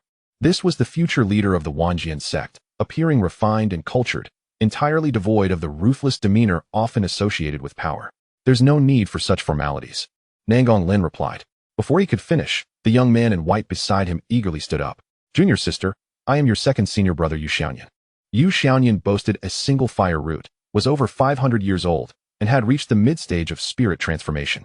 Greetings, second senior brother. Mu Zhaozhao returned with another bow. Wonderful, wonderful. Yu Xianyan beamed with delight, nearly bursting with enthusiasm. What a joyous occasion it is that our master has taken a junior sister, especially one as adorable as you. Having just returned from a recent expedition, he had nearly dropped his jaw in disbelief when his senior brother informed him of this news, and he had persuaded Nangong Lin to allow him to accompany the retrieval. Nangong Lin, noticing Yu Xianyan's exuberance, discreetly transmitted a warning to him, reminding him to maintain decorum.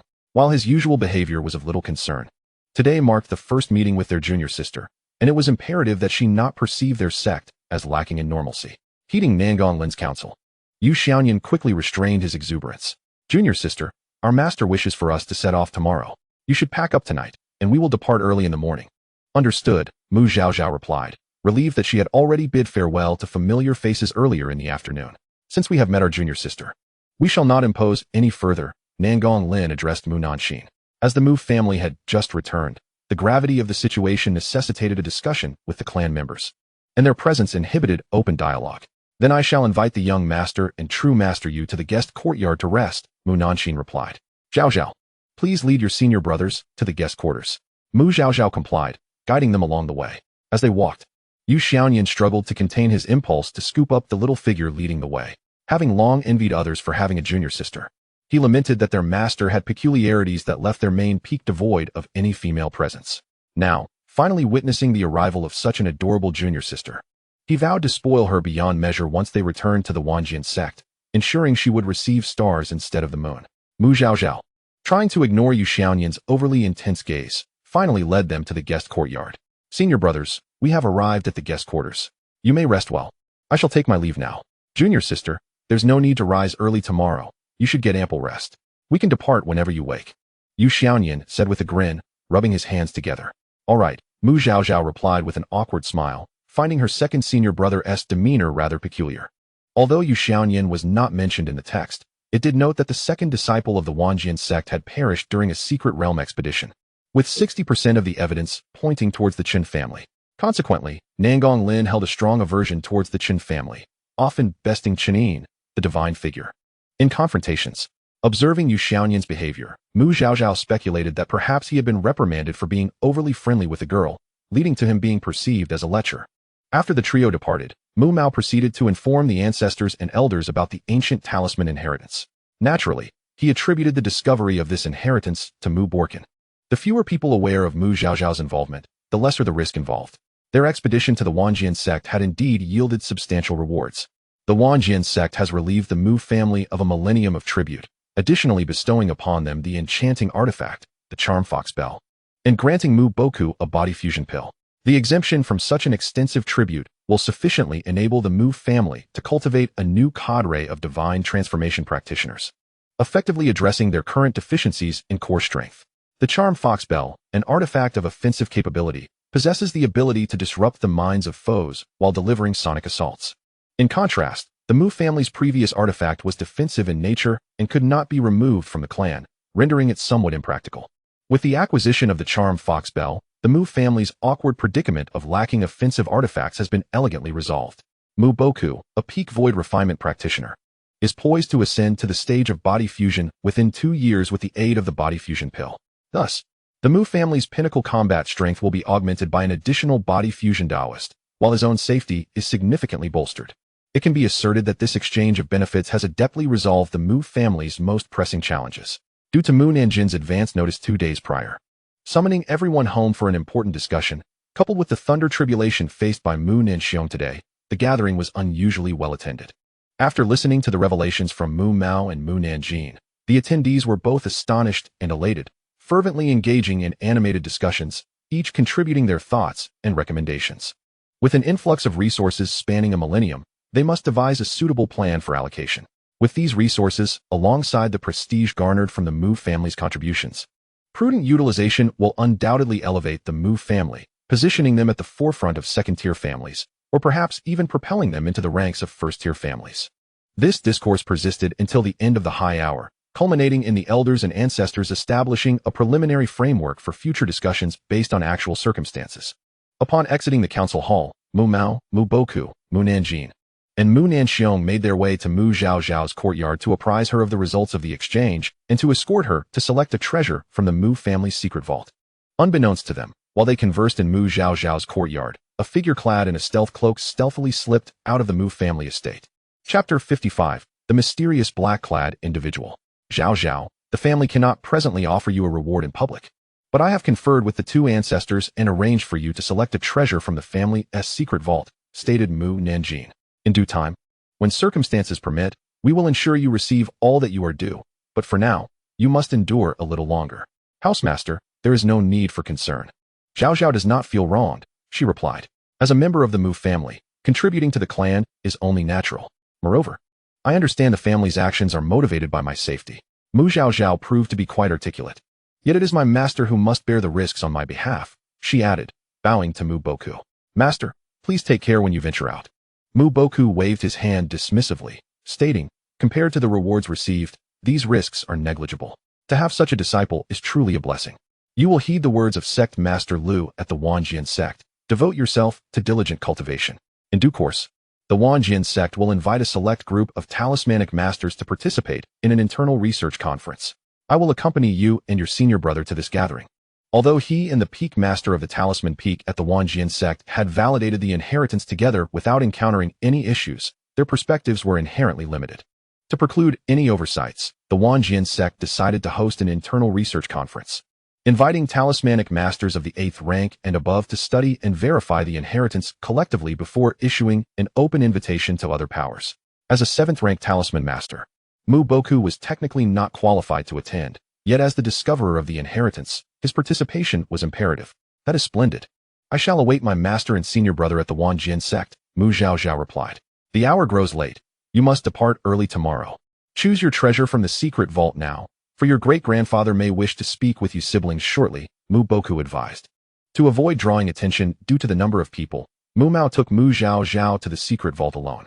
Mu Mao performed the necessary gestures to open the entrance and instructed, Zhaozhao, you have a quarter of an hour to select your favorite item and then return. Understood.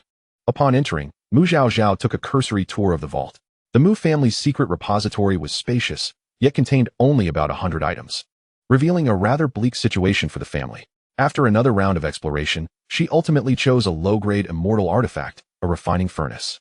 It was fortuitous, as she needed a furnace. A lower-grade one would not adversely affect her refining results, whereas a higher-grade one would exceed her current supply of spirit stones. Since one was available here, she decided to select it. Upon her return, Mu Mao inquired, what did you choose? The refining furnace. Why? Mu Mao was momentarily taken aback. Unless one is a refining master, Possessing a refining furnace is akin to owning a mere iron pot. Recently, I discovered a latent talent for refining while studying, and I wish to give it a try, Mu Zhaozhao explained. Mu Mao was taken aback, and he randomly retrieved several types of refining materials from his storage ring. Zhaozhao, do you know what these are? What type of artifact are they suited for crafting? Mu Mao had dabbled in refining, but was not particularly proficient, currently only capable of crafting precious artifacts. For Mu Zhaozhao, identifying the materials was exceedingly simple. She needed no mental effort, as the artifact chart provided all the answers. Listening to her fluent responses, Mu Mao was both astounded and filled with sorrow. This child, destined to lead the Mu family back to prosperity. Alas, such talent is regrettably unguarded in the present decline of the Mu family. Had it been during a time of prosperity, he would never have been willing to part with such a prodigy. In that moment, Mu Mao felt a newfound, unprecedented determination to guide the family towards resurgence. Seeing Mu Mao's expression of anguish, Mu Zhaozhao inquired with concern, "Great-grandfather, what troubles you?" Mu Mao waved his hand. "It is nothing. Zhaozhao, you are a good child. The family cannot retain you. Once you reach the Wanjian sect, study diligently. Should you encounter insurmountable challenges, seek out our family's elder Yuan at the Wanjian sect." "Understood, great-grandfather," she affirmed. "Great-grandfather, I am about to leave the family and must rely on your care. A few days ago, I purchased several jars of monkey wine and saved one jar to present to you, hoping you will not find it lacking," Mu Zhaozhao stated. Producing a jar of monkey wine and respectfully offering it to Mu Mao, she had yet to claim any treasures from the immortal estate, intending to save some to honor those elders who had treated her kindly when the opportunity arose. Mu Mao, taken aback by Mu Zhaozhao's thoughtful gesture, graciously accepted the monkey wine, subsequently retrieving a storage bag. "Here are some low-tier refining materials. Take them for practice." "Thank you, great-grandfather. Now I have a source for refining materials," she replied gratefully. When Mu Mao returned Mu Zhaozhao to the courtyard, Mu Nanxiong and Mu Zhaoyang were already waiting inside. The stone table in the courtyard was laden with several spiritual dishes, and Mu Nanxiong had brewed a pot of spiritual tea. The three of them gathered around the table for a meal. Mu Nanxiong raised his cup. "Tomorrow brings another parting. Great-grandfather, I offer this tea in place of wine, wishing you both a smooth path to immortality and an early ascension." "Thank you, great-grandfather." "Zhaoyang, as the elder brother and having spent several years at the Wanjian sect, you must take good care of your sister when she arrives." "Rest assured, great-grandfather. I will look after my sister well." "Zhaozhao, life outside is not the same as at home. Within the family, you are of direct descent, and others will afford you some respect. However, outside, one is judged primarily by strength. Although you are a direct disciple, there are many direct disciples at the Wanjian sect, and competition among them is fierce. Thus, you must think carefully before acting in the outside world." "Yes, Zhaozhao will heed great-grandfather's teachings. You are a clever child in the Wanjian sect, and it is essential for you to support each other with your elder brother. Your brother is sincere. When he acts impulsively, it would be wise for you to rein him in."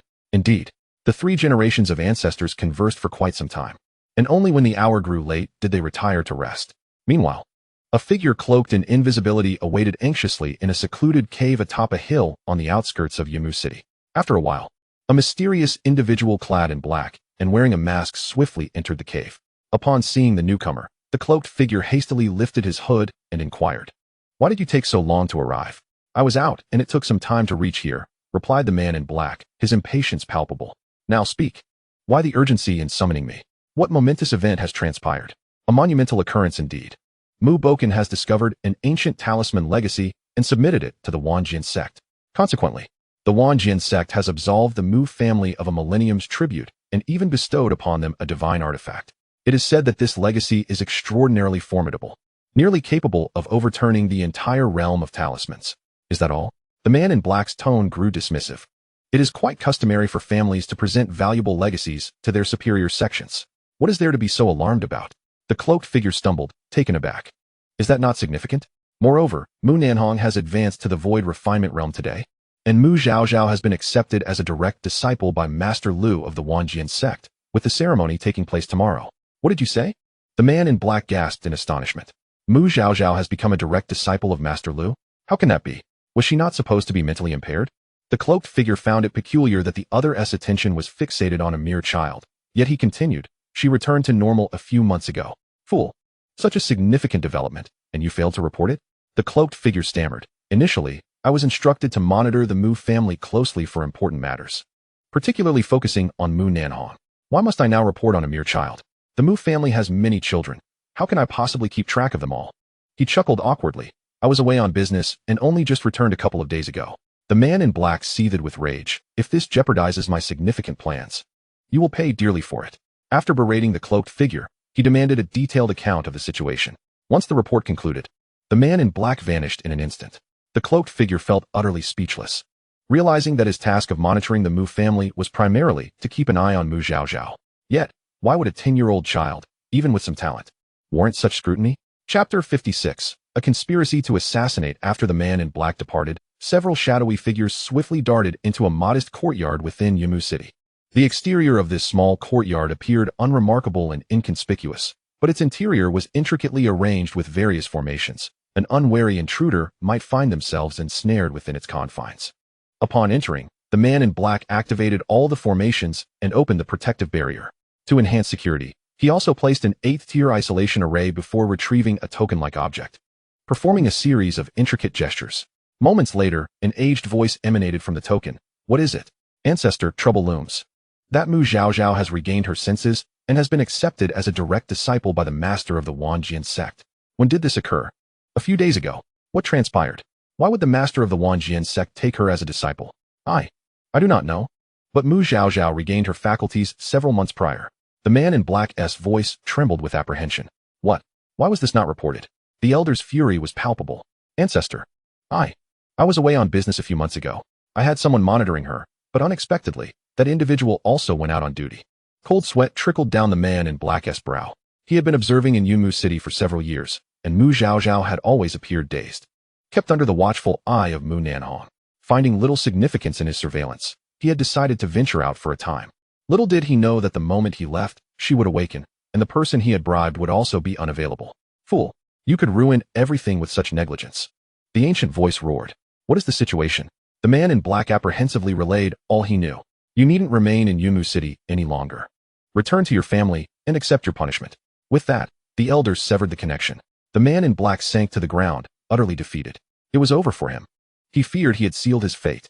Far away, 1,000 miles distant, the elder, after cutting off communication, retrieved a mirror-like artifact. After performing a series of gestures, the mirror illuminated, projecting several indistinct figures into the air. Mu Zhaozhao has regained her senses and has been taken as a direct disciple by the master of the Wanjian sect, the elder stated. What? A sharp female voice exclaimed in shock. When did this happen? She regained her senses months ago, and her acceptance as a disciple occurred a few days ago. The elder struggled to convey the information, but ultimately spoke the truth. This matter cannot be concealed. It will be known to all soon enough. Zhaozhao, how has your family handled this situation? The woman demanded angrily. It has taken months for you to report this? It is my family that has faltered, and we will find a way to rectify this. How will you remedy this? Months have passed. Who knows what adverse effects may arise? I warned you before. Those who perished earlier left only her alive. Such anomalies are bound to attract calamity. We should have pursued the Mu family and eliminated her then. But you were all too cautious, and look where we are now. Lady Tongxi, discussing this now serves no purpose. The decision was made collectively, another voice interjected. We must first ascertain the situation and contemplate how to remedy it. You certainly have a knack for muddying the waters, Lady Tongxi scoffed. Zhaozhao, what precisely is the situation? Inquired yet another voice. Zhaozhao recounted the details relayed by the younger generation, explaining how fortuitously the events had unfolded over these past few months. Have there been any unusual occurrences with the children of each family in recent months? My family's children were seen a few days ago, and there appeared to be no issues. I will summon them tomorrow. But since my family has not reported any concerns, they should be safe for the time being. Neither has my family. Once it was confirmed that the younger generation from each family was temporarily unaffected, the group resumed their discussion on how to remedy the situation. This matter requires urgency. We must act swiftly, Zhaozhao declared. Tomorrow, we shall head to the Wanjian sect and seize the opportunity to eliminate Mu Zhaozhao en route. Such an oversight could demand a significant toll on our strength. It is truly infuriating. Nangong Lin is the young master of the Wanjian sect and undoubtedly possesses many treasures. Acquiring them will not be easy. We must find a way to divert his attention. Be cautious and avoid revealing ourselves. If the Wanjian sect's fanatics turn their sights upon you, the Ji family will not only suffer but may face utter annihilation. The others echoed this sentiment, urging Zhaozhao to ensure everything was meticulously arranged, leaving no trace behind. Rest assured, I will not allow any members of the Ji family to engage directly, nor will I involve any factions connected to the Ji family, Laozu assured them. Over the years, the Ji family has clandestinely supported certain factions, accomplishing many tasks that could not be publicly addressed. This time, I will let those factions take the lead. However, confronting the Wanjian sect so openly may lead to their destruction. The loss of support built over millennia would be unbearable. Yet, if this matter remains unresolved, the families themselves may soon find themselves adversely affected. As of now, there are no dire consequences. The Ji family is acting to remedy the situation, and others cannot raise objections. However, should trouble arise, they may not only need to resolve the crisis, but also compensate for the losses of other families. Thus, it would be far more prudent to exert oneself fully from the outset and secure a decisive victory. Tomorrow, meticulous plans must be laid, leaving no room for error. Otherwise, any future attempts to take action will become increasingly arduous. A reminder was issued. Currently, few are aware of Mu Zhaozhao's apprenticeship under Lu Changquan, and should an unfortunate incident occur, it could be claimed that one was unaware of the other party's affiliation with the Wanjian sect. If the Wanjian sect were to publicize their presence, any subsequent actions would be tantamount to provoking them. Rest assured, at least 4 individuals in the integration realm will be present tomorrow. Old Ji has made a resolute decision. Upon hearing this, the others felt reassured. The opposing party consists of only 3 individuals, the most formidable of whom is Nangong Lin, at the mid-level of the refining void stage, while the remaining 2, Yu Xiaoyan and Mu Zhaoyang, are at the spirit transformation and foundation establishment stages, respectively. They need not engage Nangong Lin and Yu Xiaoyan directly, but merely divert them. Mu Zhaoyang, being at the foundation establishment stage, is easily subdued with a single strike. At that time, eliminating a refining chi practitioner will be exceedingly effortless. Chapter 57, Encountering Robbery? The following day, Mu Zhaozhao rose early and accompanied Mu Zhaoyang to the council hall. Inside the hall, the elders of the Mu family had gathered, as the family had produced yet another direct disciple, deserving of a proper send-off. Mu Borkin and Lin Xingxiao, as Mu Zhaozhao's master and senior brother, were also present. Mu Mao was absent, lest the occasion seem overly grand. Family head, master, great-grandfather, esteemed elders, senior brother.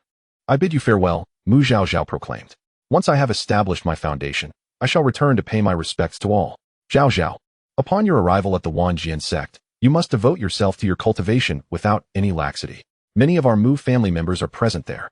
Should you encounter any insurmountable issues, seek out Ancestor Yuan. As he spoke, Mu Nanjin produced 3 storage bags, presenting them to Mu Zhaozhao with a wave of spiritual energy. Zhaozhao, these 3 bags contain provisions for the next 5 years, additional support from the family, and a small token of my personal regard. Mu Zhaozhao accepted the storage bags and bowed in gratitude. Thank you, family head. In the future, as you achieve success, do not forget the family's contributions. Mu Nanjin spoke in a formal tone. Yes, I shall remember, Mu Zhaozhao replied. Once Mu Nanjin concluded, the other elders also presented their tokens of goodwill, which Mu Zhaozhao graciously accepted with thanks. Mu Borkin and Mu Nanxiong had already given their gifts the previous evening. After the elders had finished, Lin Xingxiao stepped forward and handed Mu Zhaozhao a storage bag. Junior sister, the circumstances were sudden, and I had little preparation. Last night, I hastily prepared some food for you. When you arrive at the Wanjian sect, do not become so engrossed in cultivation that you neglect your meals. Lin Xingxiao felt a pang of reluctance. It was no wonder he sensed something different about his junior sister yesterday. She had come to bid him farewell. I will certainly remember. Thank you, senior brother. Mu Zhaozhao performed a deep bow. Though they had only spent a few months together, Lin Xingxiao had treated her exceptionally well, always making time to prepare spiritual meals for her despite his busy schedule. I hope to see you again next time, junior sister, and notice how much you've grown. Lin Xingxiao couldn't help but reach out to pat Mu Zhaozhao's head. Unbeknownst to him, Mu Borkin had not yet mentioned his intention to study talismans at the Wanjian sect, and thus he remained unaware. Mu Zhaozhao chuckled. I will certainly strive to grow. Indeed, she ought to eat more to foster her growth. Otherwise, she would continue to be mistaken for a 5- or 6-year-old child. Now that the farewells have been made, let us depart and not keep the young sect master waiting too long, Mu Nanjin suggested. Leaving early may allow us to reach the Wanjian sect by evening. Agreed. After bidding farewell to their elders, the siblings, along with Mu Nanjin and Mu Nanxiong, proceeded towards the family guest house. Nangong Lin and Yu Xiaoyan had been waiting for some time. Once the siblings arrived, the 4 exchanged pleasantries before taking their leave. Upon exiting the gates of the Mu family estate, Nangong Lin produced a flying boat, enlarging it to the size of a small courtyard with a gesture, and addressed Mu Zhaozhao and the others, junior brother and sister, please board. He then turned to Mu Nanjin and Mu Nanxiong, saying, family head, elder Nanxiong, we shall take our leave. Very well, Young Sect Master, travel safely. After the siblings bid farewell to Mu Nanxiu, Mu Zhaoyang was just about to fly up on his sword with Mu Zhaozhao when Yu Xianyan swiftly scooped her up, using his other hand to lift Mu Zhaoyang. And with a leap, they soared onto the flying boat. Yu Xianyan was elated, finally holding his junior sister. Junior sister, you can look over the railing. The view is quite splendid before we ascend too high. After setting Mu Zhaozhao down, Yu Xianyan remarked, "Thank you, second senior brother." Mu Zhaozhao replied as she approached the railing, peering down. Mu Zhaoyang hurriedly followed, fearing that his sister might accidentally fall. Before long, Nangong Lin boarded the vessel, greeting the trio before proceeding to the cockpit. Soon, the flying boat began to ascend slowly. Mu Zhaozhao noticed the family head and great-grandfather still standing at the gate, watching them off, and felt a surge of emotion, raising her hand to wave at them. Just then, a voice called from afar, "Zhaozhao." Turning her head, Mu Zhaozhao saw Mu Ruofang riding a paper crane racing towards them. "Sister Ruofang." Mu Zhaozhao waved. Seeing the flying boat rising higher, Mu Ruofang hurriedly shouted, "Zhaozhao, we shall meet at the Wanjian Sect in 2 years." In 2 years, the Mu family would send a group of disciples to the Wanjian Sect, and she intended to enroll. "Yes, we will meet in 2 years." Mu Zhaozhao waved vigorously. The flying boat quickly ascended to great heights, and from above, Mu Ruofang riding the paper crane became a mere black dot. At that moment, the boat halted its ascent, and after a soft humming, the barrier closed, propelling the vessel forward at great speed. "Don't worry, sister. Once you establish your foundation, I will accompany you back," Mu Zhaoyang reassured her, recalling his own reluctance when he first left the family. "Indeed, junior sister, I will return with you then," Yu Xianyan chimed in. "Come, I will show you around the boat. This is a reward for my first-place victory in the Yuntian Grand Competition, a precious item that I seldom use. I am also fortunate to have your light, junior sister. It has been decades since I last had the privilege to ride." The Yuntian Grand Competition refers to a contest among 12 top-tier factions, held once every 100 years, with each faction sending 100 disciples to participate. The rankings determine the distribution of resources for the next century on the continent. The competition is divided into 4 stages based on cultivation level: foundation establishment, golden core, nascent soul, and spirit transformation, with 300 participants in each stage. The top 20 in each stage receive rewards, with the top 10 receiving particularly generous prizes.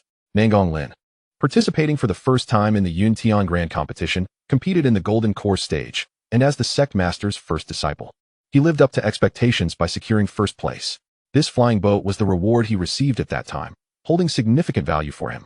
The Yuntian Grand Competition has always been a grand event on the continent, drawing many factions to observe, as the participants are elite disciples carefully selected from top-tier forces, representing the new generation of prodigies.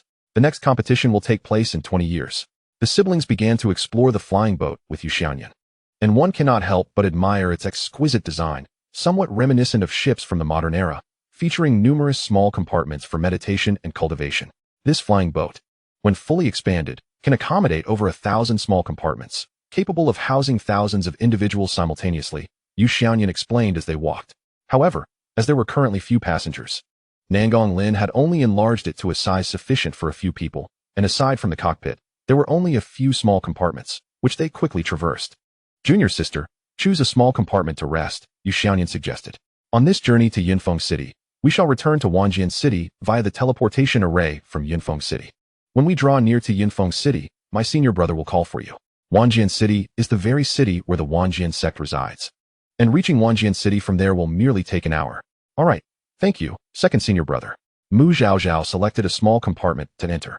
The flying vessel soared high above, encased in a protective barrier, rendering the scenery rather unremarkable. It was better to retreat to her room and rest, intending to step out and admire the sights upon arrival at Yunfeng City. This flying vessel belonged to Nangong Lin, and Mu Zhaozhao refrained from engaging in any activities that might draw attention, wary of being detected. Once inside, she retrieved the notes she had previously inscribed to review.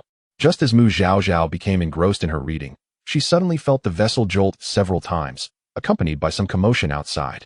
Rising from her seat, she ventured out to ascertain the cause of the disturbance. At that moment, Yu Xianyan and Mu Zhaoyang were already on the deck at the bow of the ship. Yu Xianyan was vociferously berating a group of individuals engaged in combat at the front of the vessel. "Have your eyes gone blind? How dare you obstruct the flying vessel of Wanjian Sect? Step aside at once." However, the combatants ahead paid no heed to Yu Xianyan, continuing their brawl unabated. Infuriated, Yu Xianyan leaped out of the vessel's barrier, hovering in the air as he shouted at them. I am Yu Xiaoyan, a direct disciple of Wanjian's sect. If you wish to live, clear the way. His demand was not one of tyranny. After all, it was unreasonable for them to insist on fighting in the path of their flying vessel. He and his senior brother had already noticed them from a distance and had attempted to steer clear, but as they moved left, the assailants followed suit. When they moved right, the attackers shifted back. This behavior indicated that they were looking for trouble, likely intending to ambush them. The assailants were all at the transformation stage. And although Yu Xiaoyan was also at the transformation stage, being mid-level, he felt confident even against ordinary practitioners at the void refinement stage. Seeing that his identity as a direct disciple had not deterred them from their aggressive intentions, Yu Xiaoyan was about to draw his sword to teach them a lesson when he noticed two more figures approaching from afar, engaged in battle. Their cultivation levels clearly above the void refinement stage. Yu Xiaoyan furrowed his brow, and at that moment, Nangong Lin emerged from the control room, addressing Yu Xiaoyan. Second junior brother, come back. They do not harbor good intentions. They must have been lying in wait. He was eager to uncover who possessed the audacity to target Wanjian's sect. Chapter 58, The Sword Domain. Yu Xiaoyan complied and returned to the vessel. Senior brother, there's a situation. Nangong Lin nodded slightly, then turned to Mu Zhaozhao and Mu Zhaoyang, instructing, junior sister, junior brother Zhaoyang, you two should return to the cabin. Your cultivation levels are still relatively low, and the barrier on the deck is limited in strength. It would be wise to avoid any potential collateral damage from the ensuing conflict. The cabin was fortified with its own defenses in addition to the barrier, making it exceedingly difficult for any attackers below the combined body stage to breach. After observing the combat, Mu Zhaoyang realized he was ill-equipped to participate, and Mu Zhaozhao sensed the gravity of the situation. Thus, both heeded the advice promptly and retreated to the cabin. If the assailants disregarded the status of direct disciples from Wanjian's sect, they were either formidable adversaries or reckless individuals. It was prudent to conceal themselves and avoid being a burden to their senior brothers. The siblings entered the same compartment. Mu Zhaoyang contemplated that if the enemy truly breached their defenses, he would fight tooth and nail to protect his sister. Mu Zhaozhao, on the other hand, considered that in the worst-case scenario, should they be cornered, she could swiftly summon the artifact, the Qi Gai, to safeguard their lives. Once they were inside, Nangong Lin summoned his life sword, leaping into the air. His life sword, named Thunder, was a divine blade he obtained from the Wanjian sect's sword tomb upon his ascension to the Golden Core stage, constantly enveloped in wisps of purple lightning, exuding an extraordinary aura and formidable lethality. It was this very sword that had enabled him to triumph over numerous peak Golden Core practitioners during the Golden Core competition, claiming the championship. Gentlemen, I am Nangong Lin from Wanjian sect. Might I inquire as to your intentions? As Nangong Lin posed his question, the two practitioners at the combined body stage, having exchanged blows, paused and positioned themselves at opposite ends, the residual energy from their confrontation causing the vessel to tremble once more. One of the combined body practitioners glanced at Nangong Lin and replied, Young Sect Master Nangong, this is a matter between us. Please do not interfere. While Nangong Lin had no desire to meddle in their affairs, he inquired, Yet your people obstruct my vessel for what purpose? Young Sect Master, we would never dare to impede your vessel. In the midst of battle, a moment's distraction could lead to injury or worse. We are hardly capable of managing such chaos. Their claims of combat were dubious, as they had been fighting for some time without any visible injuries, a mere pretense. Why waste words? Prepare to face my attack, declared another practitioner at the combined body stage, launching an attack while simultaneously taunting Nangong Lin. Young Sect Master, you may as well watch from the sidelines until we're finished. The provocation was unmistakable. Had it been someone with a fiery temper, they might have charged in recklessly. However, Nangong Lin was not easily deceived. He recognized the obvious ruse and suspected their true aim was to divert his attention. Observing the skirmish from a distance, he occasionally wielded his sword to deflect the shockwaves resulting from their clash, ensuring the vessel remained unscathed. As he scrutinized their fighting style, they bore resemblance to the Xianxia Palace, an organization that had only recently risen to prominence a millennium ago. Yet, how had they dared to encroach upon Wanjian sect's territory under the aegis of the demonic forces? Their blatant provocation indicated ulterior motives. Having previously encountered these adversaries, he noted they had yet to attack him and his second junior brother, suggesting their true target lay elsewhere. It then dawned on him that only junior brother Zhaoyang and junior sister Zhaozhao remained vulnerable. Given that Zhaoyang had only recently established his foundation and had yet to venture far for training, it was unlikely he had provoked anyone from Xianxia Palace. Thus, the focus must be on junior sister Zhaozhao. What could attract the attention of Xianxia Palace towards her? Recalling what his master had mentioned about her possessing a quasi-chaotic spirit root, Nangong Lin began to understand. The cultists were notorious for their sinister techniques. Perhaps they were attempting to seize junior sister Zhaozhao's chaotic spirit root. It appeared the Mu family's news had spread far and wide. Upon returning, he would need to discuss with his master the urgency of organizing a formal apprenticeship banquet for junior sister Zhaozhao, publicly affirming her status and safeguarding her reputation. Their audacity in this blatant manner suggested they might be attempting to exploit the situation. Should they succeed in abducting her, Wanjian's sect would face dire consequences, tarnishing both his reputation and that of the sect.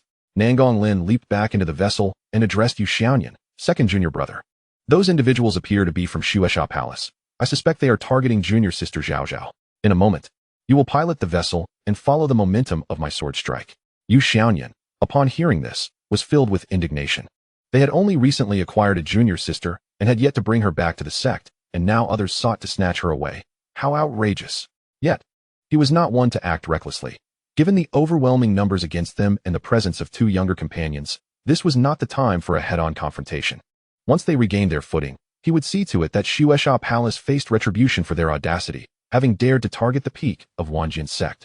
Yu Xianyan entered the control room and took command of the flying vessel from Nangonglin. Once prepared, Nangonglin soared into the air again, cleaving the air with his sword, unleashing a force imbued with the might of thunder.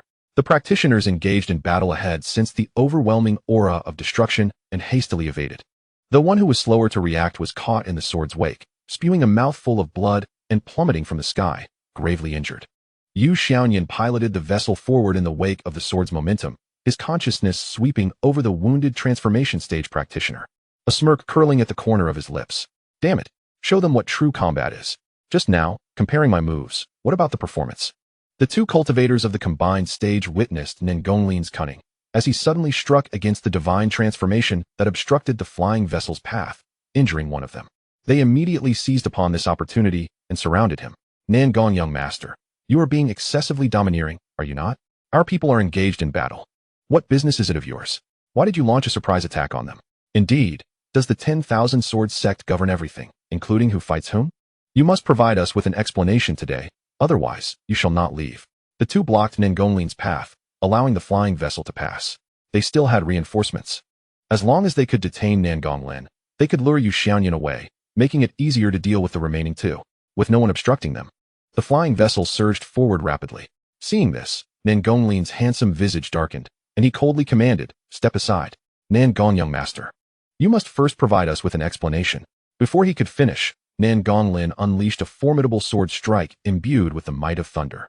The cultivator of the combined stage was startled and hastily evaded.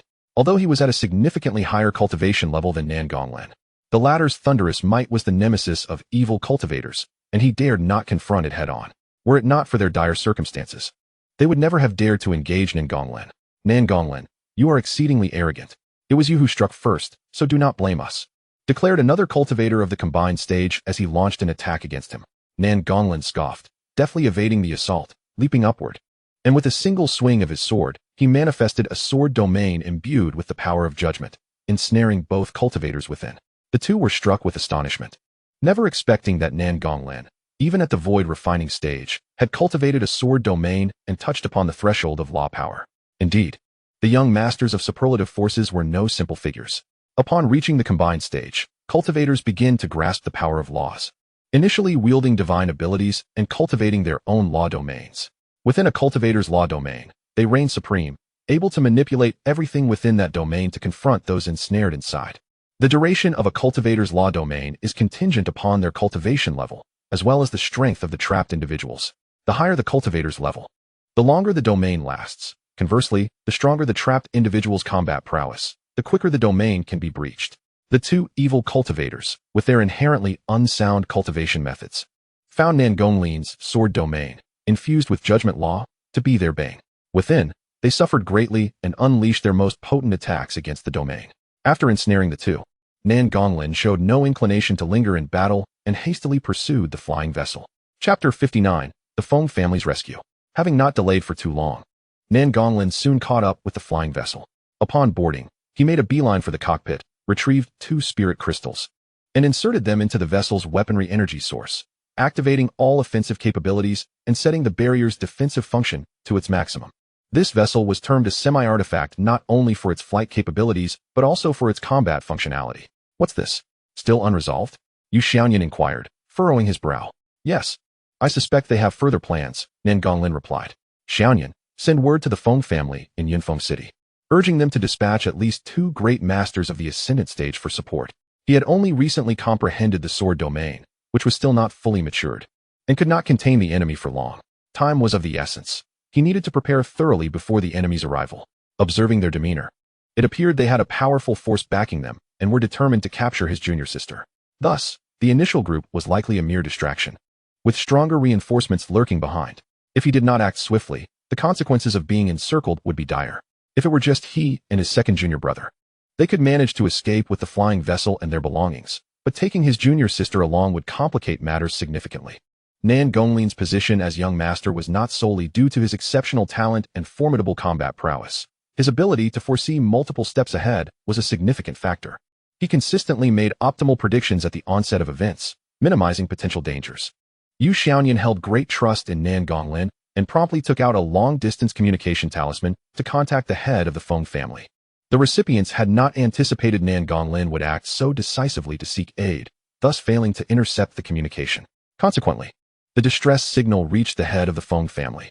The Feng family of Yunfeng City was a subordinate clan of the 10,000 Sword Sect, and their third junior brother, Feng Yang, hailed from the Feng family, being the youngest grandson of the family head. Hence, they were quite familiar with one another. Upon receiving the message, the head of the Feng family was incensed. What kind of rabble dared to encroach upon the territory of the 10,000 Sword Sect to besiege its young master?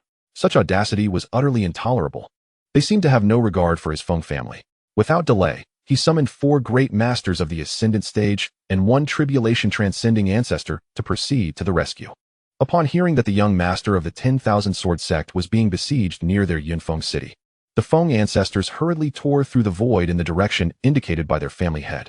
Once a cultivator reaches the Ascendant stage, they can tear through the fabric of space, enabling rapid travel. Soon, several ancestors of the Feng family arrived at Nan Gonglin's flying vessel, witnessing several scoundrels attacking it, causing it to sway perilously, presumably on the brink of breaching its protective barrier. Yu Xiaoyan was engaged in combat nearby, his battle robe stained with blood, appearing quite grievous and evidently injured. Meanwhile, Nan Gonglin was locked in a fierce struggle with 2 opponents, with the distance rendering it difficult to ascertain the extent of his injuries. The 5 immediately divided into 2 groups. The tribulation-transcending ancestor, accompanied by 1 ascendant master, proceeded to assist Nan Gonglin, while the remaining 3 ascendant masters dealt with the foes surrounding the flying vessel. Although the head of the Feng family had acted swiftly to summon the ancestors, the process of sending the message and gathering the elders required time.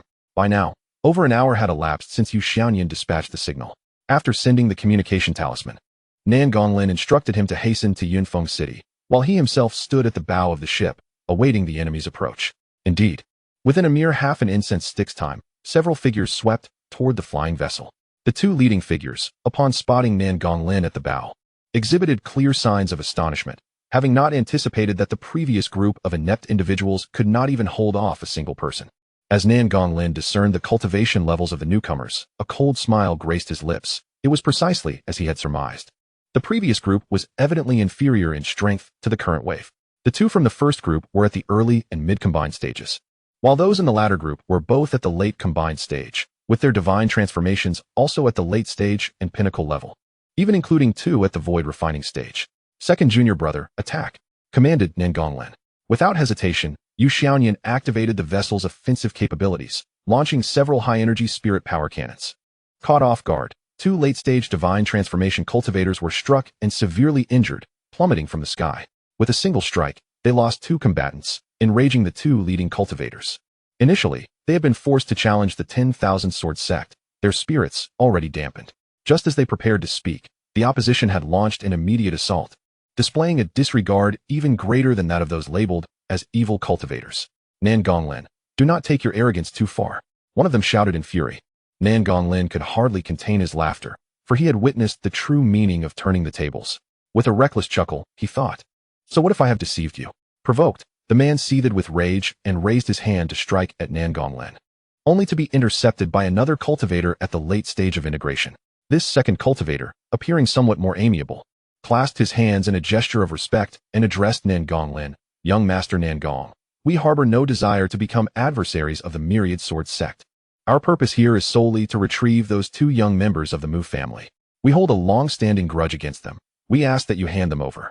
Nan Gonglin, having already taken precautions, recognized that the foolishness of the previous man had laid bare their intentions. Thus, he did not shy away but boldly stated his position. "What a joke. Those 2 are esteemed disciples of the Myriad Sword Sect.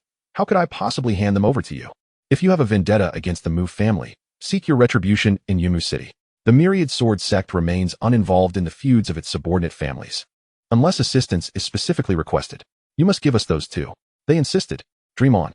It seems we are destined to be at odds." With that, Nan Gonglin declared, "Enough of this idle chatter.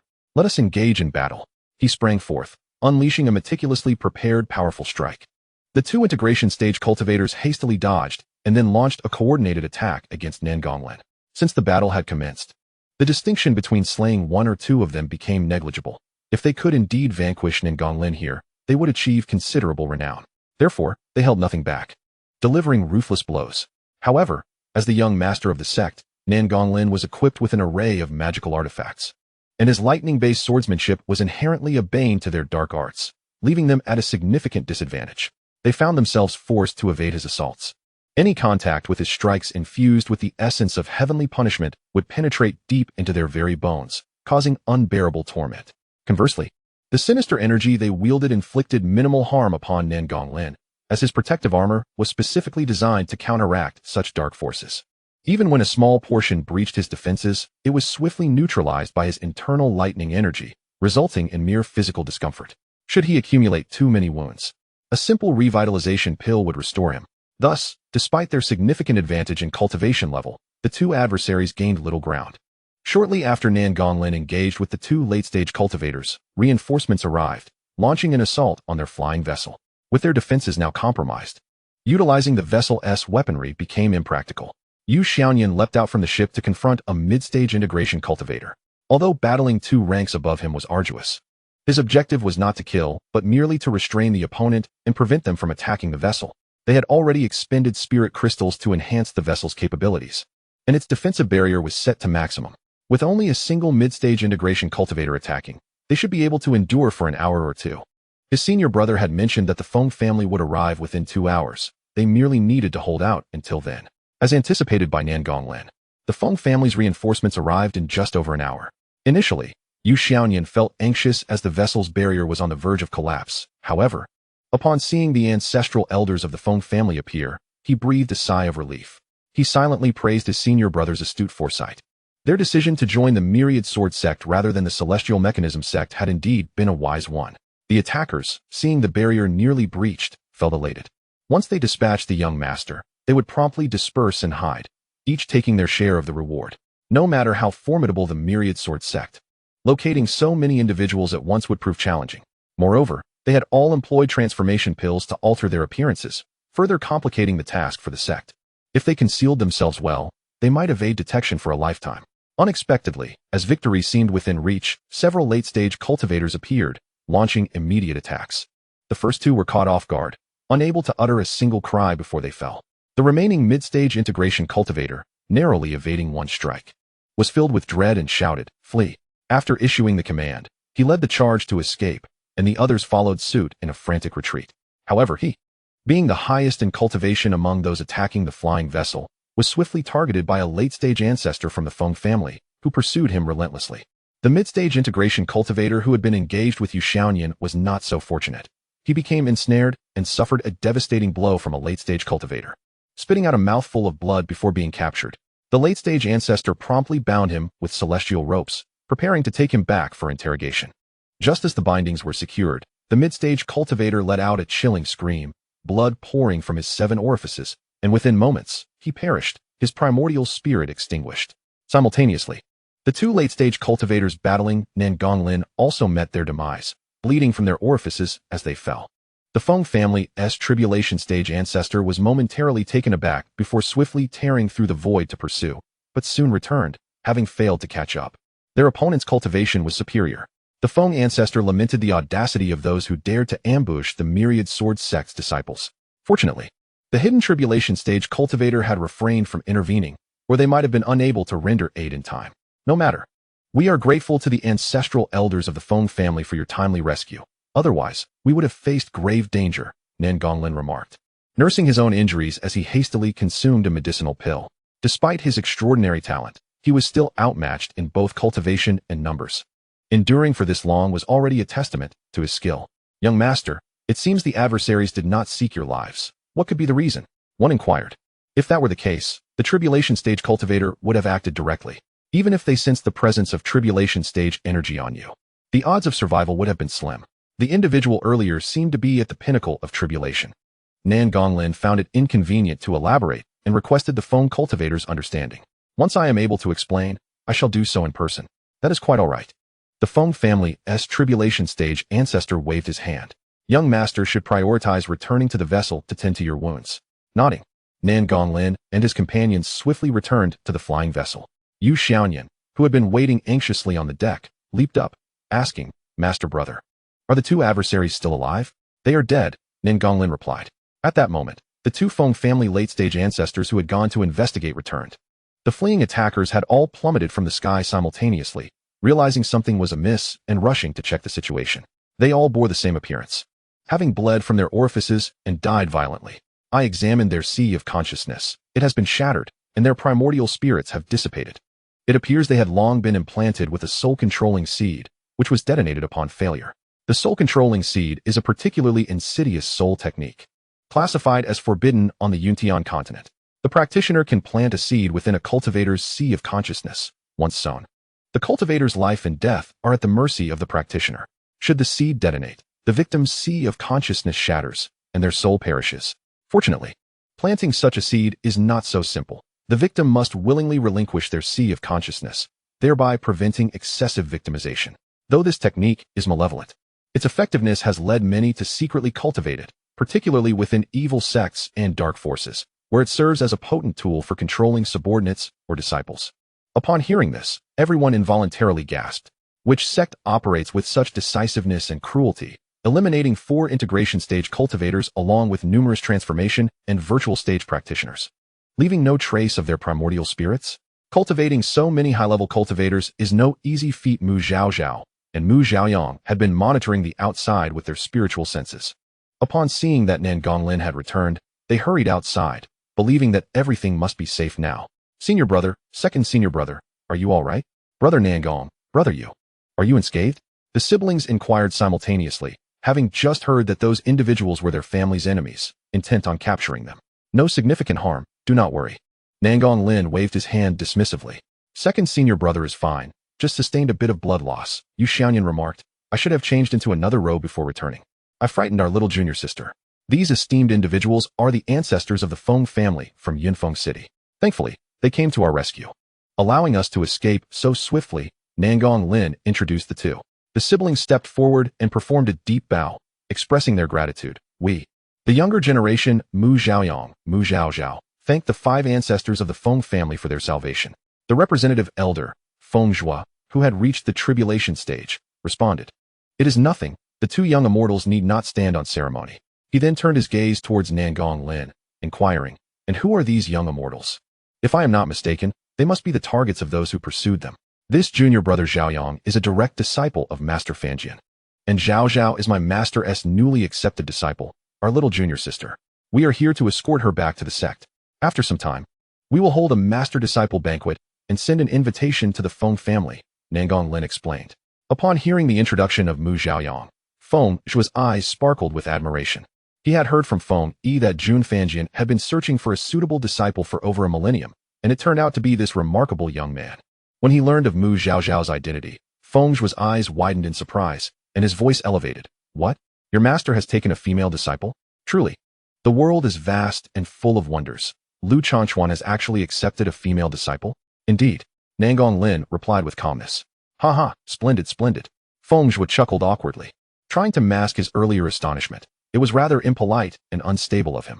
Young sect master, young immortal Yu, I advise you both to rest and recuperate from your injuries.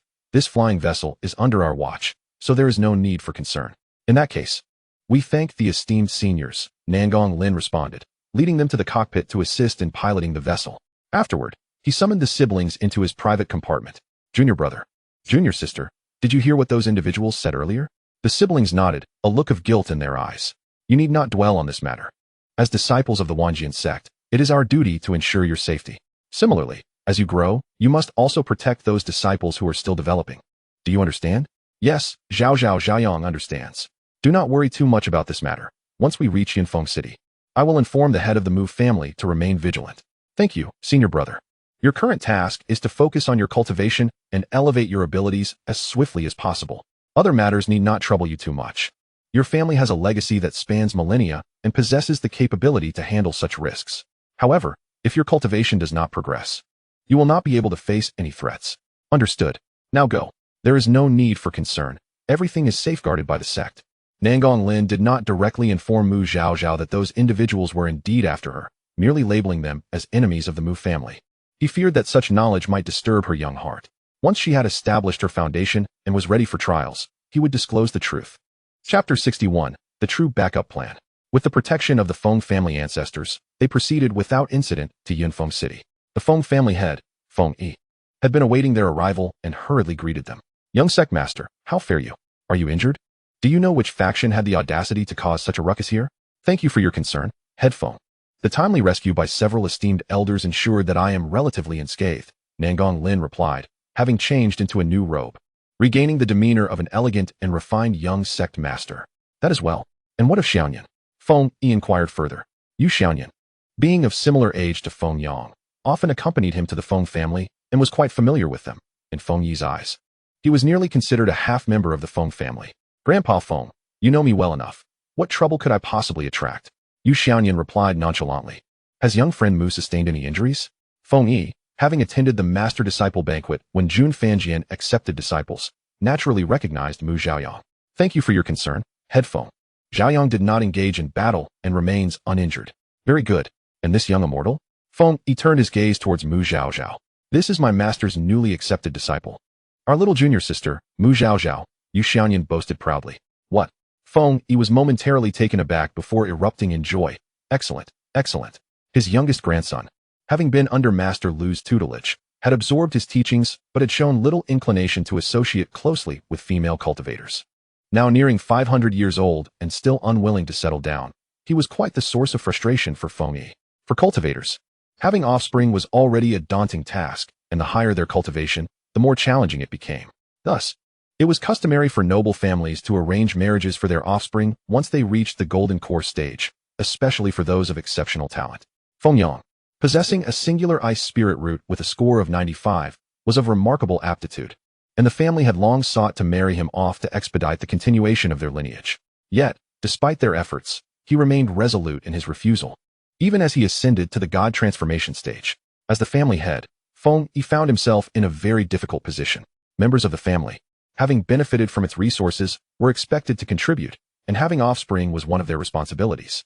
If they did not impose such requirements, both parties might refuse, leading to the swift extinction of the family. Now that the Wanjian sect's master peak had finally welcomed a female disciple, Feng Yi hoped to improve their family's atmosphere, where many remained aloof and unworldly. As he gazed at Mu Zhaozhao, Feng Yi's eyes suddenly brightened. The adorable girl would undoubtedly grow into a stunning beauty. Moreover, being a fellow disciple of his grandson, this would be the perfect match. With that thought, Feng Yi looked at Mu Zhaozhao with sparkling eyes, his smile radiating warmth. Seeing this, Yu Xianyan quickly stepped in front of Mu Zhaozhao. Grandpa Feng, you're truly something else. You've pressured Feng Yang into avoiding the family. And now you're even eyeing our little junior sister. This is simply outrageous. She's barely a child. Feng Yi brushed aside Yu Xianyan and stood before Mu Zhaozhao, exclaiming, Master Lu truly has an eye for talent. This child is quite to my liking. As he spoke, he produced a storage bag and handed it to Mu Zhaozhao, saying, Zhaozhao, this is a small token of our first meeting. Please do not take offense. Your third senior brother Feng Yang is my youngest grandson. When he returns home, you should come and play with him, just as if you were returning to your own home.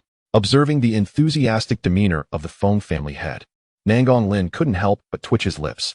He had heard of Feng Yi's penchant for matchmaking with his third senior brother, which had driven him to such lengths that his third senior brother not only hesitated to return home, but also felt uncomfortable staying at the sect, spending most of his time in the outside world. So now, was the Feng family head eyeing his little junior sister? Did he intend to raise her as a granddaughter-in-law? That simply would not do. His little junior sister bore the weighty responsibility of a chaotic spirit root. She could not be distracted by romantic entanglements. It seemed he must keep an eye on his third senior brother to prevent him from being pressured into pursuing his little junior sister, fulfilling his grandfather's wishes. Unaware of the underlying complexities, Zhaozhao graciously accepted the gift, saying, "Thank you, head Feng. Do not call me head Feng, that is too formal. Like your second senior brother, call me Grandpa Feng. I take a liking to you at first sight." "All right, thank you, Grandpa Feng." Good, good. Come, let us take a seat in the council hall. You were startled just now, weren't you? I shall have someone bring some calming tea." The elders of the Feng family exchanged glances, perplexed by Feng Yi's strange behavior today. What was wrong with this young man? Why was he not attending to the young master, and instead focusing on a mere child? Although she was also a direct disciple of the Lu clan leader, she was still quite young. Feng Zhi stepped forward with a smile, addressing Nangong Lin. "Young master, please, come inside. Esteemed elder, please." Once everyone settled in the council hall, Nangong Lin recounted the events that had transpired, albeit omitting the fact that the other party had come for Zhaozhao. After listening, Feng Yi furrowed his brow. This person is being evasive, afraid to strike out, likely due to their special cultivation technique. Once they make a move, their identity will be revealed. Only a handful of factions on the Yuntian continent practice such unique techniques. We can investigate each one methodically. Those connected to the Blood Slaughter Palace, a nefarious sect, are probably from the northern regions, Feng Zhui added. This certainly narrows our search. There are only a few with peak tribulation powers who practice such techniques in the north. What are the arrangements for the young master now? Should he rest at the Feng family until the sect sends someone to collect him? Feng Yi inquired. It would be best to return to the sect as soon as possible. We shall use the teleportation array to return to Wanjian City shortly. I kindly request the Feng family head to make the necessary arrangements, Nangong Lin replied, so we can promptly pursue this matter.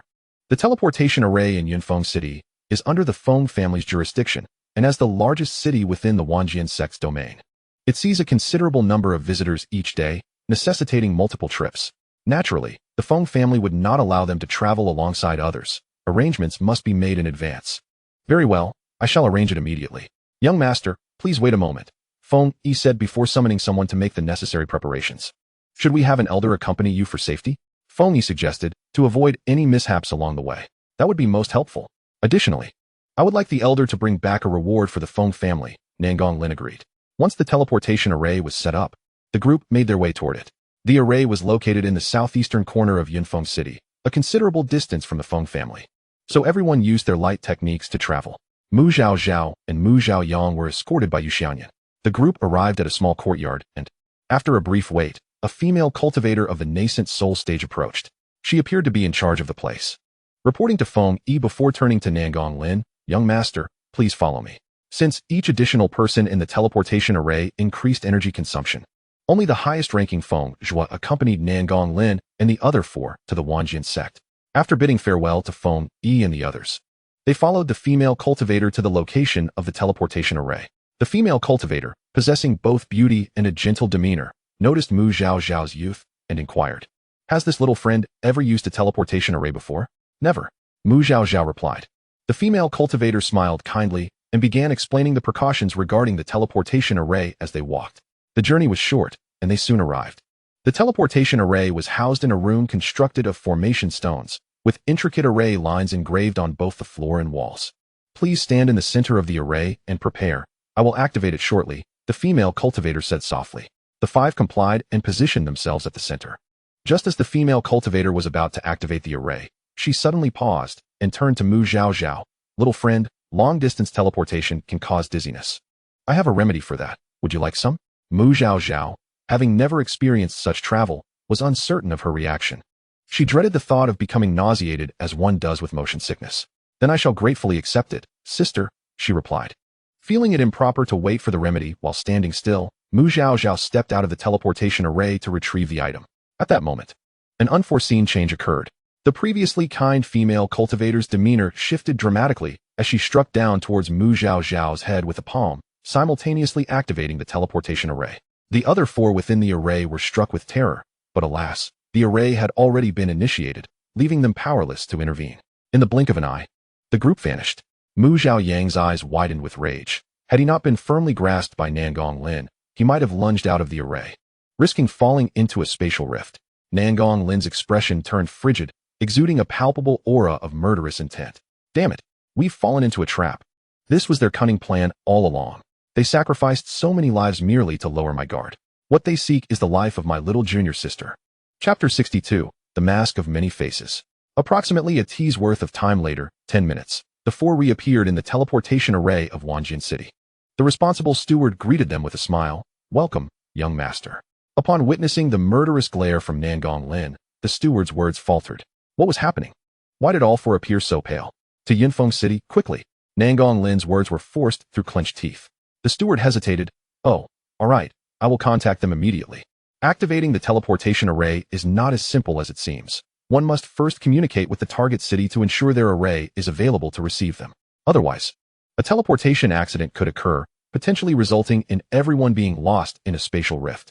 Cities that establish teleportation pathways also set up communication channels to facilitate coordination, somewhat akin to telephones on Blue Star.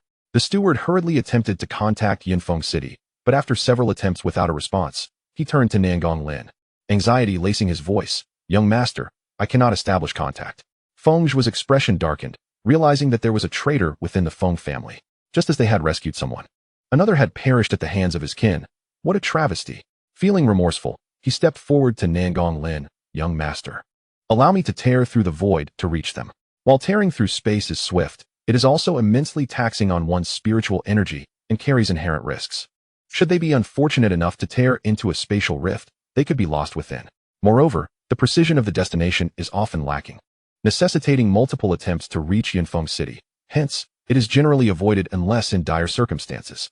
Then I must trouble you, esteemed Feng, Nangong Lin replied. Xianyan, Zhaozhao.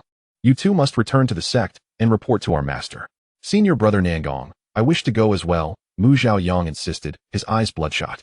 If only he had been more powerful, he might have been able to protect his sister. Zhaoyang, return. Your cultivation cannot withstand the gale of the spatial passage. Esteemed Feng will need to protect you while moving, which will slow us down. Xianyan, take him back to the sect, Nangong Lin commanded decisively. Turning back to Feng Zhu, he said, let us depart. The two soared into the sky, and after Feng Zhu tore through the void, they vanished into the heavens. Zhaoyang, let us hurry back to the sect and report to our master, Yu Xianyan urged, not waiting for Mu Zhaoyang's consent as he whisked him away with his light technique. As for Mu Zhaozhao, she had initially approached the situation with delight, only to find that the previously gentle young lady had suddenly transformed into a threat to her life. In such close proximity, overwhelmed by the opponent's oppressive aura, she found herself unable to evade, merely watching helplessly as the palm wind descended towards her head. A sharp alarm rang in her mind, and she desperately hoped that Elder Mao's consciousness would sense her peril and rush to her aid. Indeed, Elder Mao did not disappoint. Just as the palm wind was about to strike Mu Zhaozhao, his consciousness emerged to shield her from the deadly blow. You insolent wretch, how dare you? In a fit of rage, Mu Mao raised his hand and unleashed a powerful strike at his opponent. While the events seemed to unfold over an extended duration, in reality, they transpired in the blink of an eye. From the moment the female cultivator's expression changed, and she activated the teleportation array to slay Mu Zhaozhao. To Mu Mao's retaliatory thought projection, no more than a few seconds had elapsed. After escorting Nangong Lin and his companions, Feng Yi and the others primarily made their way back home. Feng Yi contemplated inspecting the city to ascertain whether any spies had infiltrated, thus opting for a normal pace rather than utilizing his escape light. As he stepped out of the teleportation hall, a sudden explosion echoed from within, originating from the direction of the long-range teleportation array. Startled, Feng Yi hurriedly activated his escape light, fearing that something had gone awry. Should a mishap occur, the Feng family would face considerable losses in spirit stones, and might even require their ancestors to venture into the spatial rift to search for individuals. A venture fraught with peril. At this moment, Feng Yi merely assumed that a teleportation accident had taken place, entirely dismissing any notion of an incident involving Nangong Lin and his party. After all, the female cultivator, Feng Qing, who had just led them, was a direct descendant of the Feng family, holding a significant position within the clan and was deemed trustworthy. Upon his arrival, Feng Yi witnessed Feng Qing spitting blood as she flew out from the room, collapsing to the ground and convulsing before succumbing. Sister Qing, a Qing. Several figures rushed over, crying out in anguish to discover what had transpired. Meanwhile, the house that had been swept away by Mu Mao's palm wind lay in ruins, revealing both Mu Mao's ethereal projection and Mu Zhaozhao. The onlookers turned to gaze, and Feng Yi, recognizing Mu Mao, exclaimed in fury, Mu Mao, why have you slain a direct descendant of the Feng family? Mu Mao, seeing the gathering crowd, immediately shielded Mu Zhaozhao behind him, who instinctively clung tightly to his side. Gradually, Mu Zhaozhao came to her senses and, witnessing the scene, began to wail uncontrollably, crying out, "Grandfather Feng. That woman wants to kill me." It was imperative for her to voice this, as the ancestors were not fully aware of the situation. Moreover, although the ancestor had slain a member of the Feng family, it was essential to consider that, while the other party had attempted to kill her first, the Feng family might not be so reasonable and could seek revenge. Thus, with a quick turn of her mind, Mu Zhaozhao began to weep profusely, her cries resonating with a tragic timbre. "Zhaozhao, why are you still here?" Feng Yi then noticed Mu Zhaozhao's presence. "Grandfather Feng, I couldn't escape. That woman deceived me into coming out to obtain spirit herbs, then suddenly changed her face and activated the teleportation array while killing me," she recounted, her sobs punctuating her clear narration of how Feng Qing had lured her out, only to turn hostile. Upon hearing her, a young man retorted angrily, "Nonsense. Sister Qing has no grievances with you. Why would she want to kill you?" "How would I know? My senior brothers and your ancestor witnessed it all. If you don't believe me, ask them." Feng Yi's expression darkened as he addressed a middle-aged man beside the young one. "Azay, go retrieve the recording stone." To avoid disputes, every teleportation array of the Feng family was equipped with a recording stone. After Azay entered and retrieved the stone, he found the relevant segment and projected it. The crowd, upon witnessing that it was indeed Feng Qing who had made the first move, reacted with disbelief. Especially the young man, who exclaimed, "Impossible. How could this be? Sister Qing would never harm this little fairy. She is known for her kind heart." Feng Yi too could not fathom that Feng Qing would act without reason against Mu Zhaozhao. He had watched her grow up, and she was of exceptionally good character. Thus, only one possibility remained. This individual was not Feng Qing. Feng Yi approached, and, after a thorough search of Feng Qing's neck, swiftly removed a transformative mask, causing the corpse on the ground to instantly morph into another person. The transformative mask was a magical artifact capable of concealing one's visage, able to assume countless appearances, and some high-grade ones could even alter form and voice. The mask in Feng Yi's possession had reached the level of a celestial artifact, rendering its transformations remarkably lifelike. Even a powerful being undergoing tribulation would struggle to discern any clues without meticulous examination. The members of the Feng family gasped in shock upon realizing that Feng Qing had been impersonated. When had she been replaced? And what of the real Feng Qing? At that moment, Feng Qing's mother arrived in a flash, and upon seeing Feng Yi, she began to wail, "Patriarch, my daughter's life token is shattered. Who is it? Who has killed her?" After her anguished outcry, she caught sight of the corpse clad in Feng Qing's robes on the ground, followed by the sight of Mu Mao and Mu Zhaozhao amidst the ruins. Enraged, her eyes turned crimson as she charged at Mu Mao, crying out in fury. Feng Yi quickly intervened, exclaiming, "Wenya, look closely, that is not Qing." At that moment, Feng Qing's father, Feng Lan, also arrived. As the third elder of the Feng family, Feng Lan's wife, Wenya, came from a minor family in Yunfeng City and was a direct descendant of the Wen family. The couple had grown up together, a rarity in the Feng family where individuals often relied on family arrangements to find partners. They had become companions during the nascent soul stage, and after many years of marriage, they had been blessed with a daughter, Feng Qing, whom they cherished dearly, leading a blissful life as a family of three. Now, their precious daughter had been murdered. How could they not be engulfed in sorrow? "Who has killed my daughter?" Feng Lan cried out in despair. Just as one crisis was not yet resolved, another arose, causing Feng Yi to feel overwhelmed. He bellowed, "If you seek vengeance for Qing, you must remain calm." The couple, taken aback by Feng Yi's roar, managed to regain some composure. "Look closely, that is not Qing. She has been impersonated." Feng Yi tossed the transformative mask to Feng Lan. The couple rushed over to examine the unfamiliar corpse on the ground, their eyes filled with horror. As the commotion unfolded, Mu Mao interjected, "Patriarch Feng, do you not owe me an explanation?" His ethereal projection could not remain separate for too long, or its energy would deplete, causing it to dissipate. It appeared that the Feng family had no intention of harming Zhaozhao, and given their close relationship with the Wanjian sect, perhaps they could entrust Zhaozhao to them. Feng Yi bowed apologetically, "Great being Mu, this matter is indeed the fault of the Feng family. Once I ascertain the facts, I shall provide an explanation to both your Mu family and the Wanjian sect." "Very well, I shall await your response." "And what of my descendants? Leave them to me. And I assure you, as long as I live, I will ensure that not a single hair on her head is harmed," Feng Yi vowed. "Then I shall entrust the matter to you." After Mu Mao concluded, he turned to Mu Zhaozhao and said, "Zhaozhao, your senior brothers should be returning shortly. Just wait a moment." "All right." Mu Zhaozhao nodded in agreement. Observing her compliance, Mu Mao's thought projection flickered and vanished, returning to Mu Zhaozhao's brow. Simultaneously, far away in Yunmu City, Mu Mao opened his eyes after meditating. He felt a lingering unease and decided he must go and check on the situation. With this thought, he exited his cave and tore through the void. Feng Yi approached Mu Zhaozhao, gently taking her hand as he noticed her tear-streaked face, his heart aching with compassion. "Zhaozhao, do not be afraid. Grandfather Feng is here. What secrets did this child harbor? At such a tender age, she had attracted such a tumultuous affair, prompting attempts on her life." Feng Yi led Mu Zhaozhao to Feng Lan and his wife, instructing, "Gather your belongings. We shall return to the family." With that, he activated his escape light and departed.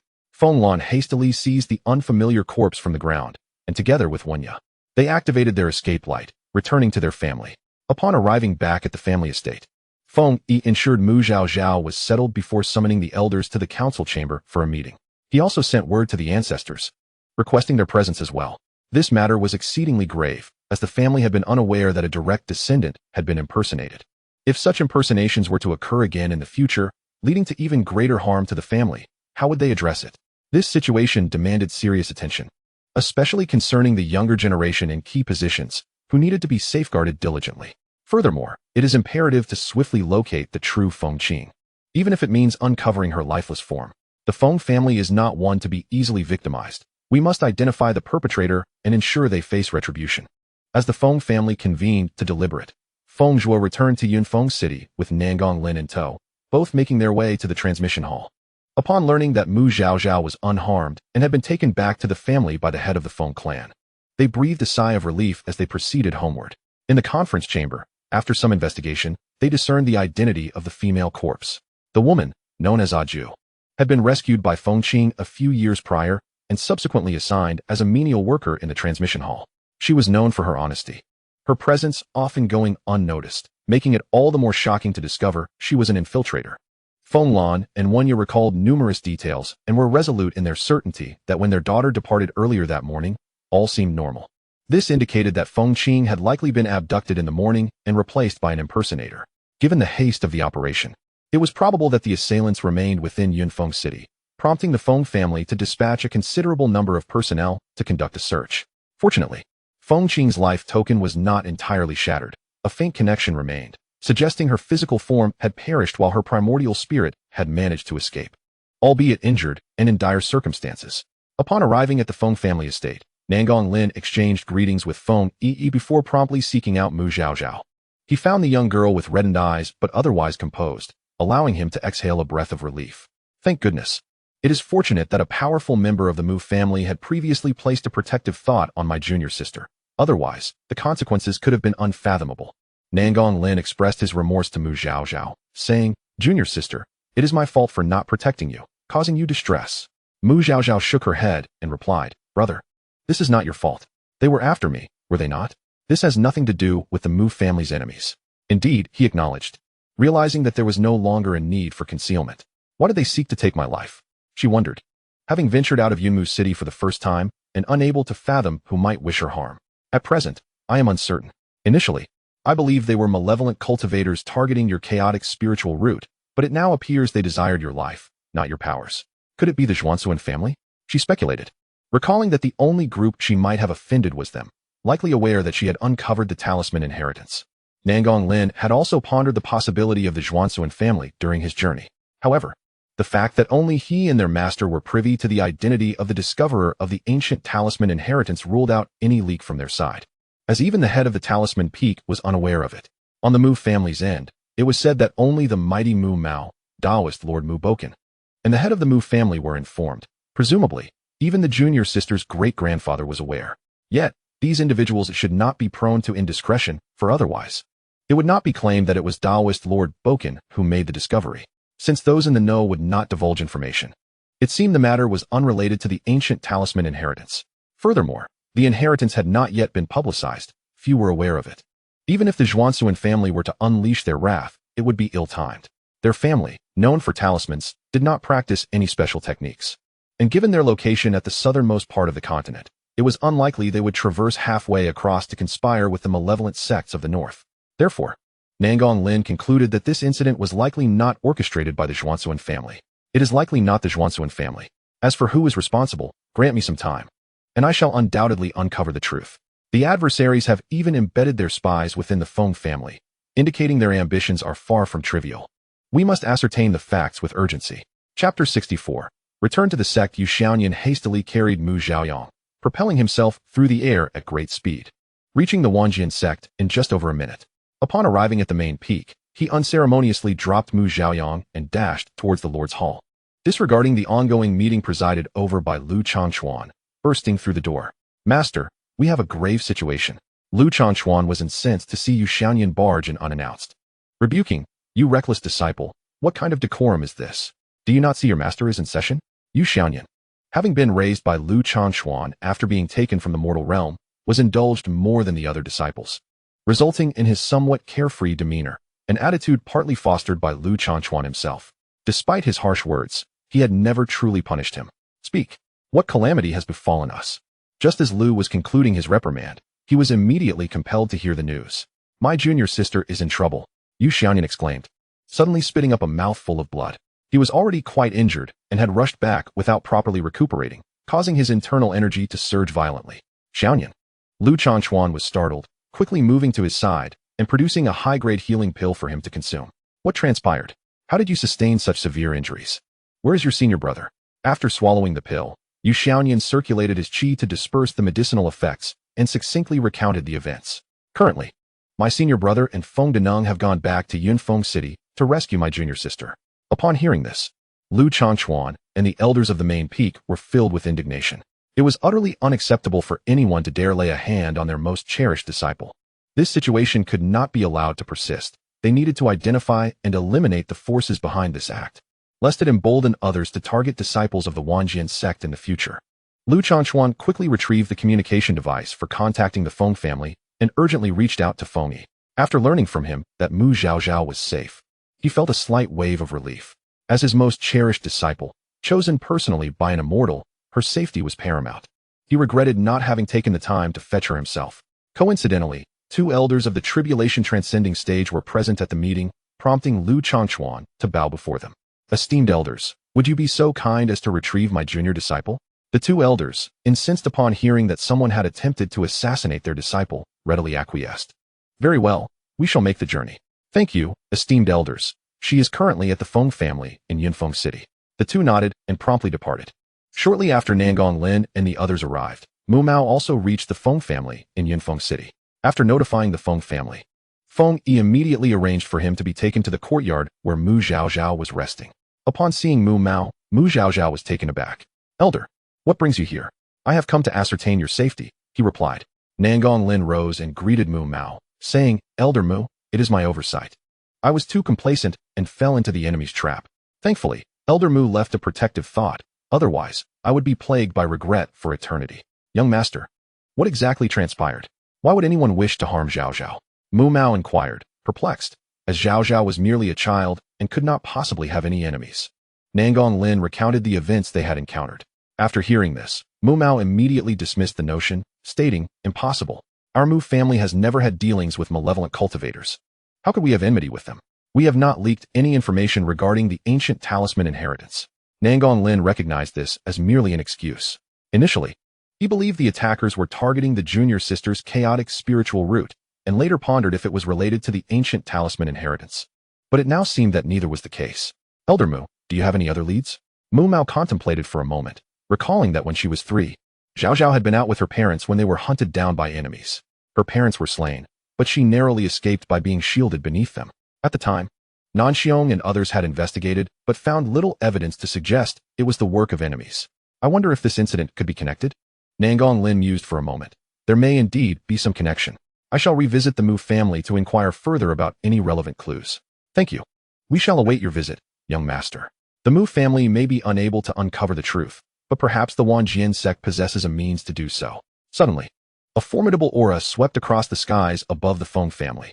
Feng Zhua, who was convening in the discussion hall, immediately ascended into the air and called out, May I inquire which esteemed individual has graced the Feng family with their presence? Why not descend and be our guest for a cup of spirit tea? Moments later, 2 figures tore through the heavens, one of whom proclaimed loudly, We are the ancestors of the Wanjian sect. Hereby the command of our sect leader to escort a disciple back to the sect. Upon learning that individuals from the Wanjian sect had arrived, the other members of the Feng family swiftly took to the skies to greet them. Nangong Lin also rose, saying, Little junior sister, please wait here. I shall go to welcome the ancestor." With that, he ascended into the air. After Nangong Lin departed, Mu Mao withdrew the divine consciousness from Mu Zhaozhao's body and replaced it with a new one. The previous consciousness had consumed considerable energy and was likely unable to withstand high-level attacks. With Zhaozhao now in peril, every precaution was essential. "Zhaozhao, given the current uncertainty, you must remain vigilant even within the Wanjian sect," Mu Mao cautioned. "Yes, I understand," Zhaozhao replied. Mu Mao then presented a transforming mask to Mu Zhaozhao, stating, "This is a mask I personally crafted. Although it is of low grade, merely a low-grade treasure. It may not evade the discerning eyes of advanced cultivators, yet it suffices to deal with ordinary practitioners. Wear it when you go out. It will provide you with an added layer of safety." "Thank you, Ancestor," Zhaozhao expressed joyfully, having previously contemplated acquiring a mask after witnessing Feng Yi remove his own. She had not anticipated that her ancestor would gift her one. Before long, Nangong Lin returned with 2 ancestors from the Wanjian sect. "Little junior sister, it is time for us to return to the sect." "Indeed," Zhaozhao replied, rising to pay her respects to the 2 ancestors before bidding farewell to Mu Mao and Feng Yi. One of the ancestors lifted her and tore through the air. This was Mu Zhaozhao's first experience traversing through a spatial passage. Had it not been for the protective barrier the ancestor had placed around her, she felt she might not have survived even 3 seconds within. She witnessed a massive boulder being reduced to powder by the fierce winds within mere moments. As her cultivation level was insufficient to comprehend the mysteries of space, she simply sensed the ancestor flying for a while, then stopping to tear open a rift, stepping into another passage, and repeating the process. After approximately 10 to 20 minutes, once the ancestor tore open another rift and exited, Zhaozhao finally beheld the scenery below. It was a breathtaking expanse of towering mountains and unusual peaks, resembling a celestial paradise. "Young one, we have arrived at the Wanjian sect," the ancestor remarked, shaking Mu Zhaozhao gently as they flew toward one of the peaks. Chapter 65. It is said that a little junior sister has arrived at the main peak. The ancestor quickly brought Mu Zhaozhao to the sect leader's hall. The other elders, having heard that the sect leader had taken in a female disciple, were overwhelmed with curiosity and eagerly awaited the return of the ancestor to catch a glimpse. Consequently, the sect leader's hall was particularly crowded at that moment. Upon the ancestor's return, the elders, more animated than even Lu Changchuan, the master, gathered around. Just as Mu Zhaozhao steadied herself, she found herself suddenly encircled by a throng of young and old alike, her eyes widening in surprise. Was this truly the treatment afforded to the only female disciple of the main peak? Surely, such a grand display was unnecessary. Lu Changchuan pushed through the crowd, intending to step forward, only to be blocked by 2 elders. "Sect leader, do not approach too closely. What if you were to lose control and inadvertently send the young girl flying with a single strike? It is rare for the main peak to host such an adorable little one." Lu Changchuan, irate, retorted, "What are you doing? She is my disciple." The 2 elders chuckled awkwardly, positioning themselves near Mu Zhaozhao, ready to shield her should the sect leader suddenly act out. Lu Changchuan advanced and stood before Mu Zhaozhao, maintaining a distance of about 1.5 meters, closer than ever before. The 2 elders felt their hearts racing, prepared to intervene. As Lu Changchuan approached, Mu Zhaozhao hurriedly bowed. "Greetings, master." "Zhaozhao, how have you fared? Are you injured?" Lu Changchuan inquired. "I am well, master." "That is good to hear. You need not worry. The sect will safeguard you." "Thank you, master. You have traveled far. Go rest in your quarters for now. We shall discuss further matters tomorrow," Lu Changchuan added, suddenly remembering to introduce the others. "These are the elders of our main peak." Mu Zhaozhao hurriedly bowed again. Zhaozhao pays her respects to the esteemed elders. Before she could fully lower her waist, she was lifted by spiritual energy, and a chorus of voices urged her not to be overly formal. With a polite smile, Mu Zhaozhao scanned the area, but found no sign of Mu Zhaoyang or Yu Xiaoyan. She could not help but ask, "Master, where are my elder brother and second brother?" "Yu Xiaoyan was injured, so I sent him back to meditate and heal. Zhaoyang has gone to prepare your quarters," Lu Changchuan explained. At that moment, Nangong Lin and another ancestor returned, prompting Lu Changchuan to instruct, "Liner, take your junior sister to her quarters." "Yes, master," Nangong Lin replied. "Little junior sister, follow me." "Very well, I take my leave." Mu Zhaozhao politely bowed to her elders before following Nangong Lin. As she departed, Lu Changchuan felt a sigh of relief within. He was still unaccustomed to interacting with young girls. However, today marked progress, as he had drawn closer than before, suggesting that the psychological barriers he faced might gradually be overcome. The elders smiled as they watched Mu Zhaozhao leave. A female disciple is indeed more courteous. My troublesome son, when he leaves, simply turns and walks away without so much as a nod. Thus, We ought to recruit more female disciples for the main peak, lest we disturb the balance of yin and yang. Upon hearing this, Lu Changquan grew displeased. Have I ever prohibited you from accepting female disciples? It is your own choice not to. Do not place the blame on me. The elders glanced around, silently touching their noses, and fell into a contemplative silence. Sword training is inherently arduous. Boys are tough and resilient, unafraid of practice, while girls are delicate and unsure of how to teach. If they train too little, they make no progress. If they train too much, the girls may shed tears, and they feel compassion for them. Hence, it is more pragmatic to accept male disciples. After all, as the main peak and the standard bearer of the Wanjian sect, the requirements for disciples are exceptionally stringent. Most female disciples truly cannot endure it. Disciples of the main peak wield their swords at least 10,000 times each day. As Nangong Lin led Mu Zhaozhao to her quarters, he explained the situation of the Wanjian sect. The Wanjian sect comprises a total of 132 peaks, with 36 belonging to the inner sect, 72 to the outer sect, and the remaining 24 serving various functions, such as the mission hall and trial grounds. Outer sect disciples may enter the inner sect through two avenues. One is to reach the Yuaning stage and choose to remain in the sect.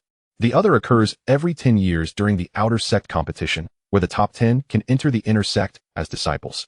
The inner sect consists of 11 peaks, namely the main peak, the Golden Sword Peak, the Greenwood Peak, the Ling Bo Peak, the Red Flame Peak, and the Kuan Yuan Peak, which are all sword cultivation peaks, each practicing different sects of sword techniques.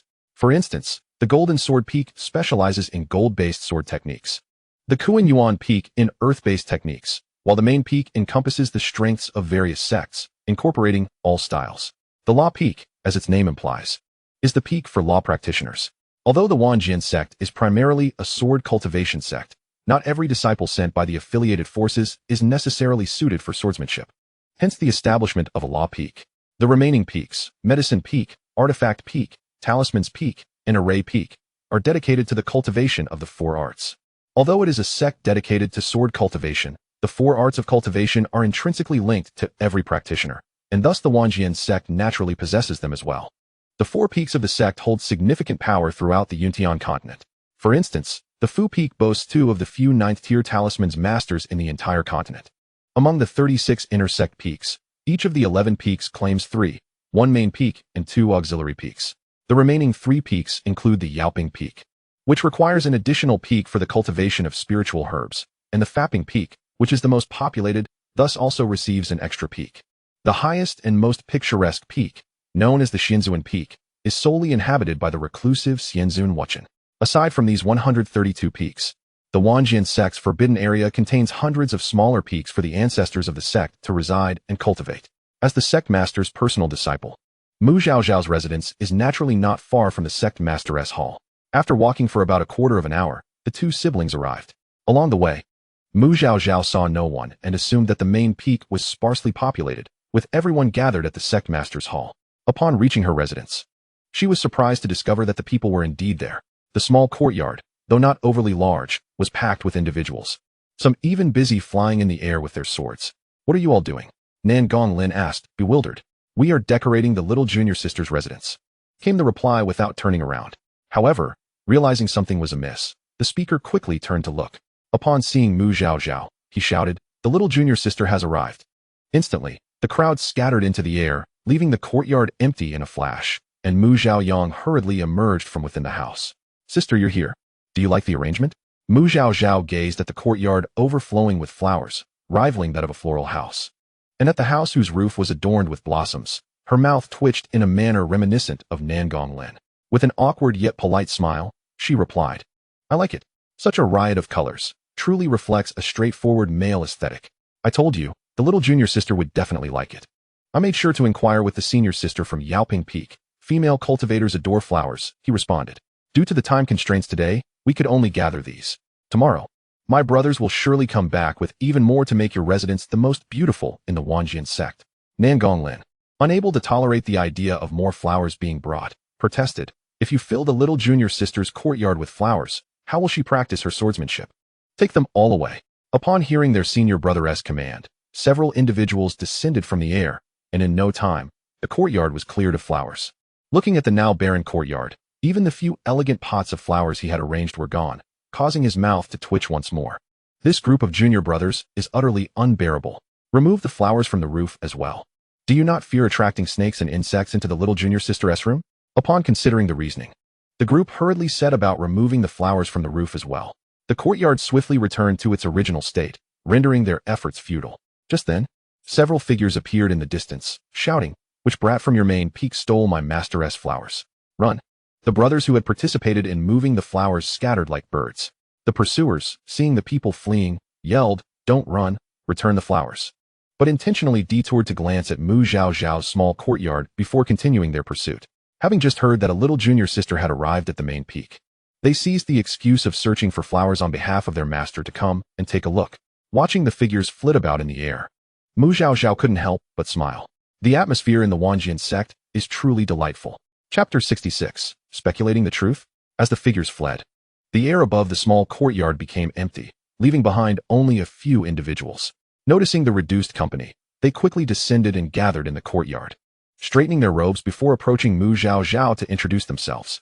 "Little junior sister, I am senior brother Chen, a disciple of the third elder." "Little junior sister, I am senior brother Luo Lin, a disciple of the fifth elder." The others chimed in with their introductions, and Zhaozhao made an effort to remember their names, greeting each in turn. "All right, now that you've all been introduced, you may leave.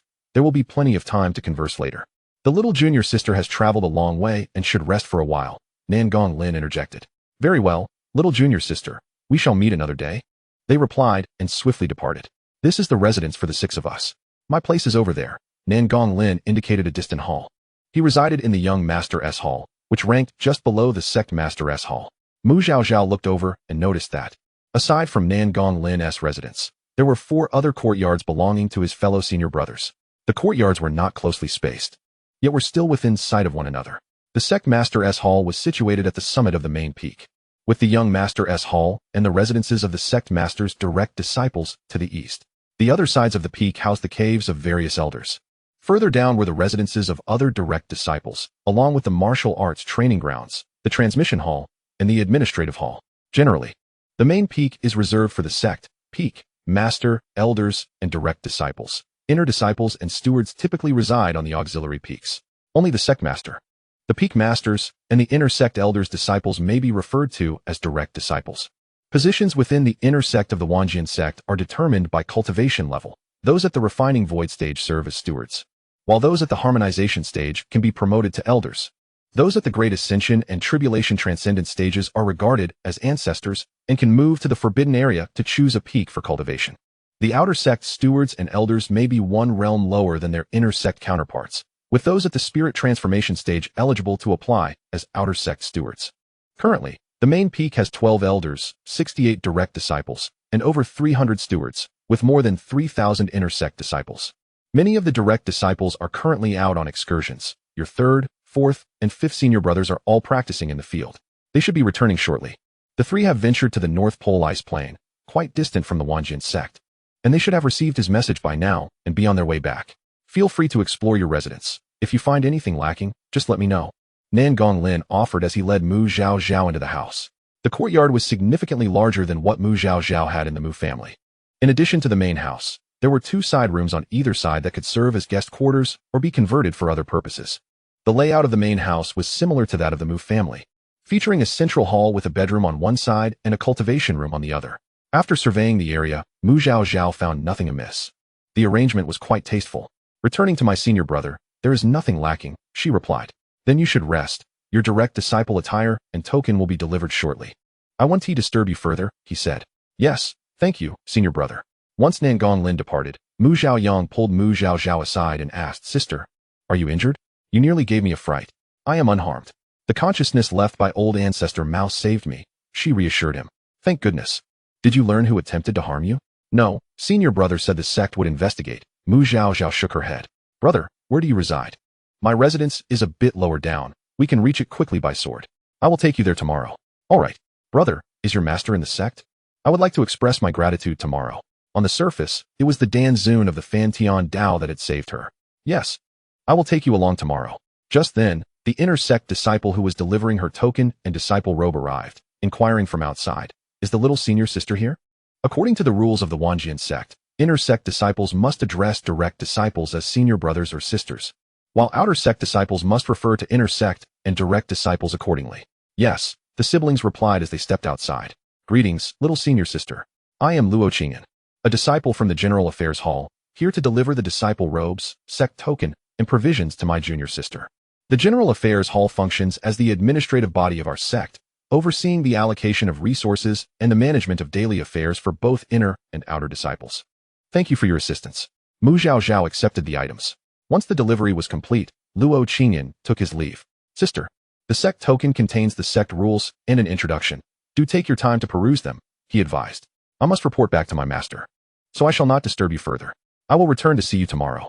Everyone was considerate enough not to interrupt her, allowing her the space to settle in. And naturally, Mu Zhaoyang also refrained from lingering too long. All right, brother, take care. After bidding farewell to Mu Zhaoyang, Mu Zhaozhao returned to her quarters to examine the storage bag brought by the General Affairs Hall. Inside, she discovered 2 sets of personal disciple robes, a sect token, 100 medium-grade spirit stones, and 3 bottles of elixirs. First, she retrieved the sect token, pricked her finger to acknowledge its ownership, and began to study the sect rules and introduction contained within. The rules, extensive and detailed, could be summarized as follows. Prioritize cultivation, respect teachers and the path. Adhere to regulations, foster camaraderie, punish evil and promote good, respect other sects, protect sect secrets, and uphold the sect's interests.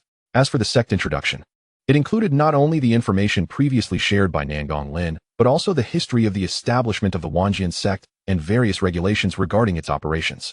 New disciples of the Wanjian sect are allotted a growth period of 3 years for outer disciples and 5 years for inner disciples. During this time, they are exempt from sect duties and may focus solely on their cultivation. Following this growth period, they are required to undertake sect tasks, evaluated through contribution points, which must be accumulated annually.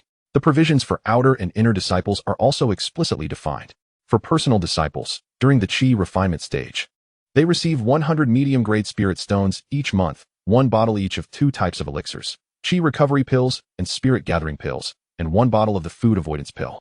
Additionally, the sect has a spirit dining hall that provides complimentary meals for younger disciples, available for those in need.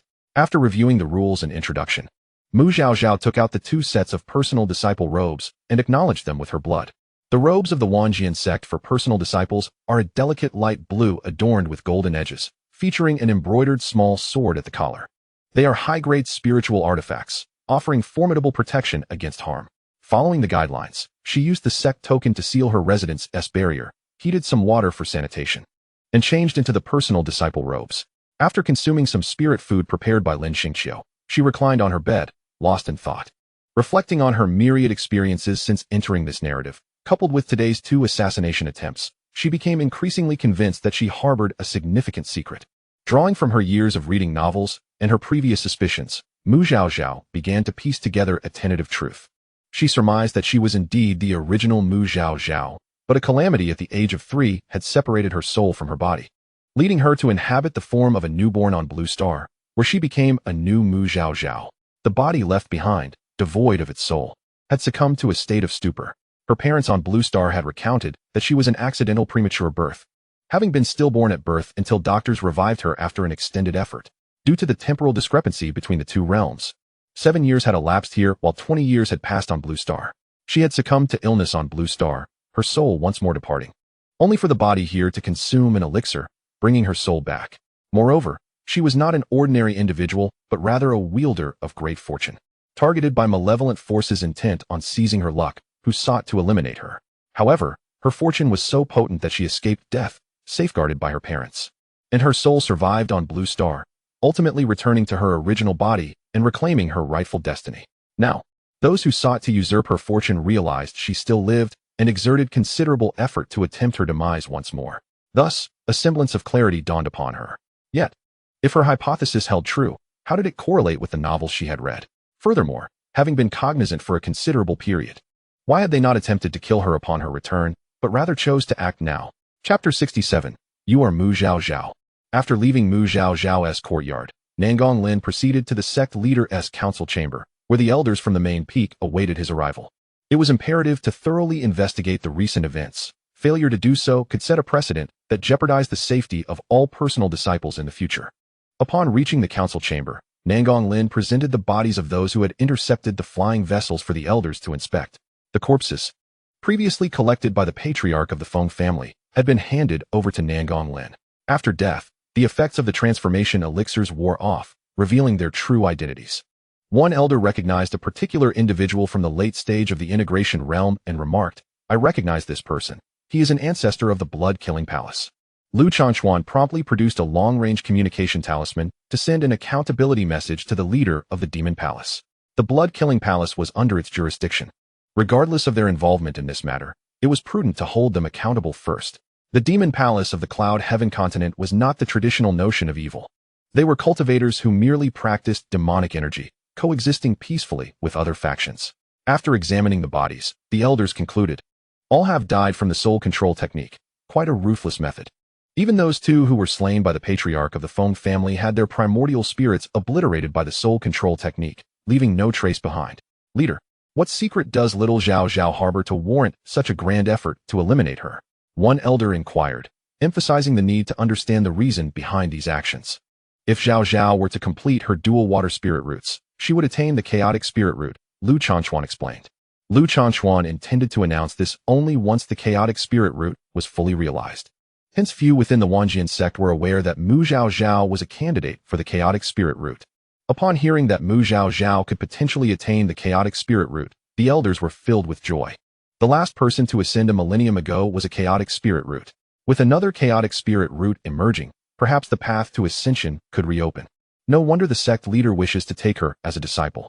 While other factions might be unaware, these superlative forces understood that the lack of ascensions over the years was due to the peak tribulation cultivators no longer feeling the call from the higher realms. Such a situation could only indicate one possibility. The ascension pathway had been closed or obstructed for some reason. These elite forces had been seeking solutions for years, but alas, their endeavors yielded no results, forcing them to watch as each peak tribulation ancestor succumbed to the passage of time. What is the root value? An elder queried. If the root value is too low, it would merely be a pseudo-chaotic spirit root, which is not ideal. Completing the water spirit root would yield a root value of 95. Excellent. The elder exclaimed with excitement. This aptitude surpasses that of the last chaotic spirit root to ascend. There is great hope. However, if their objective is the chaotic spirit root, they should be capturing Zhaozhao instead of attempting to kill her. One elder expressed his confusion. Could it be that they do not wish for anyone on the continent to ascend? Upon contemplating this possibility, the elder's anger surged. Which despicable faction would engage in such self-destructive actions? Do they wish to drag everyone down with them? Lu Changquan remained deep in thought, furrowing his brow, pondering whether certain matters needed to be restructured. Initially, he intended to handle the situation discreetly for Zhaozhao's safety. However, given that Zhaozhao now found herself in peril, such discretion seemed unnecessary. Regardless of the intentions behind their actions, the scale of their operations indicated a formidable backing. Considering their ruthless methods, uncovering their true identities would likely prove challenging. He suspected that the blood-killing palace might have already been entirely obliterated.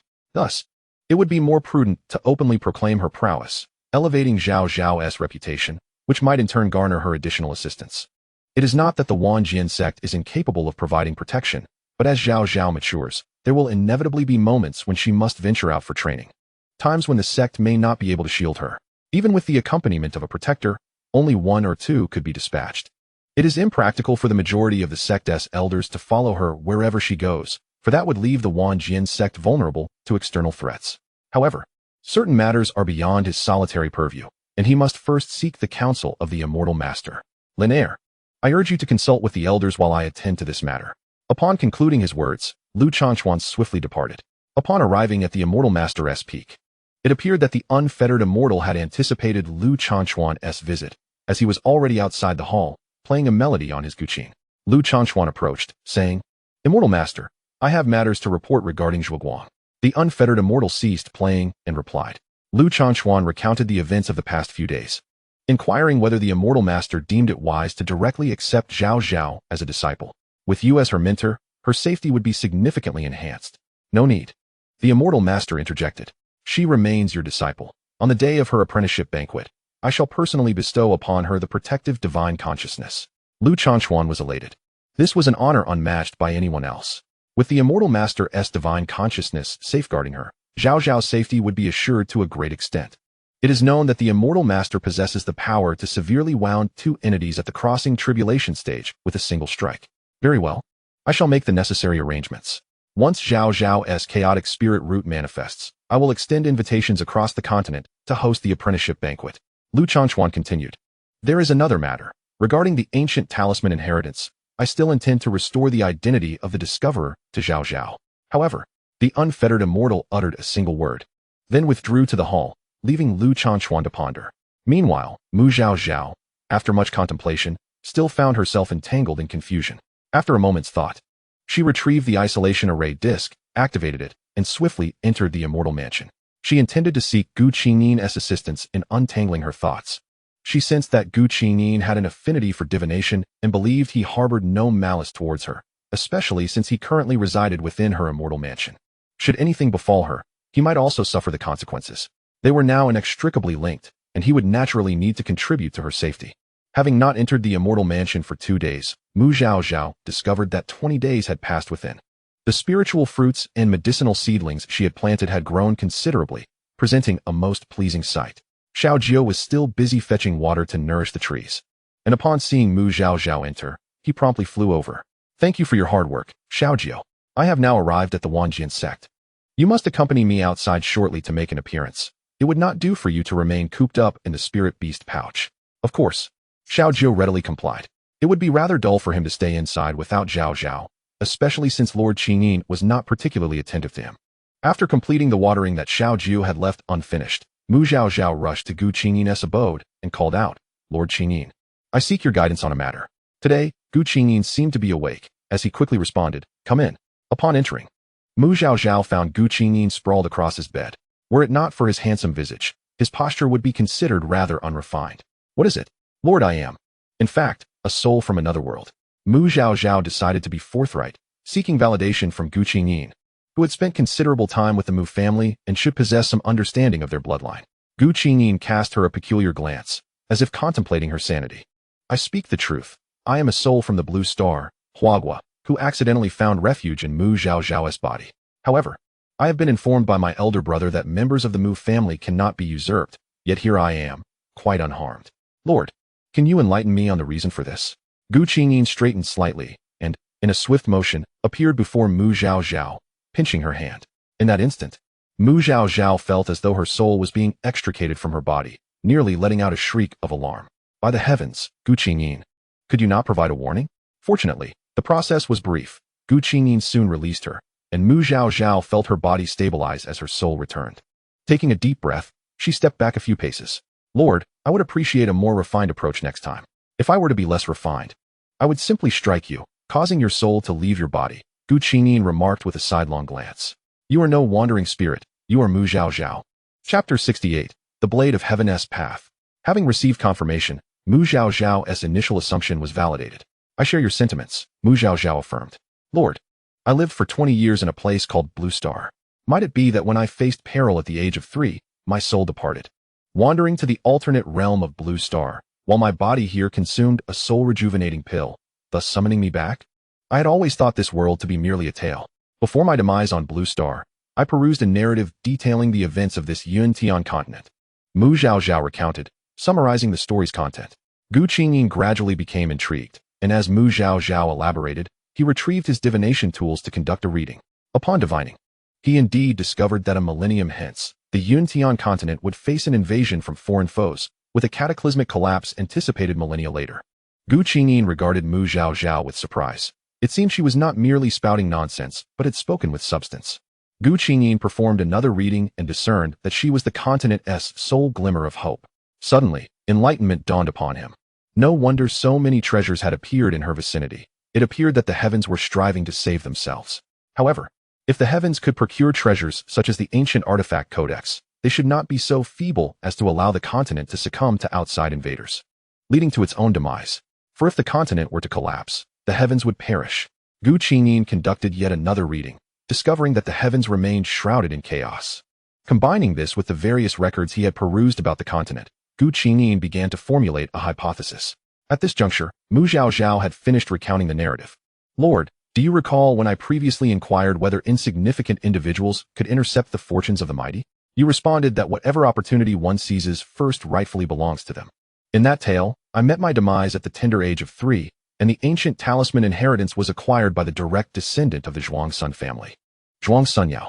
This immortal mansion was claimed by the direct heir of the Qin family, Chen. Yet, there are discrepancies. Chen awakened an alchemical talent, but possessed neither the celestial origin furnace nor the artifact codex, seemingly lacking any artifacts. Zhaozhao articulated her uncertainties, revealing that both these fortunes had now been claimed by her. Today, as I departed from my family towards the Wanjian sect, I encountered 2 ambushes along the way. She recounted. Thus, she boldly surmised, I might very well be the so-called child of destiny. The calamity I faced at 3 was not an act of revenge, but rather an attempt on my life to usurp my fortune. Yet, I bore the protection of fate and escaped death. Upon my return, that which was rightfully mine has returned to me. Those who sought to claim my fortune have sensed this and are plotting to kill me once more. Lord, do you believe my deductions hold merit? Zhaozhao gazed earnestly at Gu Qingyin, her eyes sparkling with anticipation as if urging him to immediately divine her fate. After hearing Zhaozhao's analysis, Gu Qingyin too felt that something was amiss, prompting him to perform another reading. However, the omens appeared murky, as if something were concealing the heavenly secrets. Gu Qingyin attempted yet again, but the result remained unchanged, and he dared not proceed further, lest the entity obscuring the heavenly truth take notice. After a moment of contemplation, Gu Qingyin remarked, your conjectures are likely accurate to a significant degree. If my assumptions hold true, then the Zhuangsun and Qin families may well be the malevolent forces hunting the child of destiny. Yet, why do they still appear in the narrative? Gu Qingyin scoffed. Are you not aware that history is invariably written by the victors? He might very well have been slandered as some irredeemable villain. I surmise that the story you encountered was likely orchestrated for your eyes alone, intended to dissuade you from opposing them upon your return. However, it does not necessarily follow that those fortunate enough to obtain your destiny are all nefarious. The fall of the sun of fortune and the scattering of opportunities could befall anyone. Yet, the fact that they dare to hunt indicates they possess specific means to transfer most of your fortune to themselves. Thus, it is highly probable that the Zhuangsun and Qin families are far from virtuous. The Zhuangsun family, with their purported legacy, hoards it jealously, unwilling to utilize it to advance the path of talismans. Their pettiness is evident. What good can emerge from such a family? As for the Qin family, the Sumera mustard seed space is a significant opportunity, and having undertaken this deed, they are unlikely to allow such a great chance to slip through their fingers. Therefore, it is likely that both the Zhuangsun and Qin families are complicit in the hunt for the Sun of Fortune. What am I to do now? So many are waiting to kill her, yet she is scarcely aware of who her enemies are. Fear not. Those who assist you from behind will not allow your demise. Gu Qingyin remained unconcerned. Someone is helping me. Zhaozhao was utterly perplexed. If no one were assisting you, do you think you could have so smoothly traversed to this alien realm and returned so effortlessly? A spatial storm could have torn your soul to shreds in an instant. And who might that be? The heavenly Tao? The heavenly Tao of your continent is still mired in chaos, not fully formed. Zhaozhao was further bewildered. No heavenly Tao? Then who governs this continent? According to your continent's records, it was once extricated from the body of a deity.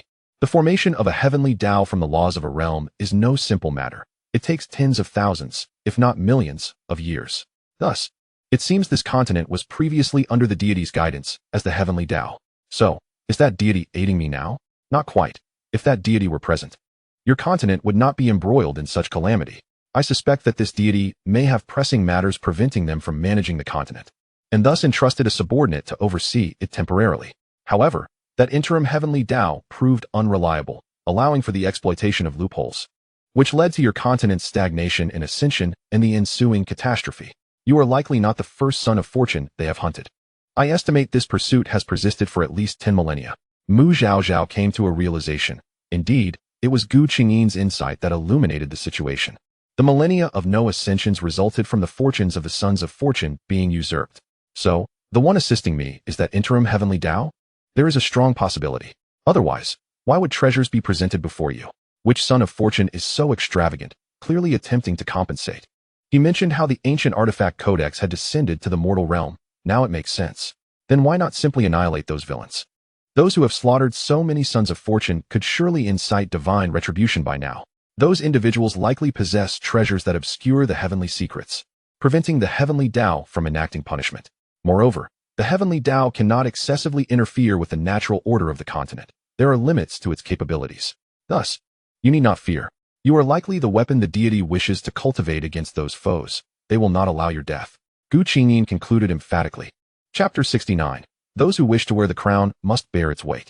Mu Zhaozhao instinctively felt that Gu Qingyin's hypothesis was likely correct. Even if it was not the whole truth, it was close enough. She could not help but grit her teeth. That interim heavenly Tao was utterly irresponsible, neglecting its duties, resulting in the suffering of countless individuals. Not only had it harmed the sons of fortune and their kin, but the subsequent calamity also claimed innumerable lives. While it may not be the root cause, it must still bear significant responsibility. If Lord Qingyin's conjecture is accurate, those foes have hunted the sons of fortune for at least 10,000 years. Even if one appears every millennium, there would be at least 10. The accumulated fortunes of 10 sons of fortune over millennia must be immense, posing a considerable challenge. If the novel she encountered was merely a smokescreen, those lauding praises within it are likely the villains, particularly those affiliated with the Zhuangsuan and Qin families, who have concealed their family's might. Most probably the 8 great families. Zhuangsuan family, Qin family, Nangong family, Ji family, Tangxi family, Wangu family, Wu family, Li family. Lord Qingyin, could you perhaps divine whether these families are indeed the malevolent forces hunting the sons of fortune? Mu Zhaozhao articulated her suspicions regarding the prominent families. Gu Qingyin waved his hand. I cannot divine that. Why not? Even the secretive matters of the interim heavenly Tao can be discerned. The other party possesses treasures that obscure heavenly secrets, making divination impossible. However, based on your account of the story, it is highly probable they are indeed involved. You may seek an opportune moment to verify, but I do not recommend you confront them directly, as they are awaiting your demise. Should you approach, it would be akin to a lamb entering the tiger's den. Weren't you the one who said the heavenly Tao wouldn't let me die? It will not easily allow your death, but that does not imply it will prevent you from being harmed. Do you relish the idea of being beaten to a pulp only to be rescued afterward? Gu Qingyin regarded her with an expression of surprise at her peculiar inclination. Mu Zhaozhao, I advise you not to place too much hope in that interim heavenly Tao. If managing the heavenly Tao is so simple, it would not have allowed your continent to devolve into such chaos. How well do you think it can handle other matters? Gu Qingyin maintained his characteristic sharp tongue. Therefore, you must rely on your own efforts. Consider it merely as a source of opportunities and treasures. Mu Zhaozhao. Fine. I initially thought I had a formidable ally to lean on, but it appears they are merely mediocre. If I wish to survive and seek vengeance, I must rely on myself. Yet, I am merely at the initial stage of energy refinement. I can only command myself. How can I contend with those malevolent forces? They can even obscure heavenly secrets. Mu Zhaozhao felt overwhelmed, dejectedly exclaiming, how is it fair that I must become their weapon? Cleaning up their mess when they are the ones who caused this calamity? Because you are the son of fortune, and they seek your life. It is either you or them. If you wish to live, you must strike back against them. Mu Zhaozhao lamented. Do you think being a son of fortune is an easy task? There are billions of cultivators in Yuntian continent. Why should all the good fortunes fall to you? To wear the crown, one must bear its weight. You should seriously contemplate how to turn the tables on those powers. Mu Zhaozhao, feeling despondent, plopped down. She was still a mere fledgling. How could she even dream of vengeance? What she needed to focus on now was how to survive under the siege of those powers and enhance her cultivation. She needed to reach the void refinement stage before she could even consider retaliation, right? However, would those powers allow her to grow? Certainly not. They were 8 first-rate families, with hidden strengths far surpassing what they displayed, possessing numerous capable individuals at their disposal. Thus, to confront them, relying solely on herself was insufficient. She required a 3-pronged approach. First, to enhance her own strength. Second, to cultivate her own influence. And third, to utilize all available resources. Only then could she hope to resist them and contemplate retaliation. Mu Zhaozhao turned her gaze towards Gu Qingyin. Having descended from the upper realm, he was well-versed and capable of divination. Judging by his usual discourse, while he may not possess unparalleled wisdom, he was certainly more astute than the majority. Though as a sole entity, he might not contribute much in terms of combat prowess, he would undoubtedly make an excellent strategist. Mu Zhaozhao hastily rose. Bowing deeply, I implore you, esteemed sir, to assist this humble junior. Oh, how might I be of service to you? You possess the gift of divination and unparalleled wisdom. I seek your guidance and strategies, revered sir. Oh, what benefit might I receive from aiding you? Then I shall speak plainly. And I ask for your forgiveness if I offend. Esteemed sir, Mu Zhaozhao bowed again. Your assistance to me would also serve your own interests. You are a being of the upper realm, yet you find yourself ensnared within this realm, trapped within an artifact, undoubtedly a victim of treachery. Now residing in my celestial abode, we are akin to passengers on the same vessel. Should I perish, I fear you would remain imprisoned here, awaiting an uncertain future for the next host. How then could you contemplate vengeance upon your enemies? Should you aid me? Once I have avenged the wicked and ascended to the upper realm, I shall certainly assist you in locating your foes to exact retribution. Mu Zhaozhao spoke fervently, oblivious to the deepening pallor of Gu Qingyin's expression as she listened. You certainly have a well-crafted plan. Gu Qingyin gritted her teeth. Leave. When your cultivation has advanced, then you may return to seek me. With that, she waved her sleeve, casting Mu Zhaozhao out of the chamber. Mu Zhaozhao scrambled to her feet, rubbing her sore backside. It appeared she had struck a nerve with Gu Qingyin. However, she sensed that the elder would ultimately acquiesce. The matter of retribution was premature. Her immediate focus must be on elevating her own cultivation. Time was of the essence. She needed to complete her spiritual roots and transform them into chaotic roots. To achieve chaotic roots, her own security level must also be elevated to its utmost potential. Mu Zhaozhao turned towards her small wooden cottage, retrieving all but the silent wind artifact to pledge her blood for ownership. The ice mirror could unveil deceptions, and should an enemy approach in stealth, it could be wielded to counter threats, particularly effective against malevolent cultivators. The red shield, embodying both offense and defense, would make it nearly impenetrable even at the peak of tribulation if it were to protect only her. The dragon pursuer, a formidable weapon, could potentially slay even a god transformation cultivator with a single arrow, should her opponent be unprepared. As for the silent wind, she planned to find an opportunity to gift it to her great-grandfather. If the adversaries could not seize it from her, they might redirect their ire towards the Mu family, thereby enhancing their protection with an additional artifact. Her biological parents had already sacrificed their lives due to these matters. She wished not to see her remaining two kin perish because of her. Regarding Mu Zhaoyang, if the narrative did not deviate, he would acquire a divine sword during his foundation-building phase through an encounter. She resolved to wait and see. Chapter 70. The Wanghua clan. As Mu Zhaozhao and Gu Qingyin speculated about the truth, the factions hunting the children of fate were engaged in clandestine discussions. Old Ji, how could you let them arrive alive at the Wansword Sect? What shall we do now? Are you suggesting we infiltrate the Wansword Sect to assassinate them? The elderly matron, Tang Shi, did not mince words. In my opinion, you all lack foresight. Why not employ the allure of beauty? Pretend to be pursued, blend into their flying vessel, and seize the opportunity to eliminate that child. Tang Shi, have you forgotten how Lu Changchuan nearly fell prey to become a furnace? A voice interjected. The beauty ploy may work on other sects, but it loses its effectiveness against the disciples of the Wansword Sect. Lu Changchuan was nearly ensnared when he heroically saved a female cultivator from pursuers. Therefore, the disciples of the Wansword Sect are exceedingly vigilant upon witnessing such scenarios. Moreover, the main peak's disciples possess no compassion. Once, in a secret realm, Yu Xiaonian led several disciples from the main peak, encountering an assault on several female cultivators from the Hundred Flowers Palace. The disciples made no effort to assist, merely spectating and critiquing their techniques, which nearly caused the female cultivators to faint from indignation. Since then, the reputation of the main peak of the Wansword Sect had spread far and wide, known for their cold demeanor and lack of empathy. The Ji family had meticulously arranged their plans, yet they had overlooked the Mu family's deployment of a divine consciousness on a young child. And it was from a great ascension ancestor. Without that divine consciousness, Mu Zhaozhao would surely be dead. Another voice asserted. The Mu family's excessive regard for Mu Zhaozhao is evident. To send her to the Wansword Sect while placing a divine consciousness on her. Did you Ji family overlook something? Old Ji closed his eyes. Mu Zhaozhao possesses the potential for chaotic roots. He had not anticipated that his own descendant would be so unreliable as to withhold such crucial information. In truth, it was not entirely the fault of the individual.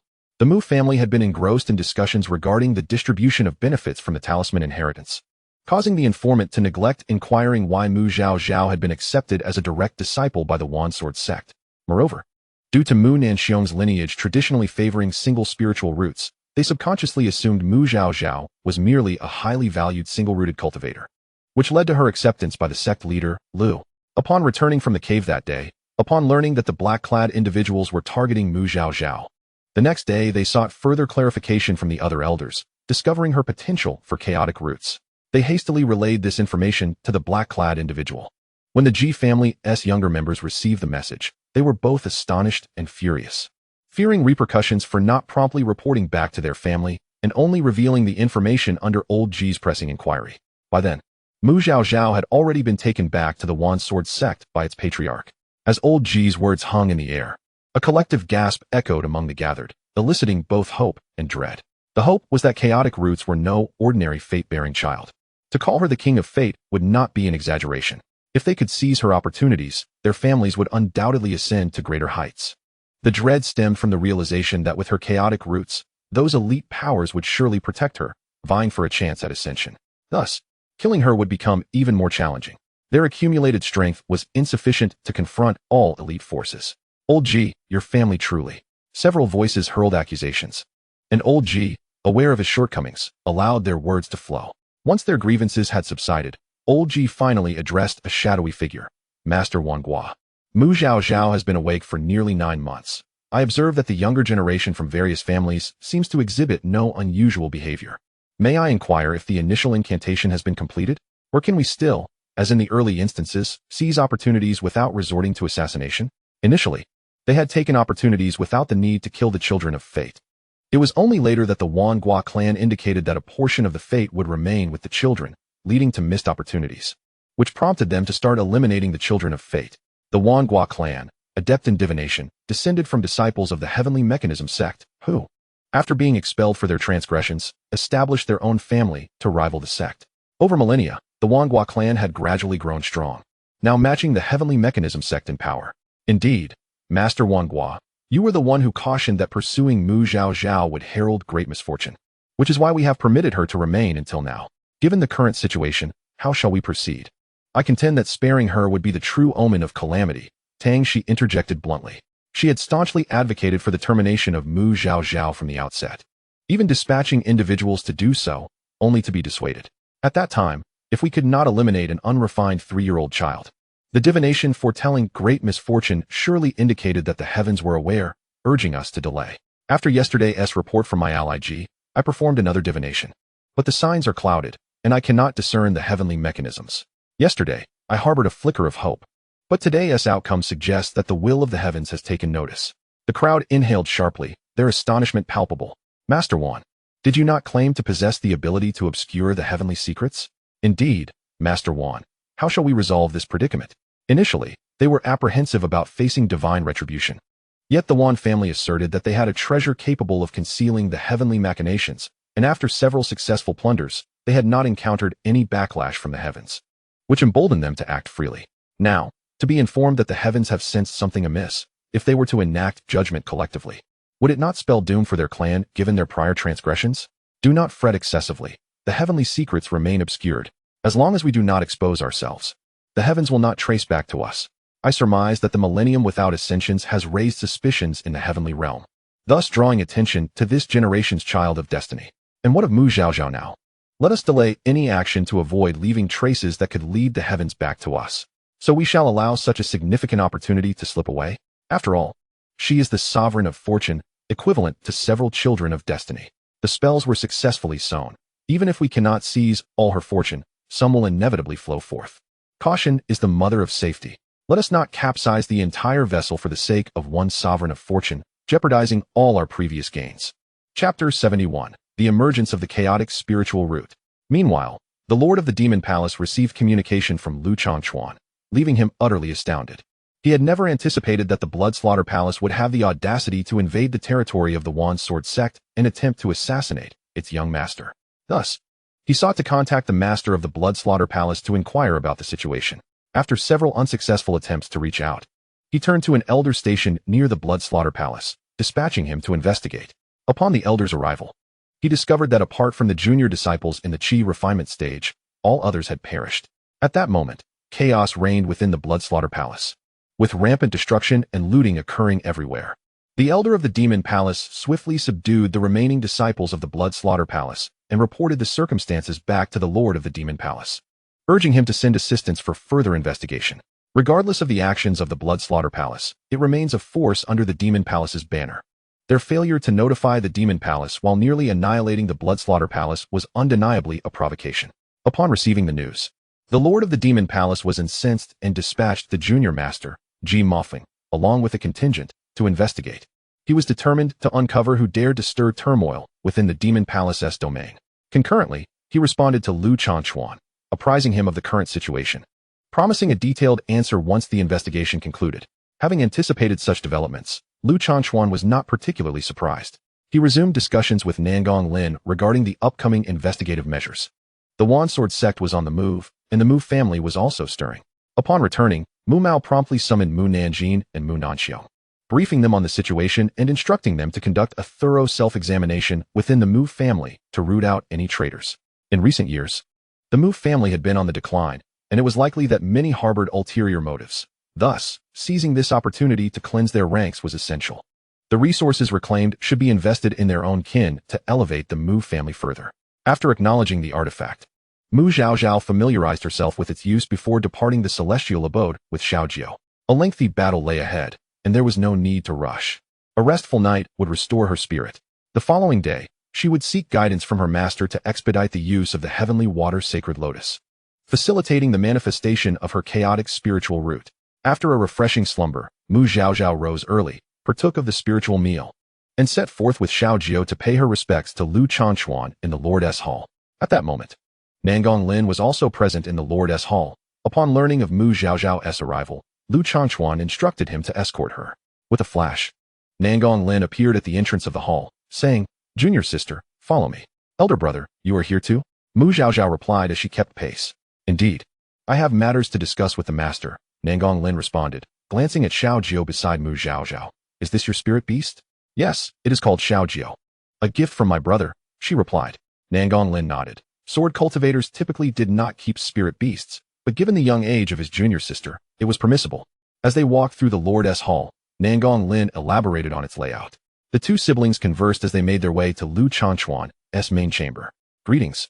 "Master," Mu Zhaozhao bowed deeply. "Rise," Lu Changquan replied with a gentle tone.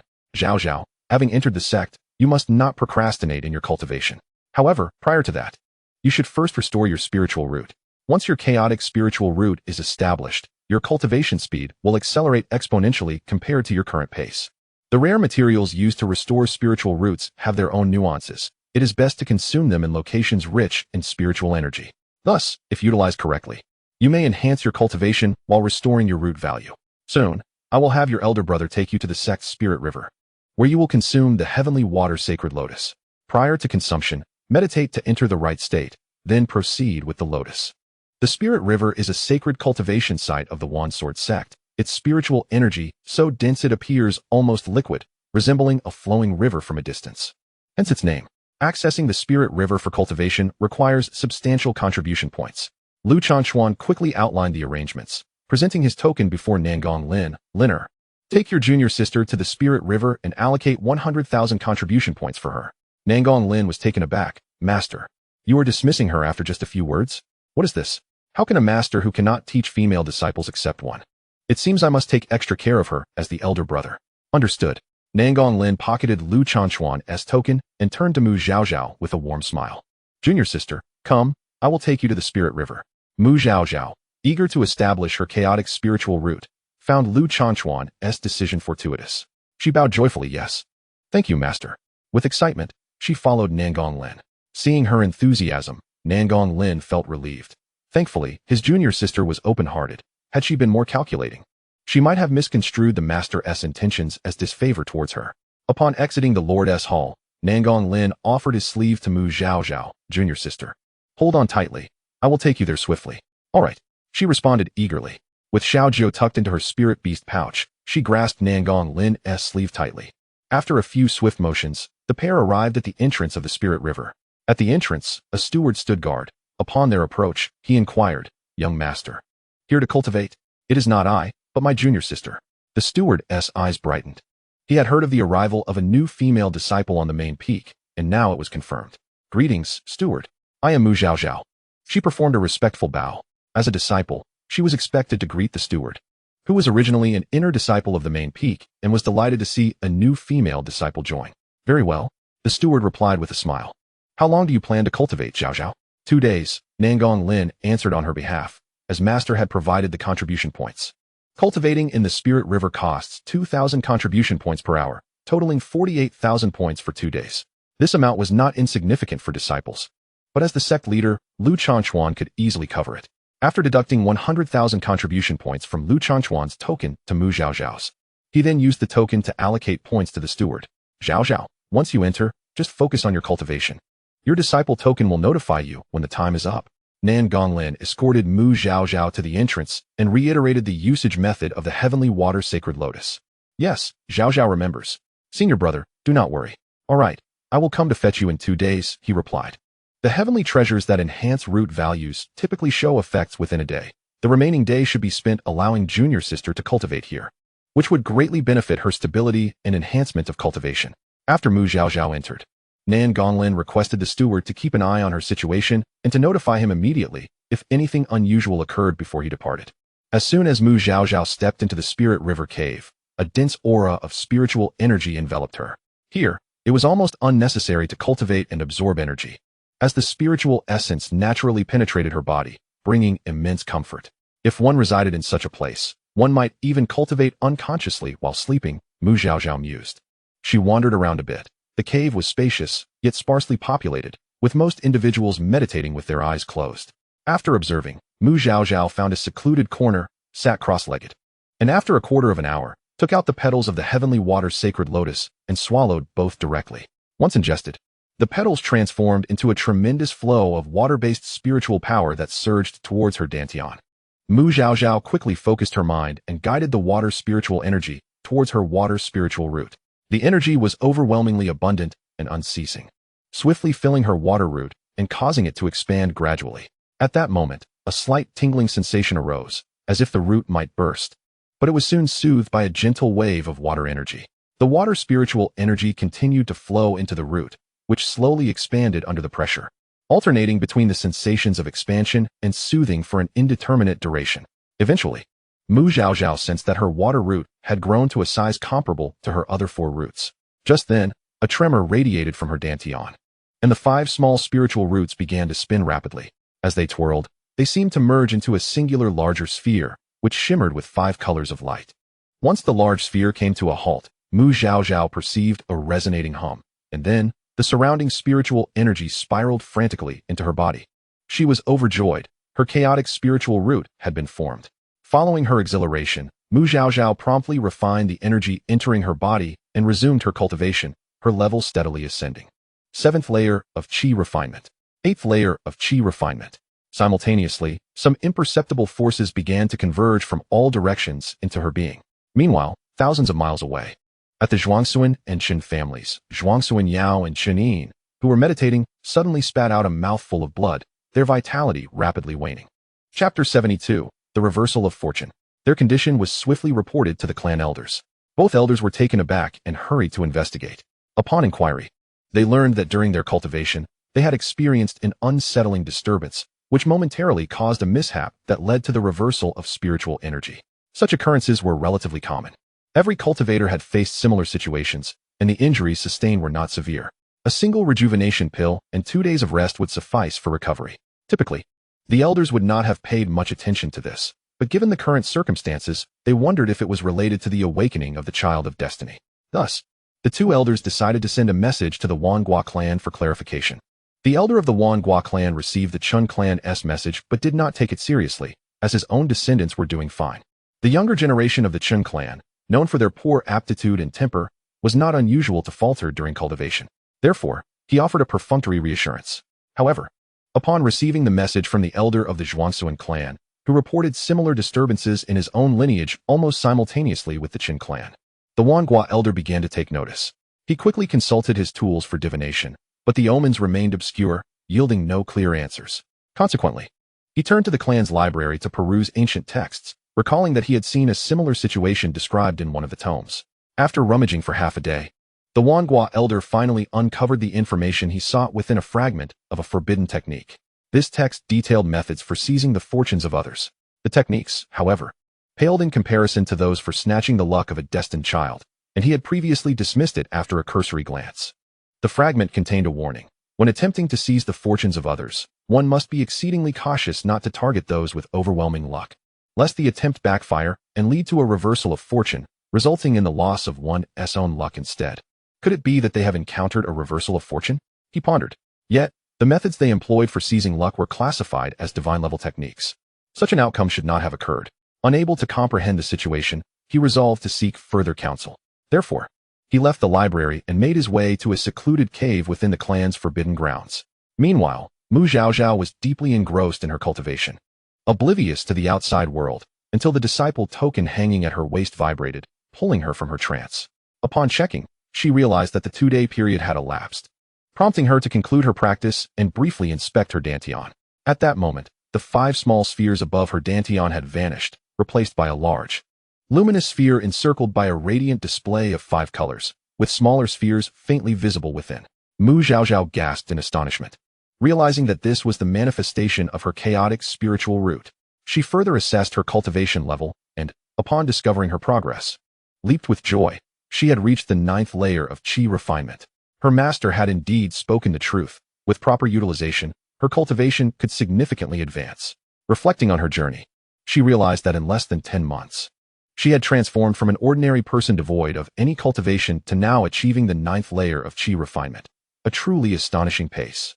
At that moment, the disciple token vibrated again, prompting her to exit promptly.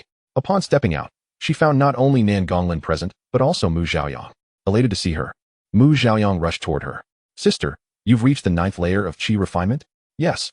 I am grateful to Master and Senior Brother for allowing me this opportunity to cultivate here, Mu Zhaozhao replied, bowing respectfully to Nan Gonglin. That is also due to your exceptional talent, Nan Gonglin remarked with a smile. Indeed, with the chaotic spiritual root, your cultivation speed is astonishing. He had anticipated at most a 2-layer increase, yet she had achieved 3 layers instead. Master awaits you in the main hall. Let us go and report to him. He added. All right. The siblings clasped Nan Gonglin's sleeves, and together they soared back. At this time, Lu Changquan was in the council chamber, accompanied by all 12 elders of the main peak. Upon seeing Mu Zhaozhao and the others enter, their eyes lit up, focusing intently on her. One elder even chuckled aloud. 9th layer of qi refinement. Excellent. Truly a testament to the chaotic spiritual root. 3 days prior, she was merely at the 6th layer of qi refinement.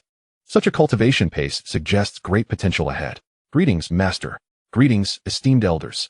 Mu Zhaozhao bowed respectfully from her position below. Lu Changquan was thoroughly pleased with her cultivation progress and, in high spirits, used his spiritual power to lift her gently. Zhaozhao, the elders and I have discussed and decided to hold a disciple initiation banquet in 10 days, inviting forces from across the realm to attend. There is one matter I need to inform you about in advance. On the day of your initiation banquet, I will publicly announce the inheritance of the ancient talismans and will not conceal the identity of the one who discovered them. I have already communicated this with the Mu family, and they have expressed their agreement. The previous concealment was to prevent you from attracting undue attention and danger. However, as the matter of the ambush remains unresolved, it is clear that the forces responsible for the Blood Slaughter Palace's annihilation are formidable, having already encountered formidable adversaries. We shall not fear the addition of the Zhuangsuan family. The matter of the ancient talisman's inheritance bears significant implications, greatly assisting you in shaping your reputation and garnering favorable connections.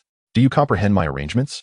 Yes, I, Zhaozhao, fully understand and am grateful to my esteemed master. Given that the Zhuangsuan family is likely among those forces, confrontation is inevitable, or perhaps has already transpired. In light of this, the addition of this particular entity is of little consequence. Before you stands the 12 elders of my main peak. On the day of your arrival, in a slight haste, I did not have the opportunity to introduce them to you. This esteemed individual is the Grand Elder of my peak, Lord Jun Fantian. Upon hearing this, Mu Zhaozhao promptly knelt in a deep bow, paying her respects to the Grand Elder. I am immensely grateful for the Grand Elder's benevolence in seeking the elixir to cure my ailments. Otherwise, I would not be here today. Jun Fantian raised Mu Zhaozhao with his spiritual power, saying, Child, there is no need for such formalities. My quest for the elixir was merely a promise made to your brother. Now that you and your sibling have entered the fold of my disciples, you must support one another and diligently cultivate your skills. He continued, especially you, with your chaotic spiritual root's rapid cultivation speed. Bear a considerable responsibility and must not become complacent. Yes, Zhaozhao will heed the Grand Elder's teachings, she replied. Jun Fantian then waved a storage pouch towards her, stating, This is a token of our first meeting. Thank you, Grand Elder, Mu Zhaozhao responded as she accepted it. This is the 2nd elder of our peak. Lu Changquan introduced, and Mu Zhaozhao respectfully acknowledged him, receiving 12 tokens of greeting in total. After the introductions, Lu Changquan advised. In the 10 days leading up to the Master Acceptance Banquet, Zhaozhao, you should first stabilize your cultivation and allow your senior brothers to familiarize you with the sect's affairs. As for the cultivation technique you will practice, I must confer with the ancestors, and we shall determine it after the banquet. Primarily guided by the arrangements of the immortal sovereign. The other elders agreed. Recognizing the importance of the chaotic spiritual root and the necessity of discussing the cultivation technique with the ancestors rather than leaving it solely to the sect leader's discretion. Chapter 73. The 9 Ranks of Sword Dao. Once matters were settled, Lu Changquan instructed Mu Zhaozhao to return. Nan Gonglin had matters to discuss and remained in the conference hall, while only Mu Zhaozhao and her brother departed. Brother, may I visit your residence? With her chaotic spiritual root now established and her cultivation having risen, along with the acquisition of numerous tokens, Mu Zhaozhao felt invigorated and wished to explore the scenery of the Wanjian sect. That day, when the ancestor had held her aloft, she gazed down from the heights and found the sect's landscape exceedingly enchanting, resembling a celestial realm. Certainly, let us go, Mu Zhaoyang replied, summoning a sword with a sweep of his hand, enlarging it with a gesture, and carrying Mu Zhaozhao as he descended the mountain peaks upon the blade. This is where the elders reside, he explained as they flew. Peering down, Mu Zhaozhao spotted a slightly smaller hall than the sect masters, nestled atop a ridge. As they circled past the elders' quarters, Mu Zhaozhao noticed a particularly picturesque area in the distance, where a waterfall cascaded as if the Milky Way had descended from the heavens, with numerous courtyards constructed around its base. The distance between the courtyards was somewhat closer than that of the sect master's personal residence, yet still afforded ample personal space, resembling an upscale residential area of modern times. This is where the elders' direct disciples live, and that is my residence. Mu Zhaoyang indicated a courtyard beside the waterfall and directed their flight toward it. However, before they could arrive, individuals soared from other courtyards to greet them. Zhaoyang, little junior sister. They greeted with radiant smiles. Oh, little junior sister has reached the 9th layer of Qi refinement. Remarkable. Of course, how could our little junior sister of the main peak be lacking? They chattered excitedly, having heard their master mention the little junior sister's chaotic spiritual root over the past few days, but they had tacitly refrained from mentioning it publicly, reserving the revelation for the banquet day to astonish disciples from other peaks. They were eager to showcase how exceptional their little junior sister truly was. The group quickly reached Mu Zhaoyang's courtyard, and upon landing, Mu Zhaozhao exchanged pleasantries with the senior brothers. The layout of Mu Zhaoyang's small courtyard mirrored that of Mu Zhaozhao's, likely standard for direct disciples. It was quite simple, featuring only a modest tree and a stone table, devoid of any other furnishings. They gathered around the stone table, where 2 of the 4 were Luo Lin and Chun En, previously introduced, while the remaining 2 were unfamiliar to Mu Zhaozhao, presumably part of the group that had chased after the stolen flowers. What are the names of these 2 senior brothers? She inquired. Little junior sister, I am Ji Qingji. At the mid-stage of the Golden Core realm, my master is the 6th elder, Ji Qingji. In his 50s, was considered a youth in the realm of cultivation. I am Zhuo Tianquang. At the early stage of the nascent soul realm, my master is the 11th elder, Zhuo Tianquang, over 100 years old, introduced himself. They were all favored disciples of the main peak, part of the new generation of prodigies in the Wanjian sect, naturally cultivating at a swift pace. Little junior sister here, have a spirit fruit, Shunan offered, producing a snowy yin fruit he had gathered during a recent excursion. The snowy yin fruit, crystalline and translucent, was refreshing and sweet. Renowned for its efficacy in maintaining youthful appearance, consuming one could preserve one's beauty for years, making it a favorite among female cultivators. He had initially intended to sell it at the sect's market later, but upon the arrival of the little junior sister, he generously offered it to her. Luo Lin, noticing Chun En's gesture, quickly interjected, what are you thinking? Giving the snowy yin fruit to the little junior sister at such a young age? She shouldn't be concerned with maintaining her looks. We wouldn't want her to remain childlike. Chun En and Luo Lin, both at the mid-stage of the nascent soul realm, often ventured together for training and shared a close bond. As they spoke, Luo Lin retrieved a jade box from his storage ring. Here, little junior sister. I have a heavenly spirit fruit. This fruit absorbs the spiritual energy of heaven and earth, containing their essence and capable of alleviating cultivation bottlenecks. The heavenly spirit fruit, like the snowy yin fruit, was a highly sought-after 4th-tier spirit fruit. Chunin, not offended by the remark, pushed the box containing the fruit toward Mu Zhaozhao, smiling. It was my oversight. Little junior sister, keep it for now. You may consume it later. Luo Lin also nudged the heavenly spirit fruit box closer, adding, yes. Little junior sister, keep this heavenly spirit fruit for yourself. Eat it whenever you wish. This can serve as my welcoming gift to you. Ji Qingji and Zhuo Tianquang followed suit, each presenting their own gifts from their storage rings. Mu Zhaoyang felt a mix of happiness and mild envy. Prior to his sister's arrival, he had been the youngest direct disciple of the main peak and had not received such treatment when he first came. Nonetheless, he was sincerely pleased that his sister was well liked, as having more people looking out for Zhaozhao could only be beneficial. After some time chatting, upon learning that Mu Zhaozhao wished to explore and familiarize herself with the sect, they eagerly took on the role of guides. Thus, Mu Zhaoyang summoned his sword, with Mu Zhaozhao accompanying him, while the other four formed a protective circle around them, and they set off in grand procession. Their first stop was the martial arts arena located halfway up the main peak, where numerous disciples were engaged in sword practice. And the expansive arena was filled with a flurry of sword energies and glimmers. On the opposite side of the arena, several platforms hosted sparring matches, surrounded by spectators keenly observing the contests. Noticing Mu Zhaozhao's interest, Mu Zhaoyang lingered a while longer. Since they had joined the main peak, it was essential for them to practice swordsmanship. Having never learned it before, he wanted her to observe and gain understanding. As Luo Lin watched the duels, he also explained to Mu Zhaozhao where the fighters excelled, where they faltered, and how to wield a sword more effectively. Little junior sister, have you ever practiced swordsmanship before? Do you have any understanding of the sword Dao? I have not practiced before, and my knowledge is quite limited. Senior brother Nua spoke to you about the swordsmanship, which is indeed categorized into 9 ranks. The first rank is the comprehension of sword aura. Those sword cultivators who grasp this essence may be referred to as swordsmen. The second rank involves the understanding of sword radiance, thus becoming a sword practitioner. The third rank entails the mastery of sword momentum, where the sword's essence protects the body, leading to the title of sword master. The fourth rank is the perception of sword intent, earning one the designation of sword sovereign. The fifth rank is the realization of sword will, qualifying one as a sword emperor. As for me, your senior brother Luo, I currently stand as a sword emperor. The sixth rank involves the grasp of sword domain, controlling time and space, thus becoming a sword immortal. Our young sect master, at present, is indeed a sword immortal. Do not be deceived by the seemingly minor distinction between the fifth and sixth ranks. The leap is, in truth, exceedingly challenging. Many sword cultivators spend their lives unable to attain their own sword domain, remaining at the level of sword emperor. The seventh rank is the enlightenment of the sword heart, where a clear sword heart designates one as a sword deity. Most of our elders are sword deities. The eighth rank is the realization of the sword soul, achieving unity with the sword, commanding the respect of myriad swords, thus earning the title of sword sage.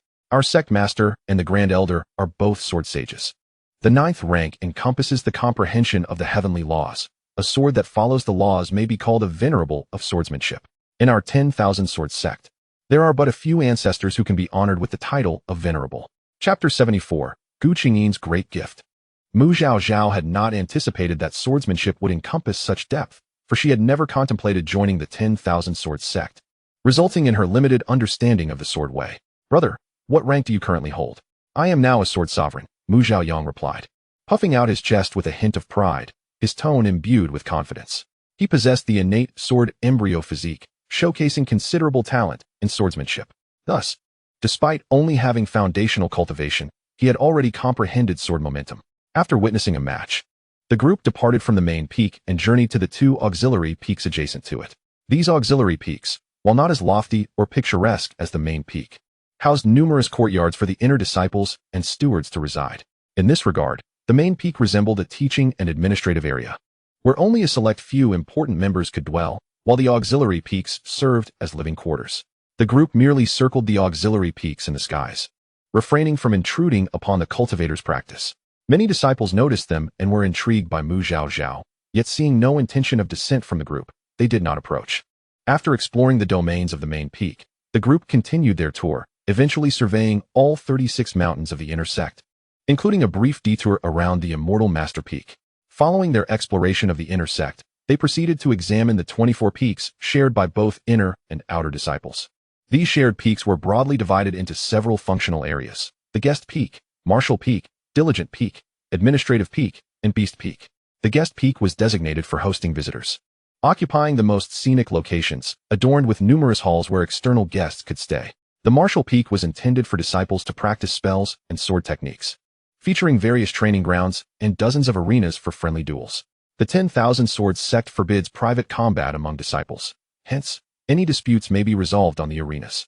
The diligent peak serves as the venue for disciples to attend lectures, housing the library and the transmission hall. The administrative peak accommodates various sect management institutions, such as the General Affairs Hall, Task Hall, Law Enforcement Hall, and Foreign Affairs Hall, alongside the Spirit Meal Hall that provides meals for younger disciples and the alchemy and artifact crafting rooms available for rent.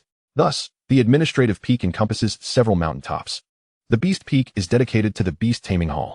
Although the 10,000 Swords Sect did not establish a Beast Peak within the inner sect, it does maintain a Beast Taming Hall, originally named the Spirit Beast Garden, serving as a marketplace for non-sword cultivators within the sect to purchase spirit beasts. Over time, it evolved into the Beast Taming Hall, allowing disciples with beast taming talents to train there. Beyond these, there stood the tallest and most magnificent peak, home to the sect's largest square, alongside numerous arenas. Major sect events or significant competitions are held here, including Zhaozhao's apprenticeship banquet.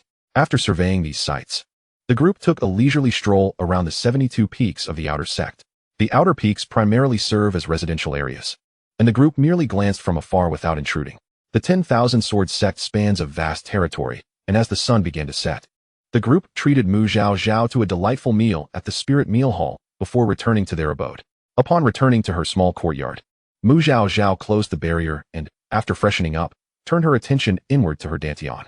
Observing her chaotic spiritual root, shimmering with ethereal light and profound mysteries, she felt a surge of joy. She had finally taken the first step. Upon further introspection of her meridians, she noted that they had widened significantly compared to before. And among the 720 acupoints, 160 had already been activated, enabling her to store even more spiritual energy. Zhaozhao surmised that her internal spiritual energy could rival that of an ordinary foundational practitioner. After checking herself, Zhaozhao retrieved the storage pouches she had collected over the past few days to unveil their contents.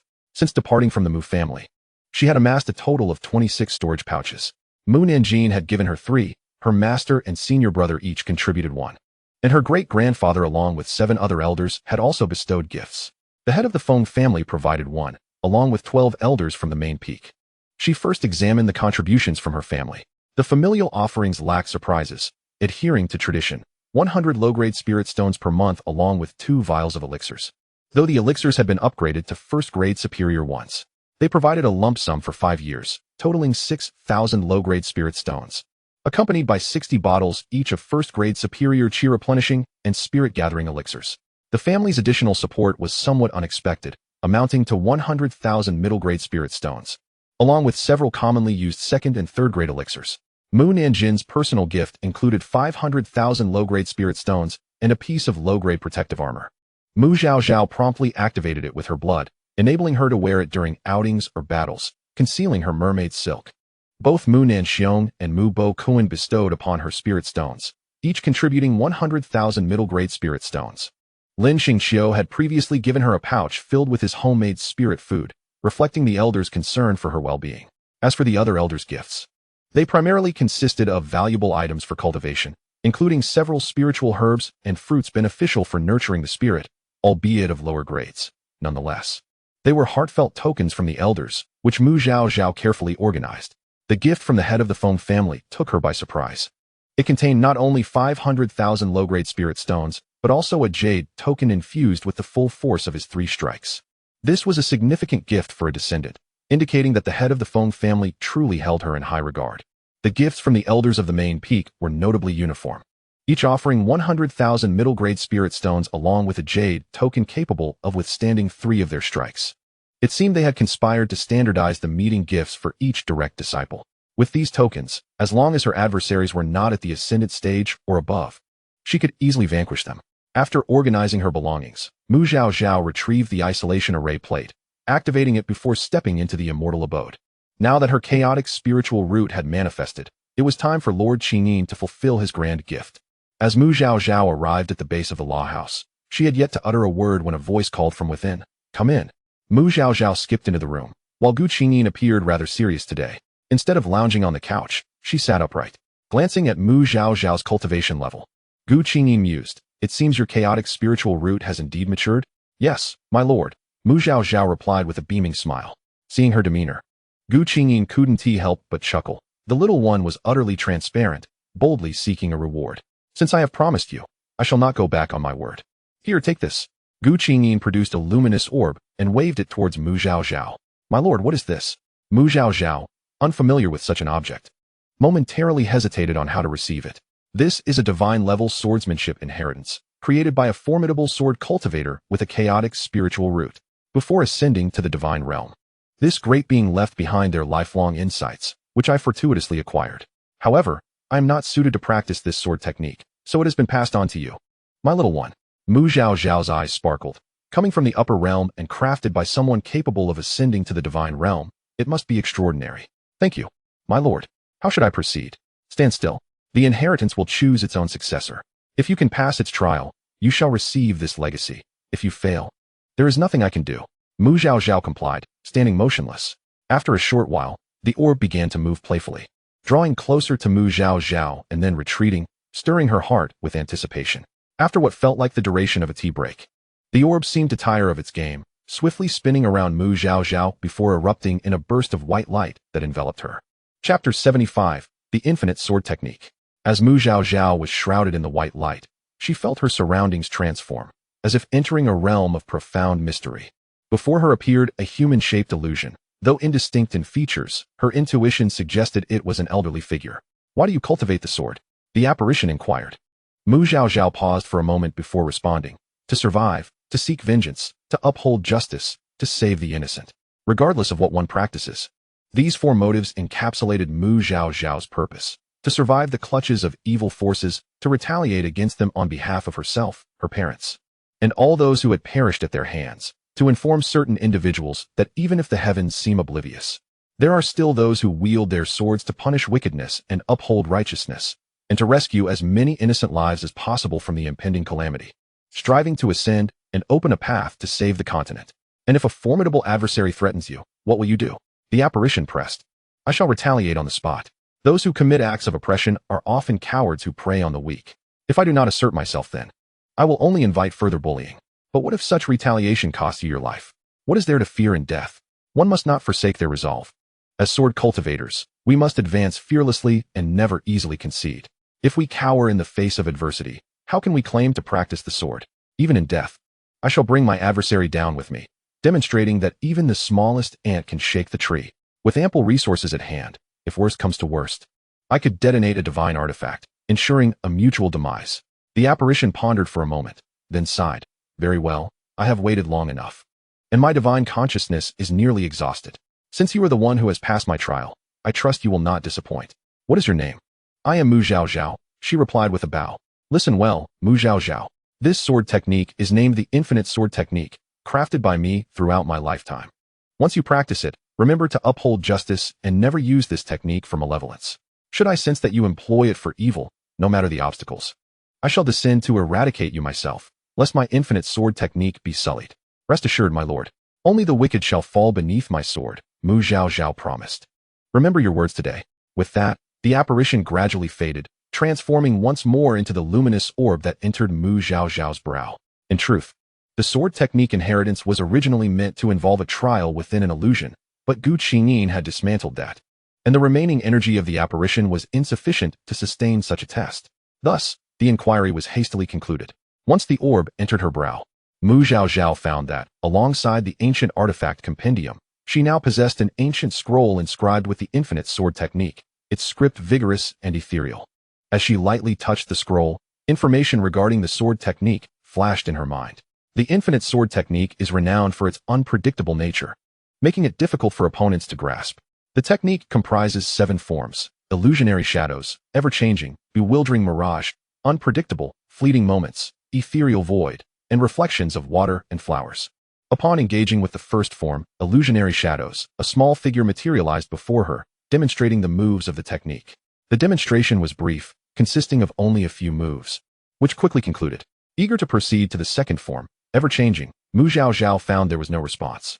Presumably, she must first master the initial form to unlock the next. Withdrawing her consciousness, she bowed deeply to Gu Qingyin. Thank you, my lord. I have acquired the sword technique inheritance. Good. Now, devote yourself to its practice. This technique wields tremendous power. If you can master it, few in the lower realm, let alone the upper realm, will be your match. Yes, thank you, my lord. However, Mu Zhaozhao found herself perplexed. Typically, sword techniques are accompanied by a corresponding sword. Yet this one seemed to lack such an item. As a young girl, she felt compelled to inquire, my lord, when you discovered this inheritance, was there a matching sword? None. Achieving mastery of the infinite sword technique does not require a sword. Any object in the world can serve as one. You must learn to wield your sword in your heart, even when your hands are empty. Do you understand? Noticing the confusion on Mu Zhaozhao's face, Gu Qingyin waved her hand. You won't comprehend now. You'll understand gradually as you practice. Mu Zhaozhao nodded, my lord. There is one more matter I wish to consult you about. Speak. In the storage chamber of the celestial abode, there are numerous heavenly materials and earthly treasures that can replenish spiritual root values. May I consume them all to elevate my current chaotic spiritual root, valued at 95, to a perfect 100? This should enhance my cultivation speed, right? In the upper realm, heavenly materials for replenishing spiritual roots are plentiful, yet chaotic spiritual roots remain exceedingly rare. Can you fathom why? Gu Qingyin queried. Such ambition for a little girl. Because achieving balance in spiritual root values is immensely challenging. The value is not something you can simply increase as you wish. You are fortunate that your deficiency lies in the water spiritual root, and the holy water lotus can measure the root value through its petals. However, if you were lacking in another type of spiritual root, it may not be so precise. Additionally, the capacity for each spiritual root varies, and the limits for replenishment differ. Some may only be able to increase by 3 or 4 values, while others might allow for more than 10. Therefore, a chaotic spiritual root is a rare gift from the heavens, and achieving it postnatally is exceedingly difficult. Your current chaotic spiritual root, valued at 95, is already exceptional. Do not entertain thoughts of further supplementation, for should that balance be disrupted, you may face the loss of your spiritual root and cultivation, or worse, your very life. Hearing this, Mu Zhaozhao gasped in horror, relieved that she had not rashly consumed the other heavenly materials. Otherwise, she might have already met her demise. My lord, then why did the celestial realm bestow upon me so many treasures for replenishing root values?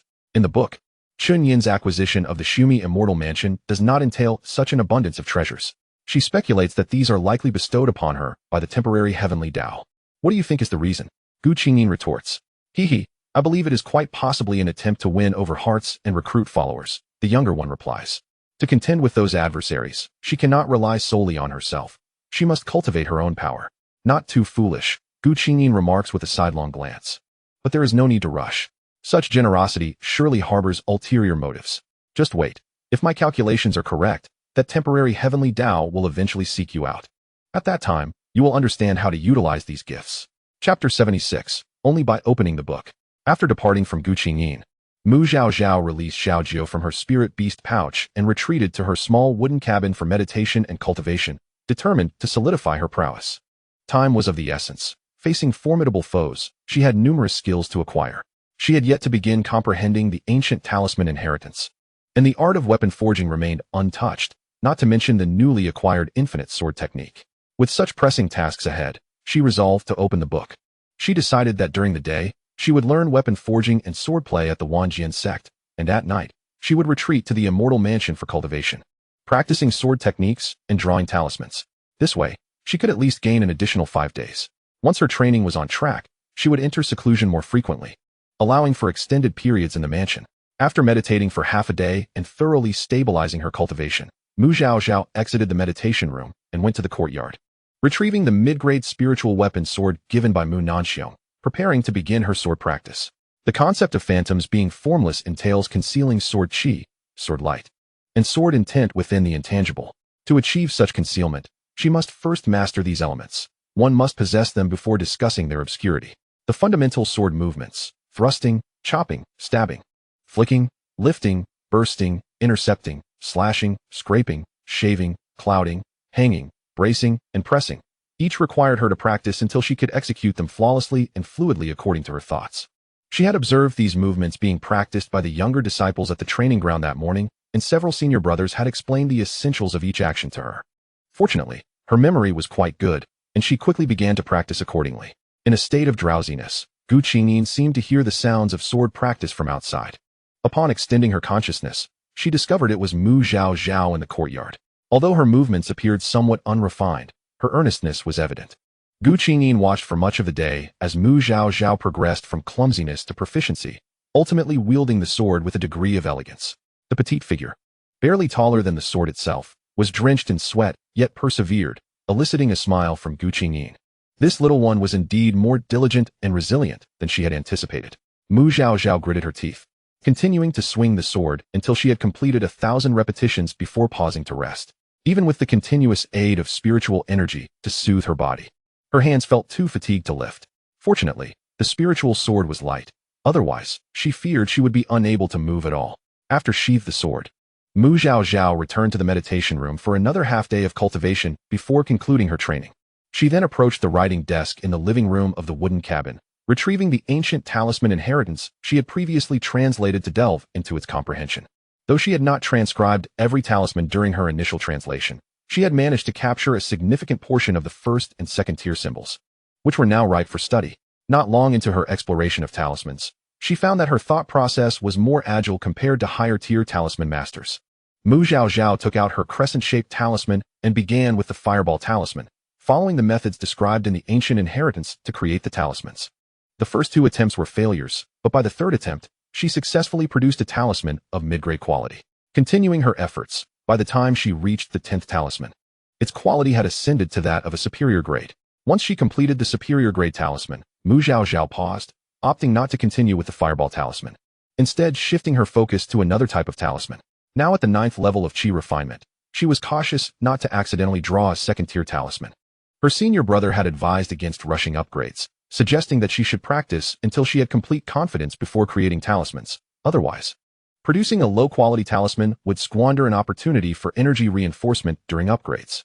Although her chaotic spiritual route allowed for accelerated cultivation, she was careful not to waste the chances for energy reinforcement.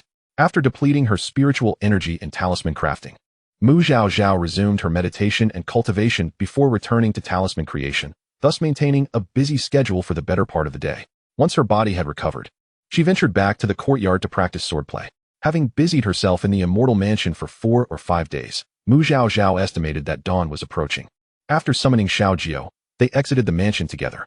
Upon stepping outside, they confirmed that the sky was indeed beginning to brighten. Mu Zhaozhao stored away the barrier formation plate and took out 2 portions of spiritual food prepared by Lin Xingqiu, consuming one and offering the other to Xiaozhao. Xiaozhao, you are now a first-tier spirit beast. You must learn to hunt for yourself and cannot always rely on being fed, Mu Zhaozhao instructed. I inquired yesterday, and there is a forest at the edge of the outer peak where spirit beasts can hunt. I will have my brother take us there shortly, so you can familiarize yourself with the area. In the future, when you are hungry, you can hunt on your own.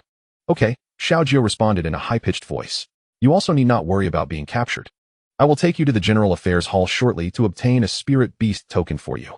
Once you wear it around your neck, others will know you are a spirit beast belonging to the Wanjian sect.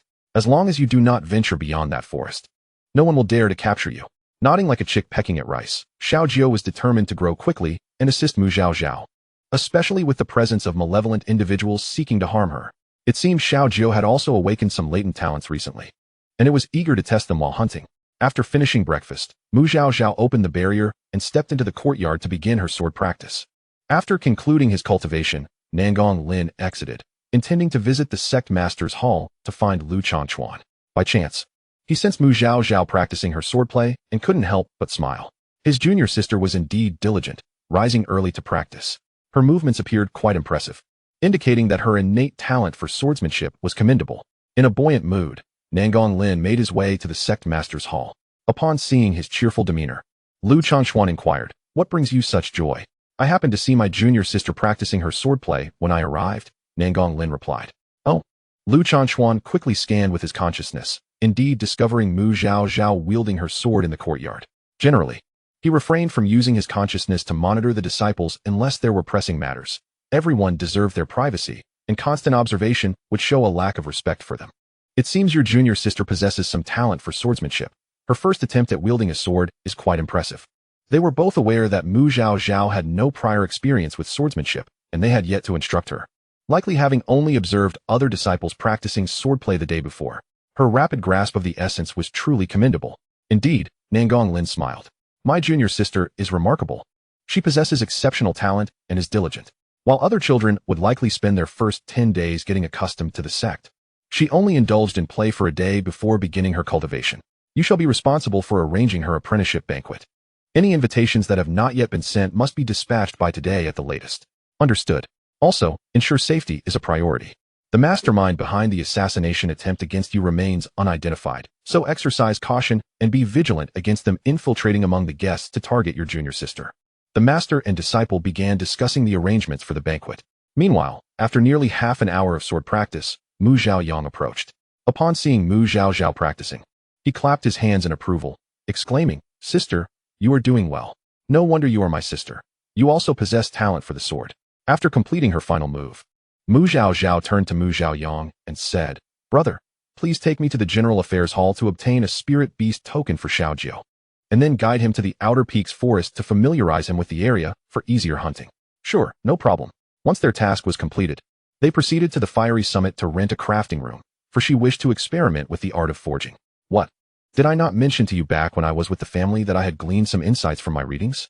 I have discovered that I seem to possess a certain talent for forging, and I wish to give it a try, explained Mu Zhaozhao.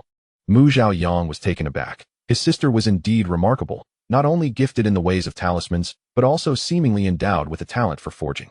Chapter 77. First Forging Experience. After practicing their swordplay, the siblings made their way to the administrative hall of Wu Peak to procure a spirit beast token for Xiaojiao. Riding his sword, Mu Zhaoyang carried Mu Zhaozhao, while Xiaojiao followed closely beside them. The Wanjian sect had established a barrier. Without a token, outsiders could not gain entry unless accompanied by a member. The spirit beast token served two purposes. It facilitated the comings and goings of spirit beasts and symbolized ownership, indicating to others that the beast had an owner. In recent days, news of the arrival of a new junior sister at the main peak had spread throughout the sect, and with their outing the previous day, the siblings received many curious glances upon their arrival at Wu Peak. They made their way directly to the administrative hall, where they found Luo Qingyun, the disciple who had issued Mu Zhaozhao's token and requested the spirit beast token from him. Afterward, they took Xiaojiao to the surrounding woods, allowing it to hunt and train on its own. Subsequently, the two returned to the sect and rented a forging room at the Fiery Summit. The cost for renting the forging room was 100 contribution points per day. As Mu Zhaoyang prepared to swipe his token, Mu Zhaozhao hurriedly offered her own, saying, Brother, you need not. My master gifted me with 100,000 contribution points a few days ago. Truly befitting of our sect leader, Mu Zhaoyang thought as he pocketed his token. Upon entering the forging room, Mu Zhaozhao retrieved the low-grade immortal artifact forging furnace from her family's secret treasury, and following the guidance of the artifact compendium, she gathered the corresponding forging materials. This low-grade immortal artifact furnace, named the Xianling furnace, was positioned above the ground fire after she removed the cover. Mu Zhaoyang observed with astonishment as his sister proceeded with meticulous precision. Sister, from whence did you acquire the forging furnace? And the materials? The furnace is taken from the family treasury, while the forging materials were given to me by Ancestral, she replied, all the while using her spiritual sense to inspect the furnace. Once the temperature within the furnace reached the requisite level, she tossed a small piece of 100-year-old Xian iron into the furnace to melt, preparing to forge a dagger. Xian iron was a primary material for crafting many magical artifacts. While the more common varieties were easily obtained, those aged over 10,000 years were exceedingly rare. Forging involves several steps: casting, engraving, embedding, rune etching, and elemental fusion. Since Mu Zhaozhao was just beginning her foray into this craft, she focused on crafting a magical artifact, which did not yet necessitate the steps of rune etching and elemental fusion. Instead, she would only engage in casting and engraving, perhaps embedding a few gemstones to enhance its aesthetics. As Mu Zhaozhao commenced her forging, Mu Zhaoyang refrained from interrupting, quietly observing from the side. Once the Xian iron melted, Mu Zhaozhao used her spiritual sense to shape the molten iron into the form of a dagger. After the model took shape, she cast it into the Xian Bing spring within the forging room to cool. After cooling, she returned it to the Xianling furnace to soften and adjust its appearance. For aspects that her spiritual sense could not manipulate, she extracted the piece and hammered it with the Xianling hammer. This cycle of cooling, softening, and adjusting continued several times until Mu Zhaozhao was finally satisfied with the appearance of the dagger. She then adorned the handle with several gemstones to enhance its visual appeal. Once completed, she took a drop of her blood and flicked it onto the dagger's surface, which immediately emitted a faint hum and glimmered with a cold light. The artifact was complete. Mu Zhaoyang, who had been watching in astonishment, could hardly close his mouth in disbelief. He had anticipated that his sister's first attempt at forging would likely fail, yet not only had she succeeded, but the result appeared quite impressive. With a flick of her hand, the dagger flew into her grasp, and upon inspecting its quality, she felt a sense of satisfaction. It was a mid-grade magical artifact. Even though she had the guidance of the artifact compendium, her lack of prior experience made her first successful attempt all the more commendable. In the realm of Yuntian continent, the hierarchy of weaponry ascends from the lowest to the highest as follows: mundane artifacts, magical artifacts, spiritual artifacts, treasure artifacts, immortal artifacts, divine artifacts, and holy artifacts. Mu Zhaozhao's dagger was fashioned in the style of a military dagger from Blue Star, featuring a serrated spine and a blood groove for practical use. Moreover, Mu Zhaozhao collected additional materials to forge a sheath for the dagger. The sheath served no particular function and was quickly completed, adorned with a few more gemstones to create a harmonious and attractive set. As their efforts concluded, several hours had passed. Mu Zhaozhao, pleased with her creation, extended the dagger to her brother, who had quietly supported her throughout the process. "Brother, this is for you." Mu Zhaoyang, filled with joy, hesitated to accept, saying, "Sister, the first item you forged should be kept by you. Wait until the second before gifting me one." Typically, a forger's first creation is not given away. "Very well. I shall forge another this afternoon." "Brother, what would you like?" "Anything you create, I shall cherish," he replied, pleased that his sister held him in such high regard, even to the extent of gifting her first creation to him. "Then let us step out for some spirit food," Mu Zhaozhao suggested, patting her slightly hungry stomach. Forging was indeed laborious, demanding both mental focus and physical strength. With the furnace ablaze and the heat intense, the siblings ventured outside, finding a stone table to sit. "Sister, rest here. I shall procure some food from the spirit dining hall." "No need. I have plenty here that my senior brother prepared for me," she replied, producing an abundance of spirit food that filled half the table. Lin Xingqiu's culinary skills were commendable, and they both relished the meal. Once they had satisfied their hunger, Mu Zhaozhao returned to the forging room, taking out a segment of clear heart bamboo, intending to craft a hairpin for Mu Zhaoyang. Clear heart bamboo was known for its calming properties and ability to fend off inner demons, making it beneficial for his cultivation if worn for an extended period. While Mu Zhaozhao busied herself with the hairpin, Nangong Lin, having completed his own affairs, initially intended to return to his chamber, but changed course to visit Mu Zhaozhao, curious about her progress with sword forging. Upon arrival, he found her absent and, upon inquiring with the guardian spirit beast, learned that she and Mu Zhaoyang had departed early that morning. Nangong Lin couldn't help but chuckle. Perhaps he had spoken too soon. After all, they were still young, and their youthful curiosity was to be expected. With no cultivation tasks assigned by their master, it was only natural for them to indulge in a little playfulness for a few days. By evening, Mu Zhaozhao had successfully forged the hairpin, its pure white hue exuding an elegant simplicity from a distance. Upon closer inspection, however, one would discover the intricate engravings adorning its surface, rendering it quite beautiful. Due to the quality of the materials, this hairpin had already reached the level of a high-grade magical artifact. Once Mu Zhaozhao could forge spiritual artifacts, she could further reforge it to elevate its status. Mu Zhaoyang was overjoyed and immediately donned the hairpin. The siblings returned to the main peak in high spirits and went their separate ways. Upon returning, Mu Zhaozhao resumed her cultivation in the immortal mansion, while Mu Zhaoyang, inspired by his sister's excellence, resolved to work diligently himself, determined not to lag behind. The following day, Mu Zhaozhao again rose at dawn to practice her swordplay. After Mu Zhaoyang came to find her, the siblings returned to the forging room. However, this time Mu Zhaozhao insisted that he return to the main peak to focus on his own cultivation instead of accompanying her. Realizing he could not be of assistance, and knowing his sister was safe within the sect, Mu Zhaoyang agreed and returned to practice his swordplay, planning to come back for her in the evening. For 3 consecutive days, Mu Zhaozhao spent her days at the fiery summit, renting the forging room to hone her skills.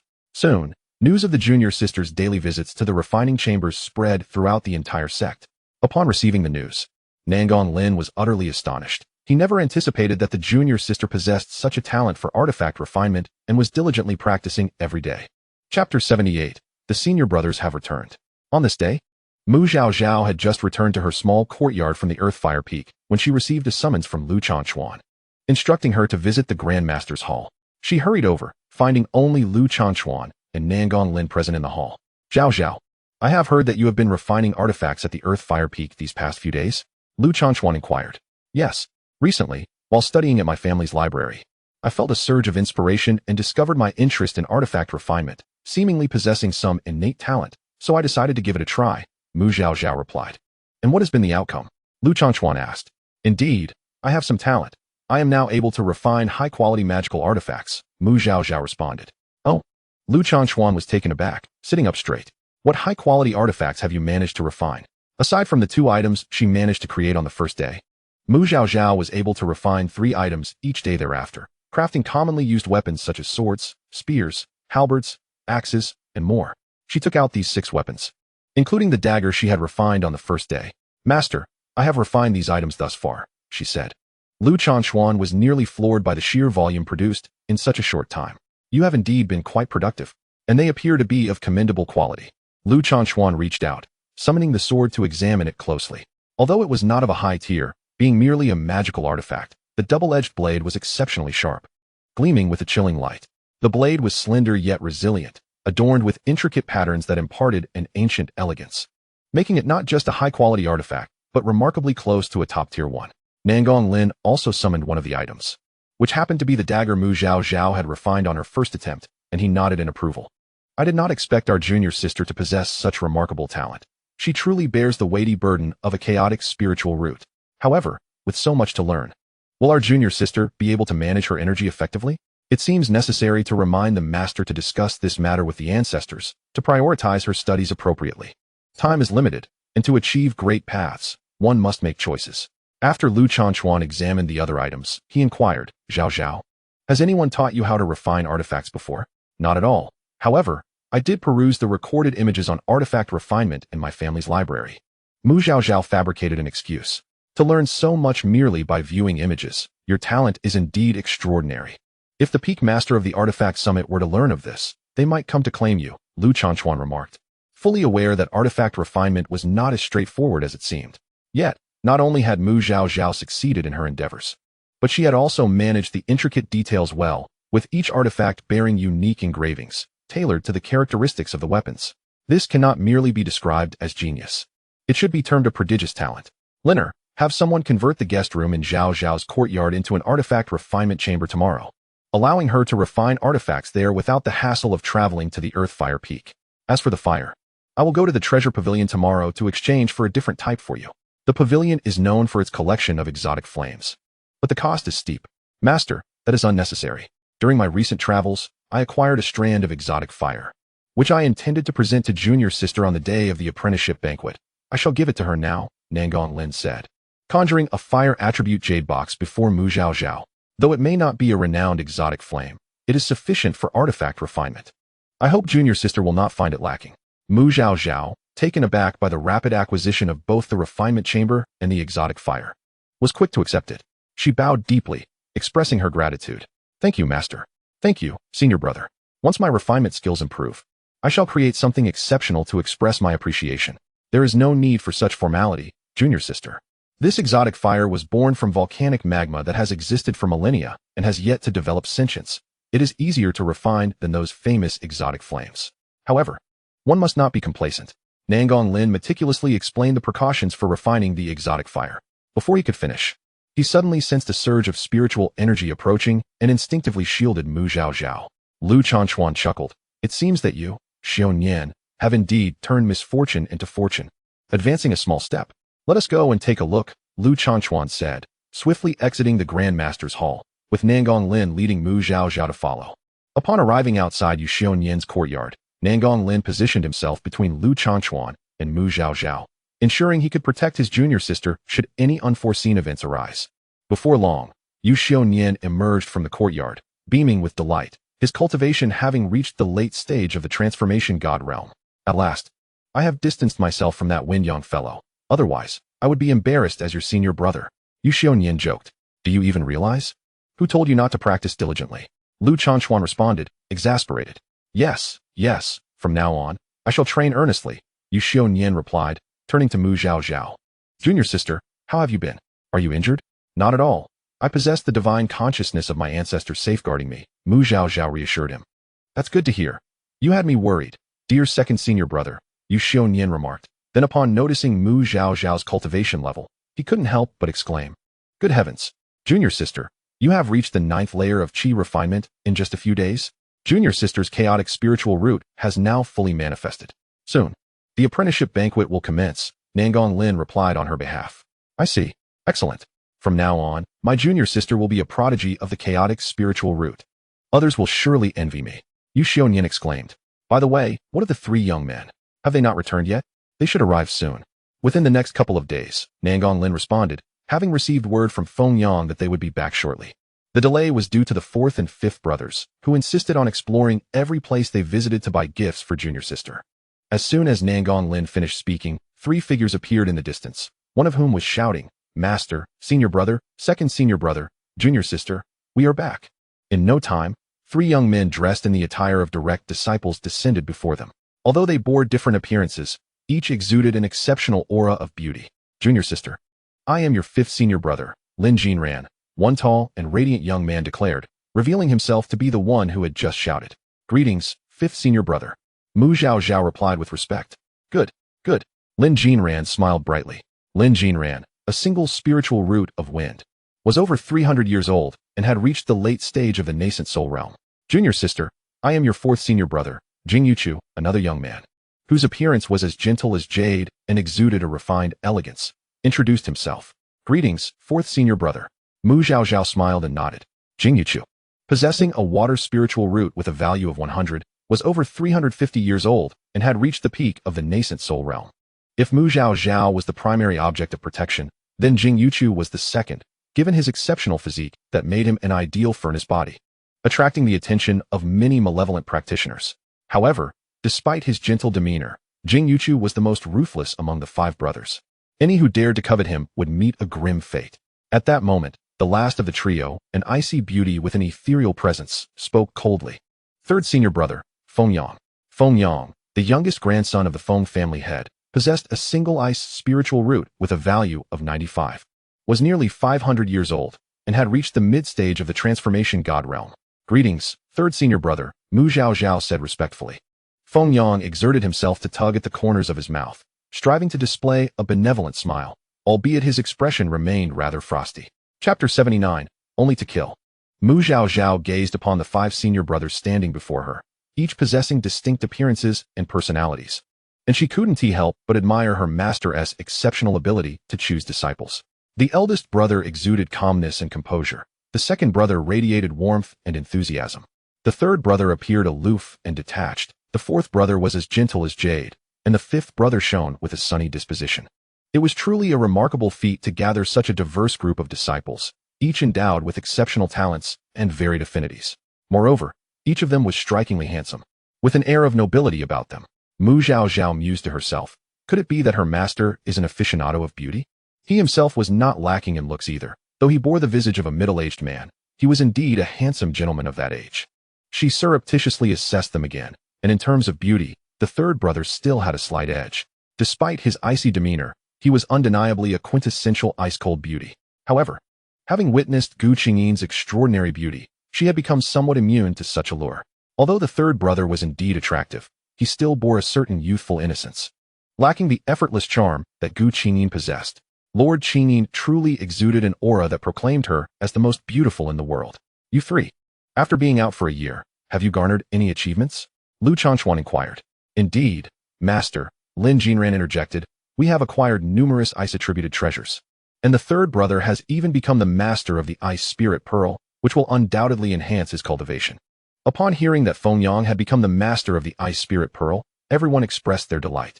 Second brother, you better hurry. The third brother might surpass you soon, Lin Jinran remarked, only to realize that Yu Xiaoyan had advanced to the late stage of the transformation realm.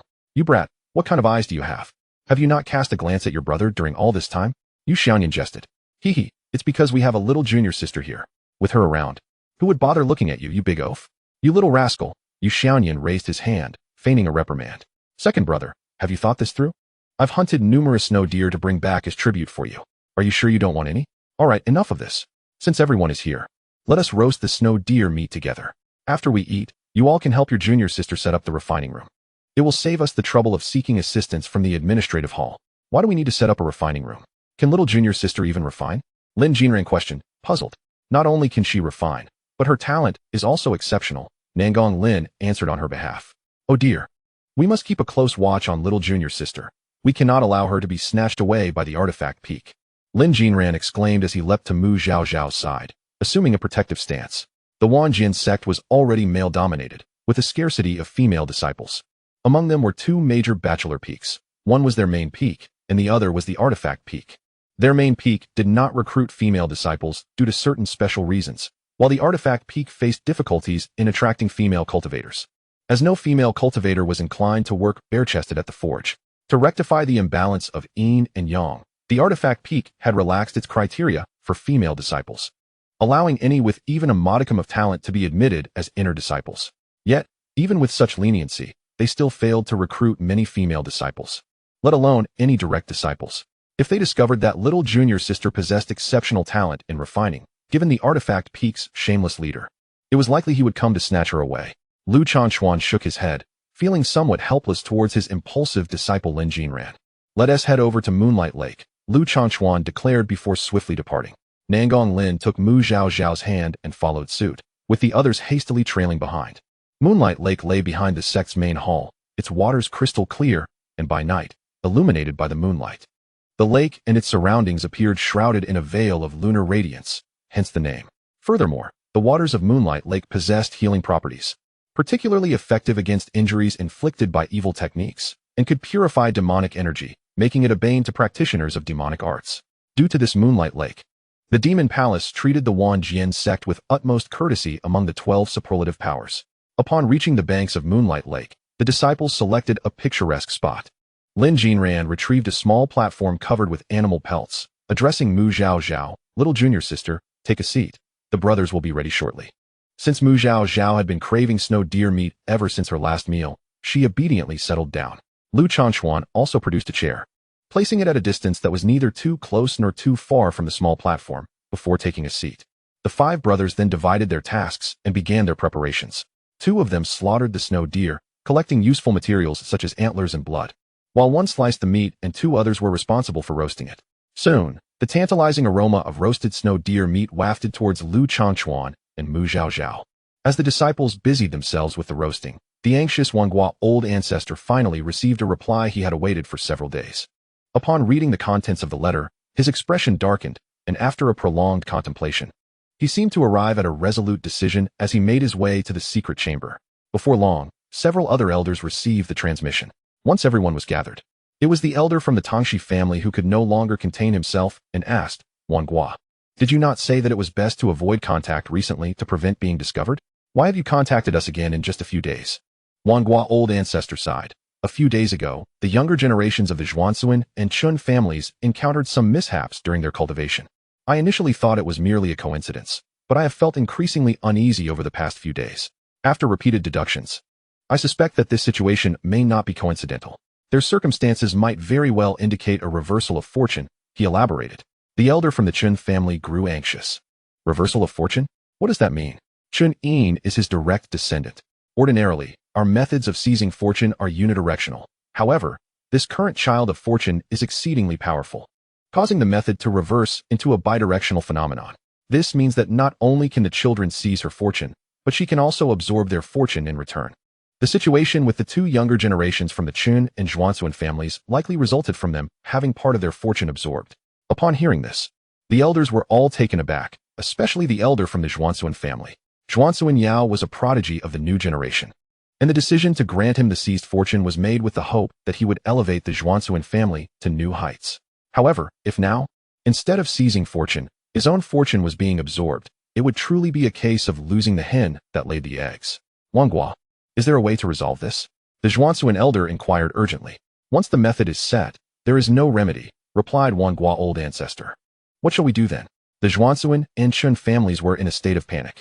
The only course of action is to kill. Wanghua old ancestor gritted his teeth. Wanghua, just a few days ago, you mentioned that the heavenly Tao has taken notice and advised against moving against Mu Zhaozhao. Why, just days later, are you suggesting we kill her? What if our actions are discovered by the heavenly Tao? Wouldn't that ruin our painstaking efforts over the years? The Tangxi matron exclaimed. Indeed, since the heavenly Tao is already aware, we might as well forego this generation and safeguard our past accomplishments. Once this child of fortune matures and the heavenly Tao no longer pays attention, we can proceed again, another voice chimed in. I concur. I have also contemplated much over the past few days, and we have indeed been too frequent in our actions. Moving forward, let us avoid being too aggressive and maintain some distance. After all, each family has accumulated considerable resources, and there is no need to take unnecessary risks, another added. What about the children? The elder from the Chun family pressed anxiously. Chen Lao, do you not understand the principle of decisive action? The Tangxi matron retorted. Even if their fortune is absorbed, what of it? Are we such a large family that we cannot afford to raise a few children? This batch of children will simply be regarded as contributions to the family, but they have enjoyed the family's resources. When the time comes, they must also contribute. The Chen family and the Zhuansuan family had initially intended to persuade everyone to unite in their efforts to eliminate Mu Zhao. However, amidst the cacophony of voices urging caution, Their resolve began to waver. It was indeed unwise to place the entire clan in jeopardy for the sake of a single descendant. Observing this, the venerable Grandmaster Wang Gua interjected with a poignant remark. I am uncertain whether, after siphoning the fortunes of the children, she might proceed to drain the fortunes of the entire families. After all, the children are inextricably linked to their clans. Upon hearing these words, the assembly of elders erupted in astonishment.